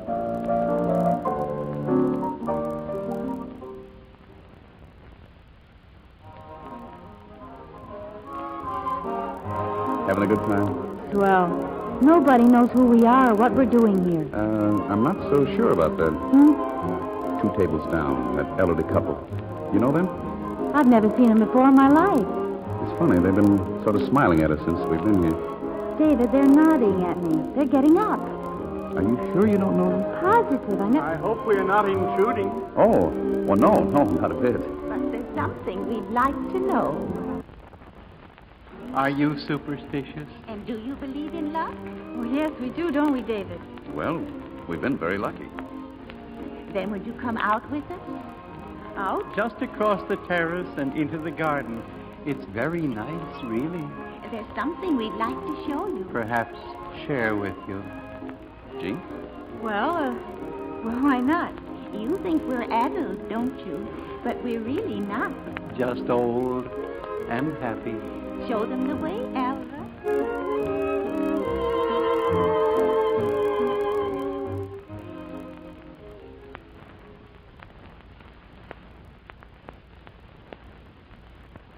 Say, what in the world are they up to? We'll hurt their feelings. It's quite dark here. Can you see? Oh, yes, it's beautiful here, these old trees and shadows. Just a little way further. Oh, this is it. This is the threshold. Threshold to what? Why, to whatever you want on the other side. Of course, my dear. See? It's a bridge over this little stream. Now, you pick her up and carry her across the bridge. Oh, that's fine. Aren't you coming? Oh, no. We crossed it a long time ago. Well, come on, David. Okay. Up.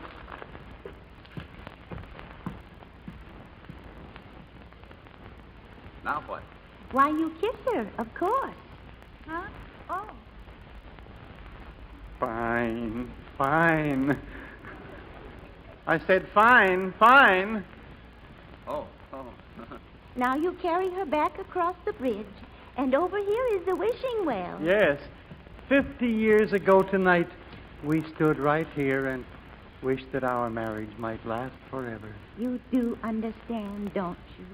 It's just that you two looked so happy and shining when we saw you inside that we wanted you to have our good luck. Good night. Good night. Jean, Yes? I apologize What for? for kissing you. I promised it would be strictly impersonal. Either we must go back to being as we were, or else we can't go on with this trip. But why? Because that's how it was going to be, remember? Now let's get inside and dance. Would you mind very much if we don't? It's nearly 12:30. I think I'll go to bed. Oh? Good night, David. We can shake hands, can't we? Quite impersonally? Why, of course. Aren't you coming in, too? Oh, later, I think. Don't forget, you'll have the room with the fireplace. Here's the key. I'll leave yours at the desk. Thank you. Oh, what time do we leave in the morning? Would 9 be too early? 9 will be swell. Thank you, David. Good night.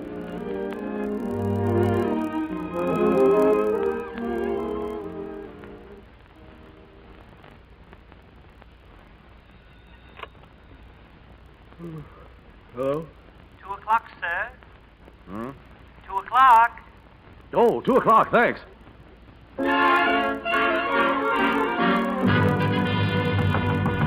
All right, come on. Open this door. Open it up. Who is it? It's your fiancée, that's who it is. Oh, well, wait a minute. I'll give you 10 seconds or I'll bust it in. 1 Mississippi, 2 Mississippi, 3 Mississippi, 4 Mississippi. What are you doing here?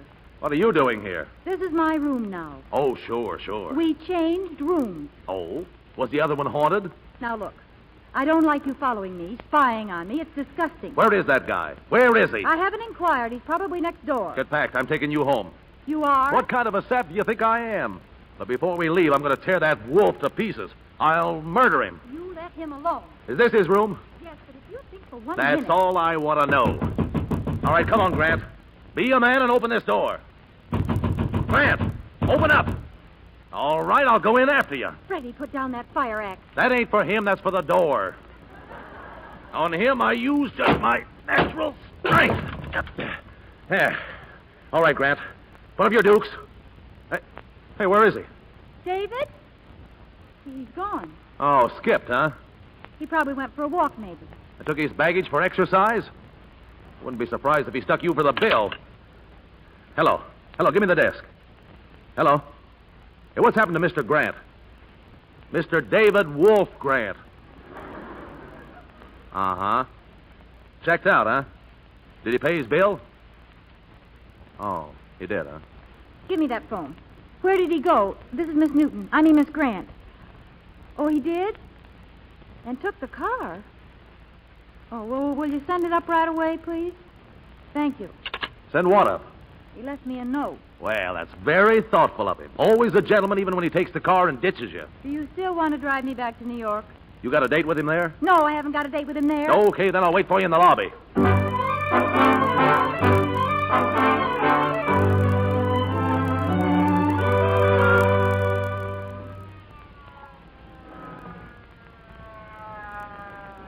Sorry, officer. I didn't realize I was going so fast. Yeah.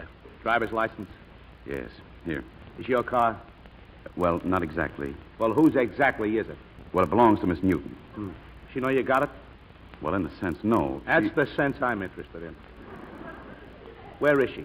Well, at this moment, she's at the Arrogane Hotel, Niagara Falls, but she's asleep now, and I'd rather you didn't disturb her. I think maybe she wouldn't mind. Oh, I forgot. She isn't registered there as Miss Newton. Oh? As a matter of fact, she's registered as Miss Grant, my sister. Why? Well, that's rather a long story. Okay, it'll keep. Oh, thank you. You can tell it to me in the morning. To me and the judge. I'm arrested. You mean you're putting me in jail? Mm-hmm. But first you're going to find me that dame. Move over. Yes, sir. And get going. Yes, sir. And in case you're interested, officer. Yeah? I'm very unhappy. Very. We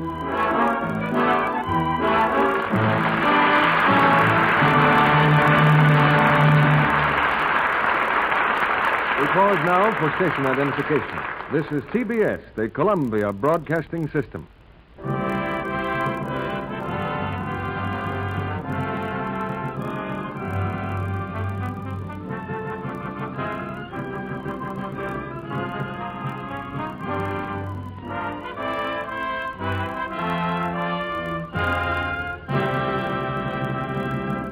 In a few minutes, our stars, Don Ameche and Lucille Ball, will return in Act 3 of Lucky Partners. Now, your producer, Mr. Cecil B. DeMille. Ladies and gentlemen, a high honor is to be awarded this evening to the employees of Lever Brothers Company, our sponsors. An honor which climaxes one of the most encouraging stories I've ever heard.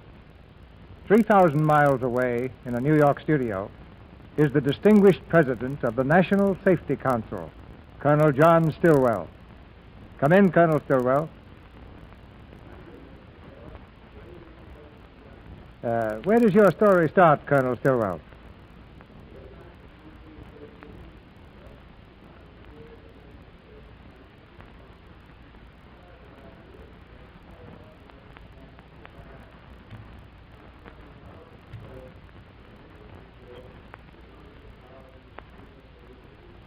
How long did it take the National Safety Council to change that picture?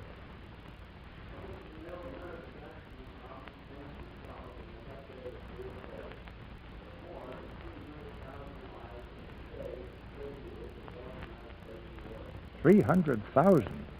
Well, that's 3/4 of our total American war casualties.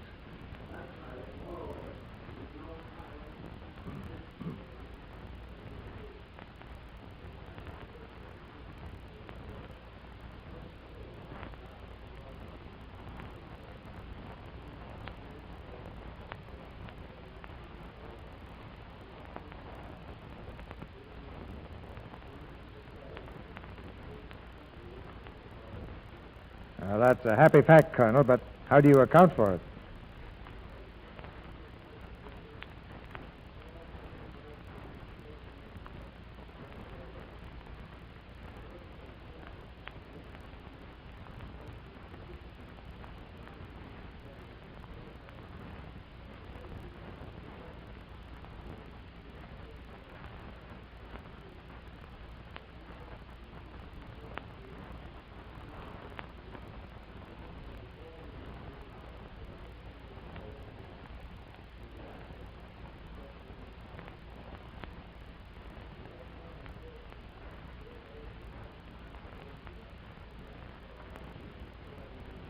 Now, such a saving of life and limb is really a very worthy accomplishment, Colonel Stillwell.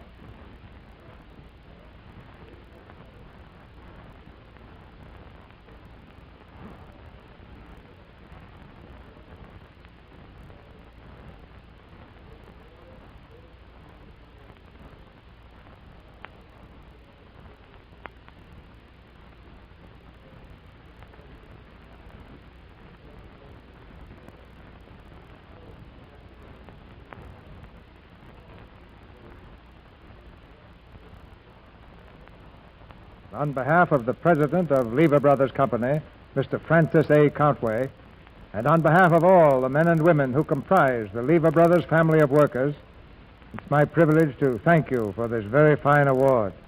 And we thank you, Colonel Stillwell, for being with us tonight. And now, back to our story. But first, let me invite you backstage after the play for a chat with our stars. The curtain's rising now on Act 3 of Lucky Partners, starring Don Ameche as David and Lucille Ball as Jean.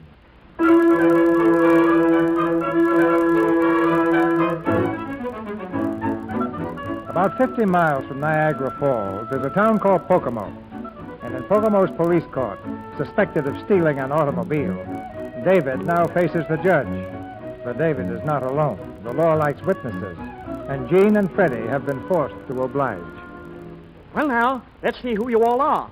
You. What's your name? Frederick Victor Harper III. Insurance, Your Honor. Well. Know these people, do you? Oh, yes. Young lady's my fiancée. I am not. Well. Seems to be a little confusion. Remember now, under oath. What's your name, young lady? Jean Newton. Alias Jean Grant. No, Your Honor. That is, yes, Your Honor. Owner of the allegedly stolen conveyance. Oh, no. Yes, Your Honor. Yes and no, eh? We'll see. That's what we're here for. And you're Mr. David Grant. That right? Well, no. Says so here. Says you are. But we're under oath, Judge. I am not David Grant. Then who are you? Paul Knight Somerset. Paul Knight Somerset? What'd you say? Who? Paul Knight Somerset. Somerset. Well. Court's adjourned. Gotta figure this out. Lock him up. Paul Knight Somerset.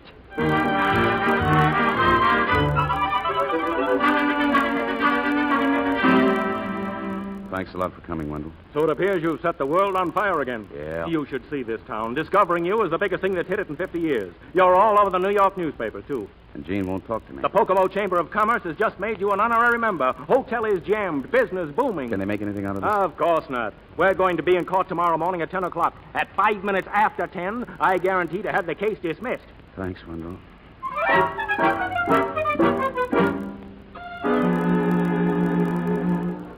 We'll wait in this anteroom, Paul. They'll be ready for us any minute. Jean. How do you do? Hiya, Dave. Paul. Hello, Freddie. I just want to tell you again, no hard feelings. Thanks. Boy, what a mob in there. What a lot of contacts I'm going to make. Jean, I wish I could make you understand. I'd rather you didn't try, David. Well, not David, Jean. Paul. Now, why don't you break down? He's a celebrity. You can't expect Freddie, him... please. I tell you, Paulie, you just can't figure women, can you? Jean, this is my attorney, Mr. Wendell. How do you do? How do you do? I wish you'd let him represent you. It's a very simple matter, really, Miss Newton. I don't need an attorney. I've done nothing that I can't explain myself. We're ready. Come along. Come on, Freddie. Yeah, they can't begin without us. Wendell, wait a minute. Yes? Thanks for everything, but I just decided I don't need a lawyer either. What? Run along, Wendell. I'll let you know how I make out. Paul! Here, now. No liberty. Court of law, you know. More witnesses I hear, more confused I get. Now, where's the girl's aunt? Oh, me, Your Honor? Come here. When did you first meet Mr. Somerset? A day or two after he whistled at her and gave her the dress. And Lucy. Shush now. Shush. He gave her a dress? Oh, and what a dress. Cost at least $200, silver beads and chains. My. And how did your niece explain such an expensive present? Oh, she didn't.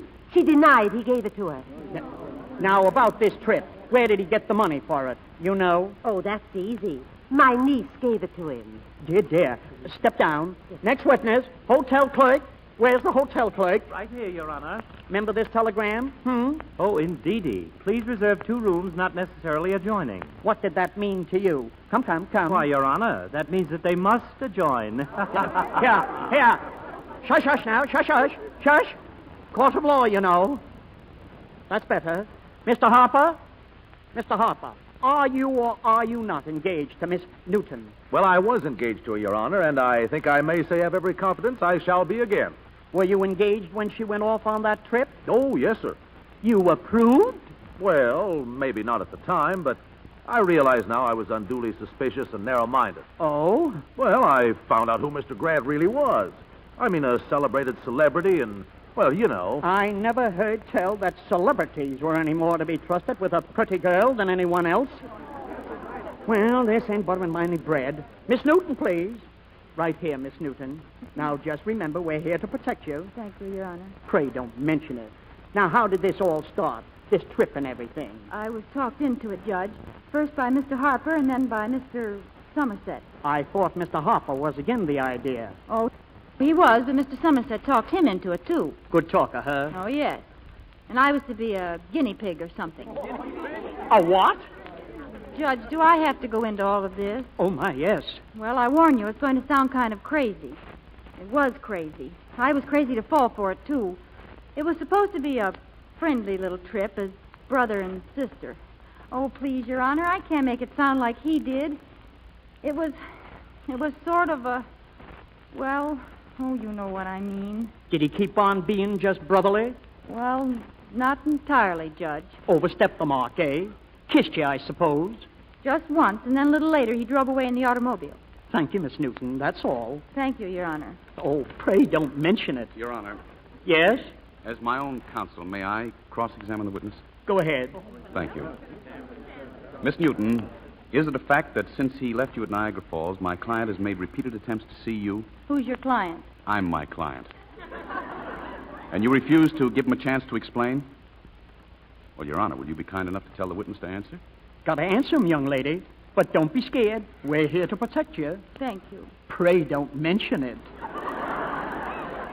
I was saying, you refused to listen to my client. Yes. Did he leave a note for you at Niagara Falls? You know perfectly well you did. You did. Have you got it with you? I tore it up in little pieces. Oh. Miss Newton, do you believe that my client was sincere in his feelings for you? Your Honor, he's only trying to make me talk to him now because I wouldn't talk to him outside. Is that right? Definitely. Sorry. Can't allow you to discuss your personal feelings. But, Your Honor, if I can't explain my reasons If to... Miss Newton is interested in your reasons, she can ask you when you're on the stand. Well, in that case, no further questions. But I have. You're the painter, huh? Paul Knight, Somerset? I was. What are you now? Oh, not much of anything. Just a loafer, eh? Well, that's a little harsh, perhaps. Depends on how you look at it. Yes.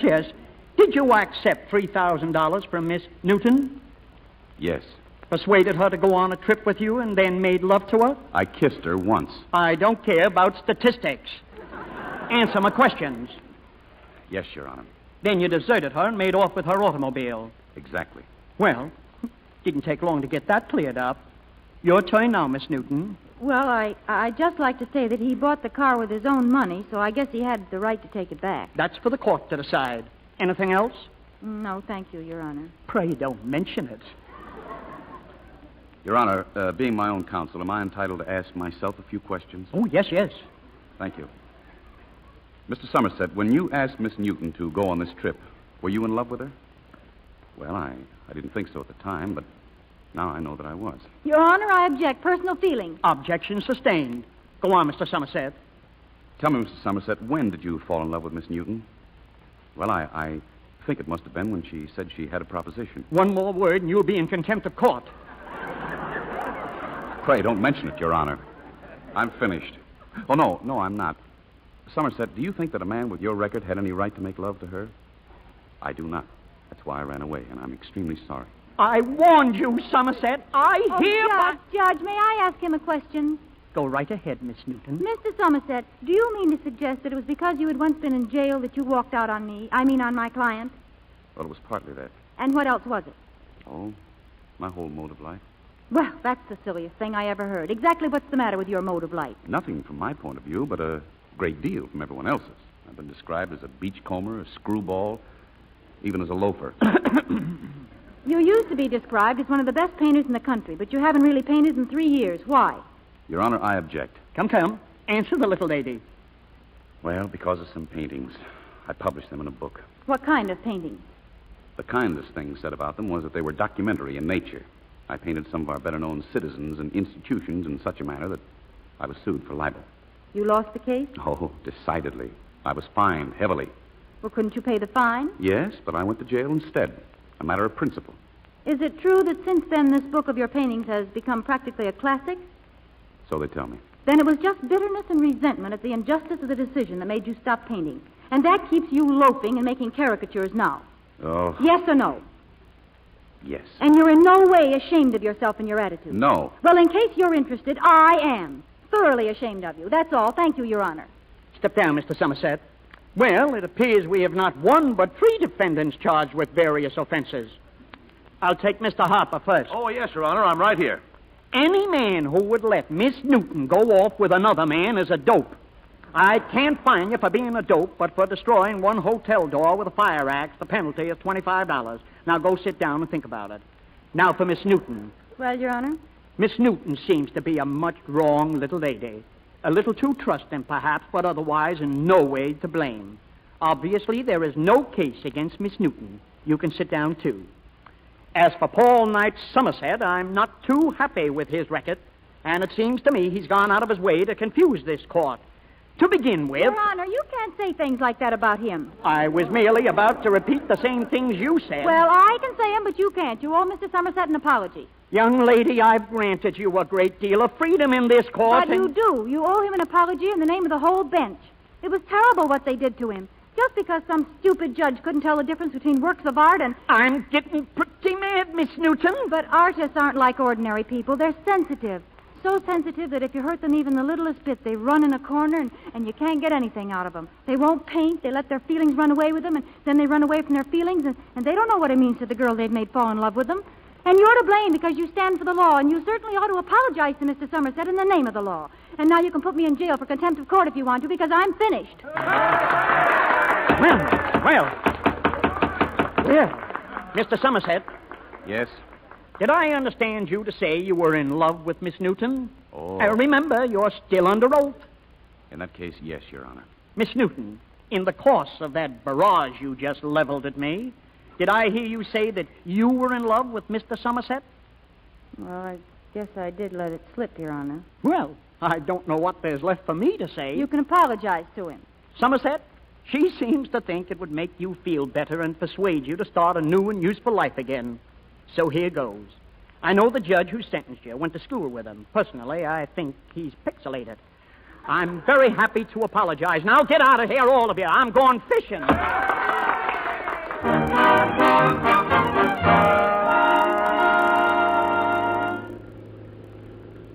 You are now leaving Pocomo Township. David. You sure this is the right road to New York? Oh, sure. And I think it's very nice of you to let me drive you back. If we were going the other way, the road would go to Niagara Falls. That's right. You know, I just thought of a wonderful experiment. Nothing impersonal, I hope. Purely unscientific. How does it work? Well, you take a little gold ring, and a funny little judge in Pocomo says some magic words, and bang. What happens? In 50 years, I'll give you an exact answer. David? Turn the car around. Jean? This is the road to Niagara Falls.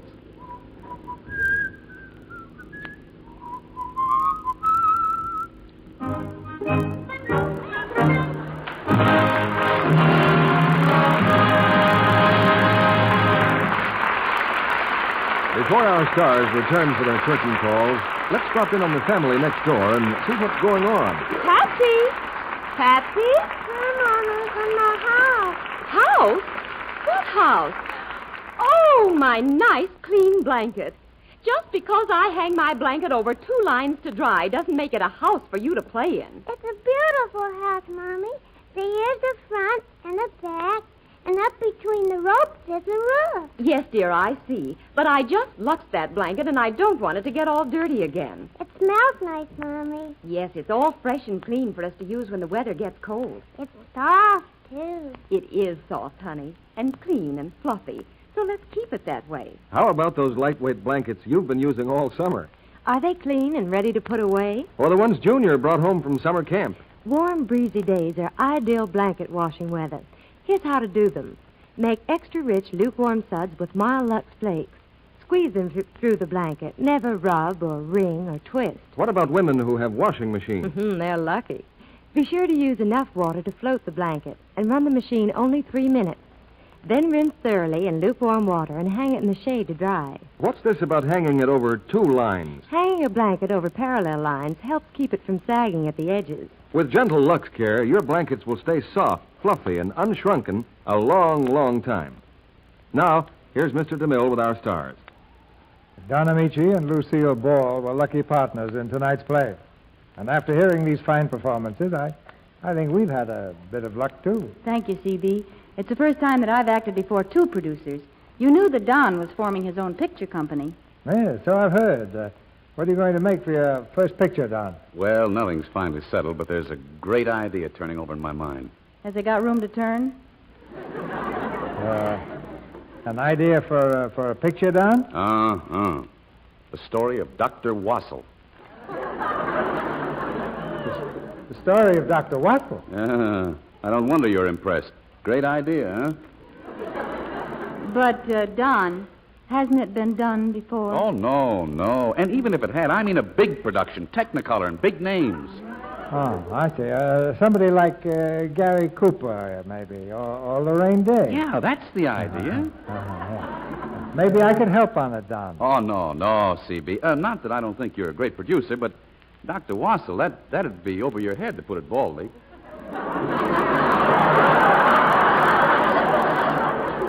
You know, Don, I think you're going to go places in pictures. Go places? Look where he just went. And C.B., when I finish Dr. Wassel, I'm going to give it to you for the Lux Radio Theater. Well, thank you, Don, thank you. But we've already counted on producing Dr. Wassel here. For next Monday night? No. For next Monday night, we have another exciting play.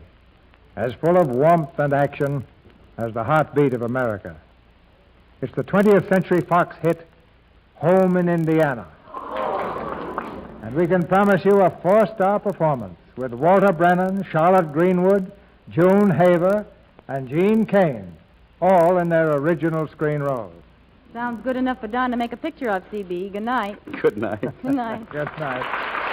Good night. You brought a lot of pleasure to a lot of homes tonight. Our sponsors, the makers of Lux Flakes, join me in inviting you to be with us again next Monday night when the Lux Radio Theater presents Walter Brennan, Charlotte Greenwood, June Haver, and Gene Kane in Home in Indiana. This is Cecil B. DeMille saying good night to you from Hollywood.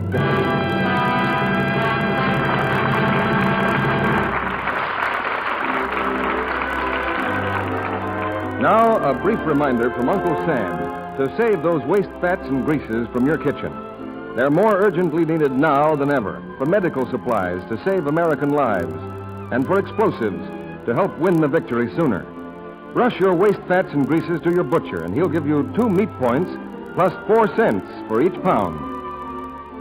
Next month, October 16th, the Lux Radio Theater celebrates its 10th anniversary on the air. We'd like you to share in this celebration by helping us select the play and stars you'd like most to hear.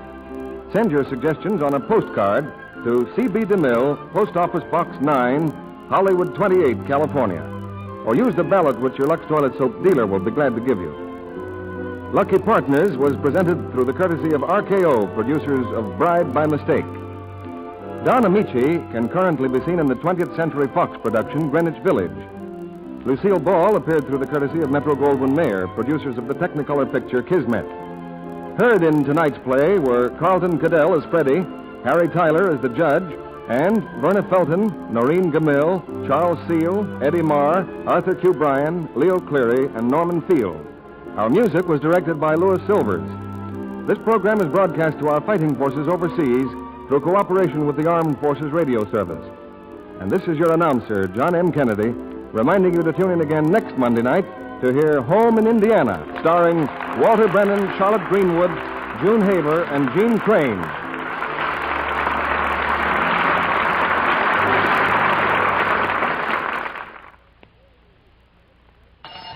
Hear ye, hear ye. Kate Smith and Aunt Jenny join up to bring you their Friendship Cocoa Cake. Lusciously light, chocolatey layers piled with fluffy seafoam frosting. So delicious and so easy. Made in 5 minutes in just one bowl with new Easy Mix Spry. See the Spry ad in October women's magazines and newspapers. This is CBS, the Columbia Broadcasting System.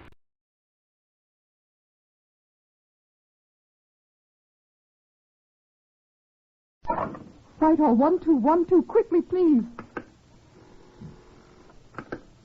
This is Scotland Yard.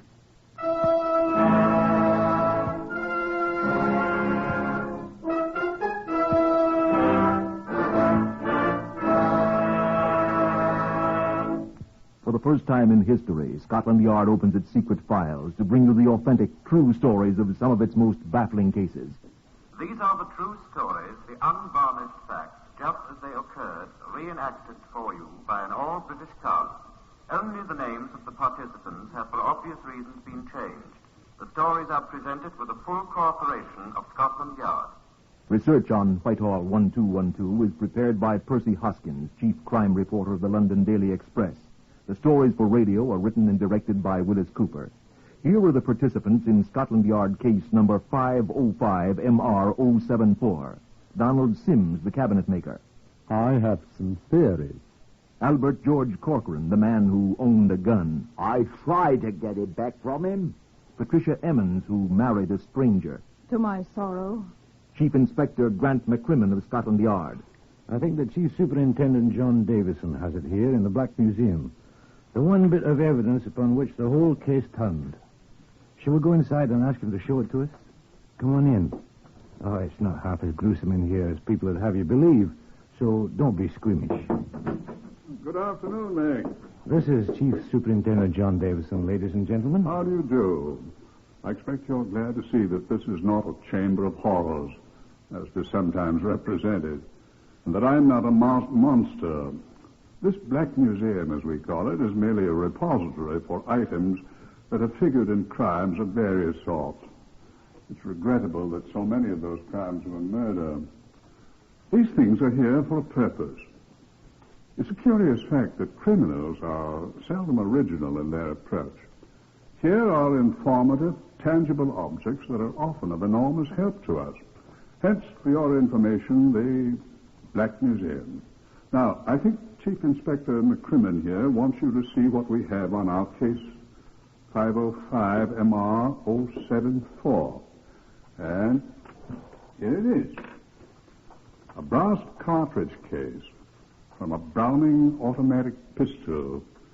You'll note it still has traces of a sticky tape on it. And some photomicrographs of this case and of another similar one. That's all there is, Meg. Well, they were quite adequate, John. Yeah, the hangman, another 10 pounds. I was quite astonished when I received the call.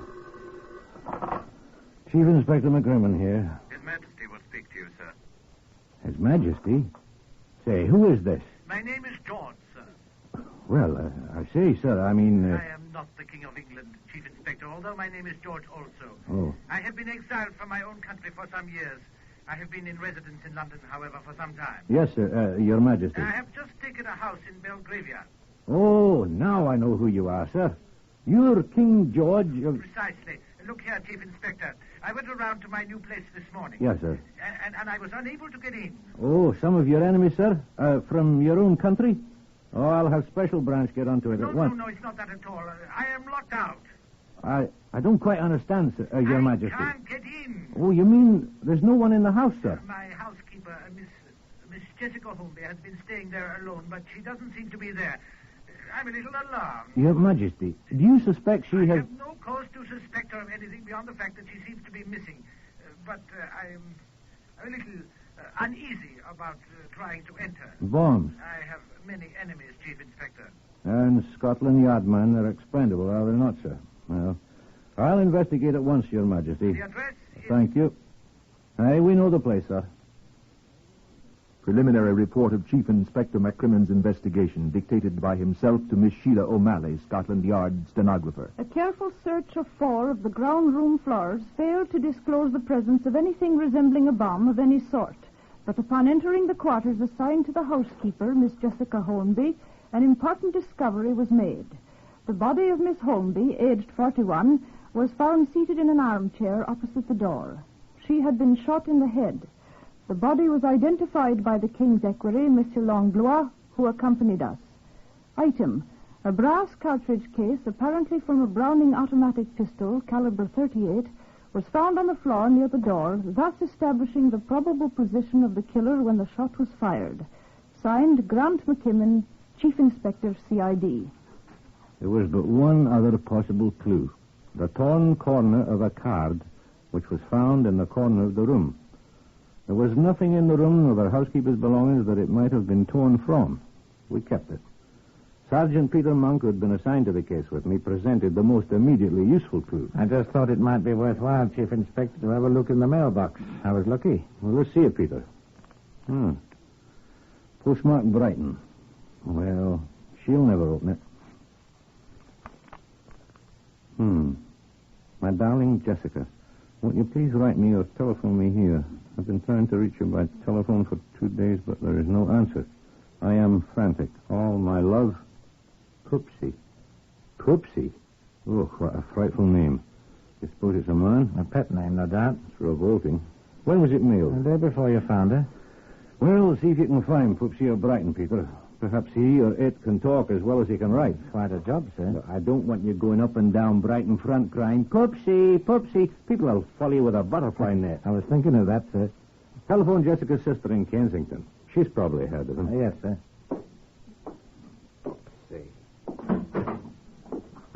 Your sister knew Poopsie fairly well, she said. The man with the revolting pet name was Donald Sims, a cabinet maker, 39 years old, and he worked in a penny peep show in Brighton. She gave us his address, and Peter Monk and I took a trip to that seaside resort.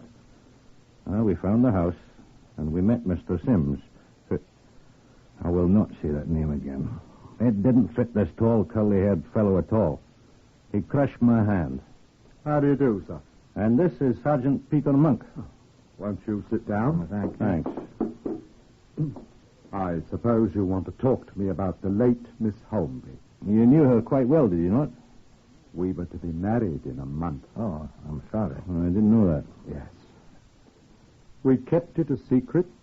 We kept it secret. Not even her sister knew our plans.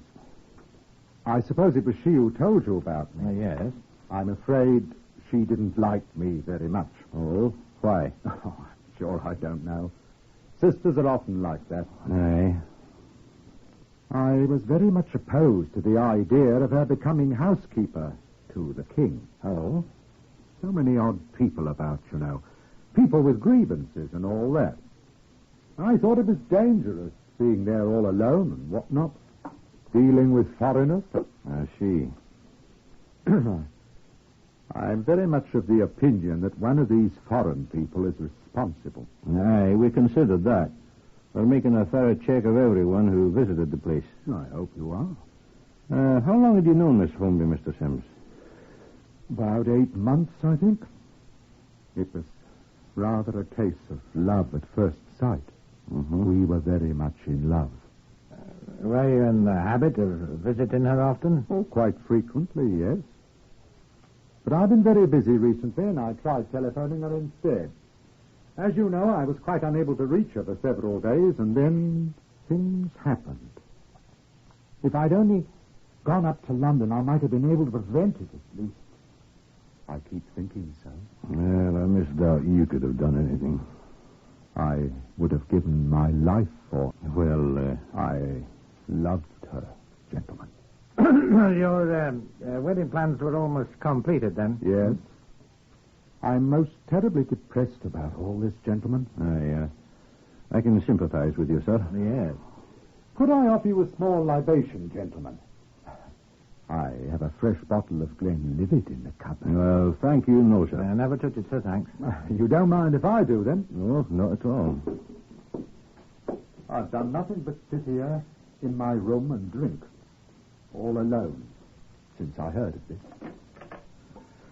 I'm a little surprised that you have not yet been up to London, Mr. Sims. Sir? I couldn't bring myself to go to that place where she died. Are you sure you won't have a small libation? Thanks. We must be getting back to London. Oh, surely you don't have to go at once. I'm afraid we must. Thank you for your time, Mr. Sims, and let me assure you again of our sympathy. I wish you'd stay a little longer. I have some theories I should very much like to pass on to you. Well, we shall be talking to you again, sir, I fancy. What? If we discover anything more... Right. We may need your help. Oh. Well, Slanter more, gentlemen. Slanter. Hey, come along, Monk. Right, sir. I'm sorry you gentlemen won't join me in a small libation. No, thank you. We shall undoubtedly be seeing you. Find the assassin of my love. Hey, we shall try. Good afternoon, sir. Good afternoon, Mr. Sims. Oh, goodbye, gentlemen, and thank you. Pupsy. Dreadful, isn't he? Well, he'd impress a woman. Well, let's walk over to the seashore and see how he impresses some of his fellow workmen. You're suspicious of him, aren't you? I'm trying very hard not to be suspicious of him, Monk's old boy. We tramped along Brighton front with the din of the dance band in our ears for a good while before we came across anyone who knew Sims well enough to discuss him with us. At last, a Brighton rock huckster at whose place of business we stopped admitted knowing him well. Yes, I know Johnny Sims. I knows him well enough that I don't want never no dealings with him. Not no dealings what so bloody ever. What's he done to you? Plenty. Brighton Rock! Who'll have Brighton Rock? Take a bit of Brighton Rock home for the kids, missus. Only a bobble stick. Chip. Plenty enough, mate. What? Well, I can't prove what he done to me, but I can have me suspicions, can't I? He won't pay me, and I don't hold with fellas what commits bigamy anyhow. Bigamy? Huh? Well, it ain't no secret, I'm telling you, mister. He got out of the Stony Lonesome not a year ago for marrying a bit of flap in Nottingham, when he was already the husband and father of 3 kids and living with them right here in Brighton. Yeah. Take home a bit of Brighton Rock for the family. Here you are. Only a bobber stick. Only a bobber stick. He was in prison? For bigamy, as I said. Ain't no secret around here. Are you sure? Well, ask anyone around here about Poopsie.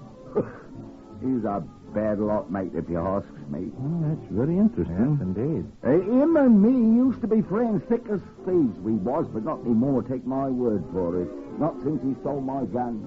Stole your what? My gun, mate. My Browning automatic. Oh, it was quite legal. I still got the license. That's all I have got. He took a fancy to it, he did, the stinker. Borrowed it from me. Last I ever seen of it, the dog's body. Claimed he lost it. Didn't pay you for it? Not Poopsie, not him. Claimed he ain't got no money. What caliber was this gun? Eh? Oh, 38. Interesting, huh? I bought the gun because I rather fancy target shooting, see? Had a chance to fire it only twice, down at my place over there on the Downs. He was with me.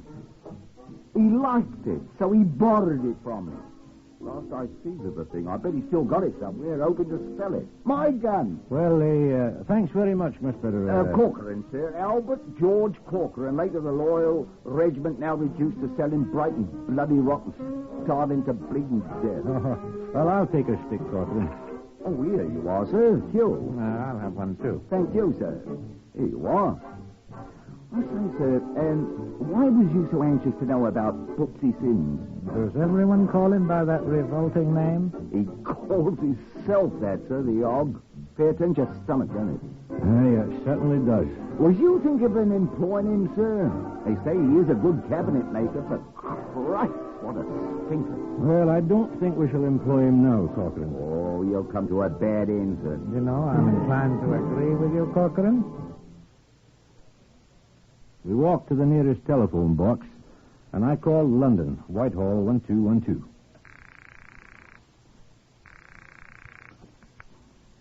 This is Scotland Yard. The Criminal Records Office, please. Criminal Records, sir? Yes, sir. Sergeant Hammond here. Criminal Records Office. Hello? Hammond? Chief Inspector McCrimmon here. Oh, yes, sir. Who are you? Say, what do you have on a fellow named Donald Sims of Brighton, sometimes known as Poopsie? The bigamist. I remember his name. Something about him quite recently. Just hang on, sir.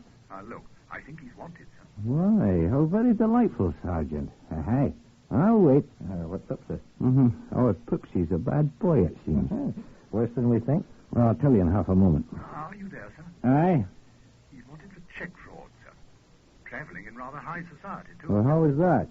One of the checks he forges on account of royalty. That King George. Oh, that king that's just taken a new house in Belgravia? Yes, sir. He's got the chief equerry for £400. Say no more. Monks and I will fetch him in, full of dew of Glenlivet in 3 hours' time.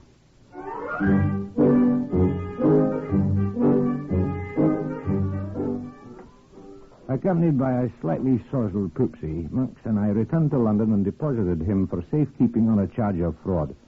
He promptly went to sleep on the floor of his cell in Bow Street. And Monks and I departed for a well-earned dinner of bubble and squeak, of which I'm inordinately fond. Oh, I also had 2 bottles of Guinness, I remember.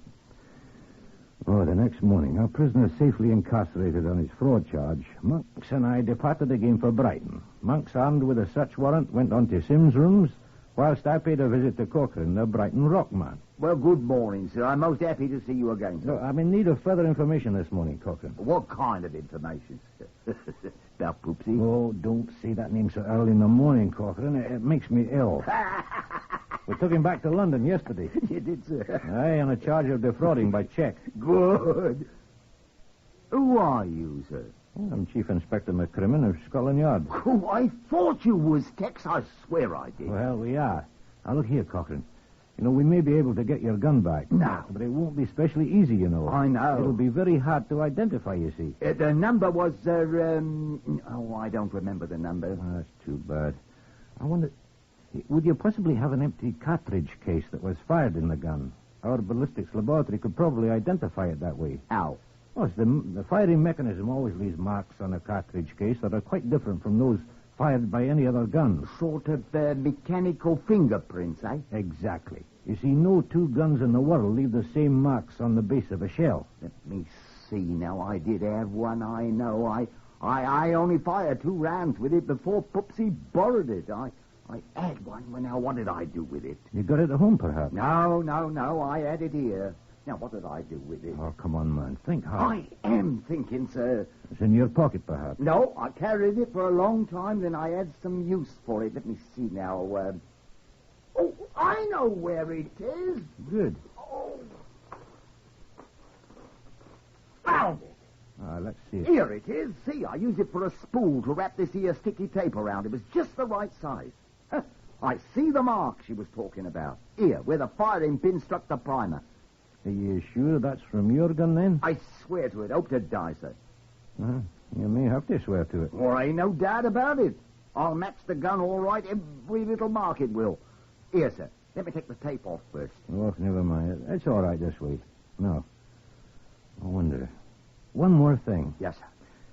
Could you possibly find one of the bullets you fired with the gun? Well, I don't know, sir. I could find the spot where I fired them. It was in a chalk pit. But whether them bullets are still there and whether I could dig them out... Well, we only need one.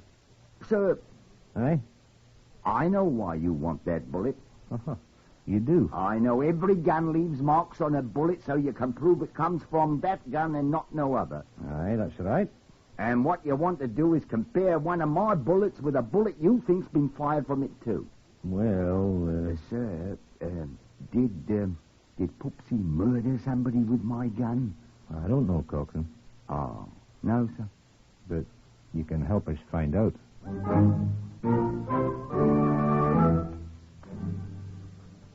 Sergeant Monk's painstaking search of Sim's room failed to discover the missing burning pistol. But in a pocket of a jacket in his cupboard, Monks discovered a torn, crumpled card. It was the announcement of a marriage between Donald Sims and a Miss Patricia Emmons of Nottingham. So we telephoned the Nottingham police asking them if it would be possible for Miss Emmons to come to London to see us. She was waiting for us at Scotland Yard when we returned. Yes, I married him. To my sorrow. And you did not know that he was married at the time? No, I did not. His wife died during his bigamy trial. Did you know that, Monk? Yes, sir. I discovered it today. I discovered a great many things about him. Oh? He's a bad man. Let it rest at that. This is one of your wedding announcements, is it not? Oh, I thought they were all destroyed. Oh, I do wish you'd destroy that one. I'm sorry, Miss Emmons. He was money crazy. He said he loved me, but I discovered he thought I had an income. When he found I had nothing, he deserted me. It was while I was trying to find him that I found he'd married me bigamously. Aye, we know about that. Now, did you ever see a... Pistol? Yes, of course. Could you describe it? A 38 caliber Browning automatic pistol. I know about pistols. My Uncle James is a retired warrant officer in the Royal Army Ordnance Corps. Uh-huh. He was at the Woolwich Arsenal for years. And you'd testify in court that you saw that pistol in Sim's possession? Oh, I would indeed. May I ask why, please? I don't think you'd like to know why, Miss Emmons. You escaped with your life.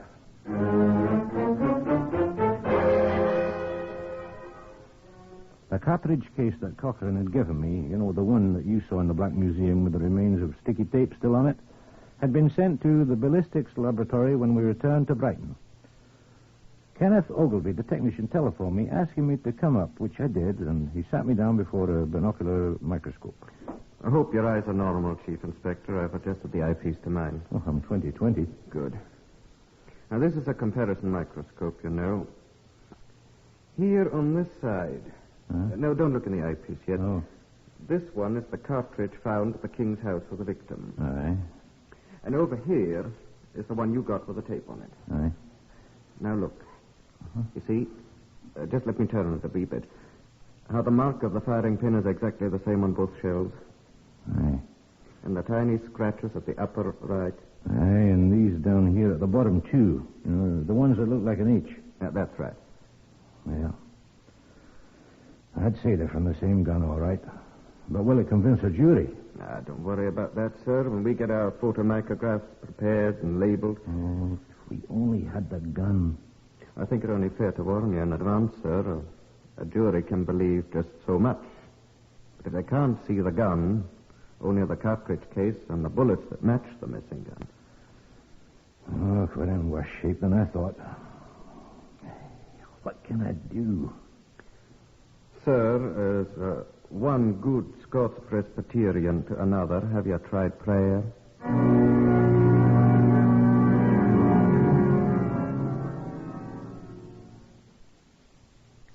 I'll not tell you whether or not I prayed. You can judge for yourself by the results. But on the theory that the greater crime is the more important, Donald Sims was sent to my office at New Scotland Yard instead of the police court where he was to be examined in the forgery case. He sat before me at my desk. Monk was in a chair beside me, and Miss Virginia Emmons sat in a corner of the room. Now, Sims was quite self-confident. You can't cross-examine me. You know better than that, McCrimmon. I'll overlook your rudeness, Mr. Sims. I have no intention of cross-examining you. I have no questions to ask of you. Oh, what about your pal there? You. I don't want to know anything, Sim. Oh, what's she here for, then? Who, Miss Emmons? You've got nothing on me any longer, Virginia. I paid for it. She'll ask you no questions. McCrimmon here. Who? Cochrane. Oh, he has. Good. Good. Well, send it up to Ogilvy in the ballistics laboratory, please. Aye. All right. Thank you. He's found the bullet, Monk. Oh, Corcoran. What? No. But... Look here, Mr. Sims. This is a scrap of paper found alongside the body of Miss Jessica Holmby. This scrap exactly matches the torn wedding announcement Sergeant Monk found in your jacket pocket in your rooms. These comparison photographs show 2 cartridge cases. One was found at the scene of the crime. One was fired in a pistol which formerly belonged to the man Corcoran. A pistol which is known to have been in your possession. I will testify to that. Well, now, you've observed that I have asked you no questions, Sims. Is that correct? Yes. Sergeant Monk and Miss Emmons are witnesses to that. Yes, that's right. What are you trying to do? I am relating certain facts to you, Mr. Sims. Now, here's another. The forgery case in which you are at present involved concerns the King's equity. Now, I do not refer to His present Majesty of England, but you know who I mean. Yes. Now, finally, our ballistics laboratory has in its possession a bullet fired from that pistol by the man Corcoran. They have also the bullet with which Miss Jessica Holmby was murdered. And they're about to compare the two to demonstrate that both bullets were fired from the same gun, which is known to have been in your possession. Well, what are you going to do about it? I'm going to do exactly what you expect me to do.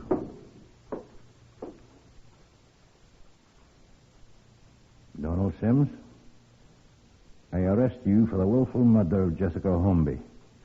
And I warn you that anything you say will be taken down in writing and may be used in evidence. Now, I'll take the liberty of asking you one question. Do you wish to make a statement? What will happen to me? I don't know. Will they hang me? Will they hang me? You're not required to make a statement of any sort, Mr. Sims. Well, if you have nothing to say... Sergeant Monk? I killed her. You take this down, Sergeant. Yes, sir. I was talking to her at the King's House in Belgravia. She'd heard about the check. What check do you refer to, please, Miss Sims? I signed with the name of the King's equerry. It was for £400. The equerry had shown it to her. When it came back from the bank, marked R.D., and she'd recognized my handwriting at once. She said he'd already lodged a complaint against me, but that she could find forgiveness in her heart because she loved me. She offered me £400 of her own savings to make restitution and said we would forget about it and be married anyway. She loved me, gentlemen. Please, Miss Emmons. We talked for a while, and then, as I took the money from her, the card fell out of my pocket as I took out my wallet. Oh, sorry. I started to pick it up. She'd evidently seen my name on it and asked, "What's that?" Reaching for it at the same time, I snatched it away from her, tearing off the corner you found. That card you mentioned was the announcement of the wedding between you and Miss Emmons? Yes. Well, that's all there is to it. A frightful scene occurred between us. She became angry, and I became violently angry. I found myself standing at the door with a pistol in my hand. I don't know how it got there, but she was dead, and the pistol was in my hand. It's your opinion, then, that you killed her. I don't know. I don't know. I don't know. Is that the whole of your statement, Mr. Sims? They'll hang me. They'll hang me. I'll die. If you'll read over your statement, Mr. Sims. They'll hang me. You see, they'll hang me. Will you read and sign the statement, sir? There is still plenty of time, Mr. Sims.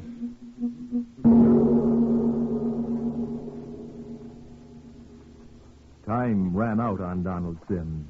He was brought to trial at Old Bailey 3 weeks later. His statement to the Scotland Yard men, the statements he made in court, caused the jury to bring in a verdict of willful murder. He was hanged on a Friday morning at 8 o'clock, still weeping.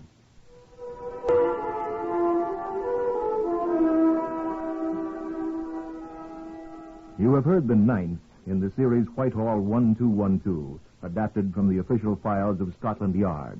Research is prepared by Percy Hoskins of the London Daily Express. The stories for radio are written and directed by Willis Cooper and produced by Collie Small and Jack Goldstein.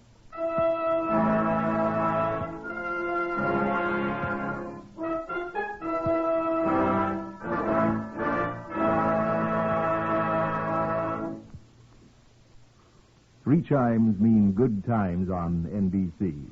Today...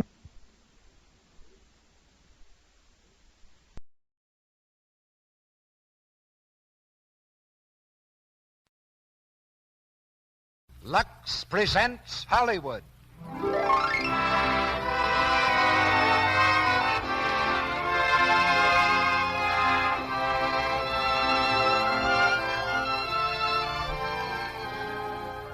The Lux Radio Theater brings you Claudette Colbert and Don Ameche in Midnight.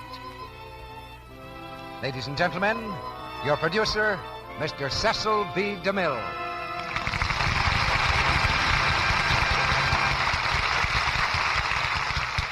Greetings from Hollywood, ladies and gentlemen. Our play tonight is the comedy of a gay masquerade, and of a reckoning that comes, as it must to all masquerades, when the clock strikes 12. It's the story of a young lady who completely hoodwinks international society, but can't deceive her own heart, and that turns her adventure into a love story. The United States has entertained a good many counterfeit titles from Europe, so perhaps it's only squaring accounts if an American girl takes the title of Baroness and makes the more or less polite society of Europe entertain her. And when the bogus Baroness is Claudette Colbert, of course any sensible European would outdo himself to place the continent at her feet. Claudette and Don Ameche starred together in Paramount's delightful motion picture production of Midnight, and we didn't even try to improve on that kind of casting. Claudette comes to us before going back to work at Paramount in the picture Arise, My Love. As her relentless pursuer, Don Ameche takes the wheel of one of the most terrifying machines in the world, a French taxicab.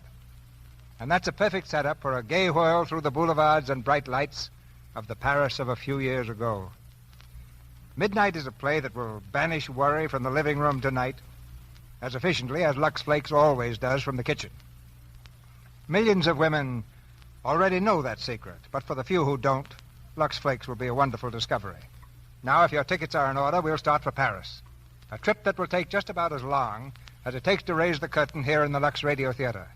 We begin Act One of Midnight, starring Claudette Colbert as Eve Peabody and Don Ameche as Tibor Czerny.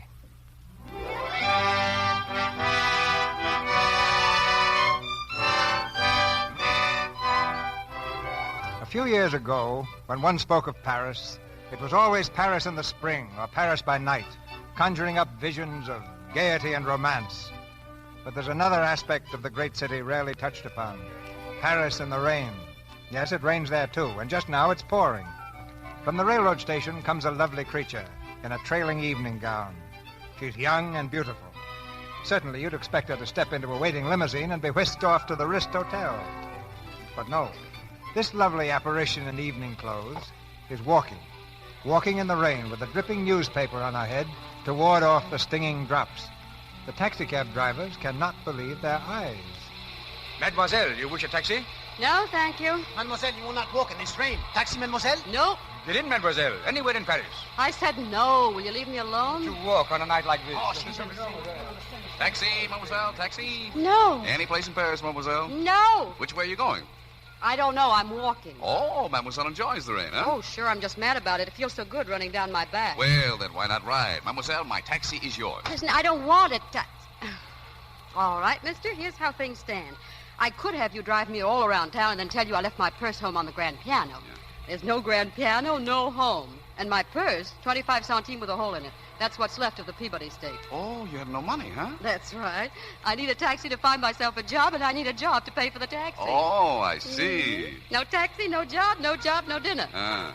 But look, if I do promote one, I'll pay you twice what the meter says, double or nothing. You mean you'll give me the honor of driving you around while you look for a job, huh? That's it. And for that you'll pay me double? Oh, and a great big daddy tip. Well, that sounds like good business. What do you say? I say no. All right, if that's the way you feel, I was going to walk anyway. Night. Hey, wait. What do you want? Get in the cab. Oh, never mind. I don't have Get in. Well, if you insist. Only now you don't get that tip I promised you. Uh-huh. What kind of work do you want? Well, look, at this time of night and in these clothes, I'm not looking for needlework. Look in your newspaper. They have jobs in there sometimes. It'd be easier to drink this than read it. Here we are, nightclubs. Nightclubs? What are you, a dancer? No. Didn't you ever hear of Eve Peabody, the famous American blues singer? No. Well, confidentially, she didn't get to be a blues singer till she stepped into your cab. Well, let's try the Bell Tavern, You have to be pretty good to work there. Say, do you always travel in an evening dress? No. I was wearing this in Monte Carlo when a nasty accident occurred. What happened, a fire? The roulette system I was playing collapsed under me. I left the casino with what I had on my back. Oh. Well, drive on, and when I get that job, I'll think about restoring your tip. Oh, thank you, mademoiselle.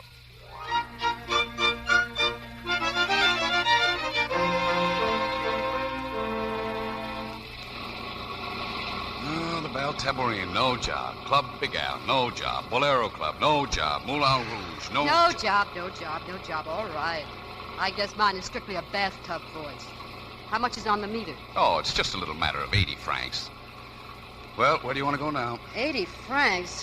No, that's enough, Skipper. I'm sorry I got you into this mess. Yeah, it's all right. Where to now? Back to the station, please. What are you going to do back there? Sit in the waiting room. Waiting for what? For tomorrow morning. No, you can't do that. You come with me, I'll buy you dinner. Oh, now, listen. You lost a gamble. You don't have to feed it. I don't like to think of a woman sitting around the station with an empty stomach. Oh, I know. This is the pumpkin coach, and you're the fairy godmother. Cut it out.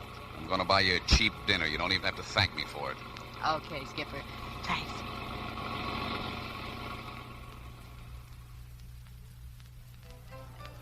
Gee, I'm sorry, Skipper. I wouldn't have taken oysters, only I thought they were on the regular dinner, honest. Forget it. No, it was a dirty trick, Skipper. Say, what's your name anyway? I'm tired of calling you Skipper. Cherny is the name. Tibor Cherny. T what? Tibor Cherny. I'm Hungarian. Where I come from, they think Eve Peabody is a funny name. Oh, yeah? Yeah. Well, anyway, Mr. Cherny, I'm sorry I ordered oysters. I'm running into money. I wish you'd stop talking about money. I'm a rich man. You? Sure, I need 40 francs a day, and I make 40 francs. What about that rainy day when it comes? On a rainy day, I make double. No bank account, no real estate, no possessions. 3 handkerchiefs, 2 shirts, 1 tie, and no worries. Oh, you're talking like a fool. Listen, if you want peace of mind, get yourself a taxi cab. No woman ever found peace in a taxi. I'm looking for a limousine. They don't ride any better. They ride better than the subway. I spent most of my life in a Bronx local. Squeezed, trampled, stepped on. No, sir, one day I said to myself, that's enough, baby, you're going to get somewhere. So I came abroad. I shipped to London in a can of imported chlorines. You know, most of those gals end up with a lord or something. Oh, is that what you call getting somewhere? It's a step in the right direction. I landed a lord, almost. Almost? Well, his family got between us. His mother came to my hotel and offered me a bribe. Offered a bribe? Well, you threw her out, I hope. But how could I with my hands full of money? You mean you took the money? Listen, I've got a few ideas about peace of mind myself. I carried that cash straight down to Monte Carlo and played it to win. And lost. Serves you right for wanting something for nothing. Okay, it took me years to realize you just don't fall into a tub of butter, you jump for it. You're the one that's talking like a fool now. Oh, now. Oh, no hard feelings, Mr. Cherny. No, it's too bad, though. You want some more wine? Uh-huh, please.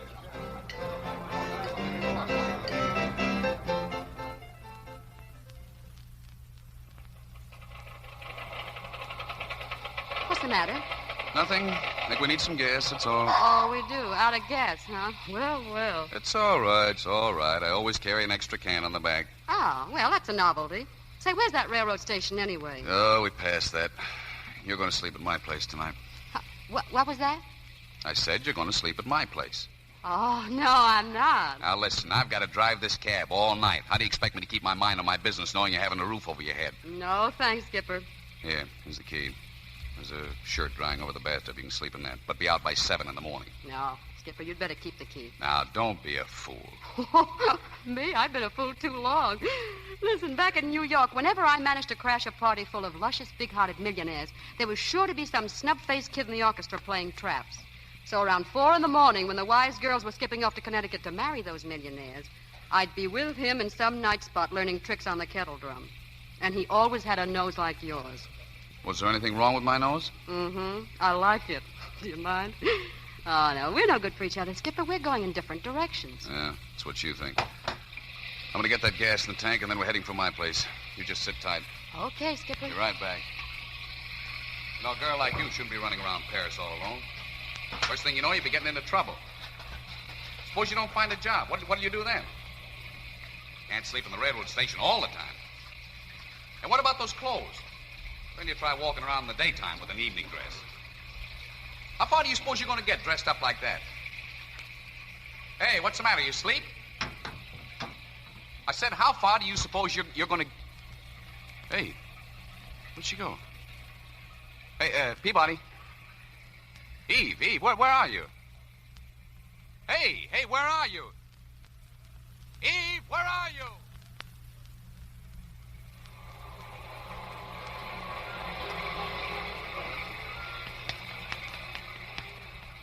Good evening, madame. Oh, good evening, officer. Madame is going the wrong way. Oh, what did you say, officer? The house you're looking for, it's just down the street. 3 doors that way, madame. The house I'm looking for? You're going to the house of Madame Le Bon, no? Oh, is that where I'm going? Oh, yes. But of course. I knew at once when I saw the evening gown. Come, madame. I myself will show you that. Oh, well, thanks. Yeah, my car, I must have got out at the wrong house. One makes mistakes, madame. Oh, yes, one does. It's a musical evening at Madame Le Bon's, no? Yes, that's right. Of course. Here, madame. This is the house. Oh, well, thank you.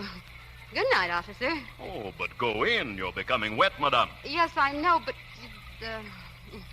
All right, officer. Good night. Good night, madame.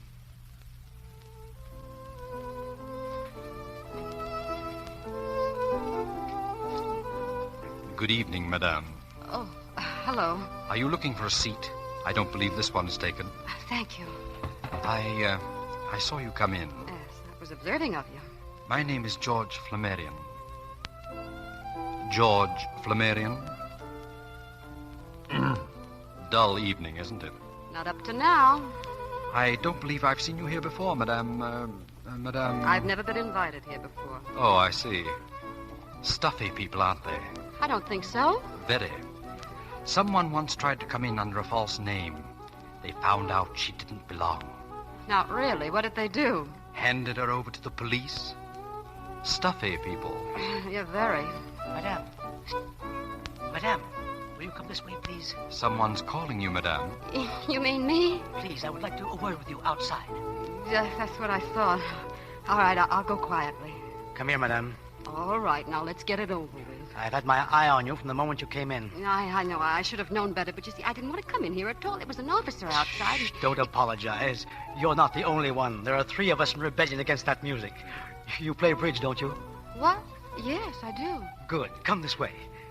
Well, why did you pick on me? Well, you look charming. You look bored. You look as though you wouldn't trump your partner's ace. Well, thanks. Now, in this room, our 2 partners await us impatiently. Helene, Jacques, I found a 4th for... Come in, Marcel. It's all right. For a moment, I was not sure. Jacques, wipe the lipstick off your face. Oh, come in, Marcel, please. Helene, I found a 4th, Madame Flammarion. May I present Madame... How do you do? How do you do, Madame... the Czerny. Madame Czerny? Yes, Czerny. Madame, may I also present Jacques Picot, one of the most renowned. How do you do? Sit down, everybody. Shall we cut for deal? Will you do me the honor of being my partner, madame? Thank you, Mr. Picot. What are we playing for? Our usual stakes, Marcel. 5 francs a point. 5 francs? Well, 5 francs is a bit tame if you'd care to make them higher. Oh, no. It makes no difference to me. Your deal, Madame Czerny.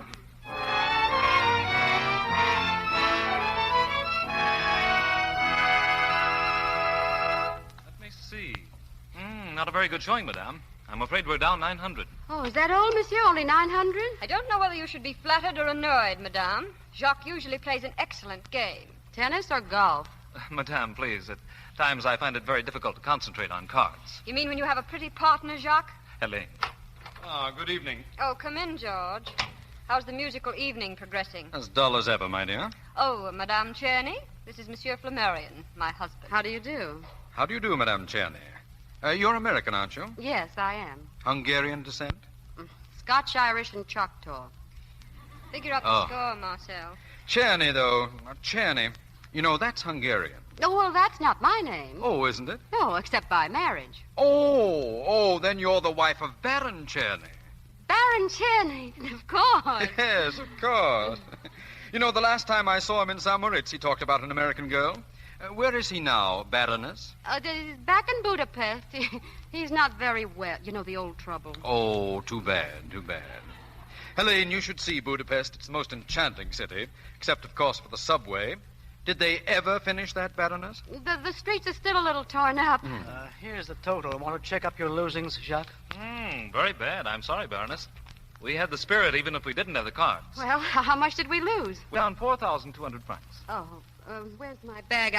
I may not have that much with me, you know. Pardon me, Baroness. Allow me to lend you enough to cover it. Oh, thank you, Monsieur Flammarion. That's very kind of you. You can repay me tomorrow. Oh, of course. Well, I think I'd better leave now. Is your car here, Baroness? No, I had some trouble with my chauffeur. Then let me drop you. Oh, no, really? Please, I insist. Where do you live, Baroness? Why, at my hotel. And that is? I'll give you 3 guesses. The Ritz? That's right, the first time. The Ritz. Come along, then. Good night, everyone. Good night, George. Good night. Good night, Baron.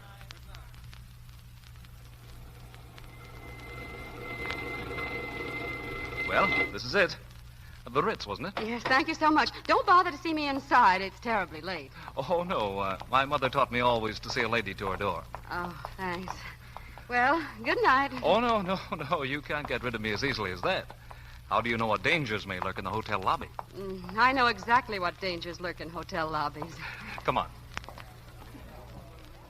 Look, now, I'm going to stay in the lobby for a while. I have something to do, a telegram back home. You see, my husband hasn't been well, a night letter. Well, write it out, Baroness. I'll get your key. Oh, look, don't you know when to go home? No. Oh.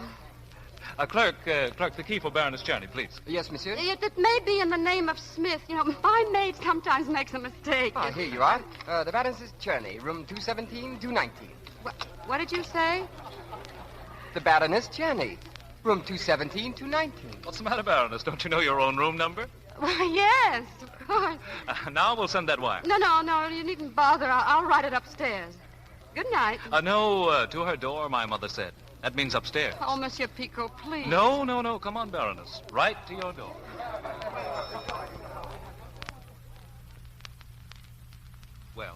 Well? This is your door. Well, yes, I know. Good night. What? No nightcap? Now, look, my mother taught me a few things, too. Good night. Well, at least I don't have to ask for your telephone number. I'll be pestering you, Baroness. Oh, won't you please go? Not until you go in. Go ahead now. All right. Well, good night. Good night.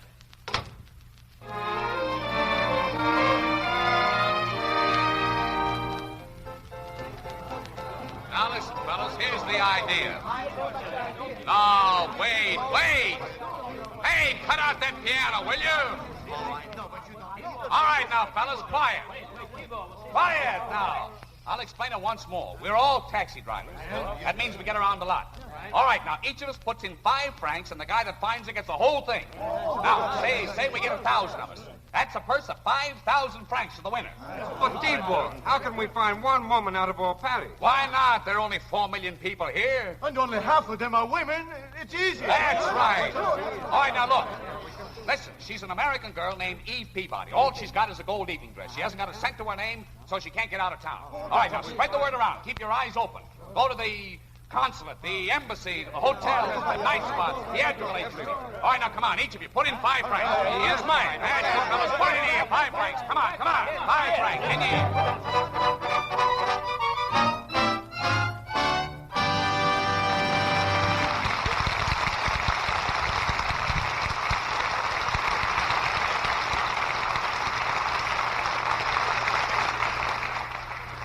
In just a moment, Mr. DeMille brings you Don Ameche and Claudette Colbert in Act 2 of Midnight. During our brief intermission... The time has come, the walrus said, to speak of many things. Wedding dresses, for one thing. And particularly cotton wedding dresses. They're big news in 1940. Oh, but Sally, that's not just a 1940 fashion. Oh, no? Well, what is it then? It's an 1840 fashion.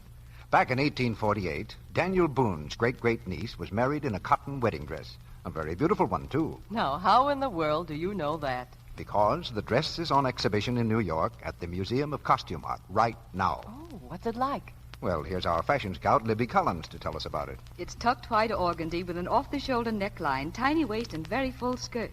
It's trimmed with yards and yards of fine lace. It sounds like a dream. You know, I should think they keep it all wrapped up in tissue paper. Oh, not all the time. It's often on exhibition.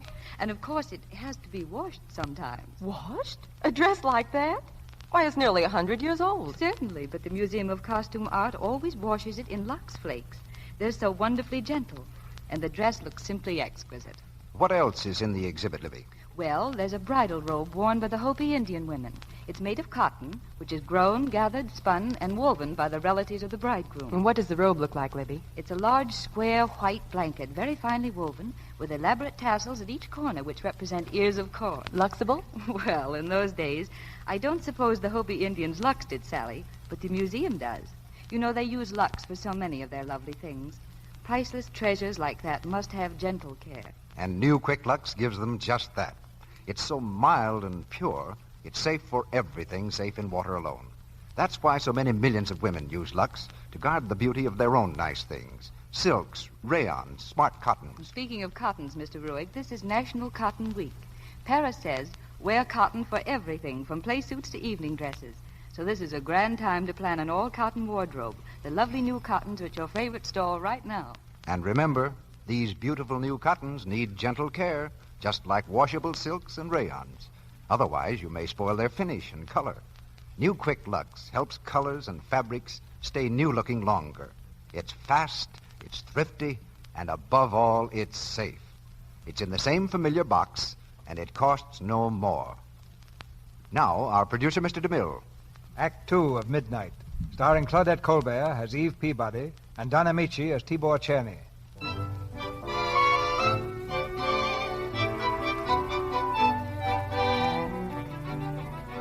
Eve Peabody, the American blues singer, has been suddenly and mysteriously transformed into the Baroness Czerny. Early the following morning, the telephone rings in her luxurious apartment, awakening Eve to a bright new day. Hello? Good morning, Baroness. This is the clerk. Who do you want? Isn't this the Baroness Czerny's apartment? No, there's no one here by that name. You've got the... Oh, the Baron. That's me. What do you want? I just wanted to tell you, Baroness, that your luggage has arrived from Monte Carlo. Well, from Monte Carlo? Well, that's impossible. I mean, are you sure there isn't some mistake? It said for the Baroness Czerny. I had it sent up. Oh, thanks. I'm crazy. Come in? Good morning, Baroness. Where shall we put your trunks, madame? Well, just put them down any place. Oh, Francois, here. Here are the keys, madame. Shall I open them? You mean before Christmas? Pardon, madame? Oh, no, don't mind me. I'm just a little dizzy. You just go right ahead. Who is it? Flowers for Baroness Czerny. Flowers? Shall I arrange them, madame? No, just lay them down. I'll have them strewn in my path on the way out. The trunk is open, madame. Is there something else? No, I think it's enough, don't you? Oh, you mean the tip. Well... Oh, no. Your chauffeur took care of that, madame. My chauffeur? He's waiting downstairs. He wishes to know if madame wants the car today. Oh, he does. Well, tell him I wouldn't be at all surprised. Yes, madame. Thank you, madame. Thank you. I'm crazy. I'm raving. Negligees, dresses. I don't believe it. Oh, all right, bring it in. Good morning, Baroness. Oh. Remember me? Flammarian's the name. I see you've been trying on your new coat. It's a little large, don't you think? I've arranged to have a fitter here at 2 o'clock. So it was you. You made a pretty good guess at my measurements. You know, I've always had a weakness for size 12. Did you arrange for this apartment, too? Mm-hmm. While you were on your way here with Jacques last night. Neat. You know, the minute you looked at me, I had an idea you had an idea. You remember when I asked you if they were still working on the Budapest subway? Yeah? Well, the Budapest subway was finished in 1893. It's the oldest subway in the world. Monsieur Flammarion, that is playing dirty. Well, I use my brain when it comes to something I want very badly. Also your bank account. Oh, I guarantee we'll never have any arguments about money. That's fine, but there's just one trouble. I won't play. Now, don't misunderstand me. Oh, look, when Little Red Riding Hood spots the long gray whiskers, don't still insist that you're grandma. Well, suppose you hear my proposition out. Okay, go ahead. What was your impression of Jacques Picot? Jacques? Well, he seems all right. Why? I'm afraid I can't agree with you. Of course, I may be a little bit prejudiced. You see, my wife and Jacques think they're in love. Oh, well, that's cozy. Why don't you punch him in the nose? Alluring, but impractical. He was top man on the boxing team of his university. Well, where do I come in? What you need is a lawyer. I'll never get a divorce. Never. I still don't see where I come in. Last night, for the first time, I saw a ray of hope. While he was laughing with you, my wife was in torment. When you drove away together, she was fighting tears. Now, your job, if you'll accept it, is just beginning. My wife will fight for him. Oh, and you want me to fight back? Huh? I want to bring her back to her senses. I want you to take over his attention before it's too late. You can name your own price. Say, you really love her, don't you? Of all the crazy plans. Perhaps not so crazy from your point of view. Jacques' family makes a very superior income from a very inferior champagne. Yes, you could do much worse. We're having a weekend party at our place in Versailles. Jacques will be there. You will arrive tomorrow in time for tea. Now, wait a minute. I haven't said yes. Oh, I'm sorry. I thought it was all settled. You would arrive tomorrow, spend as much time at the house as necessary to separate my wife and Jacques, and then depart. The richer by some, let's say 50,000 francs. Huh? But, of course, if you have other plans, if you have some other offer... Oh, I have, but I'll take yours.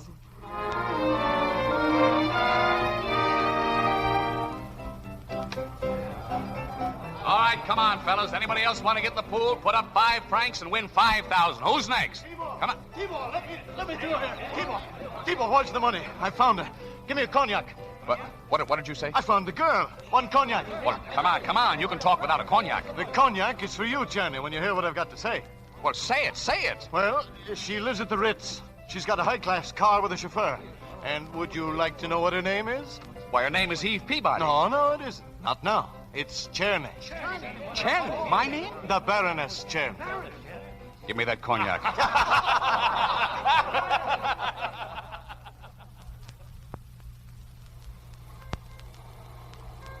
Here, you there, taxi driver. Where are you going? Let me alone. I'm going into the hotel to talk to the Baroness Czerny. I'm sorry, my man, but I've orders to allow no taxi drivers through this door. But I've got to speak to her. She ordered a taxi. The Baroness Czerny has not ordered a taxi. She is out of town for the weekend. Where? We do not give out information regarding our guests. Where? Move along, my good man. Are you going to tell me? No. All right, then. Here, stop blowing that horn. Stop it, I say. When I get done here, you won't have a guest in your whole hotel. Stop it. Where is the Baroness Czerny? I don't know. Then find out. If you don't, I'll blow this thing all day. All right, I'll tell you. She is at the Chateau Flammarion at Versailles. Where? At the Chateau Flammarion at Versailles. Thanks. That's all I wanted to know.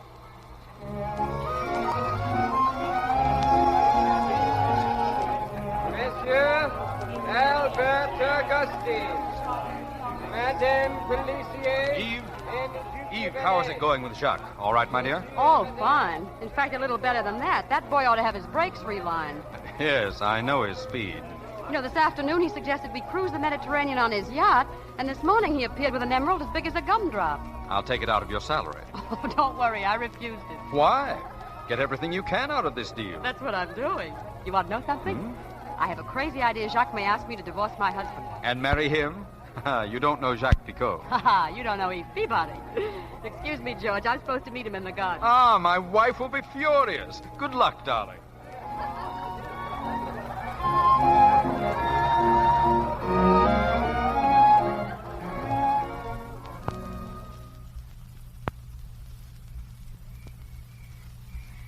Now, Jacques, please. All right, but listen. And don't interrupt, Eve. I know you won't do it, but let's just suppose. All right, I'll suppose. Well, what if we ran down the path to the garage? Mm-hmm. And took the car and drove off just as we are? No toothbrush? I said don't interrupt. The two of us roaring down through the night. Let's see what time it is. It's 20 minutes of 12. We could get there just about dawn. Mm-hmm. You know, if it's that little wayside inn, let's save the gas. No. This is an old country place in the woods. Oh. We'll clatter the great bell beside the door hard. You see, the butler's dead. Oh. And upstairs, there's a very little old lady. I'll lead you into the room, and I'll say, Mother... Oh, Mother's back again, huh? Mother, I'll say, here she is. I found her. And the dawn will be pale behind the oaks. It won't be as pale as Mother. Mother, I'll say, it's this one or no one. Baroness Chaney. Oh, yes, George. Baroness, you promised me a dance. Did I? Yes, a midnight dance. But they're not playing. Well, it's midnight. I've got to speak to you. Oh. Jacques, will you pardon us? Well, after all... I'll bring her right back, Jacques. Just wait right there. Well, don't be long. What is it? What's all the excitement? Listen, the ground has just opened up under our feet. Your husband has arrived. What'd you say? Your husband has arrived. I have no husband. I know it, but he just arrived. Well, what are you talking about? Listen, a man just came in. He was announced as the Baron Chaney. He's inside now. Well, what did he look like? I didn't stop to find out.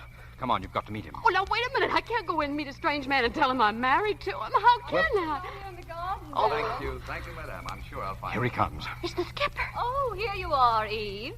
Look who's come. Oh, why, Tibor. Eve, my darling. Oh, Tibor, I'm so surprised. Yes. No kiss for your husband, darling? Oh, of course, darling. What's the idea? Oh, I've been so hungry to see my little wife. And of course, Baron, you know my husband. Oh, well, certainly. Certainly. It's a great pleasure to have you with us, Baron. You have such a gay wife. She simply captivated all my guests. Oh, how nice. I trust you've been behaving yourself, darling. Divinely. Of course, you must meet Jacques Picot. Oh, Jacques. Yes? Jacques, I know you want to meet the husband of the Baroness. How do you do? Oh, how do you do? They've been inseparable, Baron, Jacques and your wife. Helene, please. I warn you, Monsieur Picot, we Hungarians are very jealous husbands. Remember our honeymoon in Copenhagen, darling, that Danish officer? Oh, Olaf. Oh, I never even looked at him. Poor fellow, he's dead now. Heaven forgive me. Oh, you're that kind of a man. How wonderful. Now, if you'll excuse me, I'll see about putting you up. Eve, dear, we'll move you to a larger room where you can both be comfortable. Well, thank you, but if it's just as convenient... Oh, of course. Stay where you are. We can put Chaney on the third floor. Oh, no. We prefer Madame Flammarion's plan, don't we, darling? Just as you say, Tibor.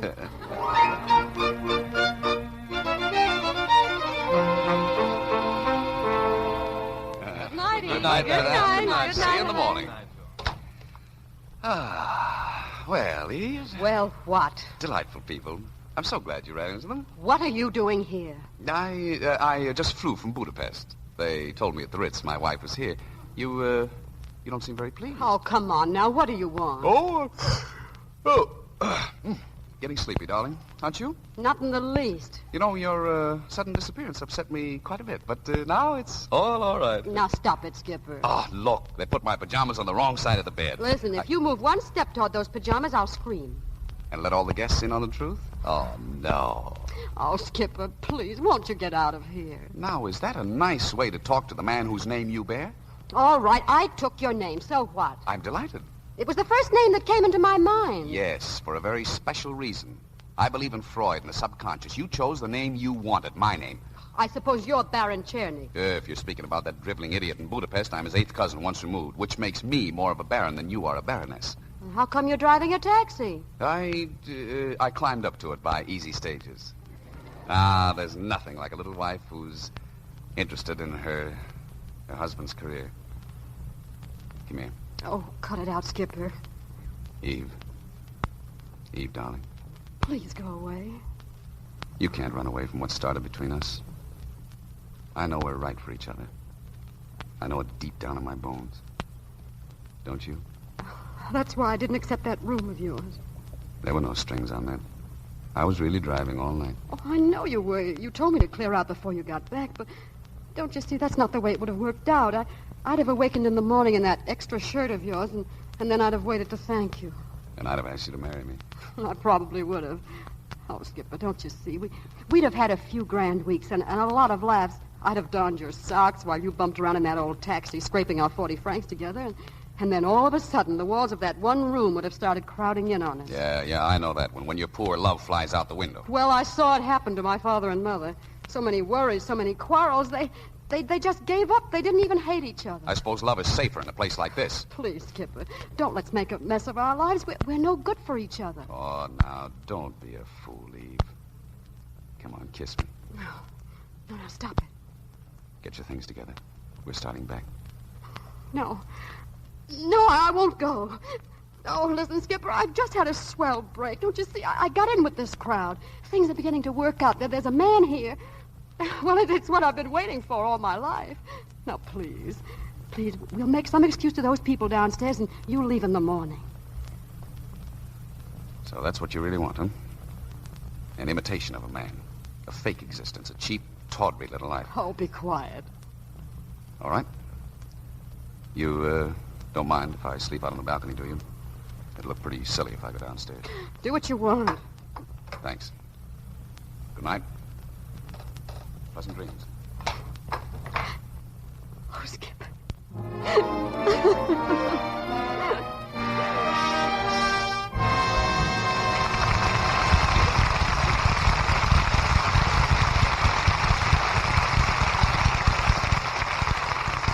The curtain falls on Act 2 of Midnight with Claudette Colbert and Don Ameche. During this brief intermission before Act 3, we present a musical portrait of Mary. Mary was as busy as a bee. All day she typed. She ran errands. And at night, she went dancing. She was very happy except for one thing. When she stooped or ran errands or went dancing, her stockings would often pop a run. She was so mad she just boiled. She didn't know what to do, but one day someone gave her a hint. Oh, Mary, it's new Quick Lux for you. It cuts down runs, saves money, too. Yes, New Quick Lux does cut down on runs. You see, stockings have to be elastic to stand the strain you give them every day. With gentle New Quick Lux, there's no harmful alkali, no cake soap rubbing to weaken threads. It saves their precious elasticity, so that when you kneel or stoop, your stockings stretch instead of breaking into runs so easily. They wear longer. Now, it's easy to give stockings Lux care because New Quick Lux is so fast. It's thrifty, too, goes further. Even in hard water, it gives you more suds, ounce for ounce, than any of 10 other leading soaps tested. New Quick Lux comes in the same familiar box, and it costs you no more.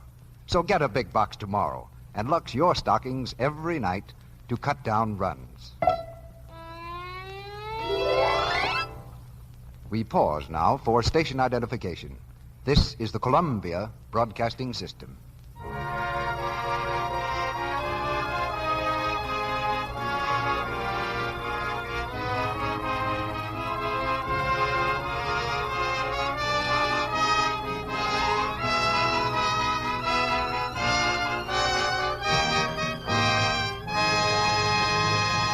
We continue with the third act of Midnight.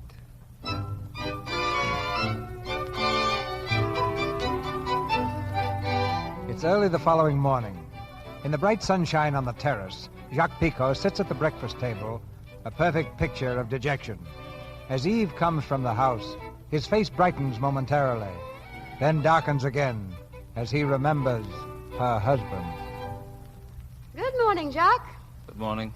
Oh, if your face was any longer, you could skip rope with it. Did you expect to find me all smiles? I must admit it was very pleasant when he was in Budapest. But you always... The way you spoke of him... What about it? Eve, are you in love with your husband? With my husband? No, Jacques. Oh, Eve. Good morning, Baroness. Good morning, Marcel. Morning, Jacques. Morning. Oh, good morning, everyone. Good morning, Helene. You sleep well, Baroness? Oh, like a baby. Where's the Baron? Isn't he coming down? I am down. Good morning, everyone. Good morning, Good Baron. morning. Eve, dear, why didn't you wait for me? Oh, I'm so sorry, darling. I was too hungry. I'm afraid you'll have to hurry your breakfast. I've just had bad news from home. About what? No, don't be alarmed, darling. It's nothing serious, I hope. Well, what is it? It's about Francie. Francie? Who's Francie? Francie's our little daughter. She's 3 years old. Oh. T-Bar. You haven't told them anything about Francie, Eve? No, I haven't. Oh. Well, I just had a wire from home, and she's very ill. Oh, is she? Oh, wretched. What is it? Measles. Why, that's nothing serious. T-Bar, Francie's the healthiest child in the world. Yes, but the strongest are often the hardest hit. Mother is very worried, dear. Oh, of course, your poor mother. I'd forgotten about her. George, where's the nearest telephone? Why, in the main hall. What are you going to do, Eve? I'm going to telephone Budapest. Well, now, wait. With a child dangerously ill, the telephone will be disconnected. T-Bar, please don't argue with me. Eve, I forbid you to telephone. My dear Baron, the day has passed when a man forbids his wife anything. You keep out of this. I will not. Oh, please, my nerves. What business is it of yours? I'm very fond of children. Oh, you are. George, will you please show me where the phone is? This way, my dear. Wait, Eve, listen. Why don't you let her alone? I told you to shut up. George, get on another phone somewhere in the house. What for? I've got to talk to somebody. Go upstairs. All right. The phone's there on the table. Eve, listen to me. Put down the now, phone. Be quiet, T-Bar. Hello, operator. I want long distance to Budapest. The name is Czerny. Eve, it's look. the only Czerny in the book. I'll hold the wire. Why are you doing that? It won't help a bit. Oh, T-Bar, it makes things easier for me. I'm so sorry, Baroness. Thank you, Helene. Listen, I'm taking that call when it comes through. Oh, no, T-Bar, I couldn't trust you. You know, Helene, if it's bad news, he'll try to spare me. Of course. Oh, darling, I know your nerves are just as strange as mine. Hello, Eve. Hello, is this Budapest? Yes, George Budapest.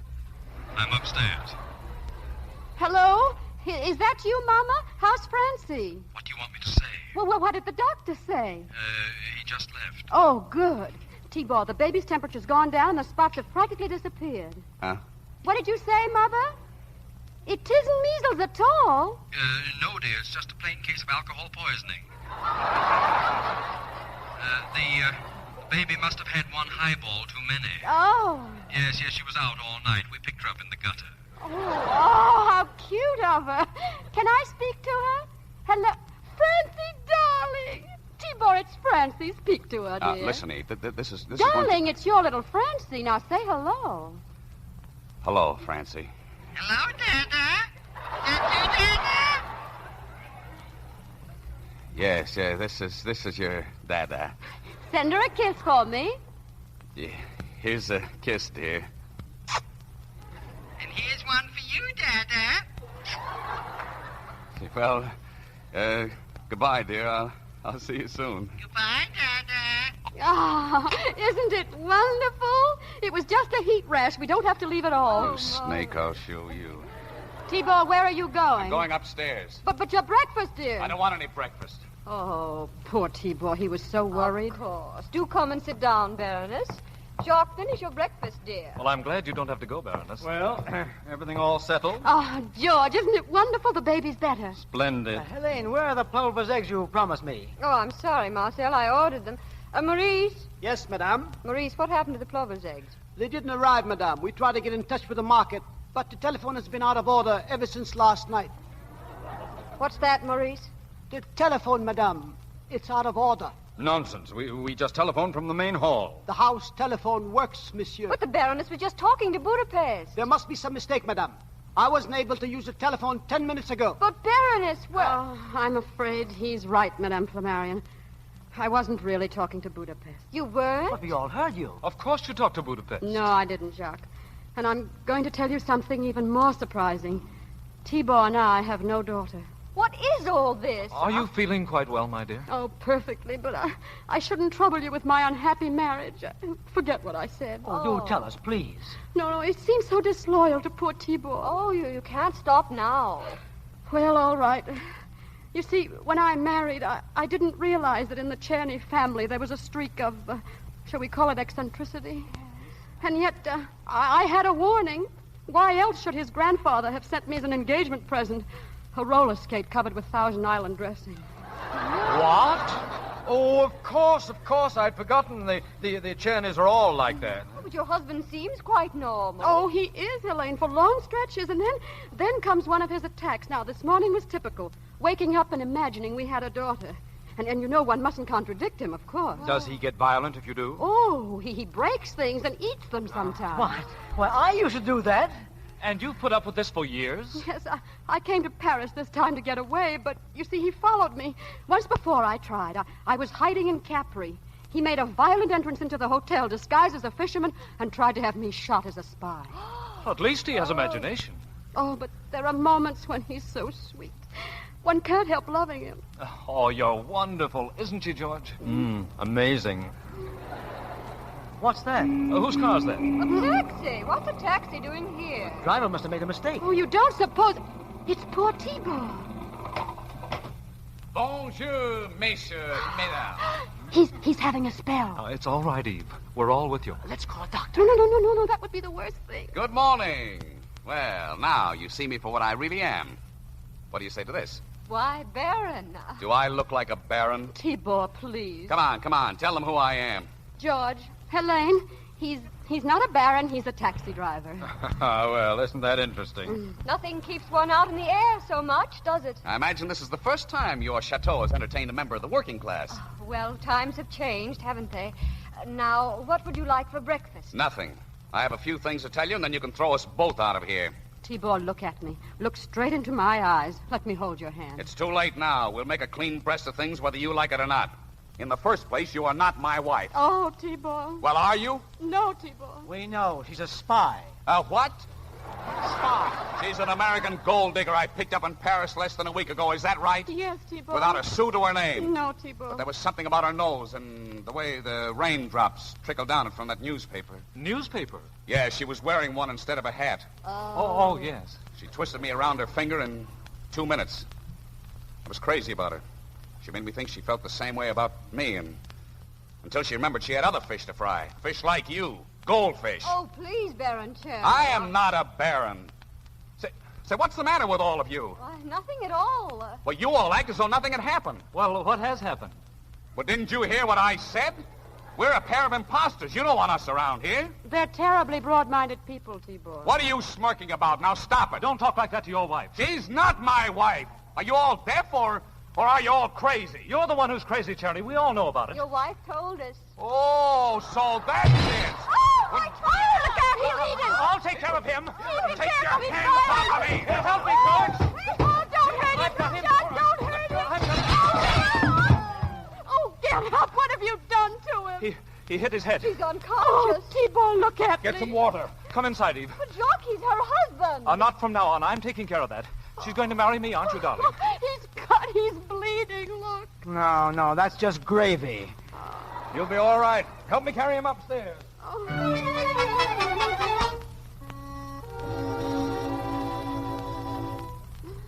Oh, how is he? Is he coming around, George? Fine. Pulse like a trip hammer. Oh, Skipper, look at me. Oh, poor Skipper. You'd better leave the skipper to me. I'll see that he gets back to Paris, all right. Oh, are you and Jacques planning an autumn wedding? Oh, nice kind of wedding. As we turn from the altar, I start explaining, I suppose. My dear, you know it's amazing how little one has to explain to a man in love. Mm-hmm. When he stops being in love? Well, that's when the alimony will begin. Oh, listen. You've always heard how hard it is to be honest. Let me tell you, it's a cinch. What's tough is to be a good, competent crook. Oh, leave me alone with him. All right, I'll be outside if you need me. Skipper, are you feeling better? Oh. It's all right, darling. It's me. It's Eve. Where are we?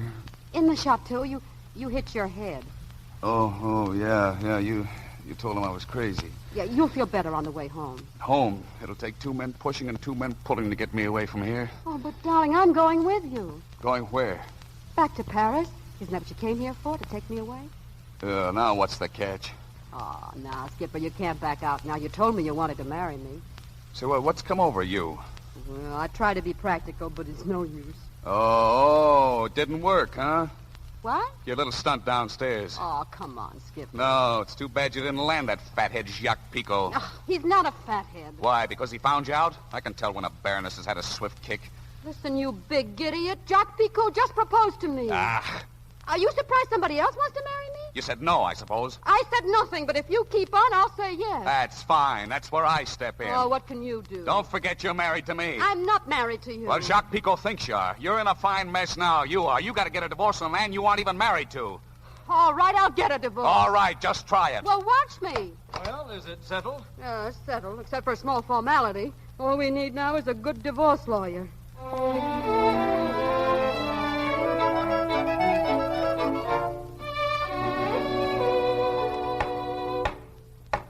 The next case on the calendar, action for divorce, Jenny against Jenny. George, I'm scared. What about? Suppose the judge finds out we're not married. Quiet, he won't find out. Oh, George, how are your jails in France? Now, don't worry. But suppose the skipper decides not to play ball. I came up in the elevator with him. He was very friendly. Oh, I don't like that. When he's friendly... You, darling. Oh, hello, Jacques. Now, everything will be all right, darling. I hope so. I know it will. In half an hour, you'll be free, and in a week, we'll be married. I'll be waiting. All right. Let me see. This action, Madame Czerny, is represented by... Maître de Bon. Here. Yes, and the defendant, Baron Czerny? This is a republic. I prefer to be known as Mr. Czerny. Good. Who's your lawyer? I shall look out for my own interests. Among your papers, I don't seem to find the marriage certificate. There is none. They were married in Shanghai. Oh, married in Shanghai. I admit the marriage. Well, you'd hardly be asking me to divorce you if you'd never been married, would you? Yes. Your grounds for asking this divorce are... Mental cruelty. Oh, that again, huh? Suppose you describe this mental cruelty. May it please the court, my client can testify under oath that in all the time she and the defendant have been together, he has objected to every one of her actions. During that period, he tried to break up every friendship she formed. Yes. He used abusive language while alone with the plaintiff and in the presence of others. What language? He called her a gold digger, for one thing, and then... Wait! I've had enough. This is a familiar picture to me, and I find it deplorable that two grown-up people are unable to iron out their own childish squabbles. There's a very healthy law in Albania, I think it is, that a husband may bring his wife back to her senses by spanking her not more than 9 blows with any instrument not larger than a broomstick. What do you say to that, madame? Oh, I say it's a fine rule, Your Honor. A husband should have that privilege, and no wife would resent it if she knew he loved her. But, Your Honor, did he ever say, I love you? Not once. Not when I was ready to give up everything and scrub floors for him if that was necessary. Oh, now, I was wrong in the beginning, I admit that. Then I came to think he was the only thing that mattered. I didn't care what he had or who he was, a baron or a gutter sweep. Is that so incredible? Your Honor, wouldn't you believe a woman if she said it? If she stood like a beggar with a tin cup waiting for you to drop in 3 little words. I love you, or I believe you, or anything warm and human. But no, do you know what he said, Your Honor? He said, is that so? And he said it with a smirking, cynical grin. Now, do you know what I call that? Mental cruelty. Thank you, Your Honor. As a judge who has been sitting on this bench for 35 years, I want to say that is as sincere a plea as I've ever heard. Mr. Czerny, she's still your wife. Before the law grants her her freedom, you have the right to answer her accusations. No answer. In other words, you're not contesting this divorce? I am not. You mean you're letting a woman like that slip through your fingers? Don't you want to say something? I just want some water. What's that? Water. A basin full of water. What are you talking about? It's very simple. All I want is some hot water. The hotter, the better. Well, what for? I want to shave myself. Shave?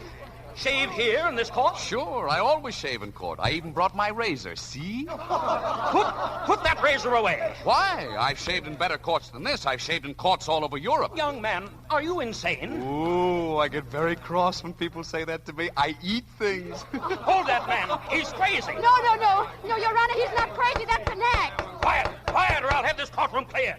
Quiet. Essential information has been withheld from this court.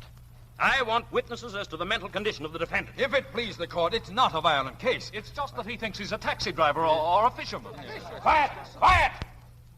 Young woman, you almost succeeded in wheedling this court into what would have been a serious miscarriage of justice.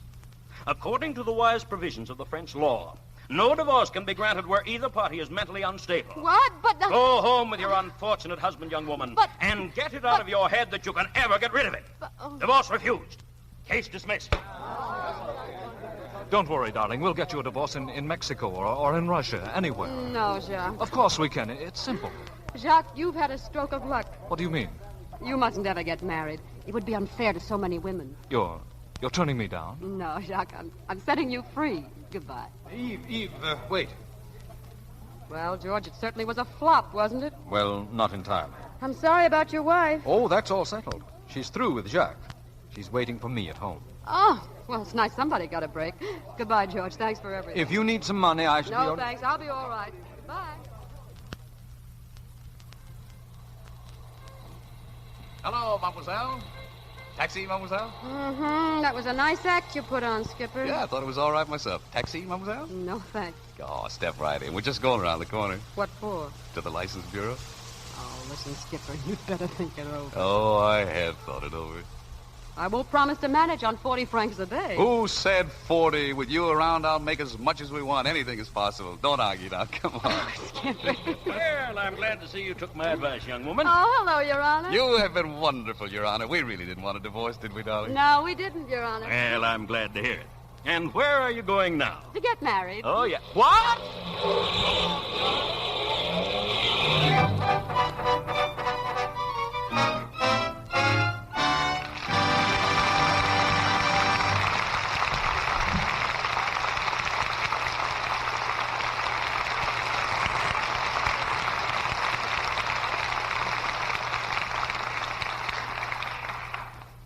We bring to a close tonight's performance of Midnight with Claudette Colbert and Don Ameche.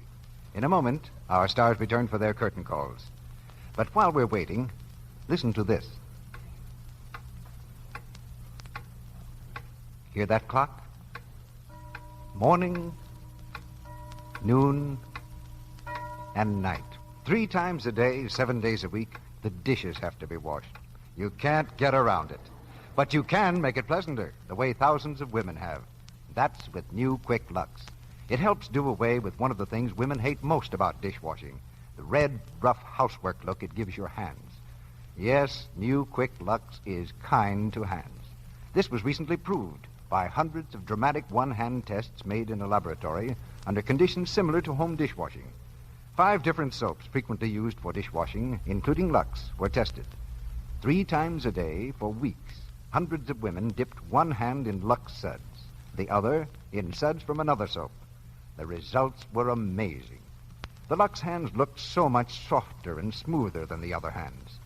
Lovely hands are such an important part of a woman's charm. You want yours to stay soft and smooth, of course. So why not try new Quick Lux in your dishpan tomorrow? Will you do that?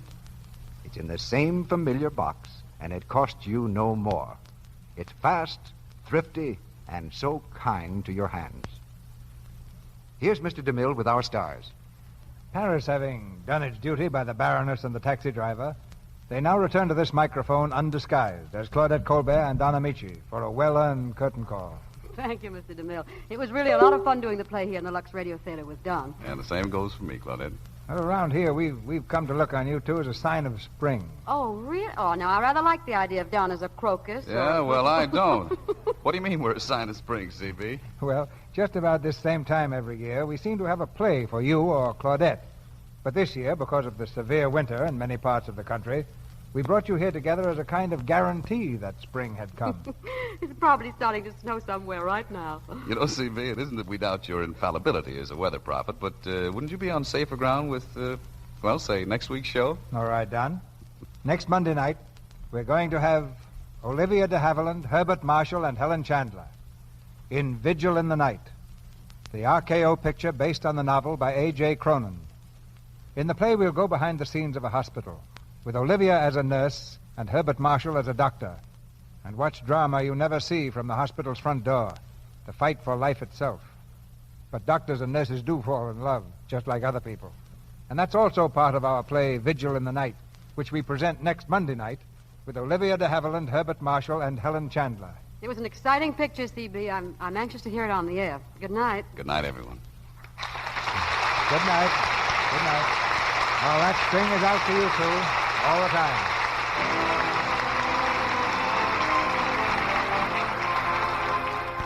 Our sponsors, the makers of Lux Flakes, join me in inviting you to be with us again next Monday night when the Lux Radio Theater presents Olivia de Havilland and Herbert Marshall in Vigil in the Night with Helen Chandler. This is Cecil B. DeMille saying good night to you from Hollywood.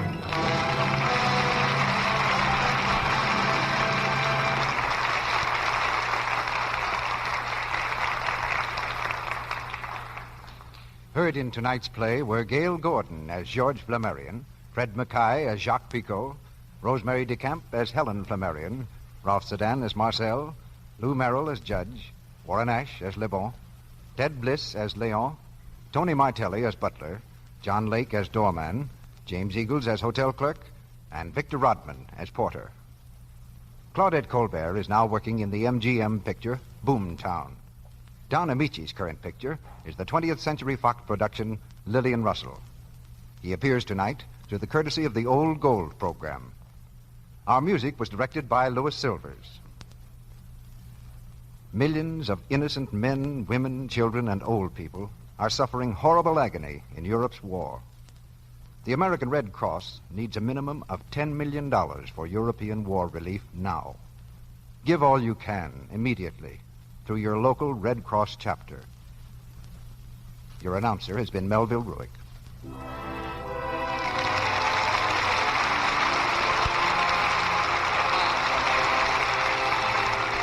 This is the Columbia Broadcasting System.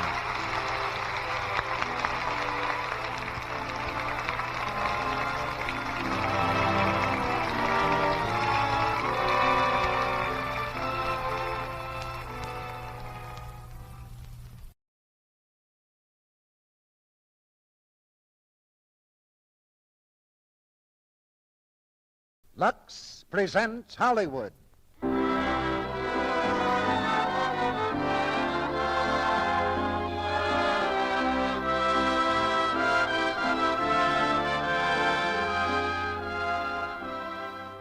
The Lux Radio Theater brings you Claudette Colbert and Don Ameche in The Shop Around the Corner. Ladies and gentlemen, your producer, Mr. Cecil B. DeMille.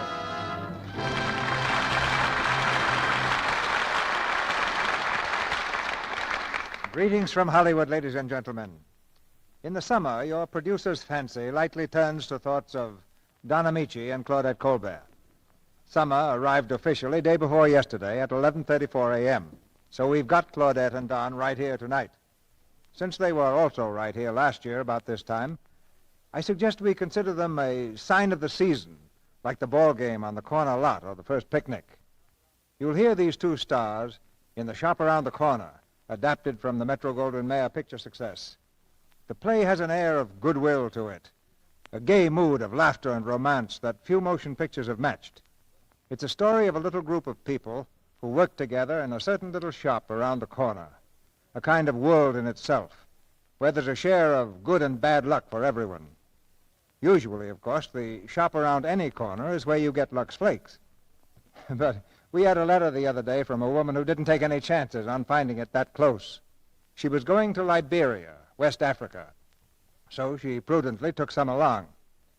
And it pretty nearly got her the reputation of being a witch doctor. A few weeks ago, she writes, I decided to have a bedspread washed, so I took it and a box of Lux to the native washman. When he saw me put the Lux Flakes in the water and just swish them around, you should have seen his face. Then I put a few flakes on his hand and then a little water and told him to rub his hands. He did, and when the suds appeared, he thought it was white man's magic. That's a good thing to know if you ever go to West Africa. But you'll find the magic of Lux Flakes just as useful right here at home. And now the magic of radio brings you The Shop Around the Corner, starring Claudette Colbert as Karen and Don Ameche as Martin, with Felix Bressart as Peters. And here's the curtain for the first act.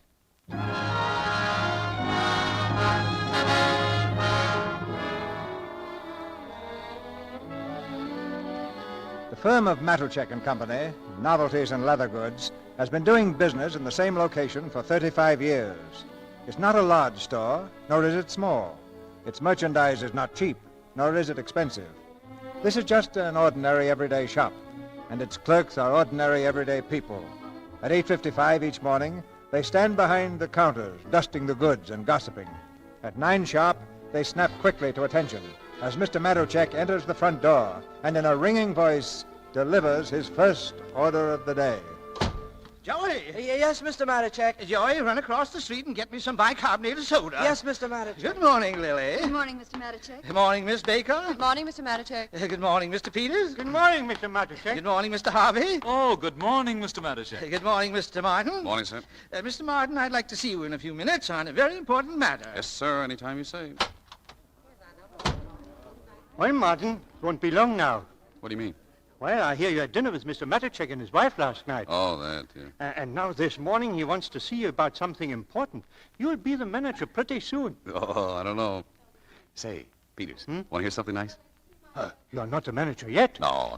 It's a letter from a girl. Oh, girl. Here, listen to this, listen. My heart was trembling as I walked into the post office, and there you were lying in box 237. I took you out of your envelope and read you right there. Oh, my dear friend. What is all this? Well, you see, I was looking through the ads in the Sunday paper, and I ran across one that said, here, I'll show you. See? A modern girl wishes to correspond on cultural subjects anonymously with intelligent, sympathetic young man. That's me. Address, dear friend, box 237. I know those ads. The papers are full of them. How long has this been going on? Well, we've exchanged 4 letters. And Peter, she's no ordinary girl. Listen, here on page 8, she says, here. Are you tall or short? Are your eyes brown or blue? Don't tell me. What does it matter so long as our minds meet? You are right. That's beautiful. Yeah, it is. And then she says, there are so many great and beautiful things to discuss in this world of ours. It would be wasting these precious moments if we told each other the vulgar details of how we earn our daily bread. I agree with you when you say, she means me, what are men and women for but to rise above the stupid necessities of the 8-hour day? You said that? Sure. You see, yes, Mr. Matachek?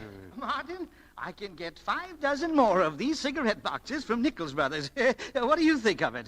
I think it's great. You see, you open it up like this. No, Mr. Matachek, that's not for us. You haven't even listened to it. It plays O Chichonia. Well, even if it played Beethoven's Ninth Symphony, I'd still say no. I don't like the whole idea. It's wonderful how quickly you can make up your mind. I've been in this business for 35 years, and it took me a whole hour to decide that I like it. But yes, you're a genius. Harvey. Yes, Mr. Matachek. Listen, what do you think of this? Look.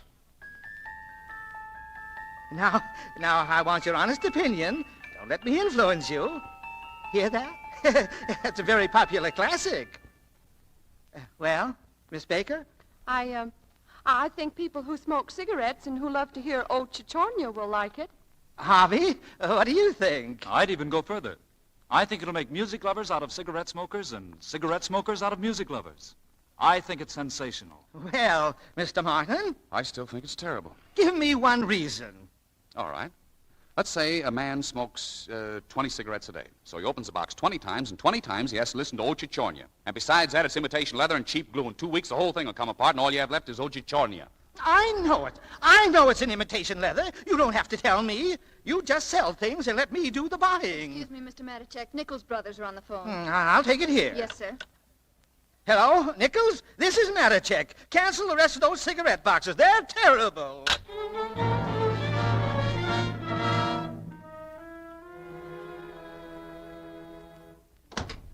Well, good morning, madam. Good morning. Anything I can do for you? We're having a sale on purses today. Well, to tell you the truth, I didn't want to buy anything. Oh, well, that's perfectly all right. If you want to look around, just make yourself at home. Thank you. I wonder if I could see Mr. Matachek. Well, Mr. Matachek is very busy at the moment. If you'd tell me what you wanted, I'm sure I could take care of you. Well, I noticed in the window that you're having a summer sale. Oh, yes, madam. Everything is reduced 25%. Really? That's wonderful. I guess you'll do a big business. Oh, there's no question about it. We'll probably have such a big rush we won't be able to take care of the customers. Then you ought to have some extra help. Oh, we probably will. In that case, maybe you can use me. I'm looking for a job. What's the idea of letting me go through this whole routine? Oh, well, I'm terribly sorry. I didn't mean to. Do you think you could help me to get a job here? I wish I could, but there isn't a chance. But you just told me you'd need some extra help because of the rush. Look around for yourself. You can see what kind of business we're doing. Every half hour, another customer rushes in.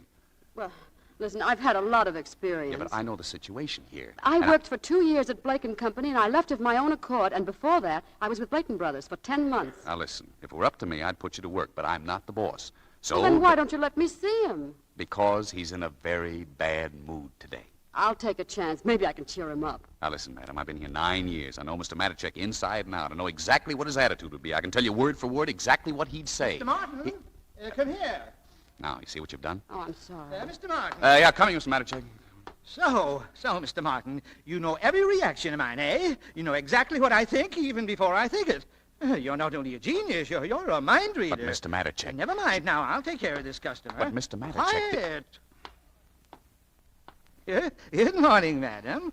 I'm Mr. Matichak. Oh, good morning, Mr. Matichak. Please have a seat. Thank you. Mr. Matichak, I was at Blake & Company. I'm sure you'll find much nicer things at our shop. No, I mean I worked there. I'm looking for a job. A job? You mean... Oh, no. That's impossible. It's out of the question. Good day. Oh, but Mr. Matichak... I have no time. I'm very busy. Mr. Matichak, please, I've got to have a job. And I'm good. I know merchandise. Really, I do. Please just give me a chance. Oh, so you know merchandise. Let me ask you something. Would you buy a box like this? Well, I couldn't buy anything at the moment. No. I just wanted your opinion, your honest opinion. Do you like it? Oh, yes, I do. It's marvelous. Why? I think it's romantic. Romantic? What's romantic about it? Huh? Well, cigarettes and music? I don't know. It makes me think of moonlight and cigarettes and music. There, Martin. There's the woman's point of view. But Mr. Matichak, she How much are you selling it for? Well, I'd say $4.25. That's a bargain. That's a real bargain. Oh, that's a candy box, isn't it? No, madam. It's Yes, madam. Yes, madam. That's a candy box. And I would say a very unusual one. Yes, I like it. How much is it? Watch, madam. It has a very distinctive feature. Well, you see? Is that coming out of this? Yes, madam, yes. It's O Chichonia, a very popular classic. Oh, no, that'll never do. Where do people get ideas like that? Can you imagine? Every time you take a piece of candy, you have to listen to that song. Oh, no. Oh, no, madam, wait, please. I know just what you mean, madam. And yet, you see, some of our customers like it for the very thing you object to. Now, there's no denying we all have a weakness for candy. And when I say weakness, I don't mean to say anything against candy. I only mean we're inclined to overdo it a little. That's true, I suppose. Now, for instance, madam, have you any idea how many pieces of candy you eat a day? Well, no, I never gave it a thought. But I am taking on weight. That's just it. We pick up a piece of candy absent-mindedly, and then we take another piece. And before we realize it, we've gained a pound or two. Don't I know it? Now, you see, this little box makes you candy conscious. That's what Matichak & Company designed it for. Every time you open it, this little song is a message to you, see? Too much candy, and I'll be careful. Well, how much is it? $5.50 reduced from $6.95. It's a real bargain. I'll take it. You can wrap it up while I look at these purses. Well, Mr. Matichak. What's your name, young lady? Smith, Karen Smith. Miss Smith, you may report for work tomorrow morning. Oh, thank you. Mr. Martin here will show you the ropes. Yes, of course. Or perhaps you can show him. Help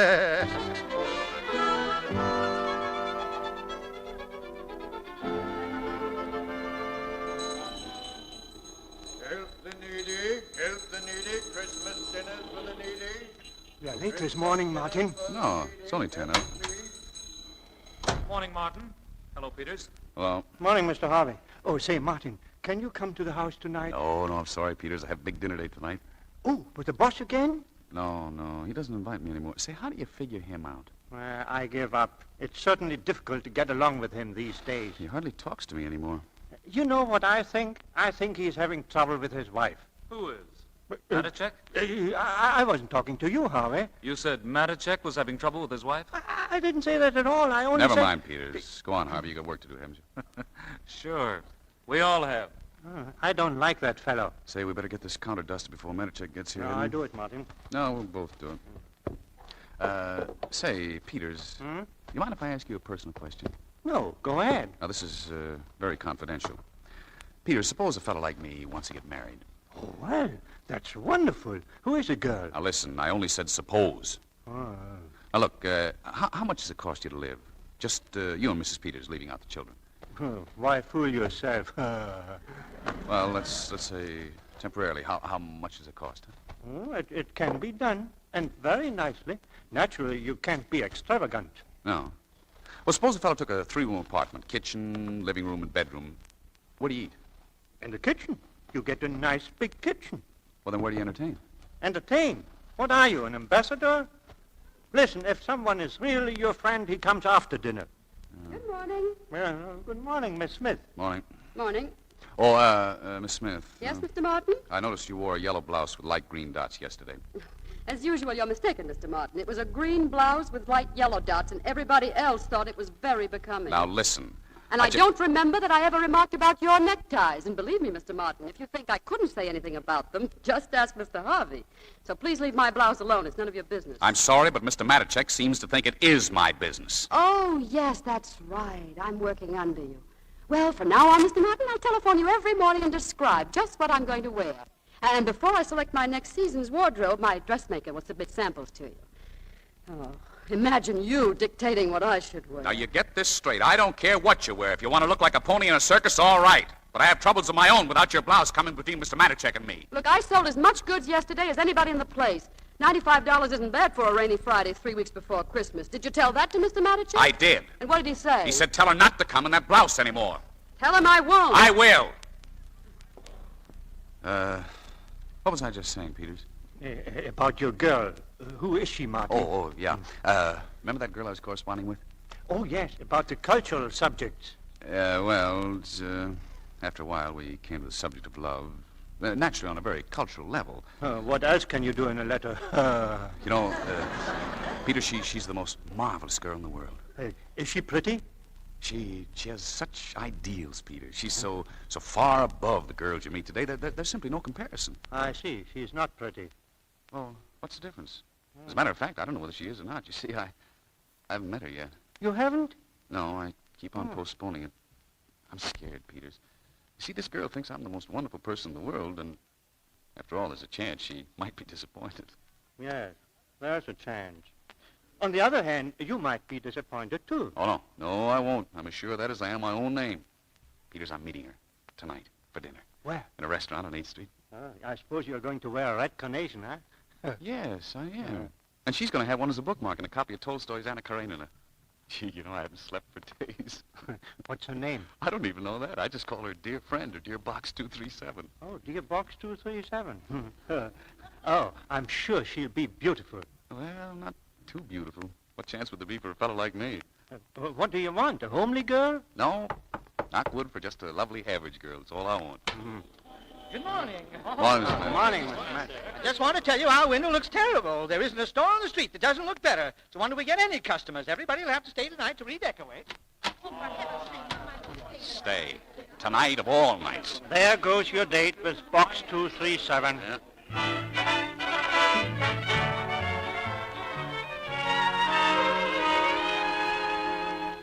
Hand me those belts, Joey, will you? Belong up here on the shelf. Okay. Say, Mr. Martin, do you think I have to work tonight, too? After all, I'm a child. No, you don't have to stay tonight. No kidding? I'll straighten it out with Mr. Matichek. Oh, gee, thanks. May I help you, Mr. Martin? No, thank you, Miss Smith. There's no trouble at all. I'd like to. Yesterday, I put all the imported bags on the shelf over there. Mm-hmm. Is that the way you wanted it, Mr. Martin? Yeah. Oh, I'm so glad you like it. If there's anything wrong, I'd appreciate it if you'd tell me. Since when are you so interested in my idea of what's right or wrong? Well, I like to please you, Mr. Martin. Now, after all, I'm working under you. You know, you don't have to keep harping on that. Oh, no, I don't mean it that way at all. Regardless of what I think of you personally, I believe that anybody who works with you and doesn't get a great deal out of it is just dumb. Just what do you mean, what you think of me personally? Well, since you ask, I'd say no matter what can be said against you, I think you're a gentleman. Well, I try to be. Mr. Martin, you don't realize what that means to a working girl. Oh, what a girl has to go through in some shops. Well, for instance, when I worked at Booton Brothers and Sons, well, the sons were all right, but the brothers, oh. And that's why I like it here. You see, when you say, Miss Smith, let's go in the stock room and put some belts on the shelf, you really want to put some belts on the shelf. And that's my idea of a gentleman. Well, I just don't believe in mixing belts of pleasure. You know, this is the first time you've shown a little sense. Maybe there's hope for you after all. Oh, thank you, Mr. Martin. Oh, I almost forgot. Would it be possible, Mr. Martin, do you think you could spare me tonight? Then maybe Mr. Matichek would let me off. Oh, so that's why I'm a gentleman. That's why you learn so much from me all of a sudden, hmm? I'm sure I don't know what you mean. You just want to get off early, huh? I have to, Mr. Well, you're Martin. out of luck. What a cheap trick that was, and I nearly fell for it, too. Mr. Martin, I have to get off tonight. It's terribly important. For 6 months, you've done everything you could to antagonize me, and now you have the nerve to come in Well, you here. haven't been very nice to me. No matter what I do, it's wrong. If I wrap a package, it's not the right way. If I make a suggestion, and some of them are very good, you don't even listen. Everything has to be done exactly your way, and even then you don't like it. When I came into this place, I was full of life and enthusiasm, and, well, now I'm nothing. You've taken all my personality away. But let me tell you something. Any day now, I may be in a position where I won't have to work anymore. And, Mr. Martin, I'll really tell you then what I think of you. Mr. Martin, I don't like you. Karen, what's the matter? Oh, he won't let me off. And I've got to get away early tonight. I've just got to. I have a date. It's the most important thing that ever happened to me in all my life. I know. The boy you told me about. What was his name? That's what makes it so awful. I don't even know his name. I just call him Box 237.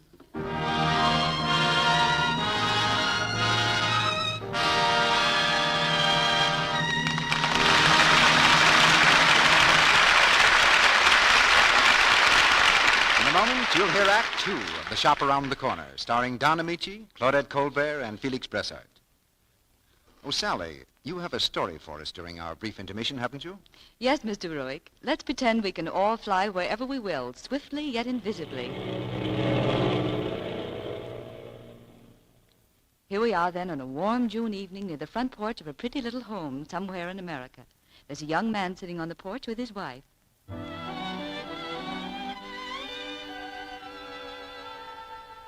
Gosh, you look swell tonight, Joni. And me, an old married woman. This dress, isn't it the one you wore that evening when... What evening, silly? Well, it was a pink dress anyway, like this one, and when I saw you in it, it took my breath away. And when you got it back? Why, then I begged for the job of buying your dresses all my life.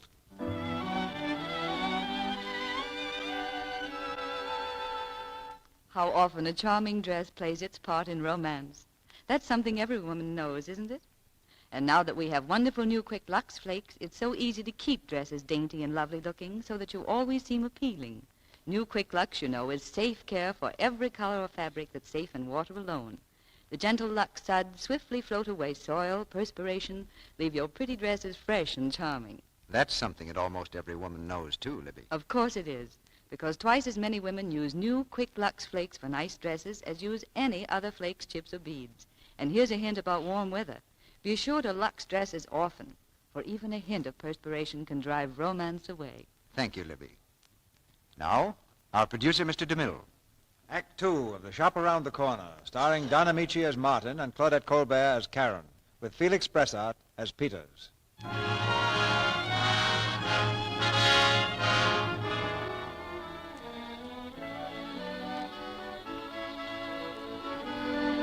It's later the same day. Mr. Matuszek's temperature has risen with each passing hour, for 6 of his employees have asked for the evening off. Now Martin is the unlucky 7th, and Mr. Matuszek hits the boiling point.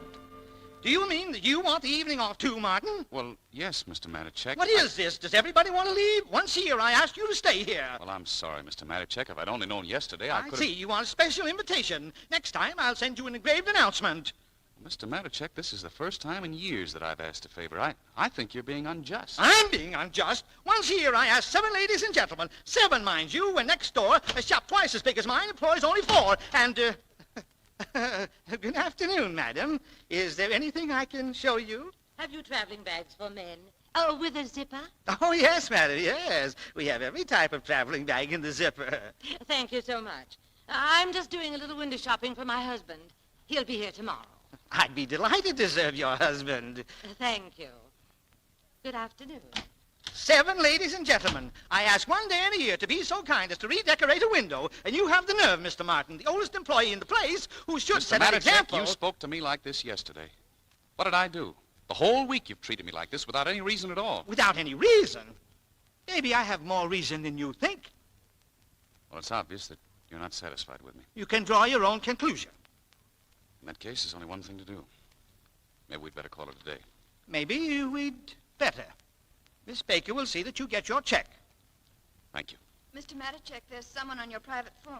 I'll take it in my office.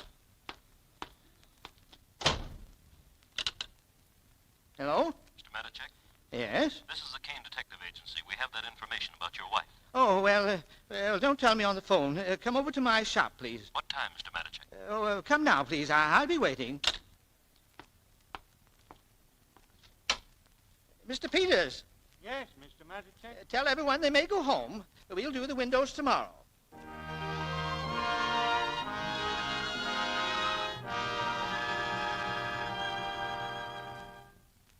Sit down, please. Thank you. Well, it's true about my wife? I'm afraid so, Mr. Matacek. Now, here we have the complete record from our operatives, two of our most reliable men. Go on. Report on Mrs. Emma Matacek. On December 6th, Mrs. Matacek left her apartment at 8:45. She walked 2 blocks up to 10th Street. There, Mrs. Matacek was joined by a young man. A young man? Yes, your suspicions were correct, Mr. Matacek. The man was one of your own employees. I know. He's been to my house for dinner. He's been working for me almost 10 years. 10 years? That's funny. Our report says only 4. Martin has been here 10 years in January. Martin? But the young man your wife met is named Harvey. What's that? Francis W. Harvey, 464 Hill Street. Oh, then I see. Let me have that report, please. Yes, sir. 22 years we've been married. 22 years I was proud of my wife. Well, she didn't want to grow old with me. If you'll send me your bill, I'll take care of it immediately. Yes, Mr. Matacek. Good night. Good night.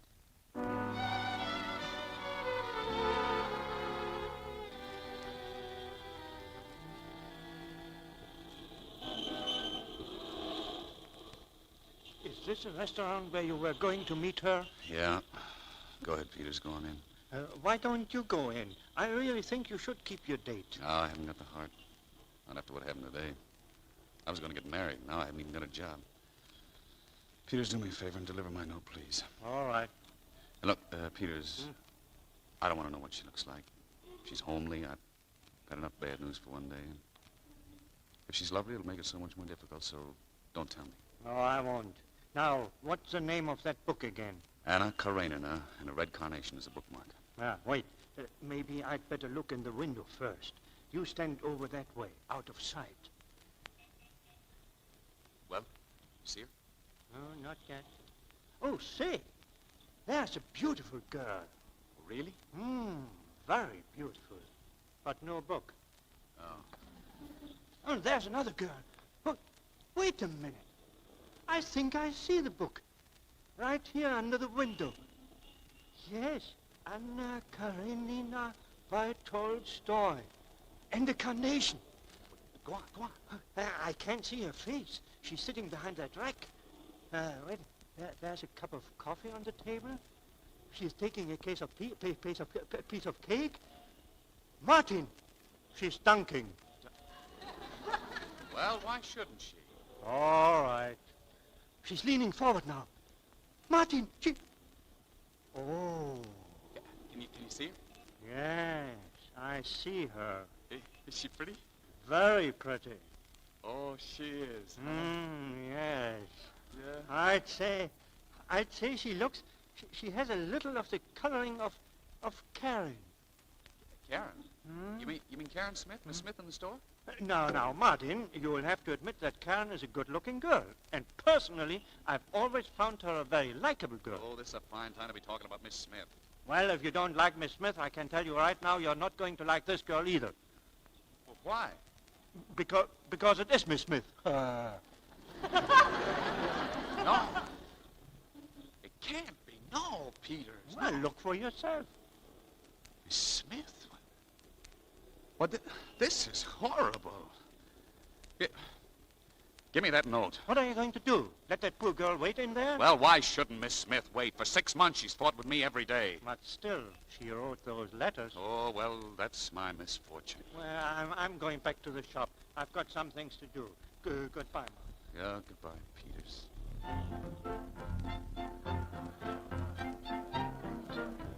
Excuse me, miss. Can I take this chair? Oh, no, don't, please. I'm expecting somebody, waiter. He'll be here any minute. Okay. Red carnation, huh? Yes. A few nights ago, we had a case with roses. Turned out very nice. Very nice. But once, about 3 months ago, we had a sad case with gardenias. She waited all night and nobody came. Oh, really? She must have felt terrible. Well, that's life, you know. You have to expect things like that. Yes, of course. Waiter, isn't your clock a little fast? My watch says only 8:27. Oh, listen, you got nothing to worry about. A pretty girl like you, if he doesn't come, I'll put on a carnation myself. Hello, Miss Smith. Huh? Oh, good evening, Mr. Martin. What a coincidence. I had an appointment here. You, haven't seen Mr. Peters by any chance, have you? No, I haven't. Well, guess I'll wait. Do you mind if I sit down? Oh, yes, I do mind. Well, what's the matter? Oh, please, Mr. Martin, will you go to some other table? I have an appointment, too. Oh, really? Well, who are you meeting? Now, please don't be sarcastic. I realized you've had a bad day, Mr. Martin, and you probably feel very bitter. Bitter? About leaving Mattercheck and Company? Listen, I could have another job like that. Oh, well, in that case, there's no use wasting sympathy on you. Good night, Mr. Martin. Listen, you don't have to feel sorry for me. Mr. Martin, I said good night, please. Well, what are you so nervous about? I'm not nervous. Do I look nervous? I should say you do. Well, I'm not. You, just knocked over the water. Well, it's just an accident. Here, I'll mop it up for you. Mr. Martin, will No you please... trouble at all. There, that's better. Oh, I see you're reading Tolstoy's Anna Karenina, huh? Yes. Anything against it? Oh, no. I never expected to meet you in a cafe with Tolstoy. I didn't know you went in for high literature.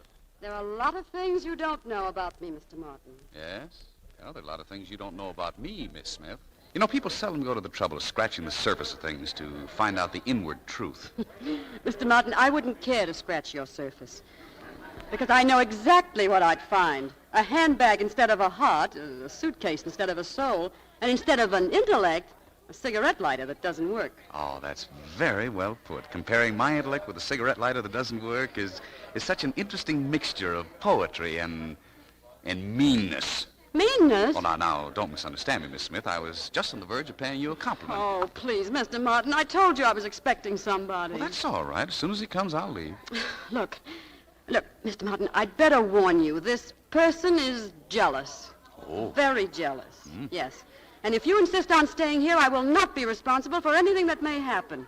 I hope you understand what I mean. Sure. Listen, just in case your party doesn't show up, would well, if he should stand you up or something... Oh, don't worry about that. This party will show up. Ah, well, so he came, huh? Will you have a menu, sir? Oh, no. I told her not to worry. Pretty girl like her... Waiter, this is not the gentleman I was expecting. Oh.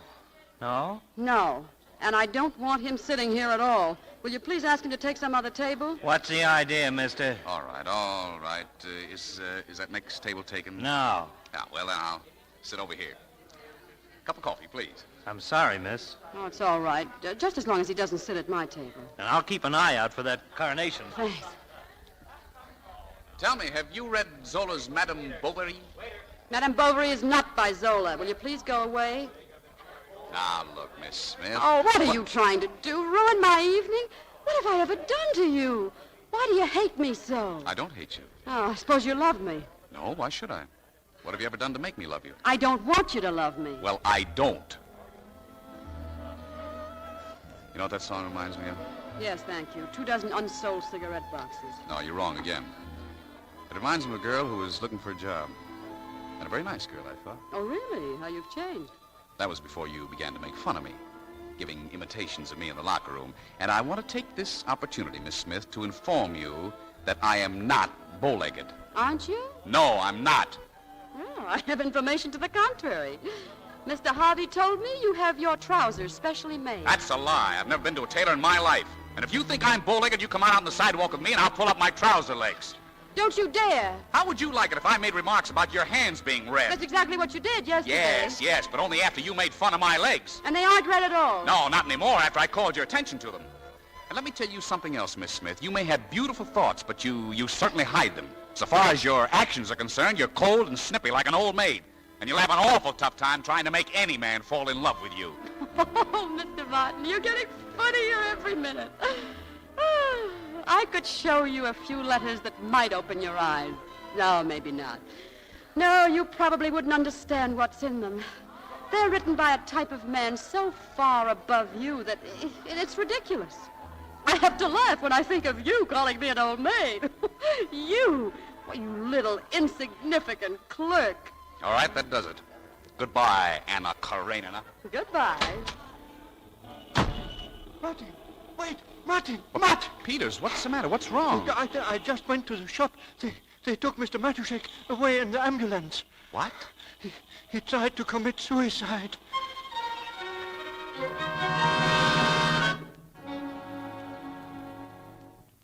Mr. Matuszek, are you all right?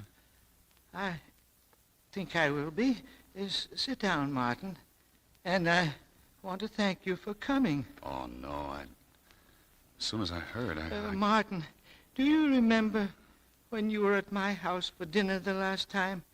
I told you if things go well, I might take it easier. And maybe by Christmas, make you manager of the shop. Well, now I have to take it easier. Would you care to work for me again after... Mr. Matuszek, don't even think about it. That's all over. Is it possible that I ever distrusted you, Martin? I hated you. I couldn't stand your presence anymore. That's how far jealousy can drive a man. Jealousy? I don't know what you mean. When I first got that anonymous letter, I laughed at it. My wife having secret rendezvous with one of my employees. But you can't throw a letter like that away. It stays with you, every word. But how could you suspect me? I know now that it was Harvey. But you see, you were the only one from the shop who came to my home. You sent flowers to my wife. Well, I was only You don't have to tell me. But if this poison once gets into your mind, please try to understand. Sure, I understand. Martin, here are the keys to Matuszek and Company. Thank you. What'll I do about Harvey? Harvey? I want him very quietly dismissed. Quietly dismissed. Yes, sir, I'll take care of it, Mr. Matuszek.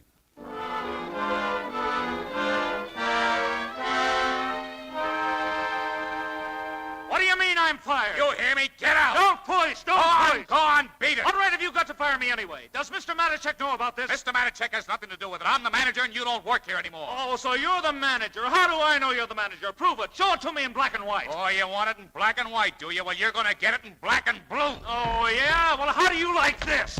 I'll murder you. I'll show you. You're too harmless. Martin, Stop! They're killing each other. What's going on? Martin, you have knocked him out. Peters, you enjoy. Throw him out of here. Go on. I got his legs. Peters, the back way, and do it quietly. Mr. Matuszek doesn't want any fuss. Miss Smith, you wait here. Watch his head, Joey. Why? He wouldn't feel it. Well, Miss Smith, I suppose you're kind of surprised to see me back, huh? Well, naturally, I'm glad you have your job again. Congratulations. Miss Baker tells me you weren't feeling well this morning. No, that's all right, thank you. You look worn out. Anything go wrong last night? I tell you, I'm all right. Where's Mr. Matuszek? I want to see him. Well, he's right here. I'm Mr. Matuszek. Oh, Mr. Martin, don't make any jokes. Not today. And if you have to pick on me, make it some other time. I want to talk to Mr. Matuszek. Would it really be so terrible if I were the boss and you had to talk to me? Will you please stop it? My nerves are at the breaking point. Miss Smith, I'm simply trying to tell you that... Haven't you any heart at all? Can't you see I'm sick? I can hardly see straight.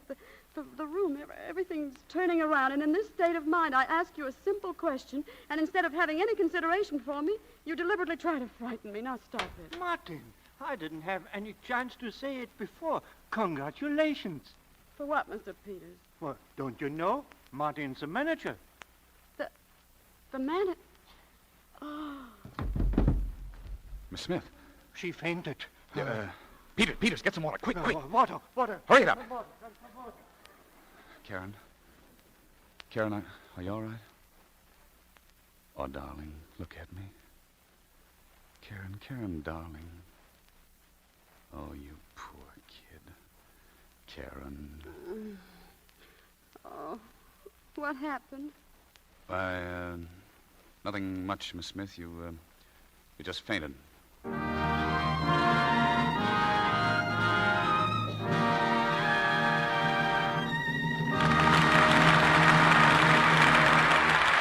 Pause now for station identification. This is the Columbia Broadcasting System.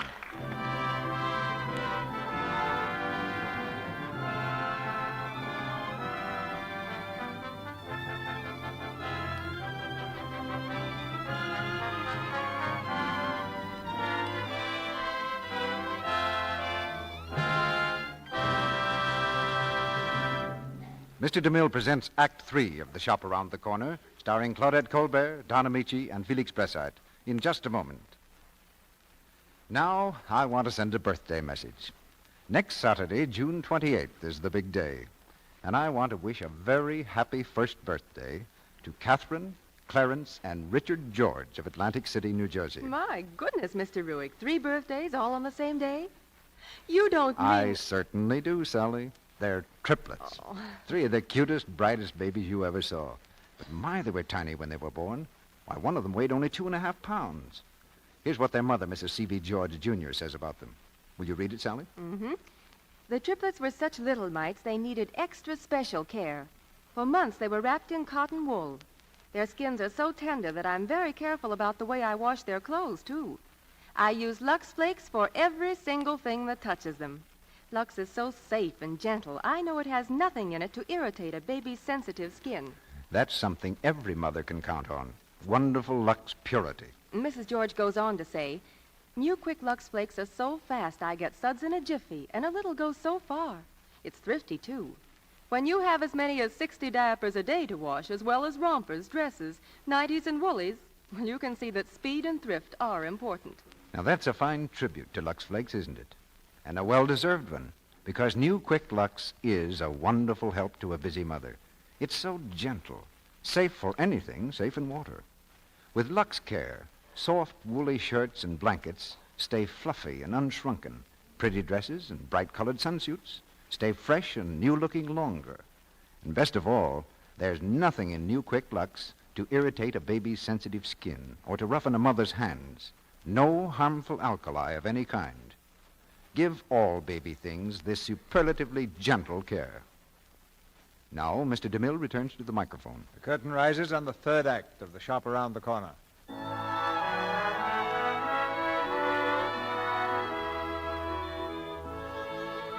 Karen Smith has had no further letters from her unknown admirer, Box 237. This misfortune, combined with Martin's appointment as manager, has proved too much for her. So she's taken to her bed with a bad case of nerves.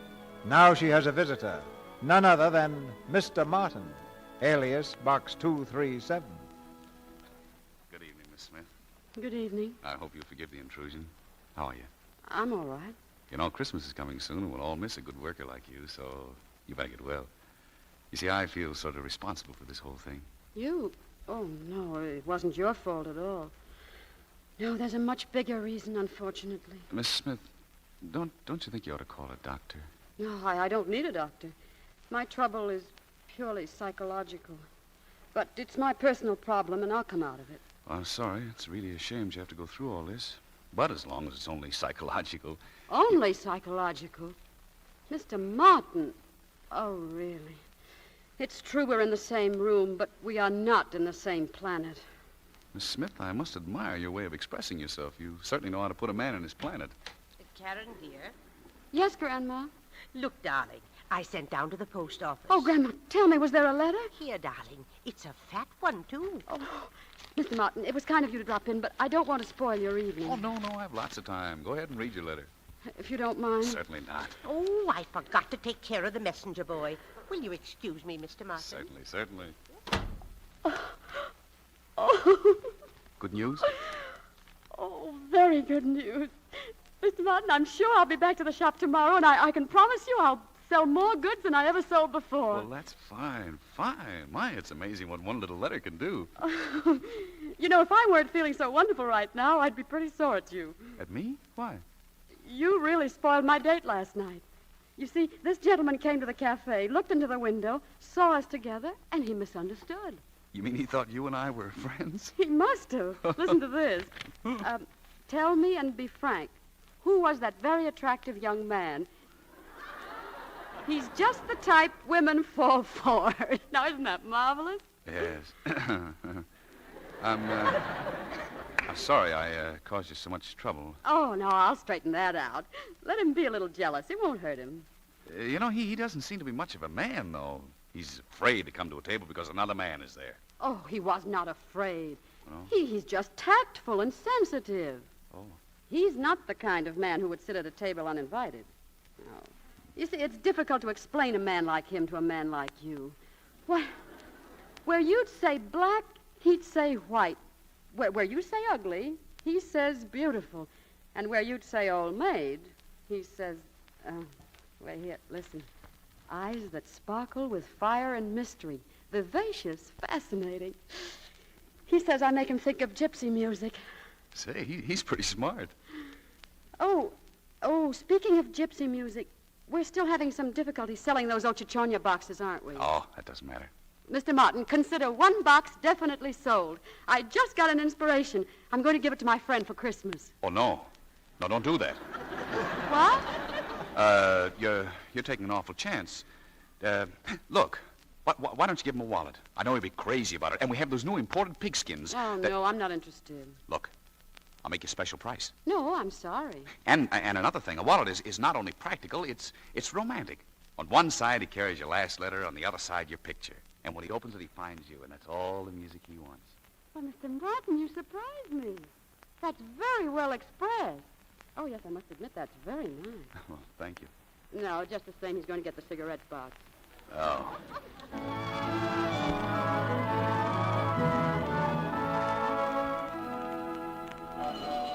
Here's the needy. Christmas dinners for the needy. Every bit helps. Merry Christmas, Mr. Matachek. Well, Merry Christmas to you, officer. I haven't seen you for quite a while, Mr. Matachek. Yes. I'm supposed to be pretty sick, but it's Christmas Eve, and I just couldn't stand it any longer. I'm going in and help. Well, take it easy, Mr. Matachek. Merry Christmas. Merry Christmas. Look, Mabel, do you think Howie would like that briefcase? Oh, I don't know. Maybe. Pardon me. I can't see very well without my glasses. Can you tell me how much that briefcase is? $12.50. Only $12.50. Well, you certainly get exceptional values here. I wonder how Matachek and Company does it. Well, if you don't know Mr. Matachek, who should?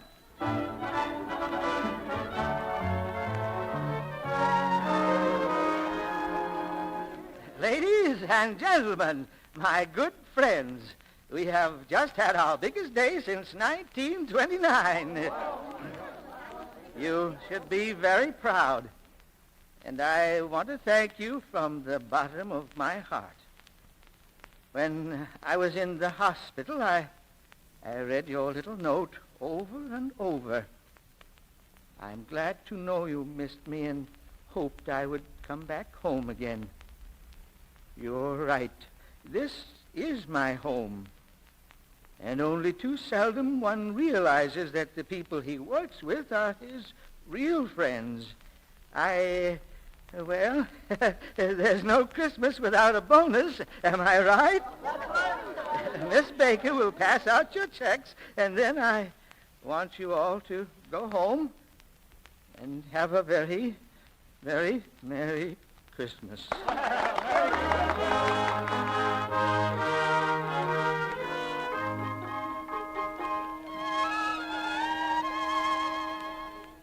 Going home, Karen? No, I've still got to wrap this wallet. Do you like it, Mr. Peter? Oh, I think it's wonderful. Is this for that gentleman you told me about? Mm-hmm. I'm meeting him tonight for the first time. Isn't it exciting? Oh, yes. I think it might be. Well, Merry Christmas, Karen, and I hope everything turns out just as you wanted. Thank you. Merry Christmas, Mr. Peters. Merry Christmas, Martin. Merry Christmas to you, Peters.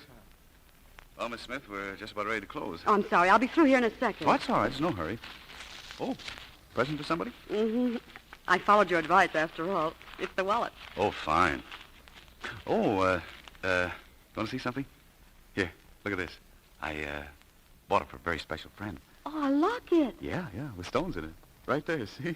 Oh, say, it's beautiful. I didn't know you had a girlfriend. Oh, no? No, I never even suspected. I guess you think it's pretty funny that a girl would like somebody like me. Oh, now, Mr. Martin, don't let's start all over again. It's Christmas, and I'd like to be friends with you. And besides, you're wrong. Do you mind if I tell you something? No, not at all. When I started to work here, something very strange happened to me.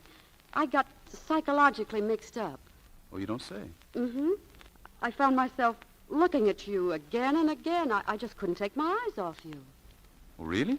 Yeah, and all the time I was saying to myself, Karen Smith, what's the matter with you? This Martin's not a particularly attractive man. Oh. I hope you don't mind.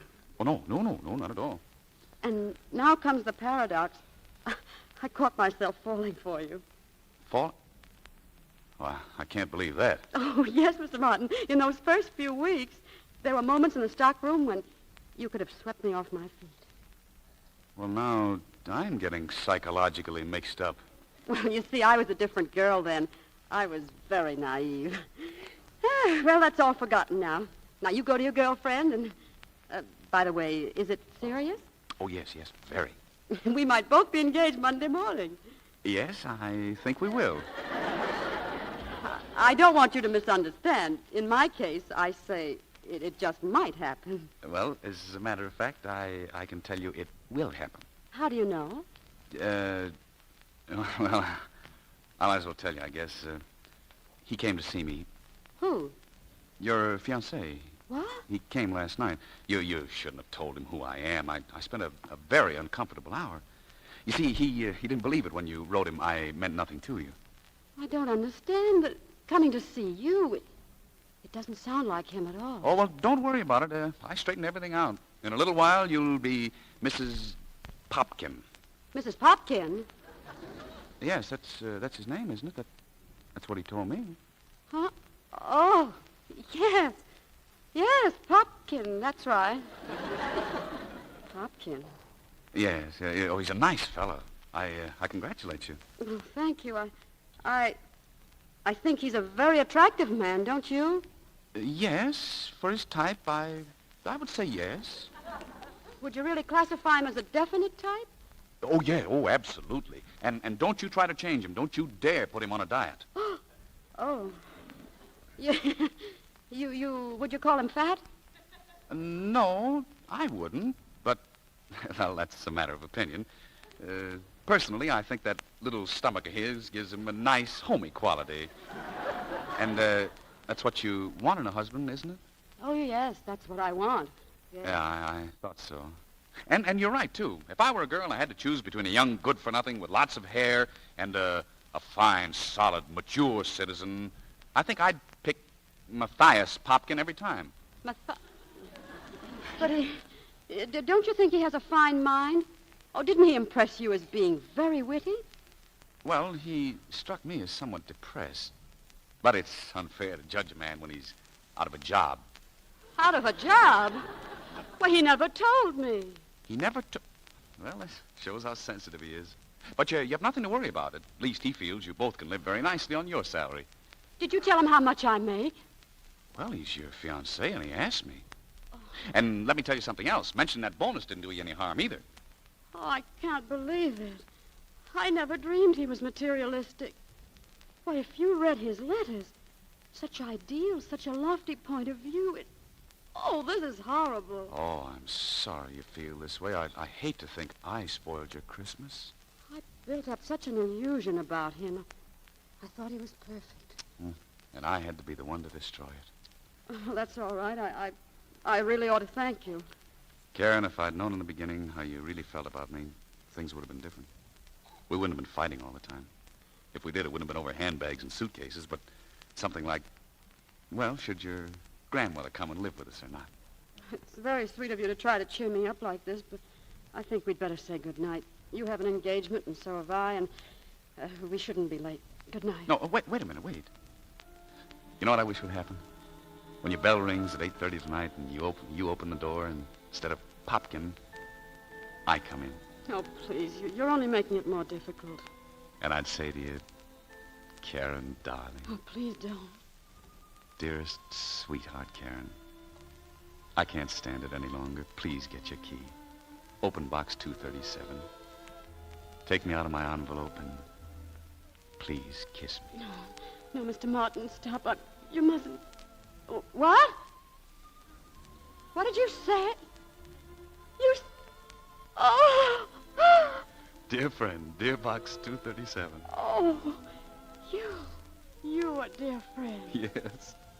Are you disappointed? Oh, no. Well, psychologically, I'm very confused, but personally, I don't feel bad at all. You wrote all those wonderful letters? Uh-huh. You like me? Oh, Karen, I love you. Oh, that night, the time you came to the restaurant, I was terribly rude to you, wasn't I? Oh, it was nothing at all. Yes, I was. Don't you remember why I called you bow-legged? Yeah. If I wanted to prove that I wasn't, I was going to go out in the street and pull up my trouser legs. Well, would you mind very much if I asked you to pull them up now? Well, certainly not. You see? Oh, darling. Oh, darling, isn't it a wonderful, wonderful Christmas?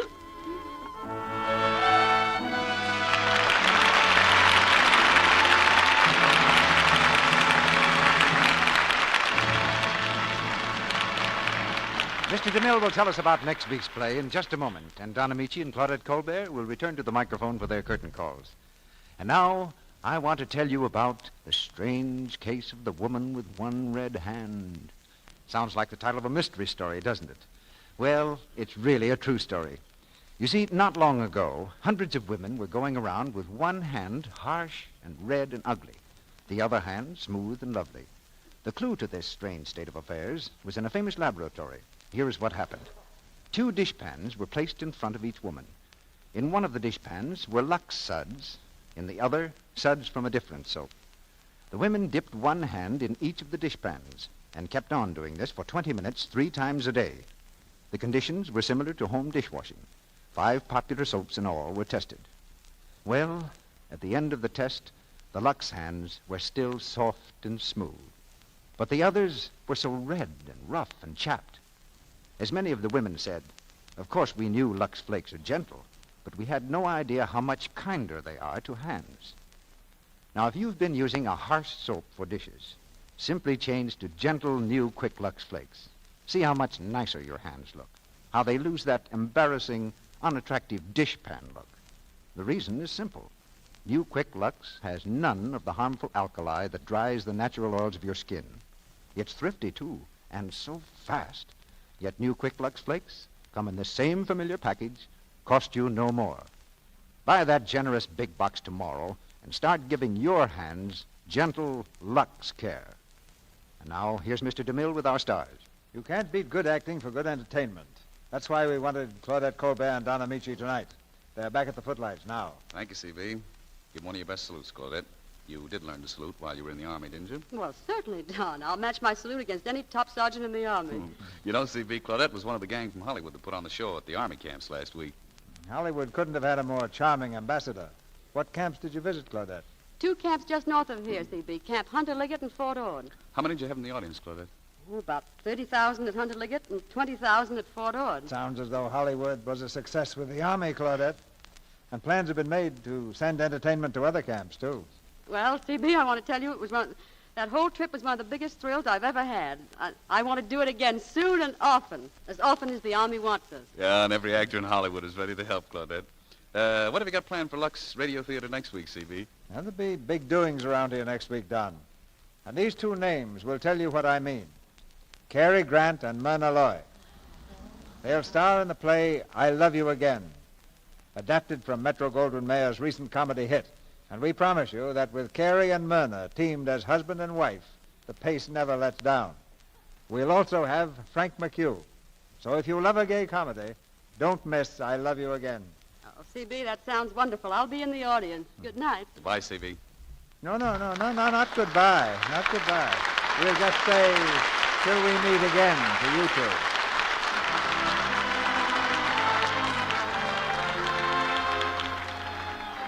Our sponsors, the makers of Lux Flakes, join me in inviting you to be with us again next Monday night when the Lux Radio Theater presents Myrna Loy and Cary Grant in I Love You Again with Frank McHugh. This is Cecil B. DeMille saying good night to you from Hollywood.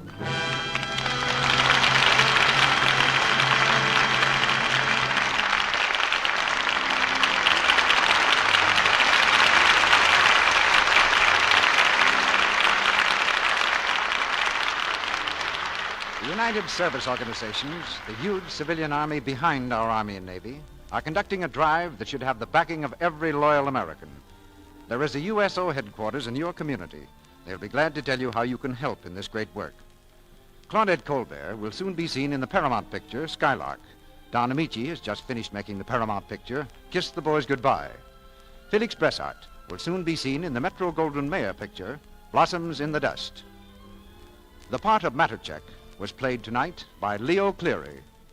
Also included in tonight's play were Fred Mackay as Harvey, Ann Tobin as Lily, Bea Benaderet as Miss Baker, Charles Peck as Joey, Verna Felton as Shopper, and Lou Merrill, Arthur Q. Bryan, Ferdinand Munier, Jesse Arnold, and Bruce Payne. Our music is directed by Louis Silvers, and your announcer has been Melville Roick.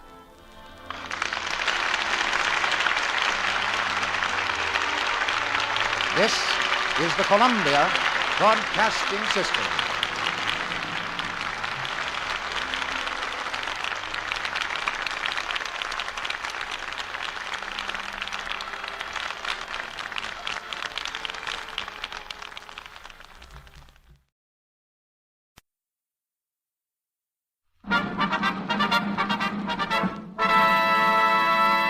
From Hollywood, California, the Lux Radio Theater presents Don Ameche, Joan Bennett, and Claire Trevor in Border Town.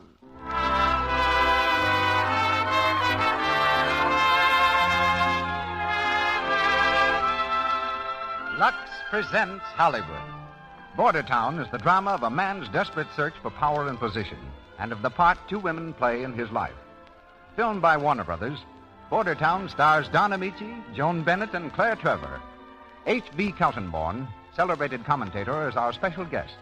Louis Silvers directs our music. But before Mr. DeMille introduces our stars, here's a piece of news. Listen to it coming over the telegraph wires. Lux Radio Theater, Hollywood. Fashion news. Scouts report biggest Luxable year ever. Stores feature Luxables. Women wear them in town, country, and at the world's fairs. And that's good news for women, because Luxable clothes are not only smarter than ever, they're thrifty. Lux Flakes cut down cleaning bills. With Lux, you can keep fresh and dainty at almost no cost. And Lux, you know, cleanses so safely that clothes stay smart-looking longer. You can depend on the famous Lux promise, if it's safe in water, it's safe in Lux. And here's the producer of the Lux Radio Theater. Ladies and gentlemen, your host, Mr. Cecil B. DeMille.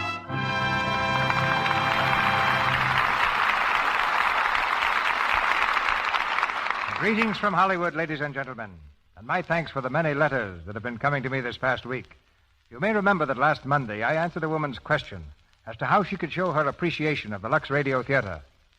My reply was, buy the products behind the Lux Radio Theater, Lux Flakes and Lux Toilet Soap. Many of your letters since then have told me of your loyalty and continuing purchases of these products. Both for their own sake and for the sake of the entertainment, they make it possible to bring you each Monday night. Thank you for this friendly response. Some 200 miles southeast of Los Angeles, just over the Mexican line, is the border town of our play. In such towns, you'll find many men and women who've chosen to forget the past. One of these men, who fled the world he had known to start life again in a border town, is the subject of our play, which brings a brilliant trio to us. Don Ameche, Joan Bennett, and Claire Trevor. No other group of stars more perfectly illustrates the manner in which the entire country has contributed to Hollywood. Wisconsin sent us Don Ameche, who started out to study law and became an actor when the leading man in a stock company broke an arm. Don's new 20th Century Fox picture is Hollywood Cavalcade. And recently, for the third successive year, he won the poll conducted by Radio Guide magazine for the best radio actor. This is the same poll in which the Lux Radio Theater was named the best dramatic program. And tonight in Bordertown, we also have the actress who received top honors, Claire Trevor. Miss Trevor's a New York City girl who just completed the Universal picture I Stole a Million, and tonight plays Mary Rourke. It's hard to say what part of the country Joan Bennett really came from, because the Bennett family seldom paused long in any one place. We do know, however, that she was born in New Jersey and inherited her dramatic ability from so many generations of actors that certain humorous historians have asserted that the Bennetts invented the theater.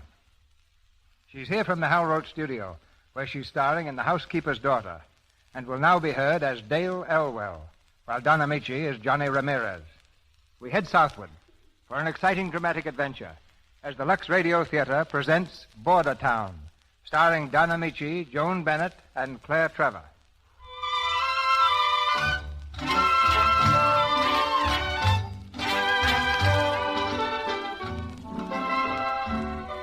The Mexican Quarter in the city of Los Angeles. It's a warm spring night, and in the picturesque plaza, swarthy merchants struggle to entice tourists to their native wares. At the edge of the quarter stands a shabby office building. There are lights on the second floor, where the graduation exercises are being held in the Pacific Night Law School. The hot room is crowded with students and parents, whose faces reveal half a dozen different nationalities. Poverty alone seems to unite them. Poverty and the booming voice of the guest speaker, the Honorable J. Rufus Barneswell, who is just concluding the final oration to the graduates. Your applause should be not for me, but for these young men. For such young men as one whose history I happen to know. What does he mean? It is Johnny. I reveal no secret when I say this young man was the tough guy of a tough neighborhood. This boy solved his own problem. Toiling at the hardest manual labor by day, he studied by night until his courage and ambition brought him to the point at which he now stands. That young man, my friends, is Johnny Ramirez. Such nice things you say. Oh, Mrs. Ramirez. Well, you should be very proud of Johnny tonight. Oh, I am, Senor George. And excuse me, he was not bad, boy, Excellencio. Only one little bit wild, maybe. We have party for Johnny now. We poor people, but maybe you come, eh? Yeah, how about it, Your Honor? Well, I don't know, Johnny. Judge Barneswell, if you're going to make that other appointment tonight, you'd better hurry. Oh, yes, Dave. Well, good night, Mrs. Ramirez. Adios. And, Johnny. Yes? Don't forget, boy, you're not a lawyer yet. There's still a bar examination, you know, and they're making them pretty tough these days. Ah, I'm not scared, Judge. Remember what you said about me? I'm still pretty tough, too. That's right. Good luck, Johnny. Come on, Dave. Thanks for getting me out of here. You know, this thing sort of got me tonight. Carried away by your own oratory, Judge. You shouldn't be. It's practically the same speech you made at the Sons of Denmark barbecue. Yeah, just the same, it's rather pathetic, you know. They ought to stamp out these quack law schools. Why, it's worse than swindling. What chance have these young foreigners got when college graduates with social position, money, and every possible break are starving to death as lawyers? It's better than starving to death as farmers. I wonder. At least they'd be happy. Why should they be educated to want things that they can't have? Educated into unhappiness. You take that Johnny Ramirez chap. Let's take a cab instead. You're getting me depressed, Judge. Johnny Ramirez, the kid I once sent to reform school. Hey,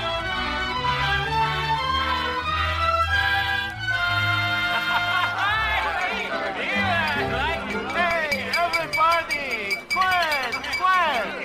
Quiet! The padre has something to tell us. A toast to Johnny Ramirez, no? Long life and success and happiness to our young lawyer and host. Johnny will make a speech if he wants to make a speech, eh, Johnny? Well, Mamacita, maybe I do. Thanks, everybody, and all I've got to say is this. There was a lot of talk at graduation tonight about hard work and study. Sure, it was hard. But look at Abraham Lincoln. He worked hard, didn't he? And he studied nights, too, just like me. Sure, all right. I did, just like Lincoln. Oh, no. And I'm going to keep on being like Lincoln, too. Oh, no, Johnny. What? What's the matter with that? Not with whiskers, Johnny. Oh, no whiskers, Mamacita, I promise.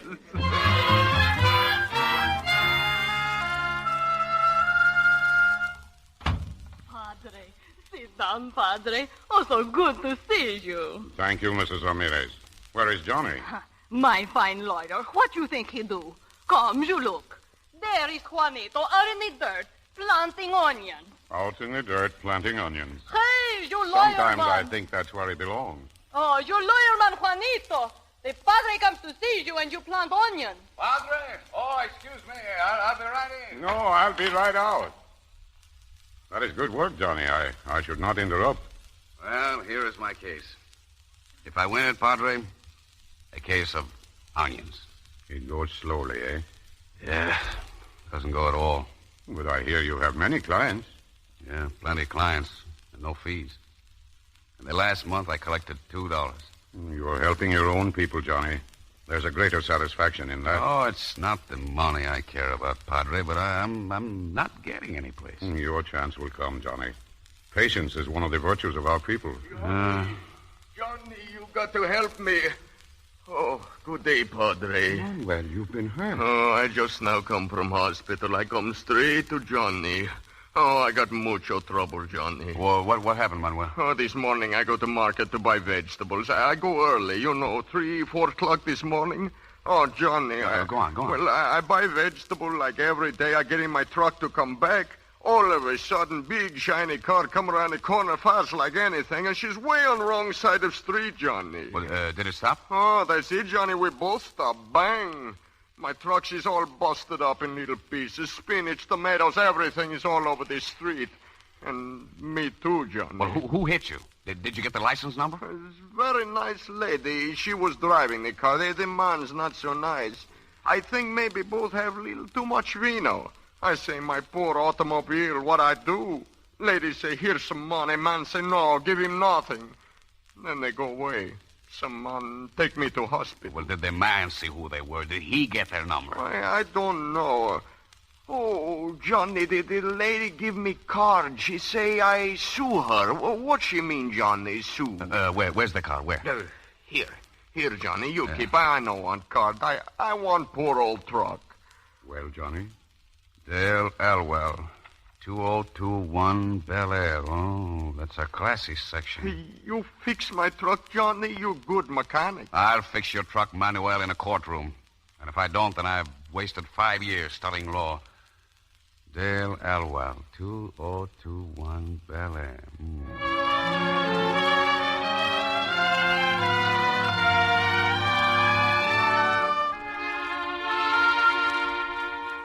Well, Father, you wanted to see me? You think you can spare me a moment, Dale? Yes. Oh, one of those moments. You usually have a snappier answer than that. Oh, you'll have to forgive me. I still have a head from last night. As your mother mentioned something about it. Well, the funniest thing happened last night. Brooke Manville and I were down in Little Mexico. I know all about it. Oh, I get it. Apparently I've started on the wrong topic. You started on exactly the right topic. Dale, you're 25 years old. Right now I'm 125. Now, don't you think it's about time you quit being the wild young thing just out of school? Tasting life and freedom for the first time and being, oh, so gay about it all? Oh, Dad, please. All I did was go out with Brooke. We had a good time, and coming home, I ran into some stupid little Mexican's truck. The truck was banged up, I guess, but nobody was hurt. And after all, Brooke's the best lawyer in town, so you say. So what? Only this. That stupid little Mexican was smart enough to get a lawyer. And here, my dear girl, is his telephone number. He's been calling all day. Now, maybe you can settle this out of court. But in any event, I hope you get the licking of your life. Oh, Dale. Dale, don't make me talk to you like this. Good Lord, darling, you might have been killed. Oh, I'm sorry, Dad. I just can't seem to find myself. You're right. I've got a licking coming to me. Well, I might as well call Brooke first. It'll be fun seeing him take it with me in court.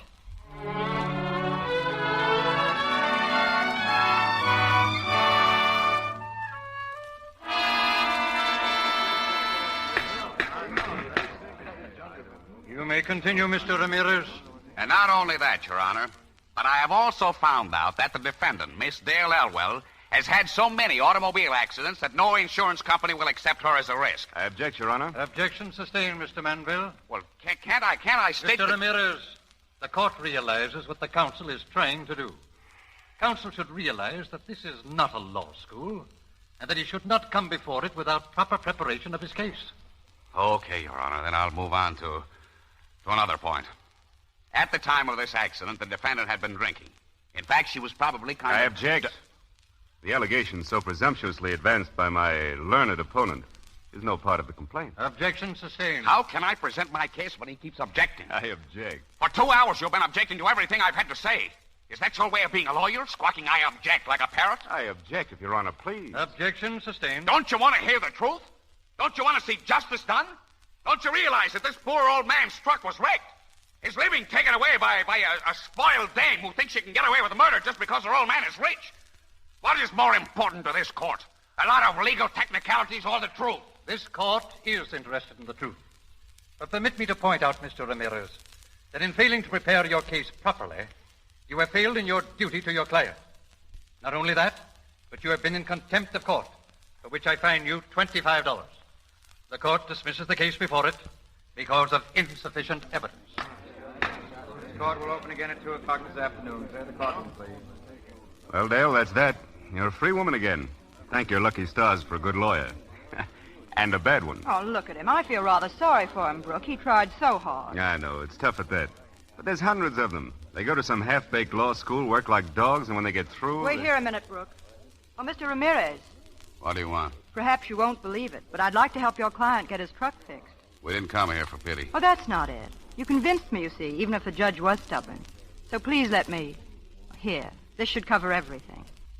Oh, that's swell of you after I couldn't make you do it. Just a minute, Dale. Don't be a fool. If you give him money, you admit responsibility, and you can still bring criminal charges. Would you do that? Of course not. Promise? Sure. As your attorney, Dale, I won't permit it. Don't worry, Brooke. He just said he wouldn't. Dale, what good's a promise from a cheap shyster? He'll be blackmailing you for the rest of Listen, you beat me in one kind of fight, but not in this kind. Hey, what do you think you are? Go ahead. Grab that man. Mandel, are you hurt? No, I'm not hurt. Ramirez, this is the last time you'll appear in court except as a defendant. Officer. Yes, sir? Will you be good enough to ask the judge if Mr. Ramirez and I may see him in his chambers immediately? Sure. Come on, you. You ain't bawling me out just because I smacked this big windbag. It's just because you don't want a guy like me who comes from where I do to get a break, that's all. It's not what you are or where you come from. It's you, Ramirez. You're a ruffian at heart. You're cheap, brutal. You'd be that in any country in the world. Is that all? That's all. Except that I'm afraid that your legal career is just about ended. You mean that they disbar me? I'm afraid so, Mr. Ramirez. Oh, but, Judge, listen, please. All I did was lose my temper. That won't happen again. Look, I've worked like a dog. I've studied for over 5 years. Please, give me a chance. My mother will... Gee, Your Honor, don't you understand? I'm sorry, but when the grievance committee of the Bar Association asks my opinion, there's only one thing I can do. Good morning, Mr. Ramirez.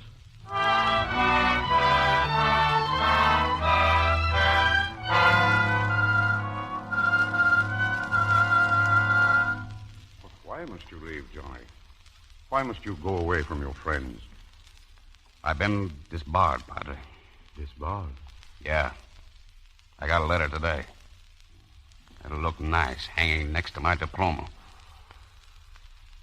And I just came to say goodbye. Oh, I'm sorry for you, Johnny. Where are you going? Oh, I don't know. Down around the border, I guess. Juanito, perhaps you've sought to get ahead in the wrong direction. You mean trying to be a lawyer? I mean putting gain and glory and false ambition above peace of spirit. You're just trying to tell me in a nice way to go back to digging ditches or being a farm laborer like my father. Your father was a good man, Johnny. And you're a good man, Padre, a good man. But I'm only a man. And I'm going to take from the world what I want from the world. Patience, Johnny. You may get another chance. You betcha I'll have another chance. But I'll make that chance myself. I'm going to have power, money. You wait. No, Johnny, no. He thought he could insult me, treat me like a servant, that guy Manville. Not because he's a great lawyer, and I'm not, but because his old man's got $1 million bankroll. Don't you see, Padre? Money is what made the difference. And I'm going to get money.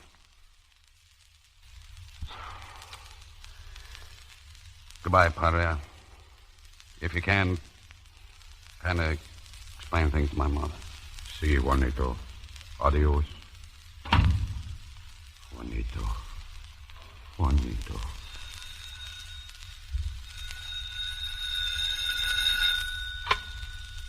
Hello? Si, I am the padre. Who, please? Miss Elwell? No, senorita. Johnny just left. No, I do not know where you could find him.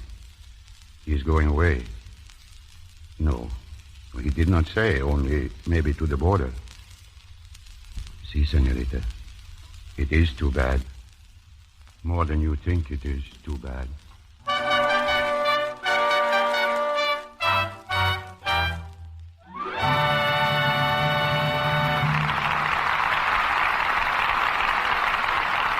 Just heard Act One of Border Town with Don Ameche, Joan Bennett, and Claire Trevor. During this short intermission before Act Two, we bring you the Brownings. The family are at their summer cottage on the lake, and we find Mother Browning and Dot in the kitchen clearing up after breakfast. Dot looks up suddenly. Why, Mother, here comes that young Mrs. Smith from down the road. So early? Wonder what's up.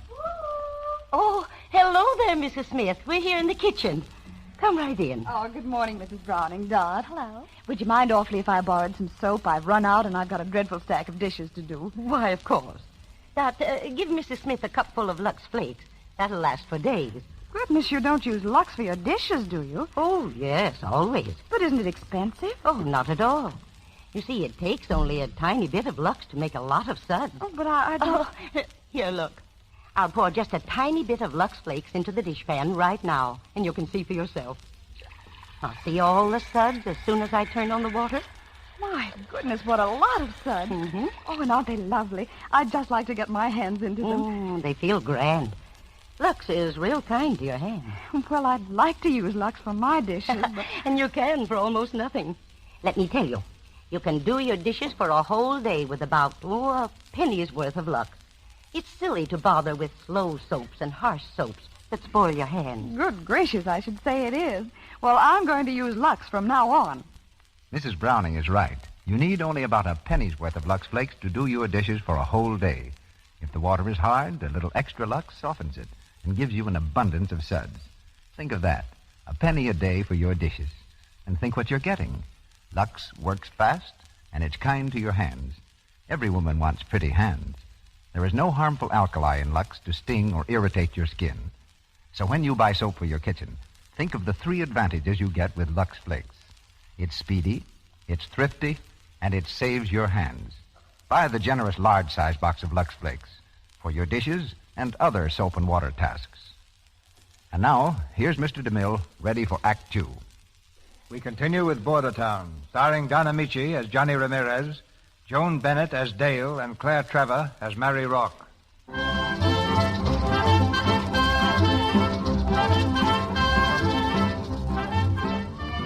A little Mexican town just across the border. It's a busy night at the Silver Slipper, a gambling palace now enjoying a sudden wave of popularity.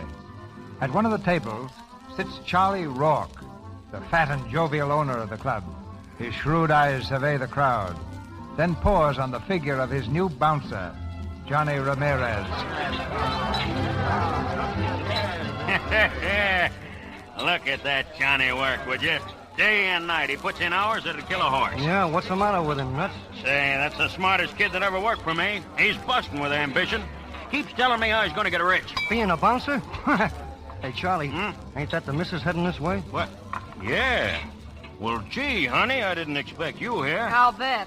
You look very happy about it, too. Well, I'm tickled to death, only, well, you know, baby, I don't like for you to come to a joint like this. Sure joint, isn't it? Well, sure, but even that don't make it a proper place for a lady like you. Well, I can't stick home all day and night. All the fun I get up there is feeding the goldfish, and they only eat once a day. Oh, now, come on, be a good girl and run along home. I won't be very late. Hey, Johnny. Yeah. Good evening, Mr. Rourke. Hello, Johnny. Hey, Johnny, take the missus to her car, will you? Sure. And you be careful driving, honey. And you be careful lapping up that brew. Another couple of pounds, and it'll take a surveyor to measure you for a suit. That's rich. Did you get that crack, Johnny? Ain't she a riot? Go on, honey, go on. You're killing me. Yeah, why not? Come on, Johnny. You know, the real reason I came down was to see you. Yeah. You go out the side door over there. You don't seem impressed. Sorry, I'm not as impressionable as I used to be. You're a swell-looking kid, Johnny. I kind of go for you. I know. Thanks. Hey, Jose, get Miss Rourke's car. Si, senor, pronto. Okay, Johnny, if you don't feel like talking, I I can wait. Good night. Hey, Marie. Yes? Nothing. Good night.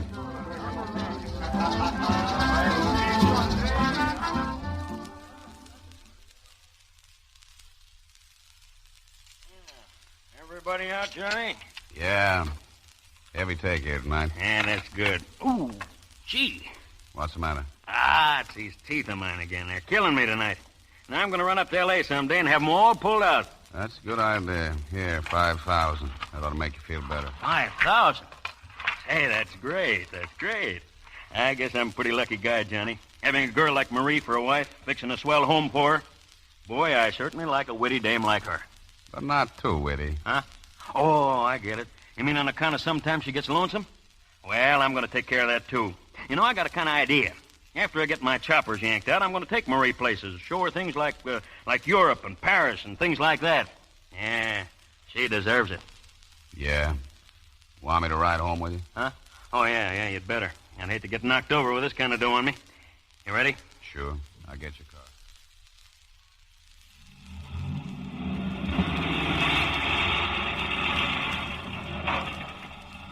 I'll open the garage door for you, Charlie. Open what door?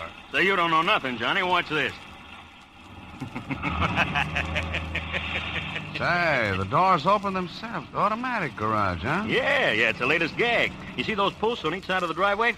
Yeah? That's what they call an electric eye. It opens and closes the door just like it got paid for. When you walk out of the garage, you pass this here electric eye and it shuts the door again. That must have cost quite a chunk, huh? Well, sure. Sure it did. But nothing's too good for Charlie Rourke's wife, see? Nothing. Yeah, Charlie, that's right. Oh, come on in, Johnny. Say hello to the little woman, huh? Hiya, baby. You waiting up, huh? Yeah, surprised again? Oh, Johnny, check this door in the safe, will you? Okay. Say, honey, as long as you're up and Johnny's here, I'll throw you a mess of flapjacks, huh? And boy, can I make them. Can I, Marie? Boy, can you make flapjacks. What a dame. What a dame. Stick around, Johnny. Yeah, stick around, Johnny. You'll probably be here for hours. Bought a lot of new furniture, Uh-huh. Pretty swell. Oh, it's not so bad. Why not drop over some afternoon for cocktails? Thanks, but I don't drink. Oh, no bad habits at all. None I can't handle. I wonder. How have you been since I saw you last? You mean tonight? Mm-hmm. I'm just the same. I'm just the same, too. Maybe a little more so. Listen, baby. I get this straight. I go for you. I go for you plenty. But Charlie... Oh, Charlie. Being the faithful employee, huh? It ain't because Charlie's my pal. Being pals don't count when there's a dame. Wouldn't I be a prize chump to take a chance of losing my job just when I'm getting ahead, putting aside some dough? So it's money, eh? I'm glad you told me. You bet it's money. And it's going to be a lot of money and all that goes with it. Before I'm through, I'll pile up a roll that'll make them put out the carpet for me in any bank.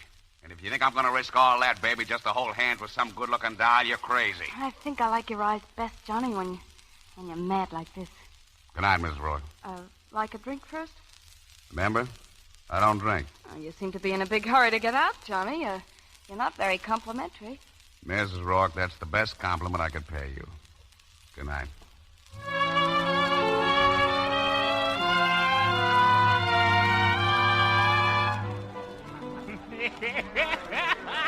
Hey, Johnny. Johnny, come over. You want to see my new teeth again? Oh, look. I'll look at them later when I got more time to enjoy. Huh? Oh, sure. Great boy, huh, Marie? Great. You're glad to see me back, ain't you, baby? How you like my teeth? Yeah, they're beautiful. Beautiful, that's right. Hey, Johnny! Johnny, send over a couple of gallons of champagne, will you? We're celebrating tonight on account of my new choppers, huh? Oh, I'm tired. I'm sleepy. You glad to see me, baby? Yeah, baby. Oh, all right. Guess maybe I don't want no more to drink. Oh, I feel awful. Oh, you fat, stupid lug. Johnny! How's he doing? Well, can't you see? Get your coat. I better drive him home. Oh, just take him to the car. I'll drive myself. Okay, come on.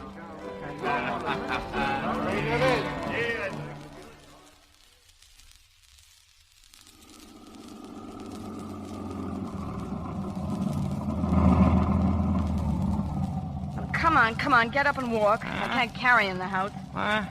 Oh, you just go ahead, honey. I'll catch a little snooze here in the garage. Oh. Best garage in town. It cost me over... Charlie. Huh? Charlie, wake up, will you? Huh? Oh, you run along, baby. You run along. I'll be right in. Just turn off the motor. Mustn't let the motor run.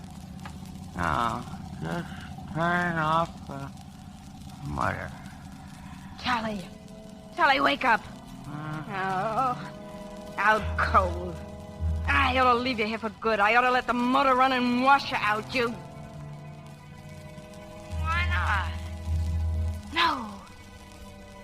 Sure, why not?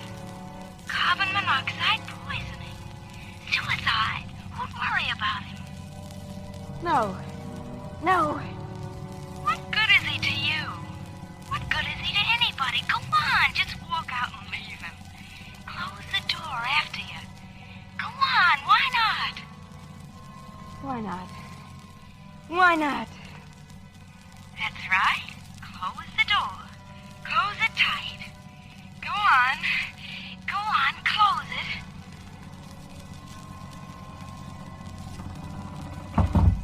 Now, go in the house. Suicide, that's all. Suicide. Suicide.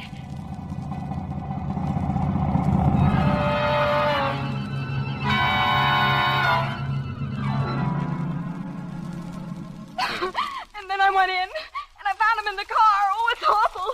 He wanted so much to live. He had everything to live for. Try to be calm, please, Mrs. Rock. I'm not questioning you. This is just a formality the police must observe. Well, it's all been so sudden and terrible.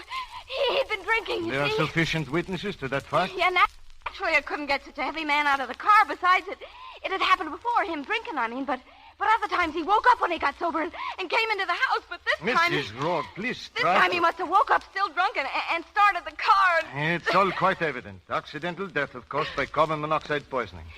We won't trouble you any further, Mrs. Rock. Thank you. Thank you.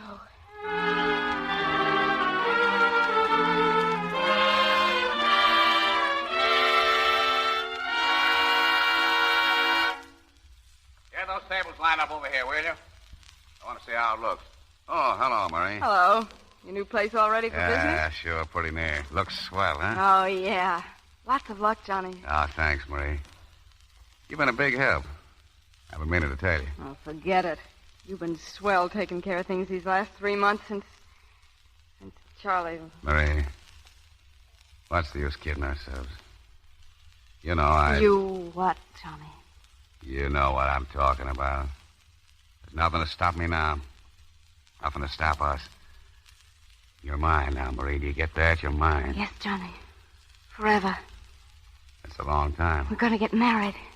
Because I love you. Because I'll always want you. You won't get tired of me, Johnny. Not as long as I got a bankroll, and I got one. I can make my own money. I can help you make more. Johnny! You win, Marie. Yeah, I wonder how it'll seem being married.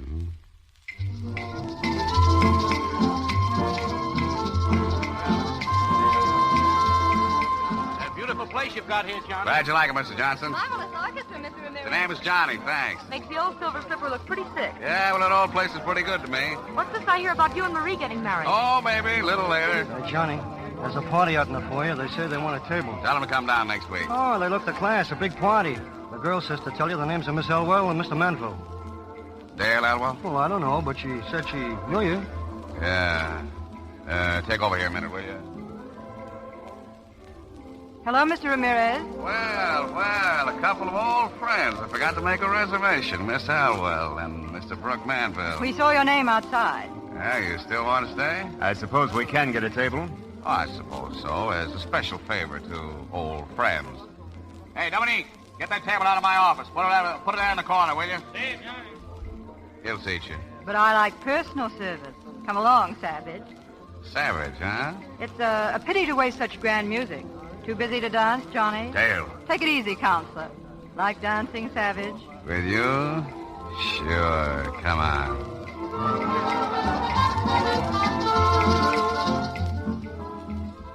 You dance this well with everybody? Well, we just try to please the customers. Oh, so I'm just another customer to you. Oh, no. You know, the last time I saw you, I took a poke at your boyfriend. That threw me into this business where I'm making plenty of dough. And now I see you on the opening night of my place. What you are is good luck. Better not lose track of me, then. Nah, I'm not going to. No more. Hey, Johnny. Yeah, what? Mrs. Walker's here. She's pretty mad. Okay. Miss Elwell, I got something to attend to. Excuse me, will you? If you promise me another dance. Ain't she afraid you'll make his honor jealous? Not a bit. I'll be back. Dale, come and sit down, will you? Amusing, isn't it? That type of thug may not be so amusing if he gets serious. I imagine he could be a little dangerous. If he couldn't, he's going to be an awful disappointment to me. Hello, Marie. I thought you were going to call for me. What's the idea of keeping me waiting for 2 hours? Well, if you want the truth, I've been so busy with everything, I forgot. Oh, so you forgot. You didn't forget to make a play for that dame I saw you dancing. Yeah? Well, stay around, baby. You'll see me dancing some more right now. Johnny! Hang around, Marie. I'll see you later.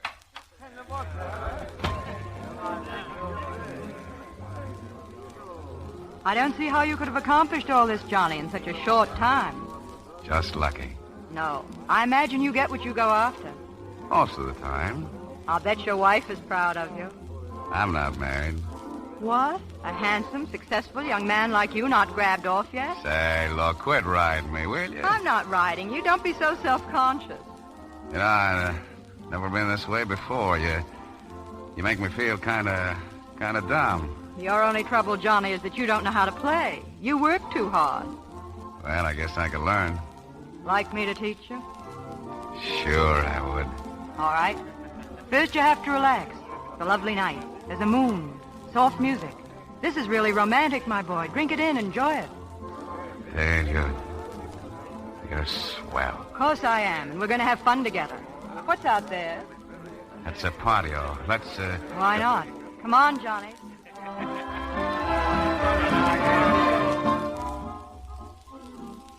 See? You're improving already. Now, don't you feel nice and calm? No. Stoop down a little, and I'll tell you a secret. Neither do I. Dale, I... Take it easy.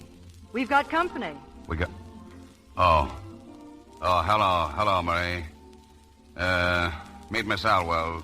This is Mrs. Rourke. How do you do, Miss Elwell? So pleased, Mrs. Rourke. Lovely patio, isn't it? Yeah, I'm glad you like it. Johnny and I planned it for so long. We're really tickled to death with everything. Oh, we? Marie, What's the matter, Johnny? Haven't you told Miss Elwell?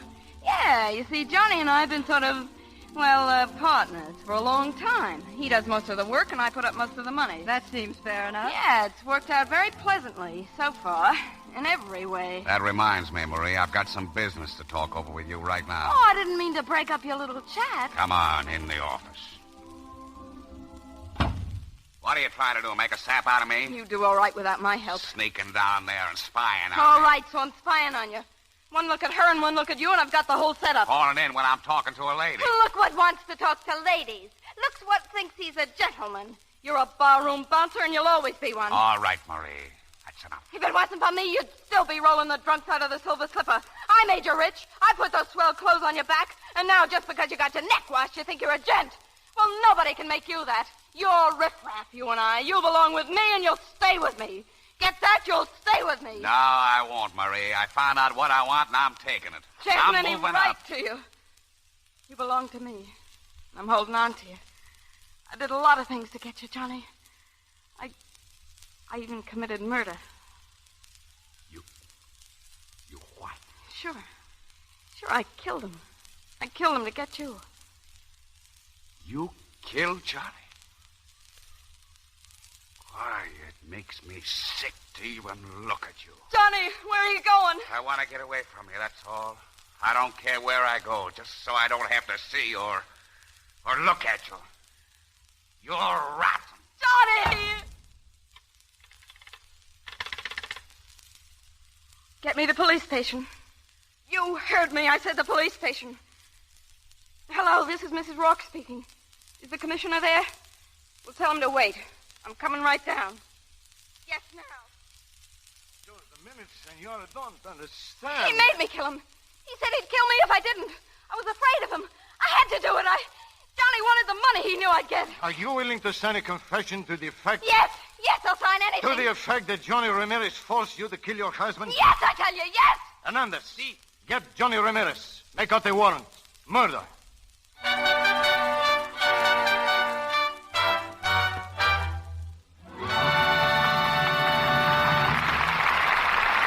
We pause for station identification. This is the Columbia Broadcasting System.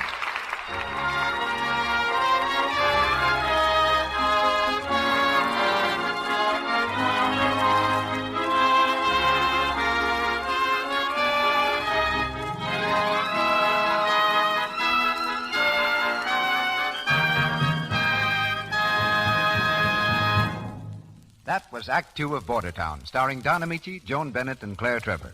During this short intermission, we present an internationally famous guest. But first, I want to demonstrate something. I have here a metronome, the kind people use when they practice on the piano. Listen to it now.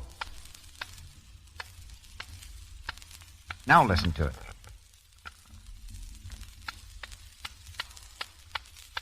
Quite a lot faster, isn't it? In fact, it's 4 times as fast. And that's the difference between Lux Flakes and a cake of soap in your dishpan.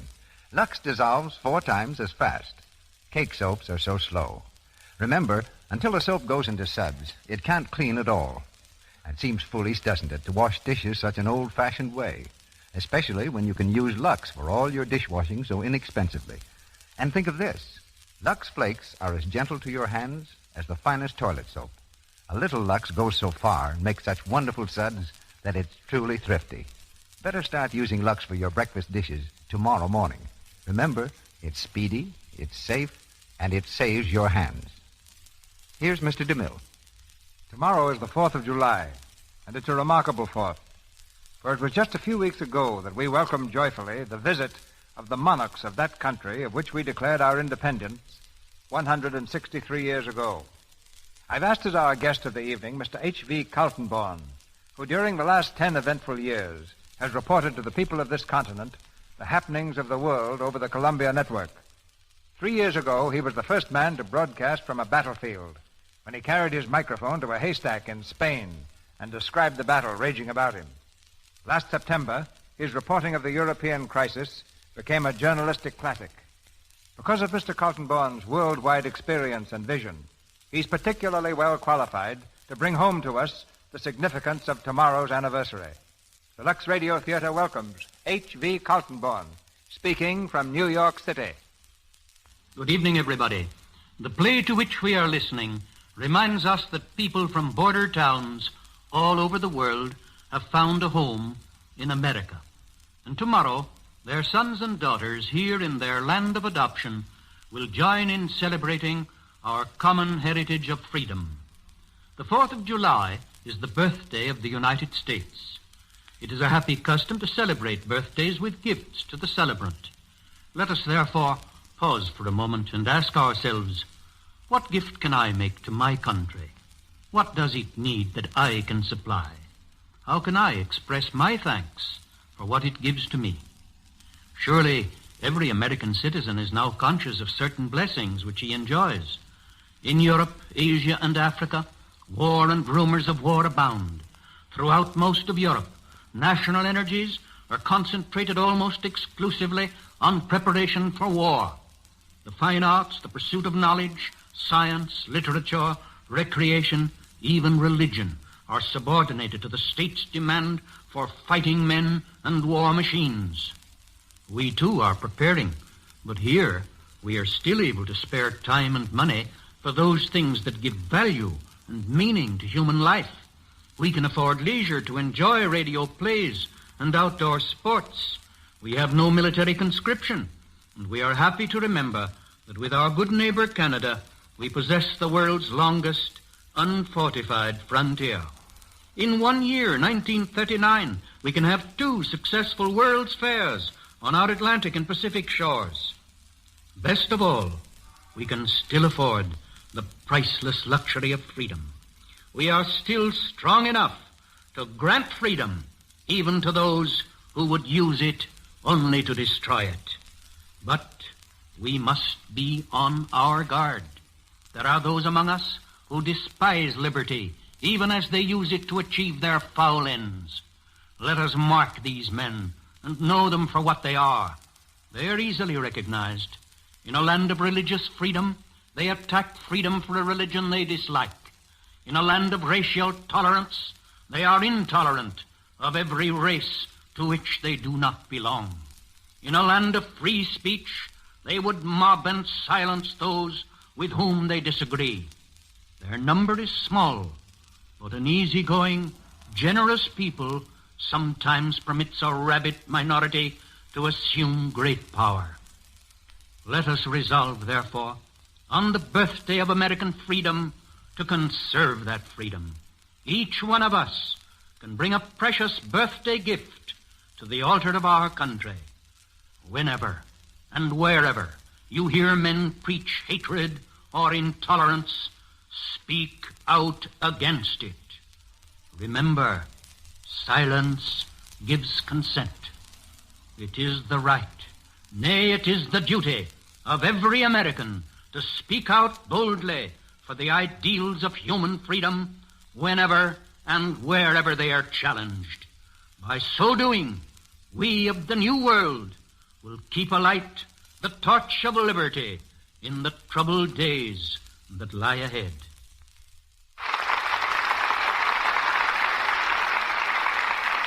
We will remember your words, Mr. Coltonborn, and our freedom here will never know a compromise. In Hollywood again, Don Ameche, Joan Bennett, and Claire Trevor continue in Act 3 of Border Town.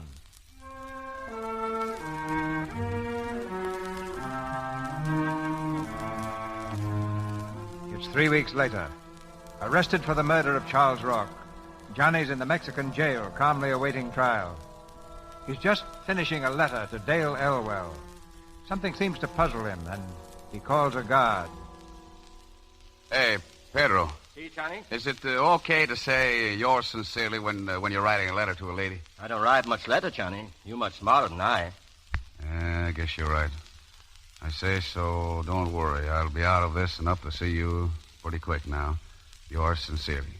Nah, just Johnny, that's enough. Yeah, you write fast, Johnny, all right. Here, mail this for me right away. Yeah. Hey, Johnny, you got a visitor. Visitor? American girl? Dark, young, very beautiful? All I know is you got a visitor. Okay, come in. Juanito. Oh, mamacita. How'd you get down here? Oh, Johnny, you do not do this. No, I don't kill anybody, mamacita. You see, that's what I say. Sometimes he bad, but never my Juanito tell lie. Oh, I bet right now. That makes you cry and then gets your nose red. Tell me, how's the Padre and old Manuel? Oh, I haven't seen them in... Johnny, you no worry? Me worry about what? Oh, come on now. No more crying. I got a good lawyer.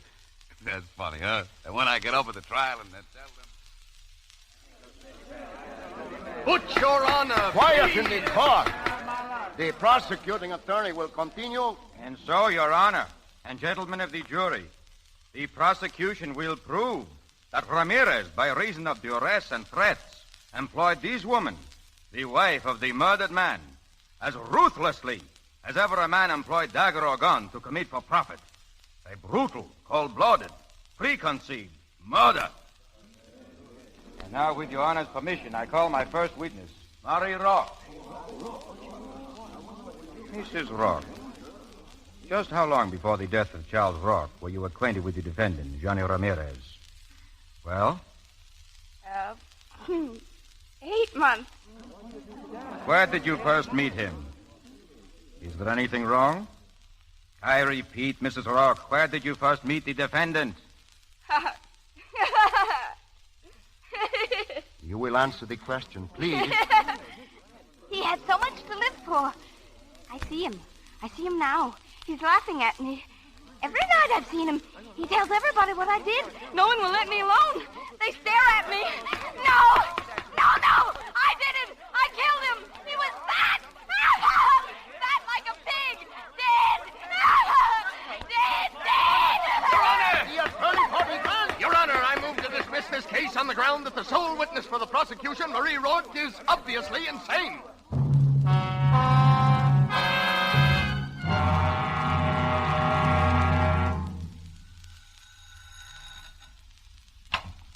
Yes, sir?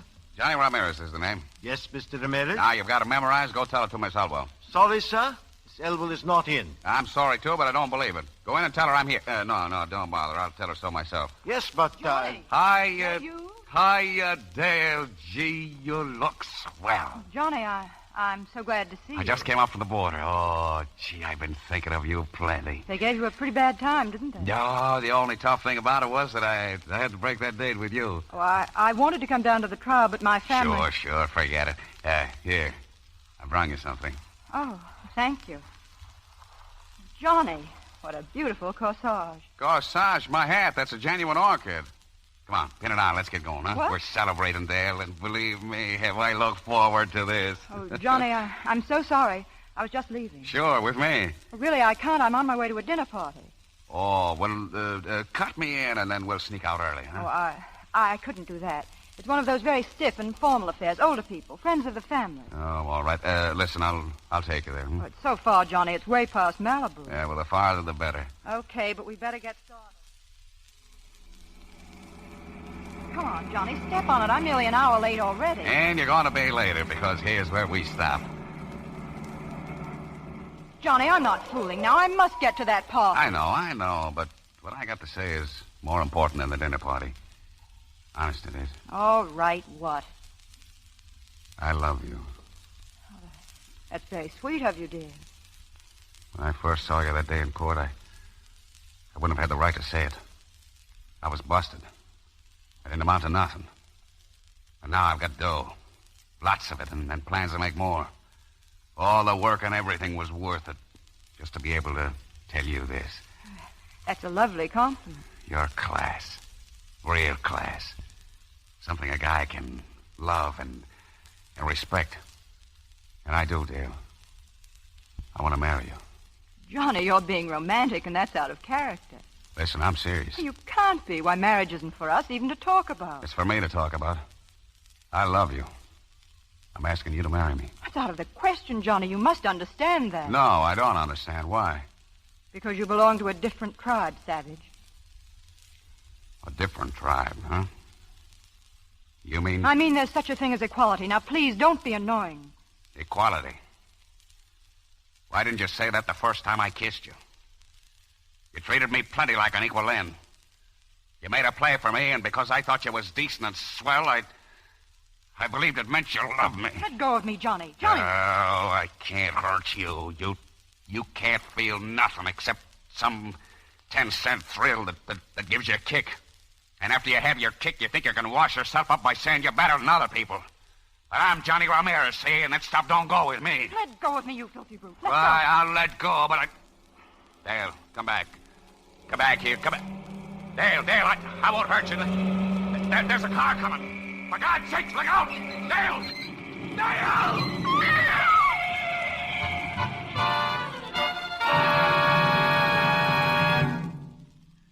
You may see him now, Mrs. Ramirez.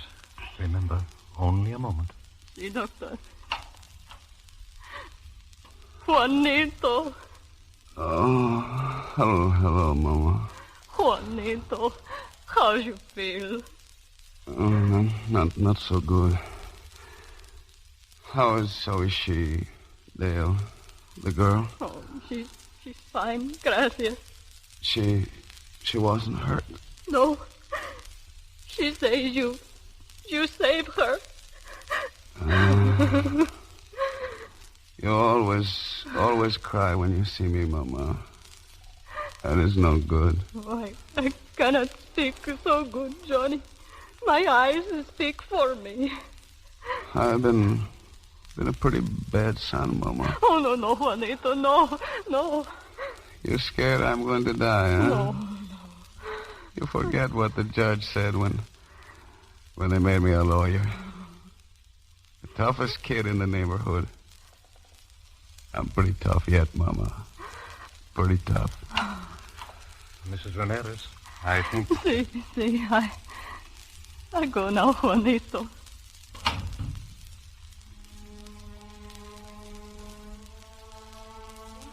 You know, dear God, I don't remember my prayers very well. I've been no good. But it's all right. Now I know what's wrong. She was right, God. A different tribe. God help me. Johnny Ramirez needs help. Not much, but a little. I don't want money no more.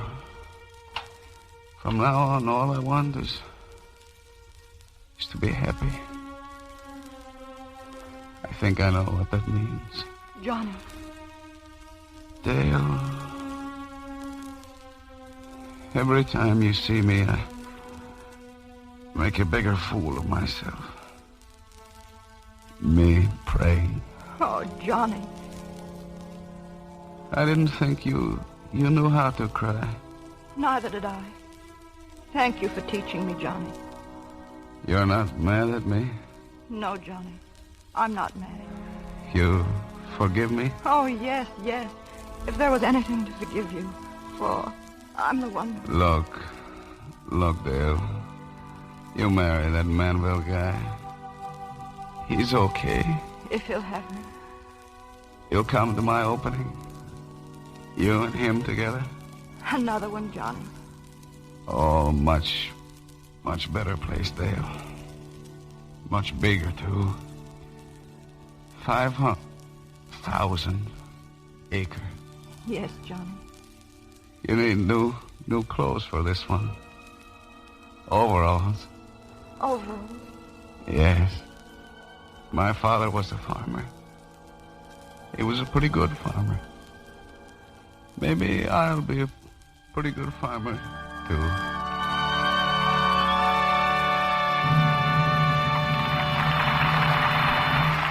You have just heard the last act of Border Town with Don Ameche, Joan Bennett, and Claire Trevor. In a moment, our stars return for their curtain calls. But first, I'd like to remind you that in the summertime, more than ever, people notice your hands. If they're rough and red, they show up terribly with light-colored summer dresses and short sleeves. They wreck the looks of your costume and cause you embarrassing moments. Now, summer hands are busy hands, and they need special help. Help in the dishpan, for instance. The kind of help you get with Lux Flakes. You wouldn't dream of washing your hands with a harsh kitchen soap, would you? Then why plunge your hands 3 times a day into a dishpan full of strong suds that sting and bite your skin? That's foolish when Lux Flakes are so gentle as the finest toilet soap. They help your hands stay soft and smooth. Lux has none of the harmful alkali found in harsh soaps. And you need only about a penny's worth to do your dishes for a whole day.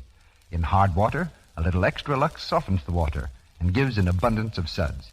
Just remember, Lux is kind to your hands and kind to your pocketbook. Ask for the large-size box of Lux Flakes for extra economy. And now, Mr. DeMille with our stars.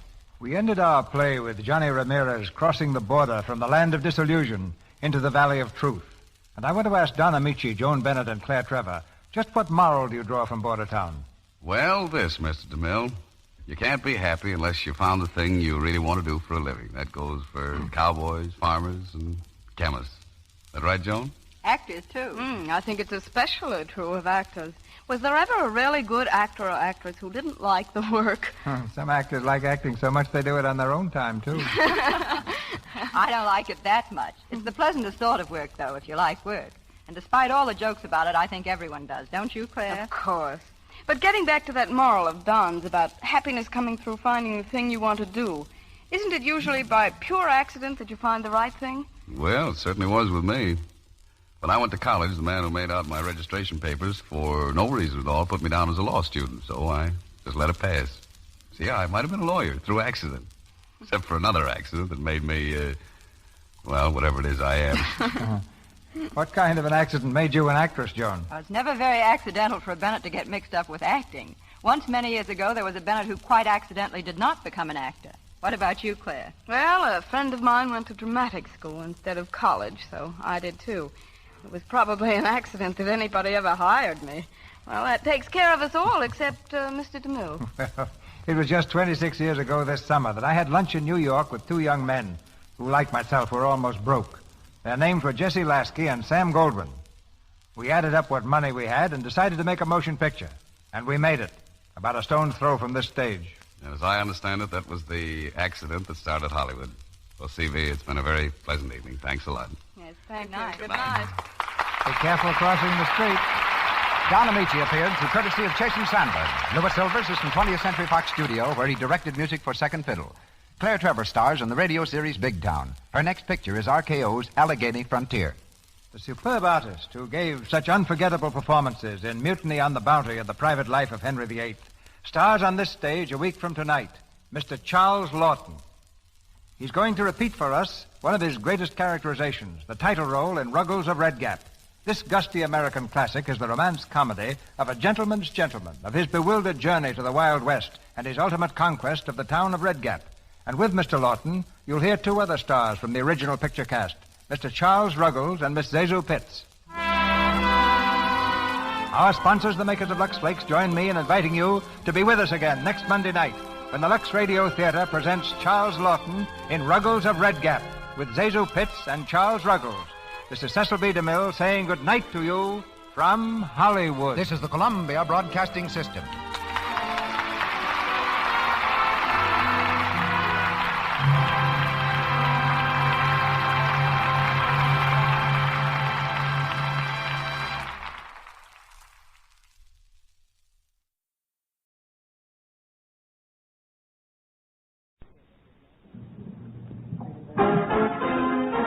Family Theater presents Donald O'Connor and Deborah Paget.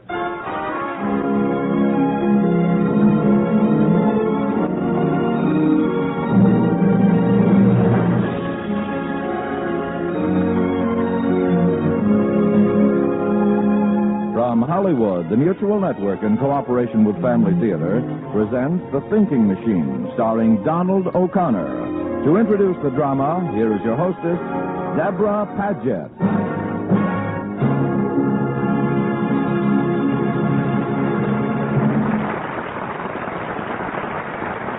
Thank you, Tony Lafrano. Family Theater's only purpose is to bring to everyone's attention a practice that must become an important part of our lives if we are to win peace for ourselves, peace for our families, and peace for the world. Family Theater urges you to pray. Pray together as a family. And now to our comedy, The Thinking Machine, starring Donald O'Connor as Hector.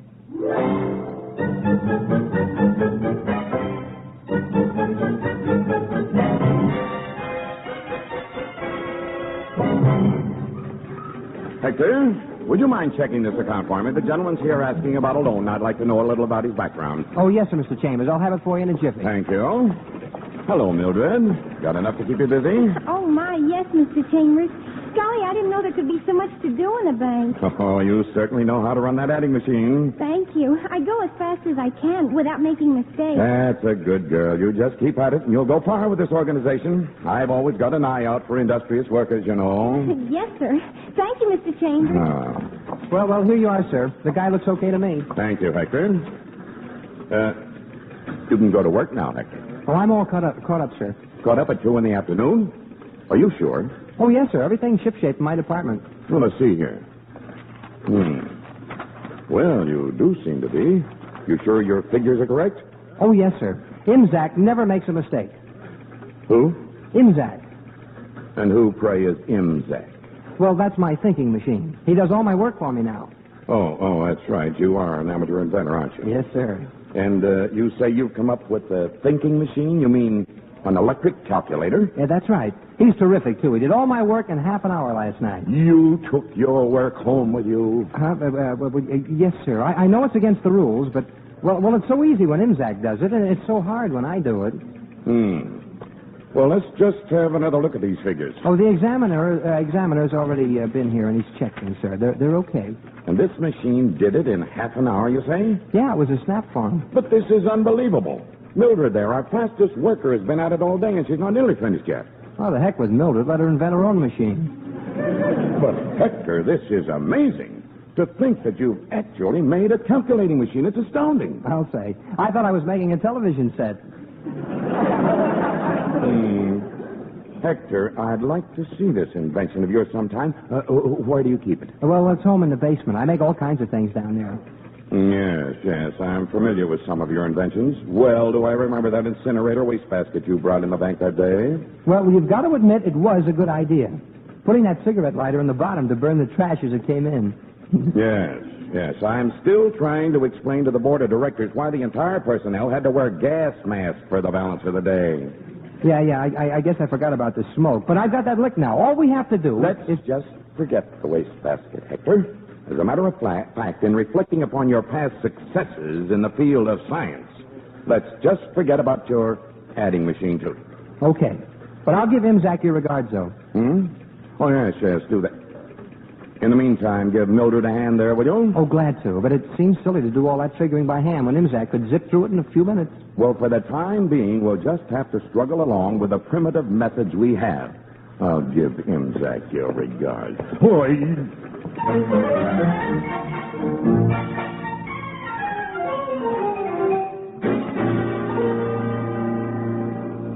And Mr. Chambers sends his regards, Imzak. Well, he's sort of an old blue nose, but I suppose he's okay. Hector, are you down there? Oh, hiya, Helen. Come on down. Hello, dear. Your dinner's in the oven whenever you're ready.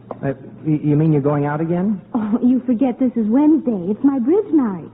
Well, I thought last night was your bridge night. Oh, that was the Tuesday Bridge Club. Gosh, you sure belong to a mess of them. Oh, not so many, dear. 15? Well, they all meet twice a week. Well, I'll drop out of some if you want me to. Oh, no. Not if you really enjoy it. You know, maybe I am being selfish about it. I don't get to spend much time with you anymore. Well, no. Look, if you really enjoy it, honey, you go ahead. I've always got my inventions to keep me busy. And how is my Edison coming along these days? Well, what's this big thing? Your latest contribution to humanity? Yeah, isn't it a dilly? Yes, it's very interesting, dear. What is it? I don't know. You don't know? Well, not exactly. Too bad you weren't a doctor, Hector. You'd be just the one to discover a cure for which there is no disease. Yeah. Well, but you must have some idea. Didn't you work for many plans? Well, that's just it. I sent away for a whole bunch of plans, and they all came at once. Yeah. And, well, I got them all mixed up. Well, what did you think you were building? Well, I was going to make us a television set, but I think I got the plans mixed in with the ones for an electric calculator and a radio. Oh, goodness, you are in a pickle. Yeah, and now I can't find the waffle iron either. Oh, Hector, you're the limit. Yeah, but Imzak works all right. Oh, Imzak.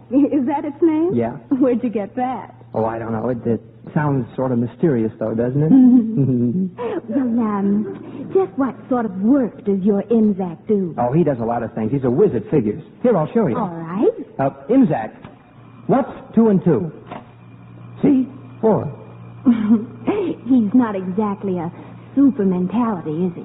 Well, sure he is. Now, you watch this. Imzak, add 524 plus 876 plus 990 plus 358. Go. See? That's the right answer, too. But, Hector, you didn't punch any keys or anything. Well, how does the machine know what numbers to add? I tell him. What? Are you sure? See, this is, well, I call it his ear. I talk in here, and he takes the numbers by the sound of my voice. It's pretty slick, huh? Oh, darling, it's terrific. If it really works, as you say. Oh, well, that's nothing. Now, Imzak can do all kinds of things. Watch, I'll show you something else. Oh, there's Doris calling for me, dear. I'll have to run. You can show me tomorrow. Bye, sweetie. Goodbye. Have a good time. I'll be home by 10. All right. Well, let's see now. Well, we've got nothing to do tonight, Imzak. Mr. Chambers was watching me so close I couldn't bring any work home from the bank today. If you weren't so heavy, I'd take you into the bank and we could show him. You said it. Well, let's see. What can we add to you tonight? Hey, how about a pair of arms? Yeah, that's it. Then you'll be able to do a lot more things. Well, I'll build you a set of real powerful arms. I'll make them out of this scrap iron or something, and so strong you can crush a tree, crack a solid block of cement, twist an anvil in two. Hey, that's swell. Then you can crack the walnuts when Helen makes cookies. Hey, now, Imzak, don't get so excited. Now, wait a minute. Give me a chance. You know, Imzak, You may come in handy around the house. Gosh, with your brains, it'd be like having Einstein for a maid.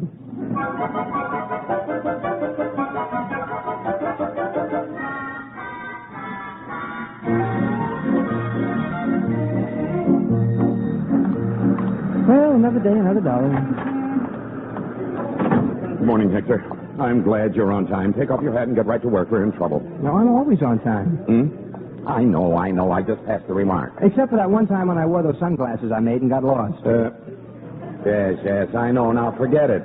Say, Mr. Chambers, I rented a trailer and hauled Imzak in to give you a demonstration today. Shall I go get him? Imzak? Oh, that machine of yours. No, not now, Hector. We're in trouble. I haven't any time for foolishness. Trouble? What happened? We got robbed? Now, if you'd let me put in that burglar alarm I made, the one with the water pistol that squirts red ink... Please, Hector. When I say trouble, I don't mean trouble. I mean, well, it's just that the board has discovered a serious error in one of the branch's books, so all the rest of us have to bring our accounts up to date by noon today so the auditors can check them. Oh, is that all? Is that all? Well, we're short-handed as it is, and just look at that mountain of figures to be tabulated and checked. Well, shucks, if you'd just let me bring Imzak in here, he'd zip through them in no time. Please. Let's forget that crazy machine of yours for now. I've got to... Hello? Hey, that's my phone. I'm the president of this bank. Do you mind terribly? Oh, no, go ahead. Help yourself. Thank you. Hello. Oh, hello, Mr. Jenks. Oh, yes, sir. We're hard at it right now. But, well, I just don't see how we can get through by... What? But that's impossible. But, sir,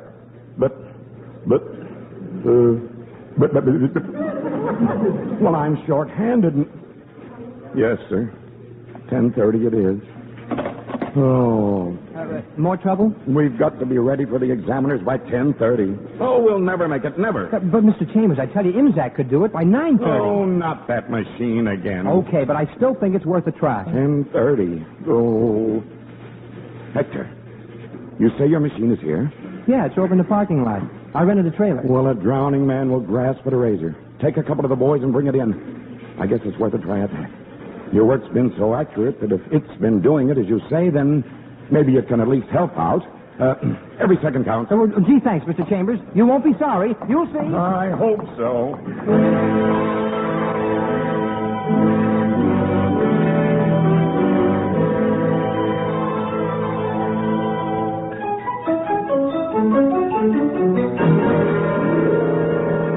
Well, what are you ready, Hector? We're all set and raring to go. It's certainly a weird-looking contraption. Oh, it'll do the job, though. I'll give him the figures, and you can have one of the girls sit over here and take the answers off the typewriter. Typewriter? Oh, sure. Imzak can't talk, so he replies by this electric typewriter. Oh, he doesn't talk. That's too bad. Save a lot of time. Oh, I'm working on that. I believe you, too. But I don't see any tabulator keys. Where do we run up the figures? Well, we don't need keys. I'll dictate the figures to Imzak. You dictate? You what? Well, sure. You see, I talk in here, and he takes the numbers down. That does it. Talking to a machine. Forget the whole thing and get busy with that pencil. No, wait, Mr. Chambers. Give it a chance. I'll watch. Oh, very well. Okay, Imzak, old boy, this is your big chance. No mistakes now. You ready? Well, here we go, then. 597-346-248.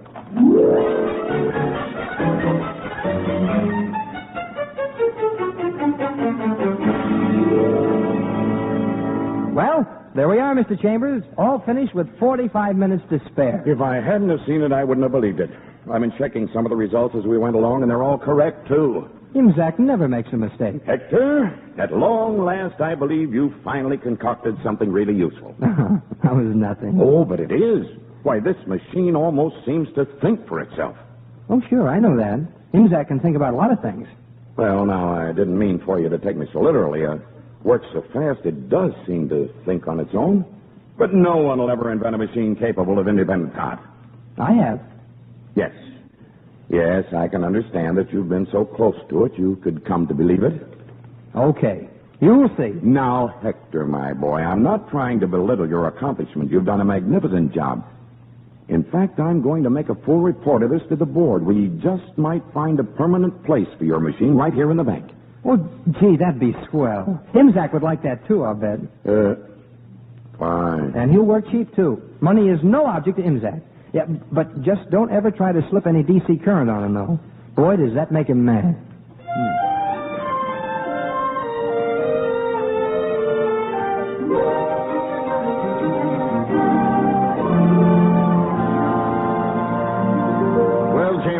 After this remarkable demonstration, I'm nearly as convinced as you are in the possibilities. It's amazing, simply amazing. I knew you'd think so, sir. And the young man who's been running it, you say he's the inventor? Yes, sir. This is my dear friend and trusted employee, Hector Casey, the inventor. Congratulations, Casey. You've done a splendid job with it. Oh, thank you, sir, but I'm just a little disappointed in it myself. Disappointed? Whatever do you mean? Well, I can't tune in Moulton Burl on it. You can't... What was that? Oh, Hector's just having a little joke, sir. Oh, I tell you, sir, this machine has limitless possibilities with us. Why, we'll be able to operate with half our present staff. Chambers, you do have a head on your shoulders. I hadn't thought of that. The machine is twice as efficient and 20 times as fast. Exactly. Suppose I pare my staff down by about 8 girls, and we'll try it out. Good. And what about Casey here? Well, I'll almost have to keep him on, since he's the only one that knows how to run the machine. No. I was thinking of perhaps a small raise for his efforts. Oh, yes. Well, maybe later on, sir. After all, he had a raise just 18 months ago. Oh, yeah.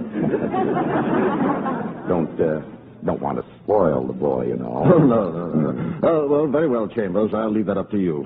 By George, what a year this is going to be. Yes, sir. Why, with our reduced operating budget, we'll be able to double our investments. To coin a phrase, sir, we'll clean up. You may be right, so. At any rate, it's worth a good try, eh? Yes, sir, it is indeed. Do you want anything else from Imzak today, sir? No, that'll be all for today, Hector. But be here bright and early tomorrow morning, for we're about to launch your friend Imzak on a brilliant career. Chambers, perhaps you'd better notify the personnel who are involved of the change. Oh, yes, sir. I'll do it right now. Well, Imzak, you did it. They're really sold. And Mr. Jenks is usually a tough cookie to convince. Well, don't worry. You were sensational. Gosh, what more could you ask for? Here you got a steady job at the bank, holidays off. So long, Hector. Oh, so long, Mildred. I'll see you tomorrow. I'm afraid not. The boss just canned 8 of us girls. But you got fired? But why? You're the best bookkeeper we ever had. But your machine there is better. So he let us go. So long. Yeah, but Mildred, wait. Oh, gosh, this is terrible. Oh, and then Mr. Chambers. Mr. Chambers. Yes, what is it, Hector, my boy? Is it true that you just let some of the girls go? Well, yes, I hated to do it, of course, but, well, with your machine able to do the work so much faster and efficiently... But gee, if I'd known anything like this would have happened, I never would have brought them in. I think I'll take them home and dismantle them. Oh, no, don't do that, Hector. Now, listen, my boy. Let's be realistic about this. I know how you feel, but, well, progress is not without its price. After all, this is a rough old world, you know. It's dog eat dog and all that. Yeah, but I... No, you go on home. We'll talk about it tomorrow. It's early, but go on. Take the extra 10 minutes and enjoy yourself somewhere. Okay. That's more like it. And thank you for your contribution, Hector. Thanks to Imzak, you'll soon be working for the greatest banking organization in the country. Yeah, that's swell, Mr. Chambers. Well, good night. Good night, Hector. See you bright and early tomorrow. Oh, what an invention. What an opportunity.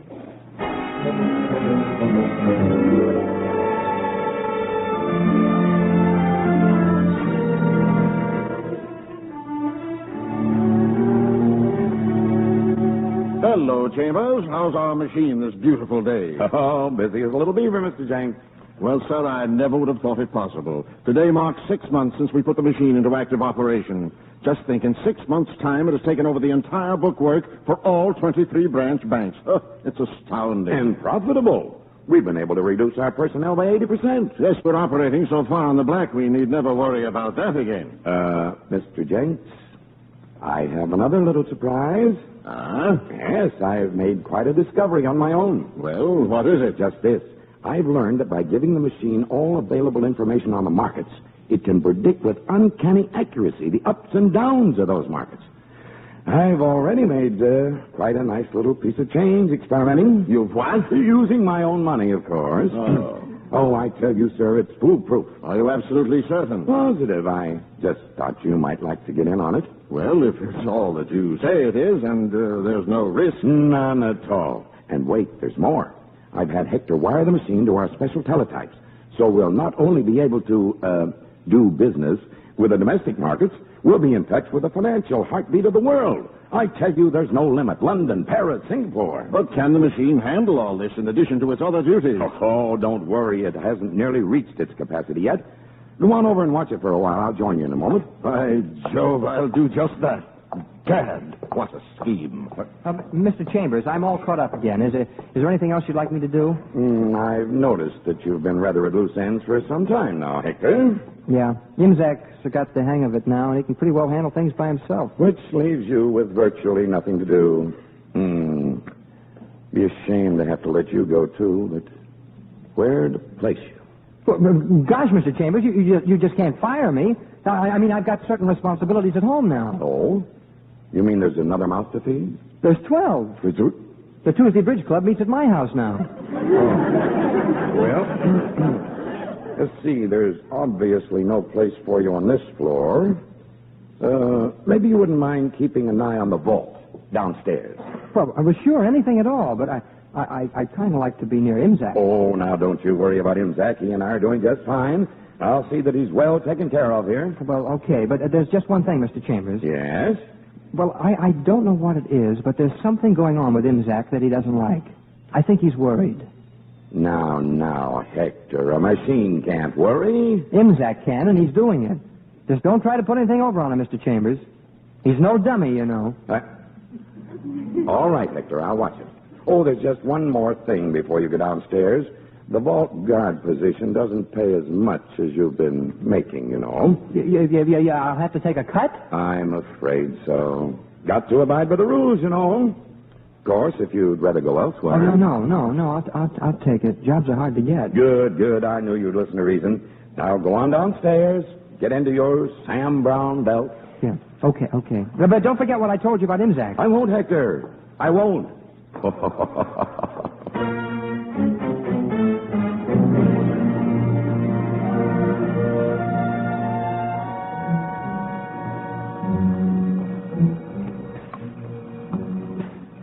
Hey, Imzac, are you awake? It's me, Hector. Remember? I don't blame you for not recognizing me in this uniform. Look at it. Gosh, there's room in this belt for two people. That Sam Brown must be a big guy.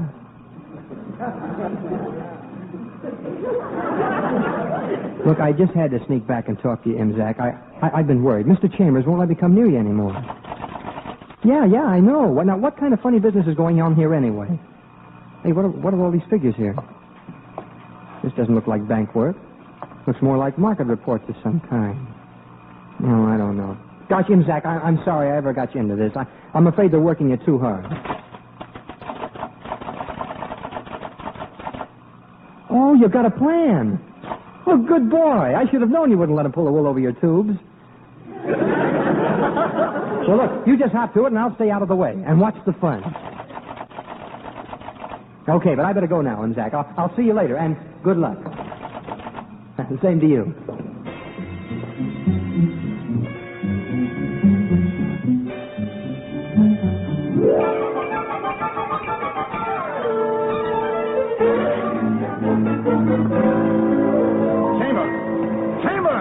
Yes, sir? Chambers, you greedy idiot, what have you done? Done? I've done nothing. Nothing? Have you seen the morning papers? Well, no, I just got in. Look at these headlines. Market crash threatens. What have you been up to? But I can't imagine what... Don't you realize you've damaged the financial structure of the entire nation? Well, and in critical times like these, why, I ought to take... No, wait just a minute. If you've been in here fooling with the machine and it's backfired on you, you're not going to blame me. I haven't touched that machine since yesterday. Well, neither have I. Let's have a look. Well, look. It's running on its own. Great Scott. It's buying and selling like a madman. Oh, and look at the foreign market. Why, wars have been started for less than this. Well, don't just stand there and stop the blasted thing. How? There's no switches or anything. I wouldn't know where to begin. Peters, Crawford, everybody come here. We've got to stop this thing. Get that Casey fellow up here. Oh, yes, Hector. He'll know. He'll know how. Hector! What's the matter, Mr. Chambers? You're all red in the face. Oh, Hector, it's a machine. It's gone crazy. You've got to stop it. We'll be ruined. Oh. Don't just stand there, man. Come on. You've got to stop it. I don't think I will, Mr. Chambers. What? Nope. This is Imzac's way of getting even with you for whatever you've been doing with him. Hector, either you shut that thing off or you're fired. You can't fire me now. Us guards have got a union. You're going to... Hector, Oh, what's the use?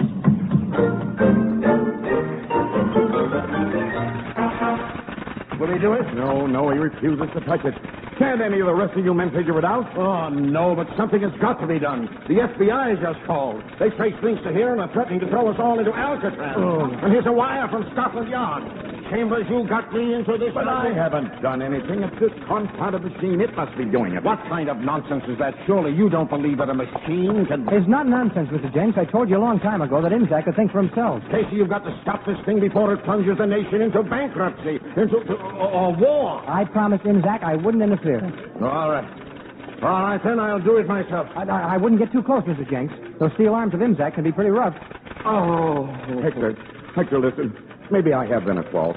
I'll make it all up to you if you'll just... Sorry. But, Hector, you don't realize the seriousness of all this. Casey, this call is to you. It's the White House.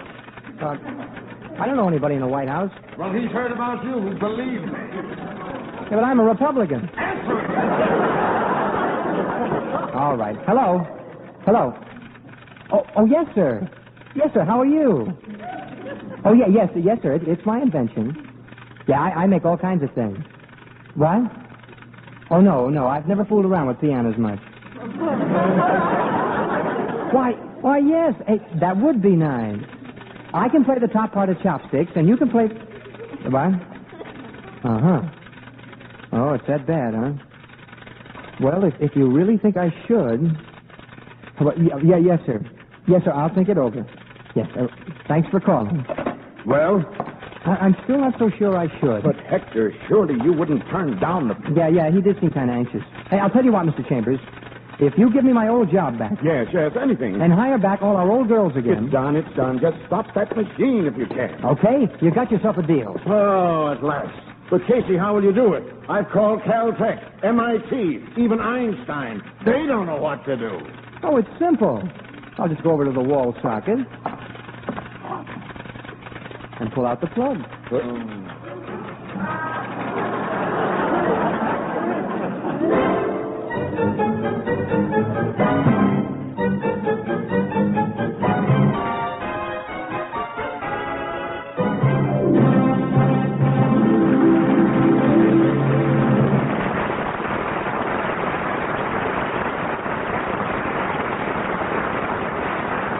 This is Deborah Paget again. This is Deborah Paget again. Do you have a favorite time to pray? One friend of mine, a woman, thinks that the best time to pray is in the morning, particularly a morning bright with sunshine when the skies are blue and the birds are singing. Prayers in the morning, she says, are prayers of hope. Now, another friend, a man, says that he prays best by the little reminders of the day, the sounding of a church bell, the sight of a poor beggar on the street, or the shock of a narrow escape at a busy intersection, seeing the inspiration on the face of a nun, watching a policeman helping an old lady across the street, or the feeling of hunger appeased after a good meal. He says prayers like this are mostly prayers of thankfulness. And still another friend, a woman, insists that the best time to pray is when the dark comes and gently enfolds this garish, gaudy world of ours. Prayers at night are inclined to be prayers of love, both of God and neighbor. Well, what I am doing is proving that it doesn't matter much when you pray, as long as you do pray. But pray especially as a family, for there's great joy in praying with others.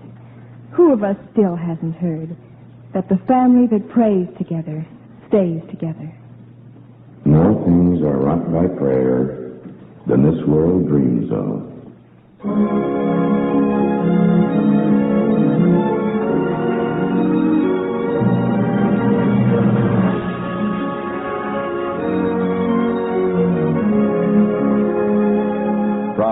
Hollywood, Family Theater has brought you Donald O'Connor in The Thinking Machine. Deborah Paget was your hostess. Others in our cast were Ken Christie, Cliff Clark, Joy Terry, and Patty Chapman. The script was written by William Lutz, with music composed and conducted by Harry Zimmerman, and was directed for Family Theater by Joseph F. Mansfield. This series of Family Theater broadcasts is made possible by the thousands of you who feel the need for this type of program, by the Mutual Network, which has responded to this need, and by the hundreds of stars of stage, screen, and radio who have given so unselfishly of their time and talent to appear on our Family Theater stage. To them and to you, our humble thanks. This is Tony Lofrano expressing the wish of Family Theater that the blessing of God may be upon you and your home, and inviting you to join us next week at this same time when Family Theater will present Tyrone Power, Billy Burke, and Betty Lynn in Curtain Call for Genesius. Join us, won't you?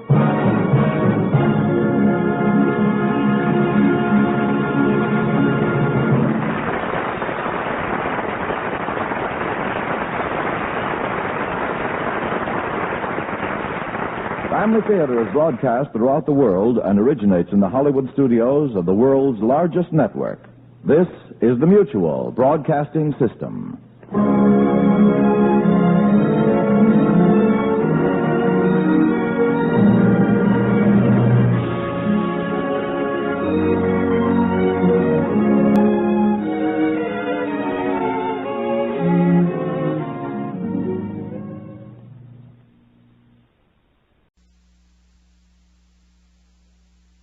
Pat O'Brien, Carol Landis, Donald Crisp.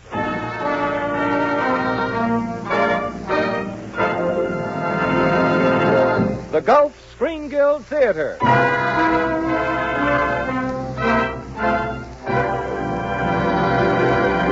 Your host, the director of the Star's own theater, Roger Pryor.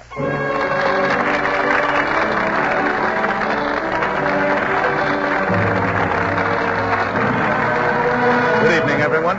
Your neighborhood good Gulf dealer and the Gulf Oil Companies welcome you to the Gulf Screen Guild Theater.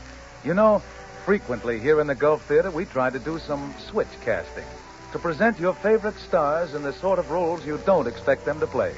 Well, tonight, we've got a real switch for you.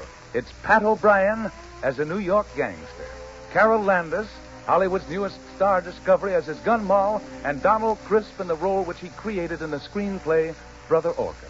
That's tonight's offering from the Gulf Theater. Pat O'Brien, Donald Crisp, and Carol Landis in Brother Orchid. Adapted by Charles Tazwell and with music by Oscar Bradley's Gulf Orchestra with Frank Tours conducting. In just a moment, our stars will be on stage and I'll set the scene for tonight's play. Before that, however, I'd like to take you back to 2 days ago when the postman was handing out envelopes with big red hearts inside them. I imagine most of those envelopes were addressed to the children. But if there had been one in the bunch addressed to the family automobile, care of the Jones family, I'll bet that right in the center of the lace border had motor oil. Because during the cold weather, there isn't any better Valentine for your automobile than Gulf Pride. Your friend, the Gulf dealer, knows that. In fact, many Gulf dealers have had their windows trimmed with a big red heart and a good stock of Gulf Pride motor oil. You see, Gulf Pride gives your car the two things it needs most for winter driving. It lets your motor start quickly and easily even when it's stone cold. Then, after the engine warms up, it lubricates better. Because Gulf's exclusive Alchlor process has removed up to 20% of the easy oxidizers found in many other premium oils. No wonder Gulf Pride is the best-selling premium oil in Gulf's marketing territory. No wonder it's such a fine oil for your car. Gulf Pride Motor Oil.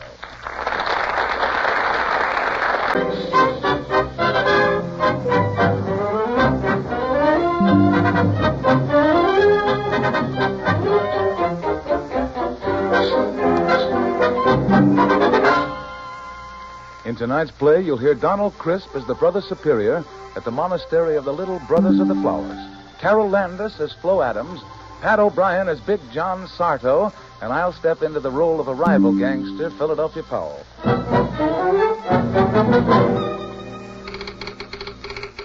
Class, things I'd like to witness from behind a bulletproof vest.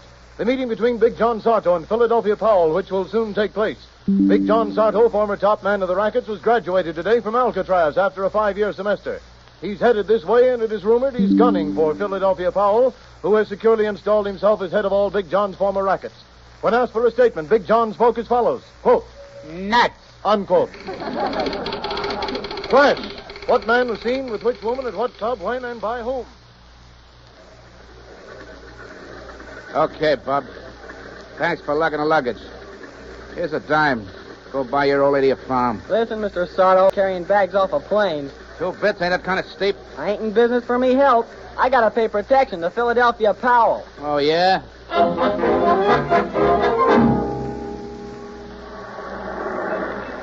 Hey, mister. Park Avenue 53rd. There's $2.20 in a meter.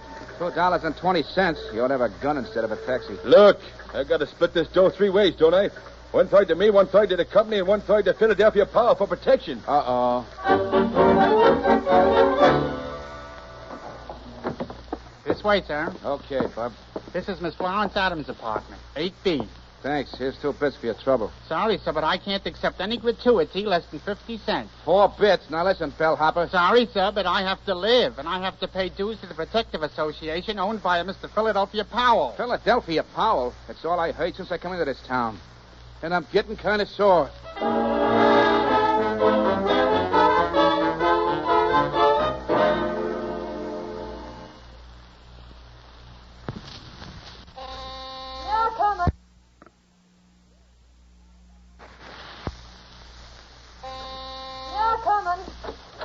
Well, what do you want? Johnny! Hello, Flo. Oh, darling, 5 years you've been gone. Oh, Johnny, I'm... All right, never mind the hysterics. Come on, let me in. Oh, sure. I'm just so happy I don't know what I'm doing. Oh, gee, you don't know how I've missed you. Yeah, I bet. Wait a minute. Well, what's the matter, Big John? What are you looking at the hatback for? Because I want to see if Philadelphia Powell's moved in here like he's moved in on the rest of the town. Oh, Johnny, you know he ain't my type. Johnny. What? You ain't kissed me yet. Oh, okay. I'll get around to it. First, I got something important to do. Got to slap this Philadelphia Powell down to his right size. How do you like that guy? Can't turn my back for 5 years without his trying to double-cross me. Oh, look, honey. Why not let him have the racket? It ain't often a racketeer can retire in front of the bars. Retire? Me? Yeah, Big John. Oh, I don't want things like they used to be. Every time the phone rang, every time somebody knocked on the door, I got the needles thinking something had happened to you. You can live easy from now on if you forget about Philadelphia Powell. He's bad news, Johnny. Honest to you. Well, he ain't going to be much longer, babe. Besides, I ain't got enough dough to live easy. They took me to the cleaners while I was in the Bastille. Now, look, babe, this is as much for you as it is for me. When I get on top again, we'll do what we always planned. Get married. Have a big wedding. Church wedding, too. Gee, I ain't been in a church since the day your brother was planted.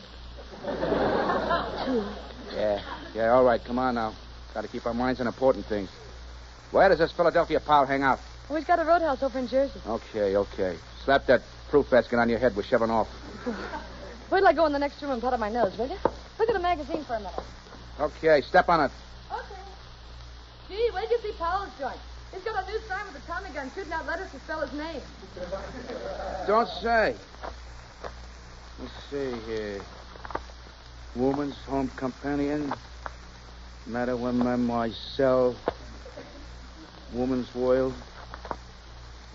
True detective. Send in 24 coupons and get a Dick Tracy badge. Yes, sir, and you should get a lot of Powell's trophy room, too. He's got the bullet that dug out of Bugsby's left leg, and the concrete block Spike was wearing at the bottom of the East River. Yeah. Gee, only 24 coupons. Who's that? Hello, Johnny. Philadelphia Powell. Sure, it's me. And don't raise your voice. How'd you get in here? Ain't you never heard of fire escapes? And tell that dame of yours she ought to keep her windows locked. What do you want? You're all alone, Johnny. This is a good chance for us to have a little talk.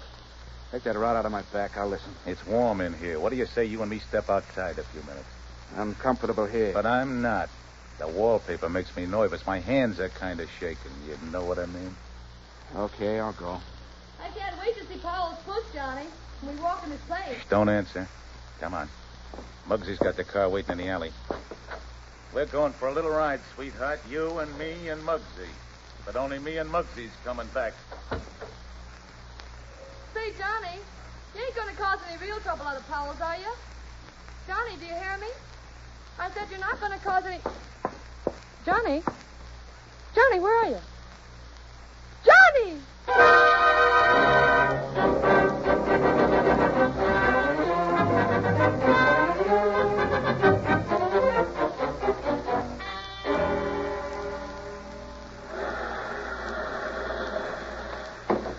All right, Big John, let's stop. Get up. Come on, come on. Okay, pal. Which way do we take him, boss? Straight ahead, through them bushes, Muggsy. Okay, you start walking. Hurry up. Walk faster. Well, I can't through these bushes. Go on. Quit stalling. Look, Powell, let's make a deal. You can have the rackets. I'll get out of town. Sorry, sweetheart. Your big mistake was in never coming back. You're taking a big chance rubbing me out. You'll get the hot seat if... Hey, Powell, look at that. Why, what's that? Hey, what the... That was a trick. Quick after him.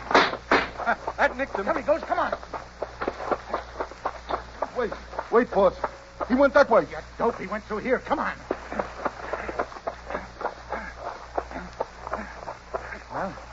Well, which way now? You see him anywhere? No, boss. You know what I think? Well, Muggsy. I think we lost him.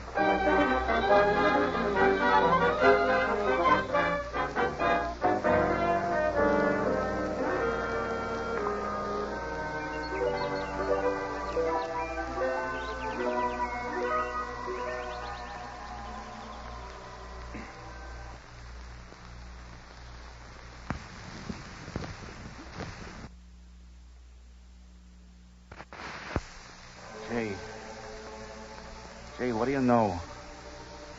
I'm dead and I'm in heaven. Rest easy, my son. Hey, you St. Pete? Oh, no. No, I'm merely the Brother Superior. This is the monastery of the Little Brothers of the Flowers. Monastery? What? Then this ain't heaven and I ain't dead? No, you're very much alive, my son. We found you 2 nights ago outside our gate, terribly hurt. Oh, yeah. Yeah, I remember now. Philadelphia Powell and Muggsy took me... How long can I stay here? Until you are well and strong again. You know who I am? No. Did you ever see my picture in the papers? We don't have newspapers here. Oh. Look, I ain't got no dough. We don't ask a man who or what he has if he needs help. What we were, rich or poor, big or small, good or bad, doesn't matter here. Say, that's okay. That's all right. I think I'm going to like this joint. I hope so. Yeah, it's okay. It's an A1 hideout. But look, you can't run a racket like this set up without some dough. What's the graft here? What's that? Oh, well, we raise flowers and sell them in the city. Not bad, not bad. Suppose your boys cut up a nice profit, huh? No, you see, what we clear, and lately it's been very little, we give to the poor. Oh, yeah? What a daffy way to run a business. Say, how does a guy go about joining up with this outfit? Oh, it's fairly easy. First you become a novice, and then after that... Wait a minute, what are you become a what? A novice. A beginner. They don't take vows, but they're not permitted to go outside the walls. And a novice must obey my few rules. Any other catches? That's about all. Okay, when can I sign up? You mean you want to join? Certainly. The safest spot I know. Very well. But you'll have to adopt a new name. It's okay. Just call me Brother Lucky. Lucky? Oh, well, I'm very much afraid the name Lucky wouldn't be acceptable to the other brothers. Oh, okay. What's in the name? Let me think now. See, Hey, I got it. You said this joint had something to do with flowers, didn't you? Yes, but I don't Oh, see... look. You see, you know what my favorite posy is? Orchids. Orchids. So from now on, that's going to be my new moniker, Brother Superior. Slip me the Duke. Introduce me to the mob as Brother Orchid.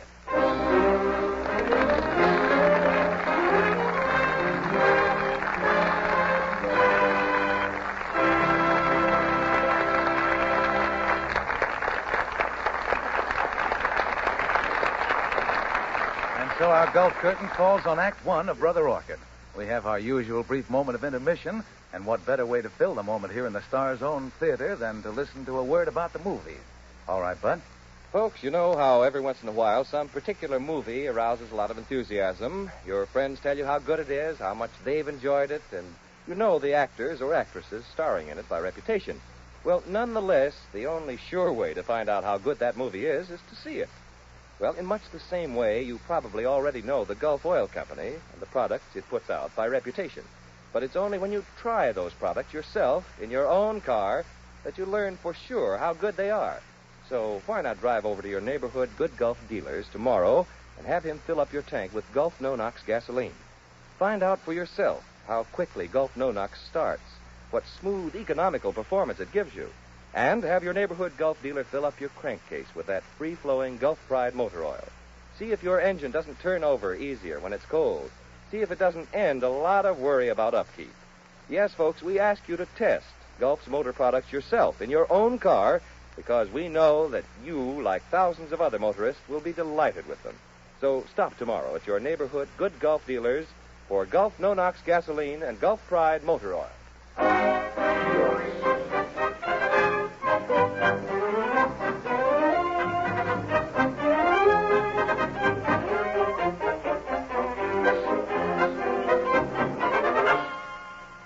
And now the curtain of the Gulf Theater is ready to rise on the second act of Brother Orchid, starring Carol Landis as the girl, Flo Adams, Donald Crisp as the Brother Superior, and Pat O'Brien as Big John Sarto. 6 weeks have passed, and Big John Sarto is now the novice, Brother Orchid, in the monastery of the Little Brothers of the Flowers. Quite content with the peace and security of his hideout, he's made no attempt to communicate with Flo and goes happily about the tasks assigned him by the Brother Superior. As the scene opens, we find them both with Hildegard, the only lady in the place.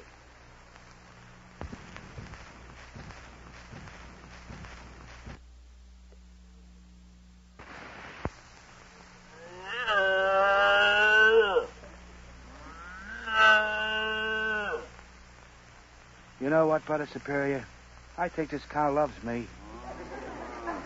I do believe you're right, Brother Orchid. No one has ever been able to get as much milk from Hildegard as you. Well, it's just a certain touch I got, that's all. Oh, it must be more than that, Brother Orchid.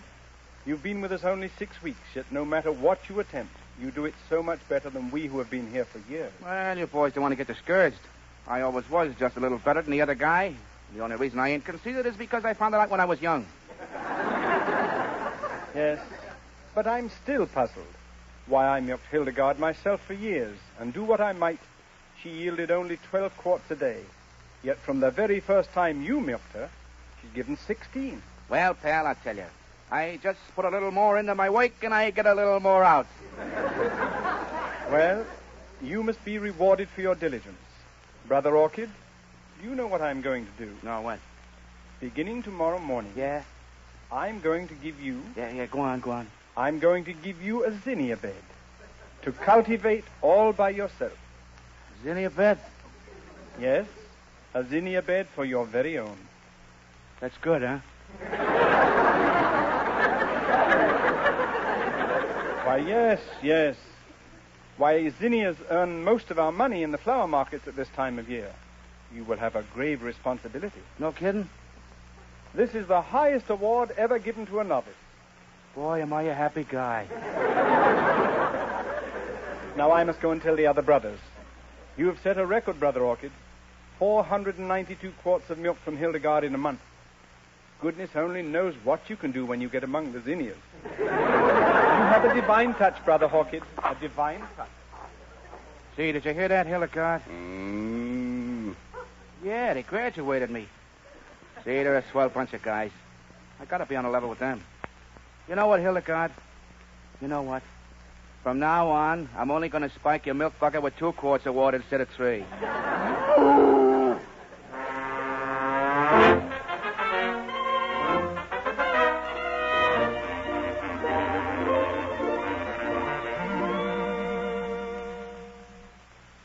the flowers in the dell, the flowers in the dell. I-O, the Mary-O, the zinnias, what the...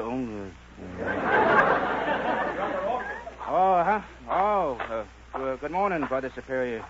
Were you about to use violent language, my son? No, I was just singing. These naughty bugs is nibbling on my zinnias. You must pray and pray, Brother Orchid. Pray.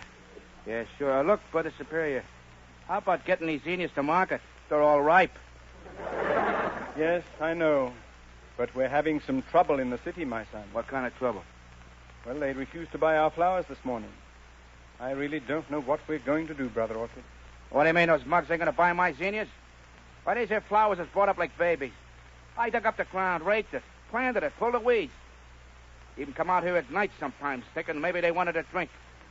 I know. I know, Brother Orchid. You've been like a father to them. But I'm afraid all your work has been in vain. I'm sorry. Very, very sorry. Well, if this ain't the nuts. Guy gets himself a bed of zinnias and nobody wants him. Got a good mind to pull him up and feed him to Hildegard. Hey, you with the hoe? Go on, feed it, lady. I got trouble. I've lost the mug. Where's Miss Maxine? Feed it, I said. Don't bother me. I got... Flo. What? Flo. Flo, don't you know me? It's Big John. Don't give me that. Johnny! Oh, Johnny. All right. Now, don't faint. Come on, snap out of it. Oh, it really is you. You ain't a ghost. Oh, gee, I feel just like a guy jumping rope in my stomach. Hey, wait a minute. I never saw you wearing a thing like that before. What did you do with the potatoes? This ain't a potato sack. It's a uniform. You could sure fool me. So this is where you've been hiding for the last 6 months. Oh, I've missed you so much. You heel. Gee, why didn't you write me? When you coming back to town? I ain't never coming back. I got a cow and some zinnias to take care of. Johnny, you ain't gone crazy, have you? No, I ain't going crazy. But cows and zinnias, All right, never mind all that, honey. Give me all the news. And you gotta beat it, kid, because, well, us brothers ain't allowed to talk to dames. Come on, what's going on in town? What about Philadelphia Powell? Oh, he's still running all the rackets. He's got lots of new ones, too. Such as what?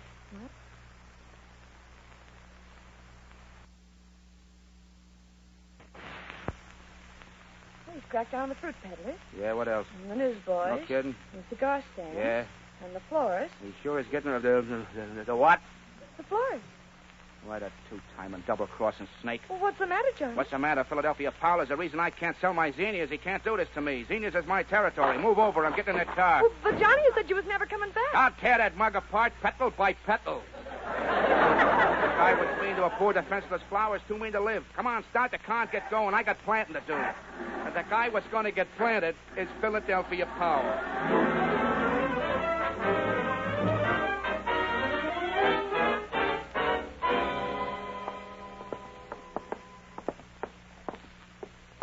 Suit 748, Suite 74 is Powell Protective Association. This is the dump we want, Flo. Come on.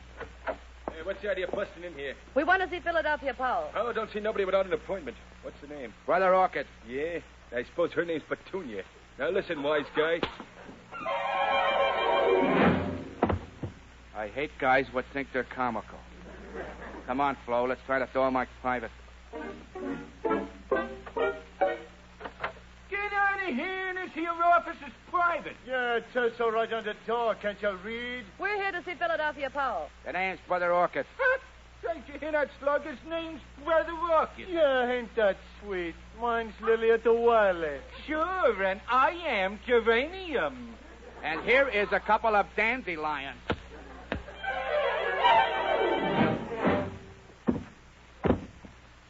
Yeah, now maybe they'll be ashamed of themselves when they wake up for talking that way about pretty flowers that never done nobody no harm. Stick here, Flo. I'm going to try that office that says strictly private. Get out of here. What's the idea? Big John Sider. But you're dead. You gotta be dead. Hello, pal. Kind of surprised to see me, yeah? You're a ghost. You gotta be a ghost. Sure, I gotta be a ghost. I am a ghost, and I come back to haunt you right out of town. Now, look, Big John, I didn't mean to put the finger on you. That was all a big mistake. That ain't what I'm here about. Oh, no? I've been happy, see? Happier than I've ever been in my whole life. I've been living with guys that don't even know that guys like you's on Earth. They're quiet and peaceful. Always thinking of somebody else, helping somebody else. And now you and your mugs have stepped in to make a tough run. I don't even know what you're talking about, I'm Big talking John. about the little brothers of the flowers and your Florist Protective Association. My boys raise and sell flowers, see? And the dough they make, which you could put in your eye, they give to the poor. At a place here in town called the Friendly Shelter. And now you hoods ain't going to let them sell their flowers no more unless they cut them in for a percentage. Now, wait a minute, Big John. Don't be mad at me. Why, I wouldn't have let the boys put the bite on them little brothers of yours if I'd have known what it was all about. Oh, you wouldn't, huh? You're breaking my heart. Why, I wouldn't double-cross you. You know that. I'll call the gang off. You won't have no more trouble. I promise you. Now, let's say no more about it. You know, Big John, you're looking great. This vacation's done you a lot of good. Yes, sir, you're looking swell. Well, I've been raising zinnias. Zinnias? Best looking zinnias you ever saw. Milking a cow named Hildegard. 14 quarts a day she gives. And the dough for that goes into the friendly shelter, too. The friendly shelter? Yeah, I heard of that place. That's real charity, Big John. Big John? Yeah. Hey, Big John. Yeah, Flo. I've been going through his books out there. Boy, this guy took the town for a real cleaning. Hey, what right do you got to go through my books? That ain't ethical. No, he's right, Flo. You ain't got no right to go through his private papers. Well, yeah, but you know what? He owns everything from the Lost Dog Racket to a charity bite called the Friendly Shelter. Well, so what? I ain't it. The what? The Friendly Shelter. Oh, you double-faced, triple-crossing yellow Now, liver. Big John, I can explain. The Friendly Shelter. You're not only been robbing the little brothers, but you've been robbing Hildegard. Now, get away from me, Big John. Hildegard standing out there in the barn day after day, and you stealing her hard-earned dough. I got a gun, Big John. Get out Hildegard, a poor little cow with a cut of gold, and you've been robbing her milk Get pail. back, get back, I tell you.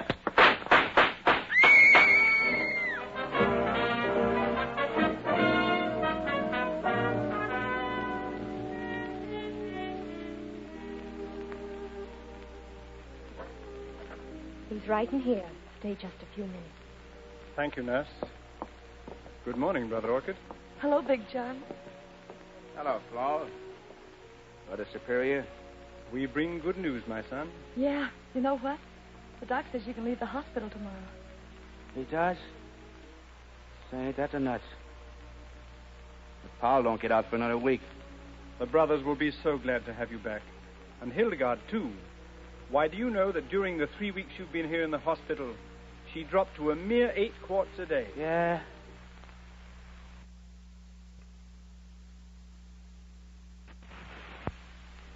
Gee, I guess she loves you most as much as I do, Big John. Well, I sure hope you'll be happy together. Oh, I ain't jealous, but I sure wish I was a cow. Well, you and Hildegard have got the same sweet disposition, Flo. Oh, gee, Big John, you really mean that? Certainly I do. But I guess I gotta choose between you. And I guess it's you. Oh, Big John, you don't mean it. Certainly. I promise you a church wedding someday tonight. Oh, Big John. Oh, come on, babe. Quit the crying. I ain't that bad. Brother Orchid, you mean you aren't coming back to the monastery? No, Brother Superior. Now, look, don't say nothing. Just let me get this off my chest. Like I said before, I never was so happy as I was out there. I was living in a new world, and it was awful swell. But sometimes with a guy like me, your new world and my old world, it don't mix up right. I understand, my son. Each must make his own life. And if you wish to choose the outside world, that is your business. Thanks, Brother Superior. But never forget that in our humble way we wish you the very utmost in health and happiness, and shall I say, love. Brother Superior, all my life I thought that class came in dough.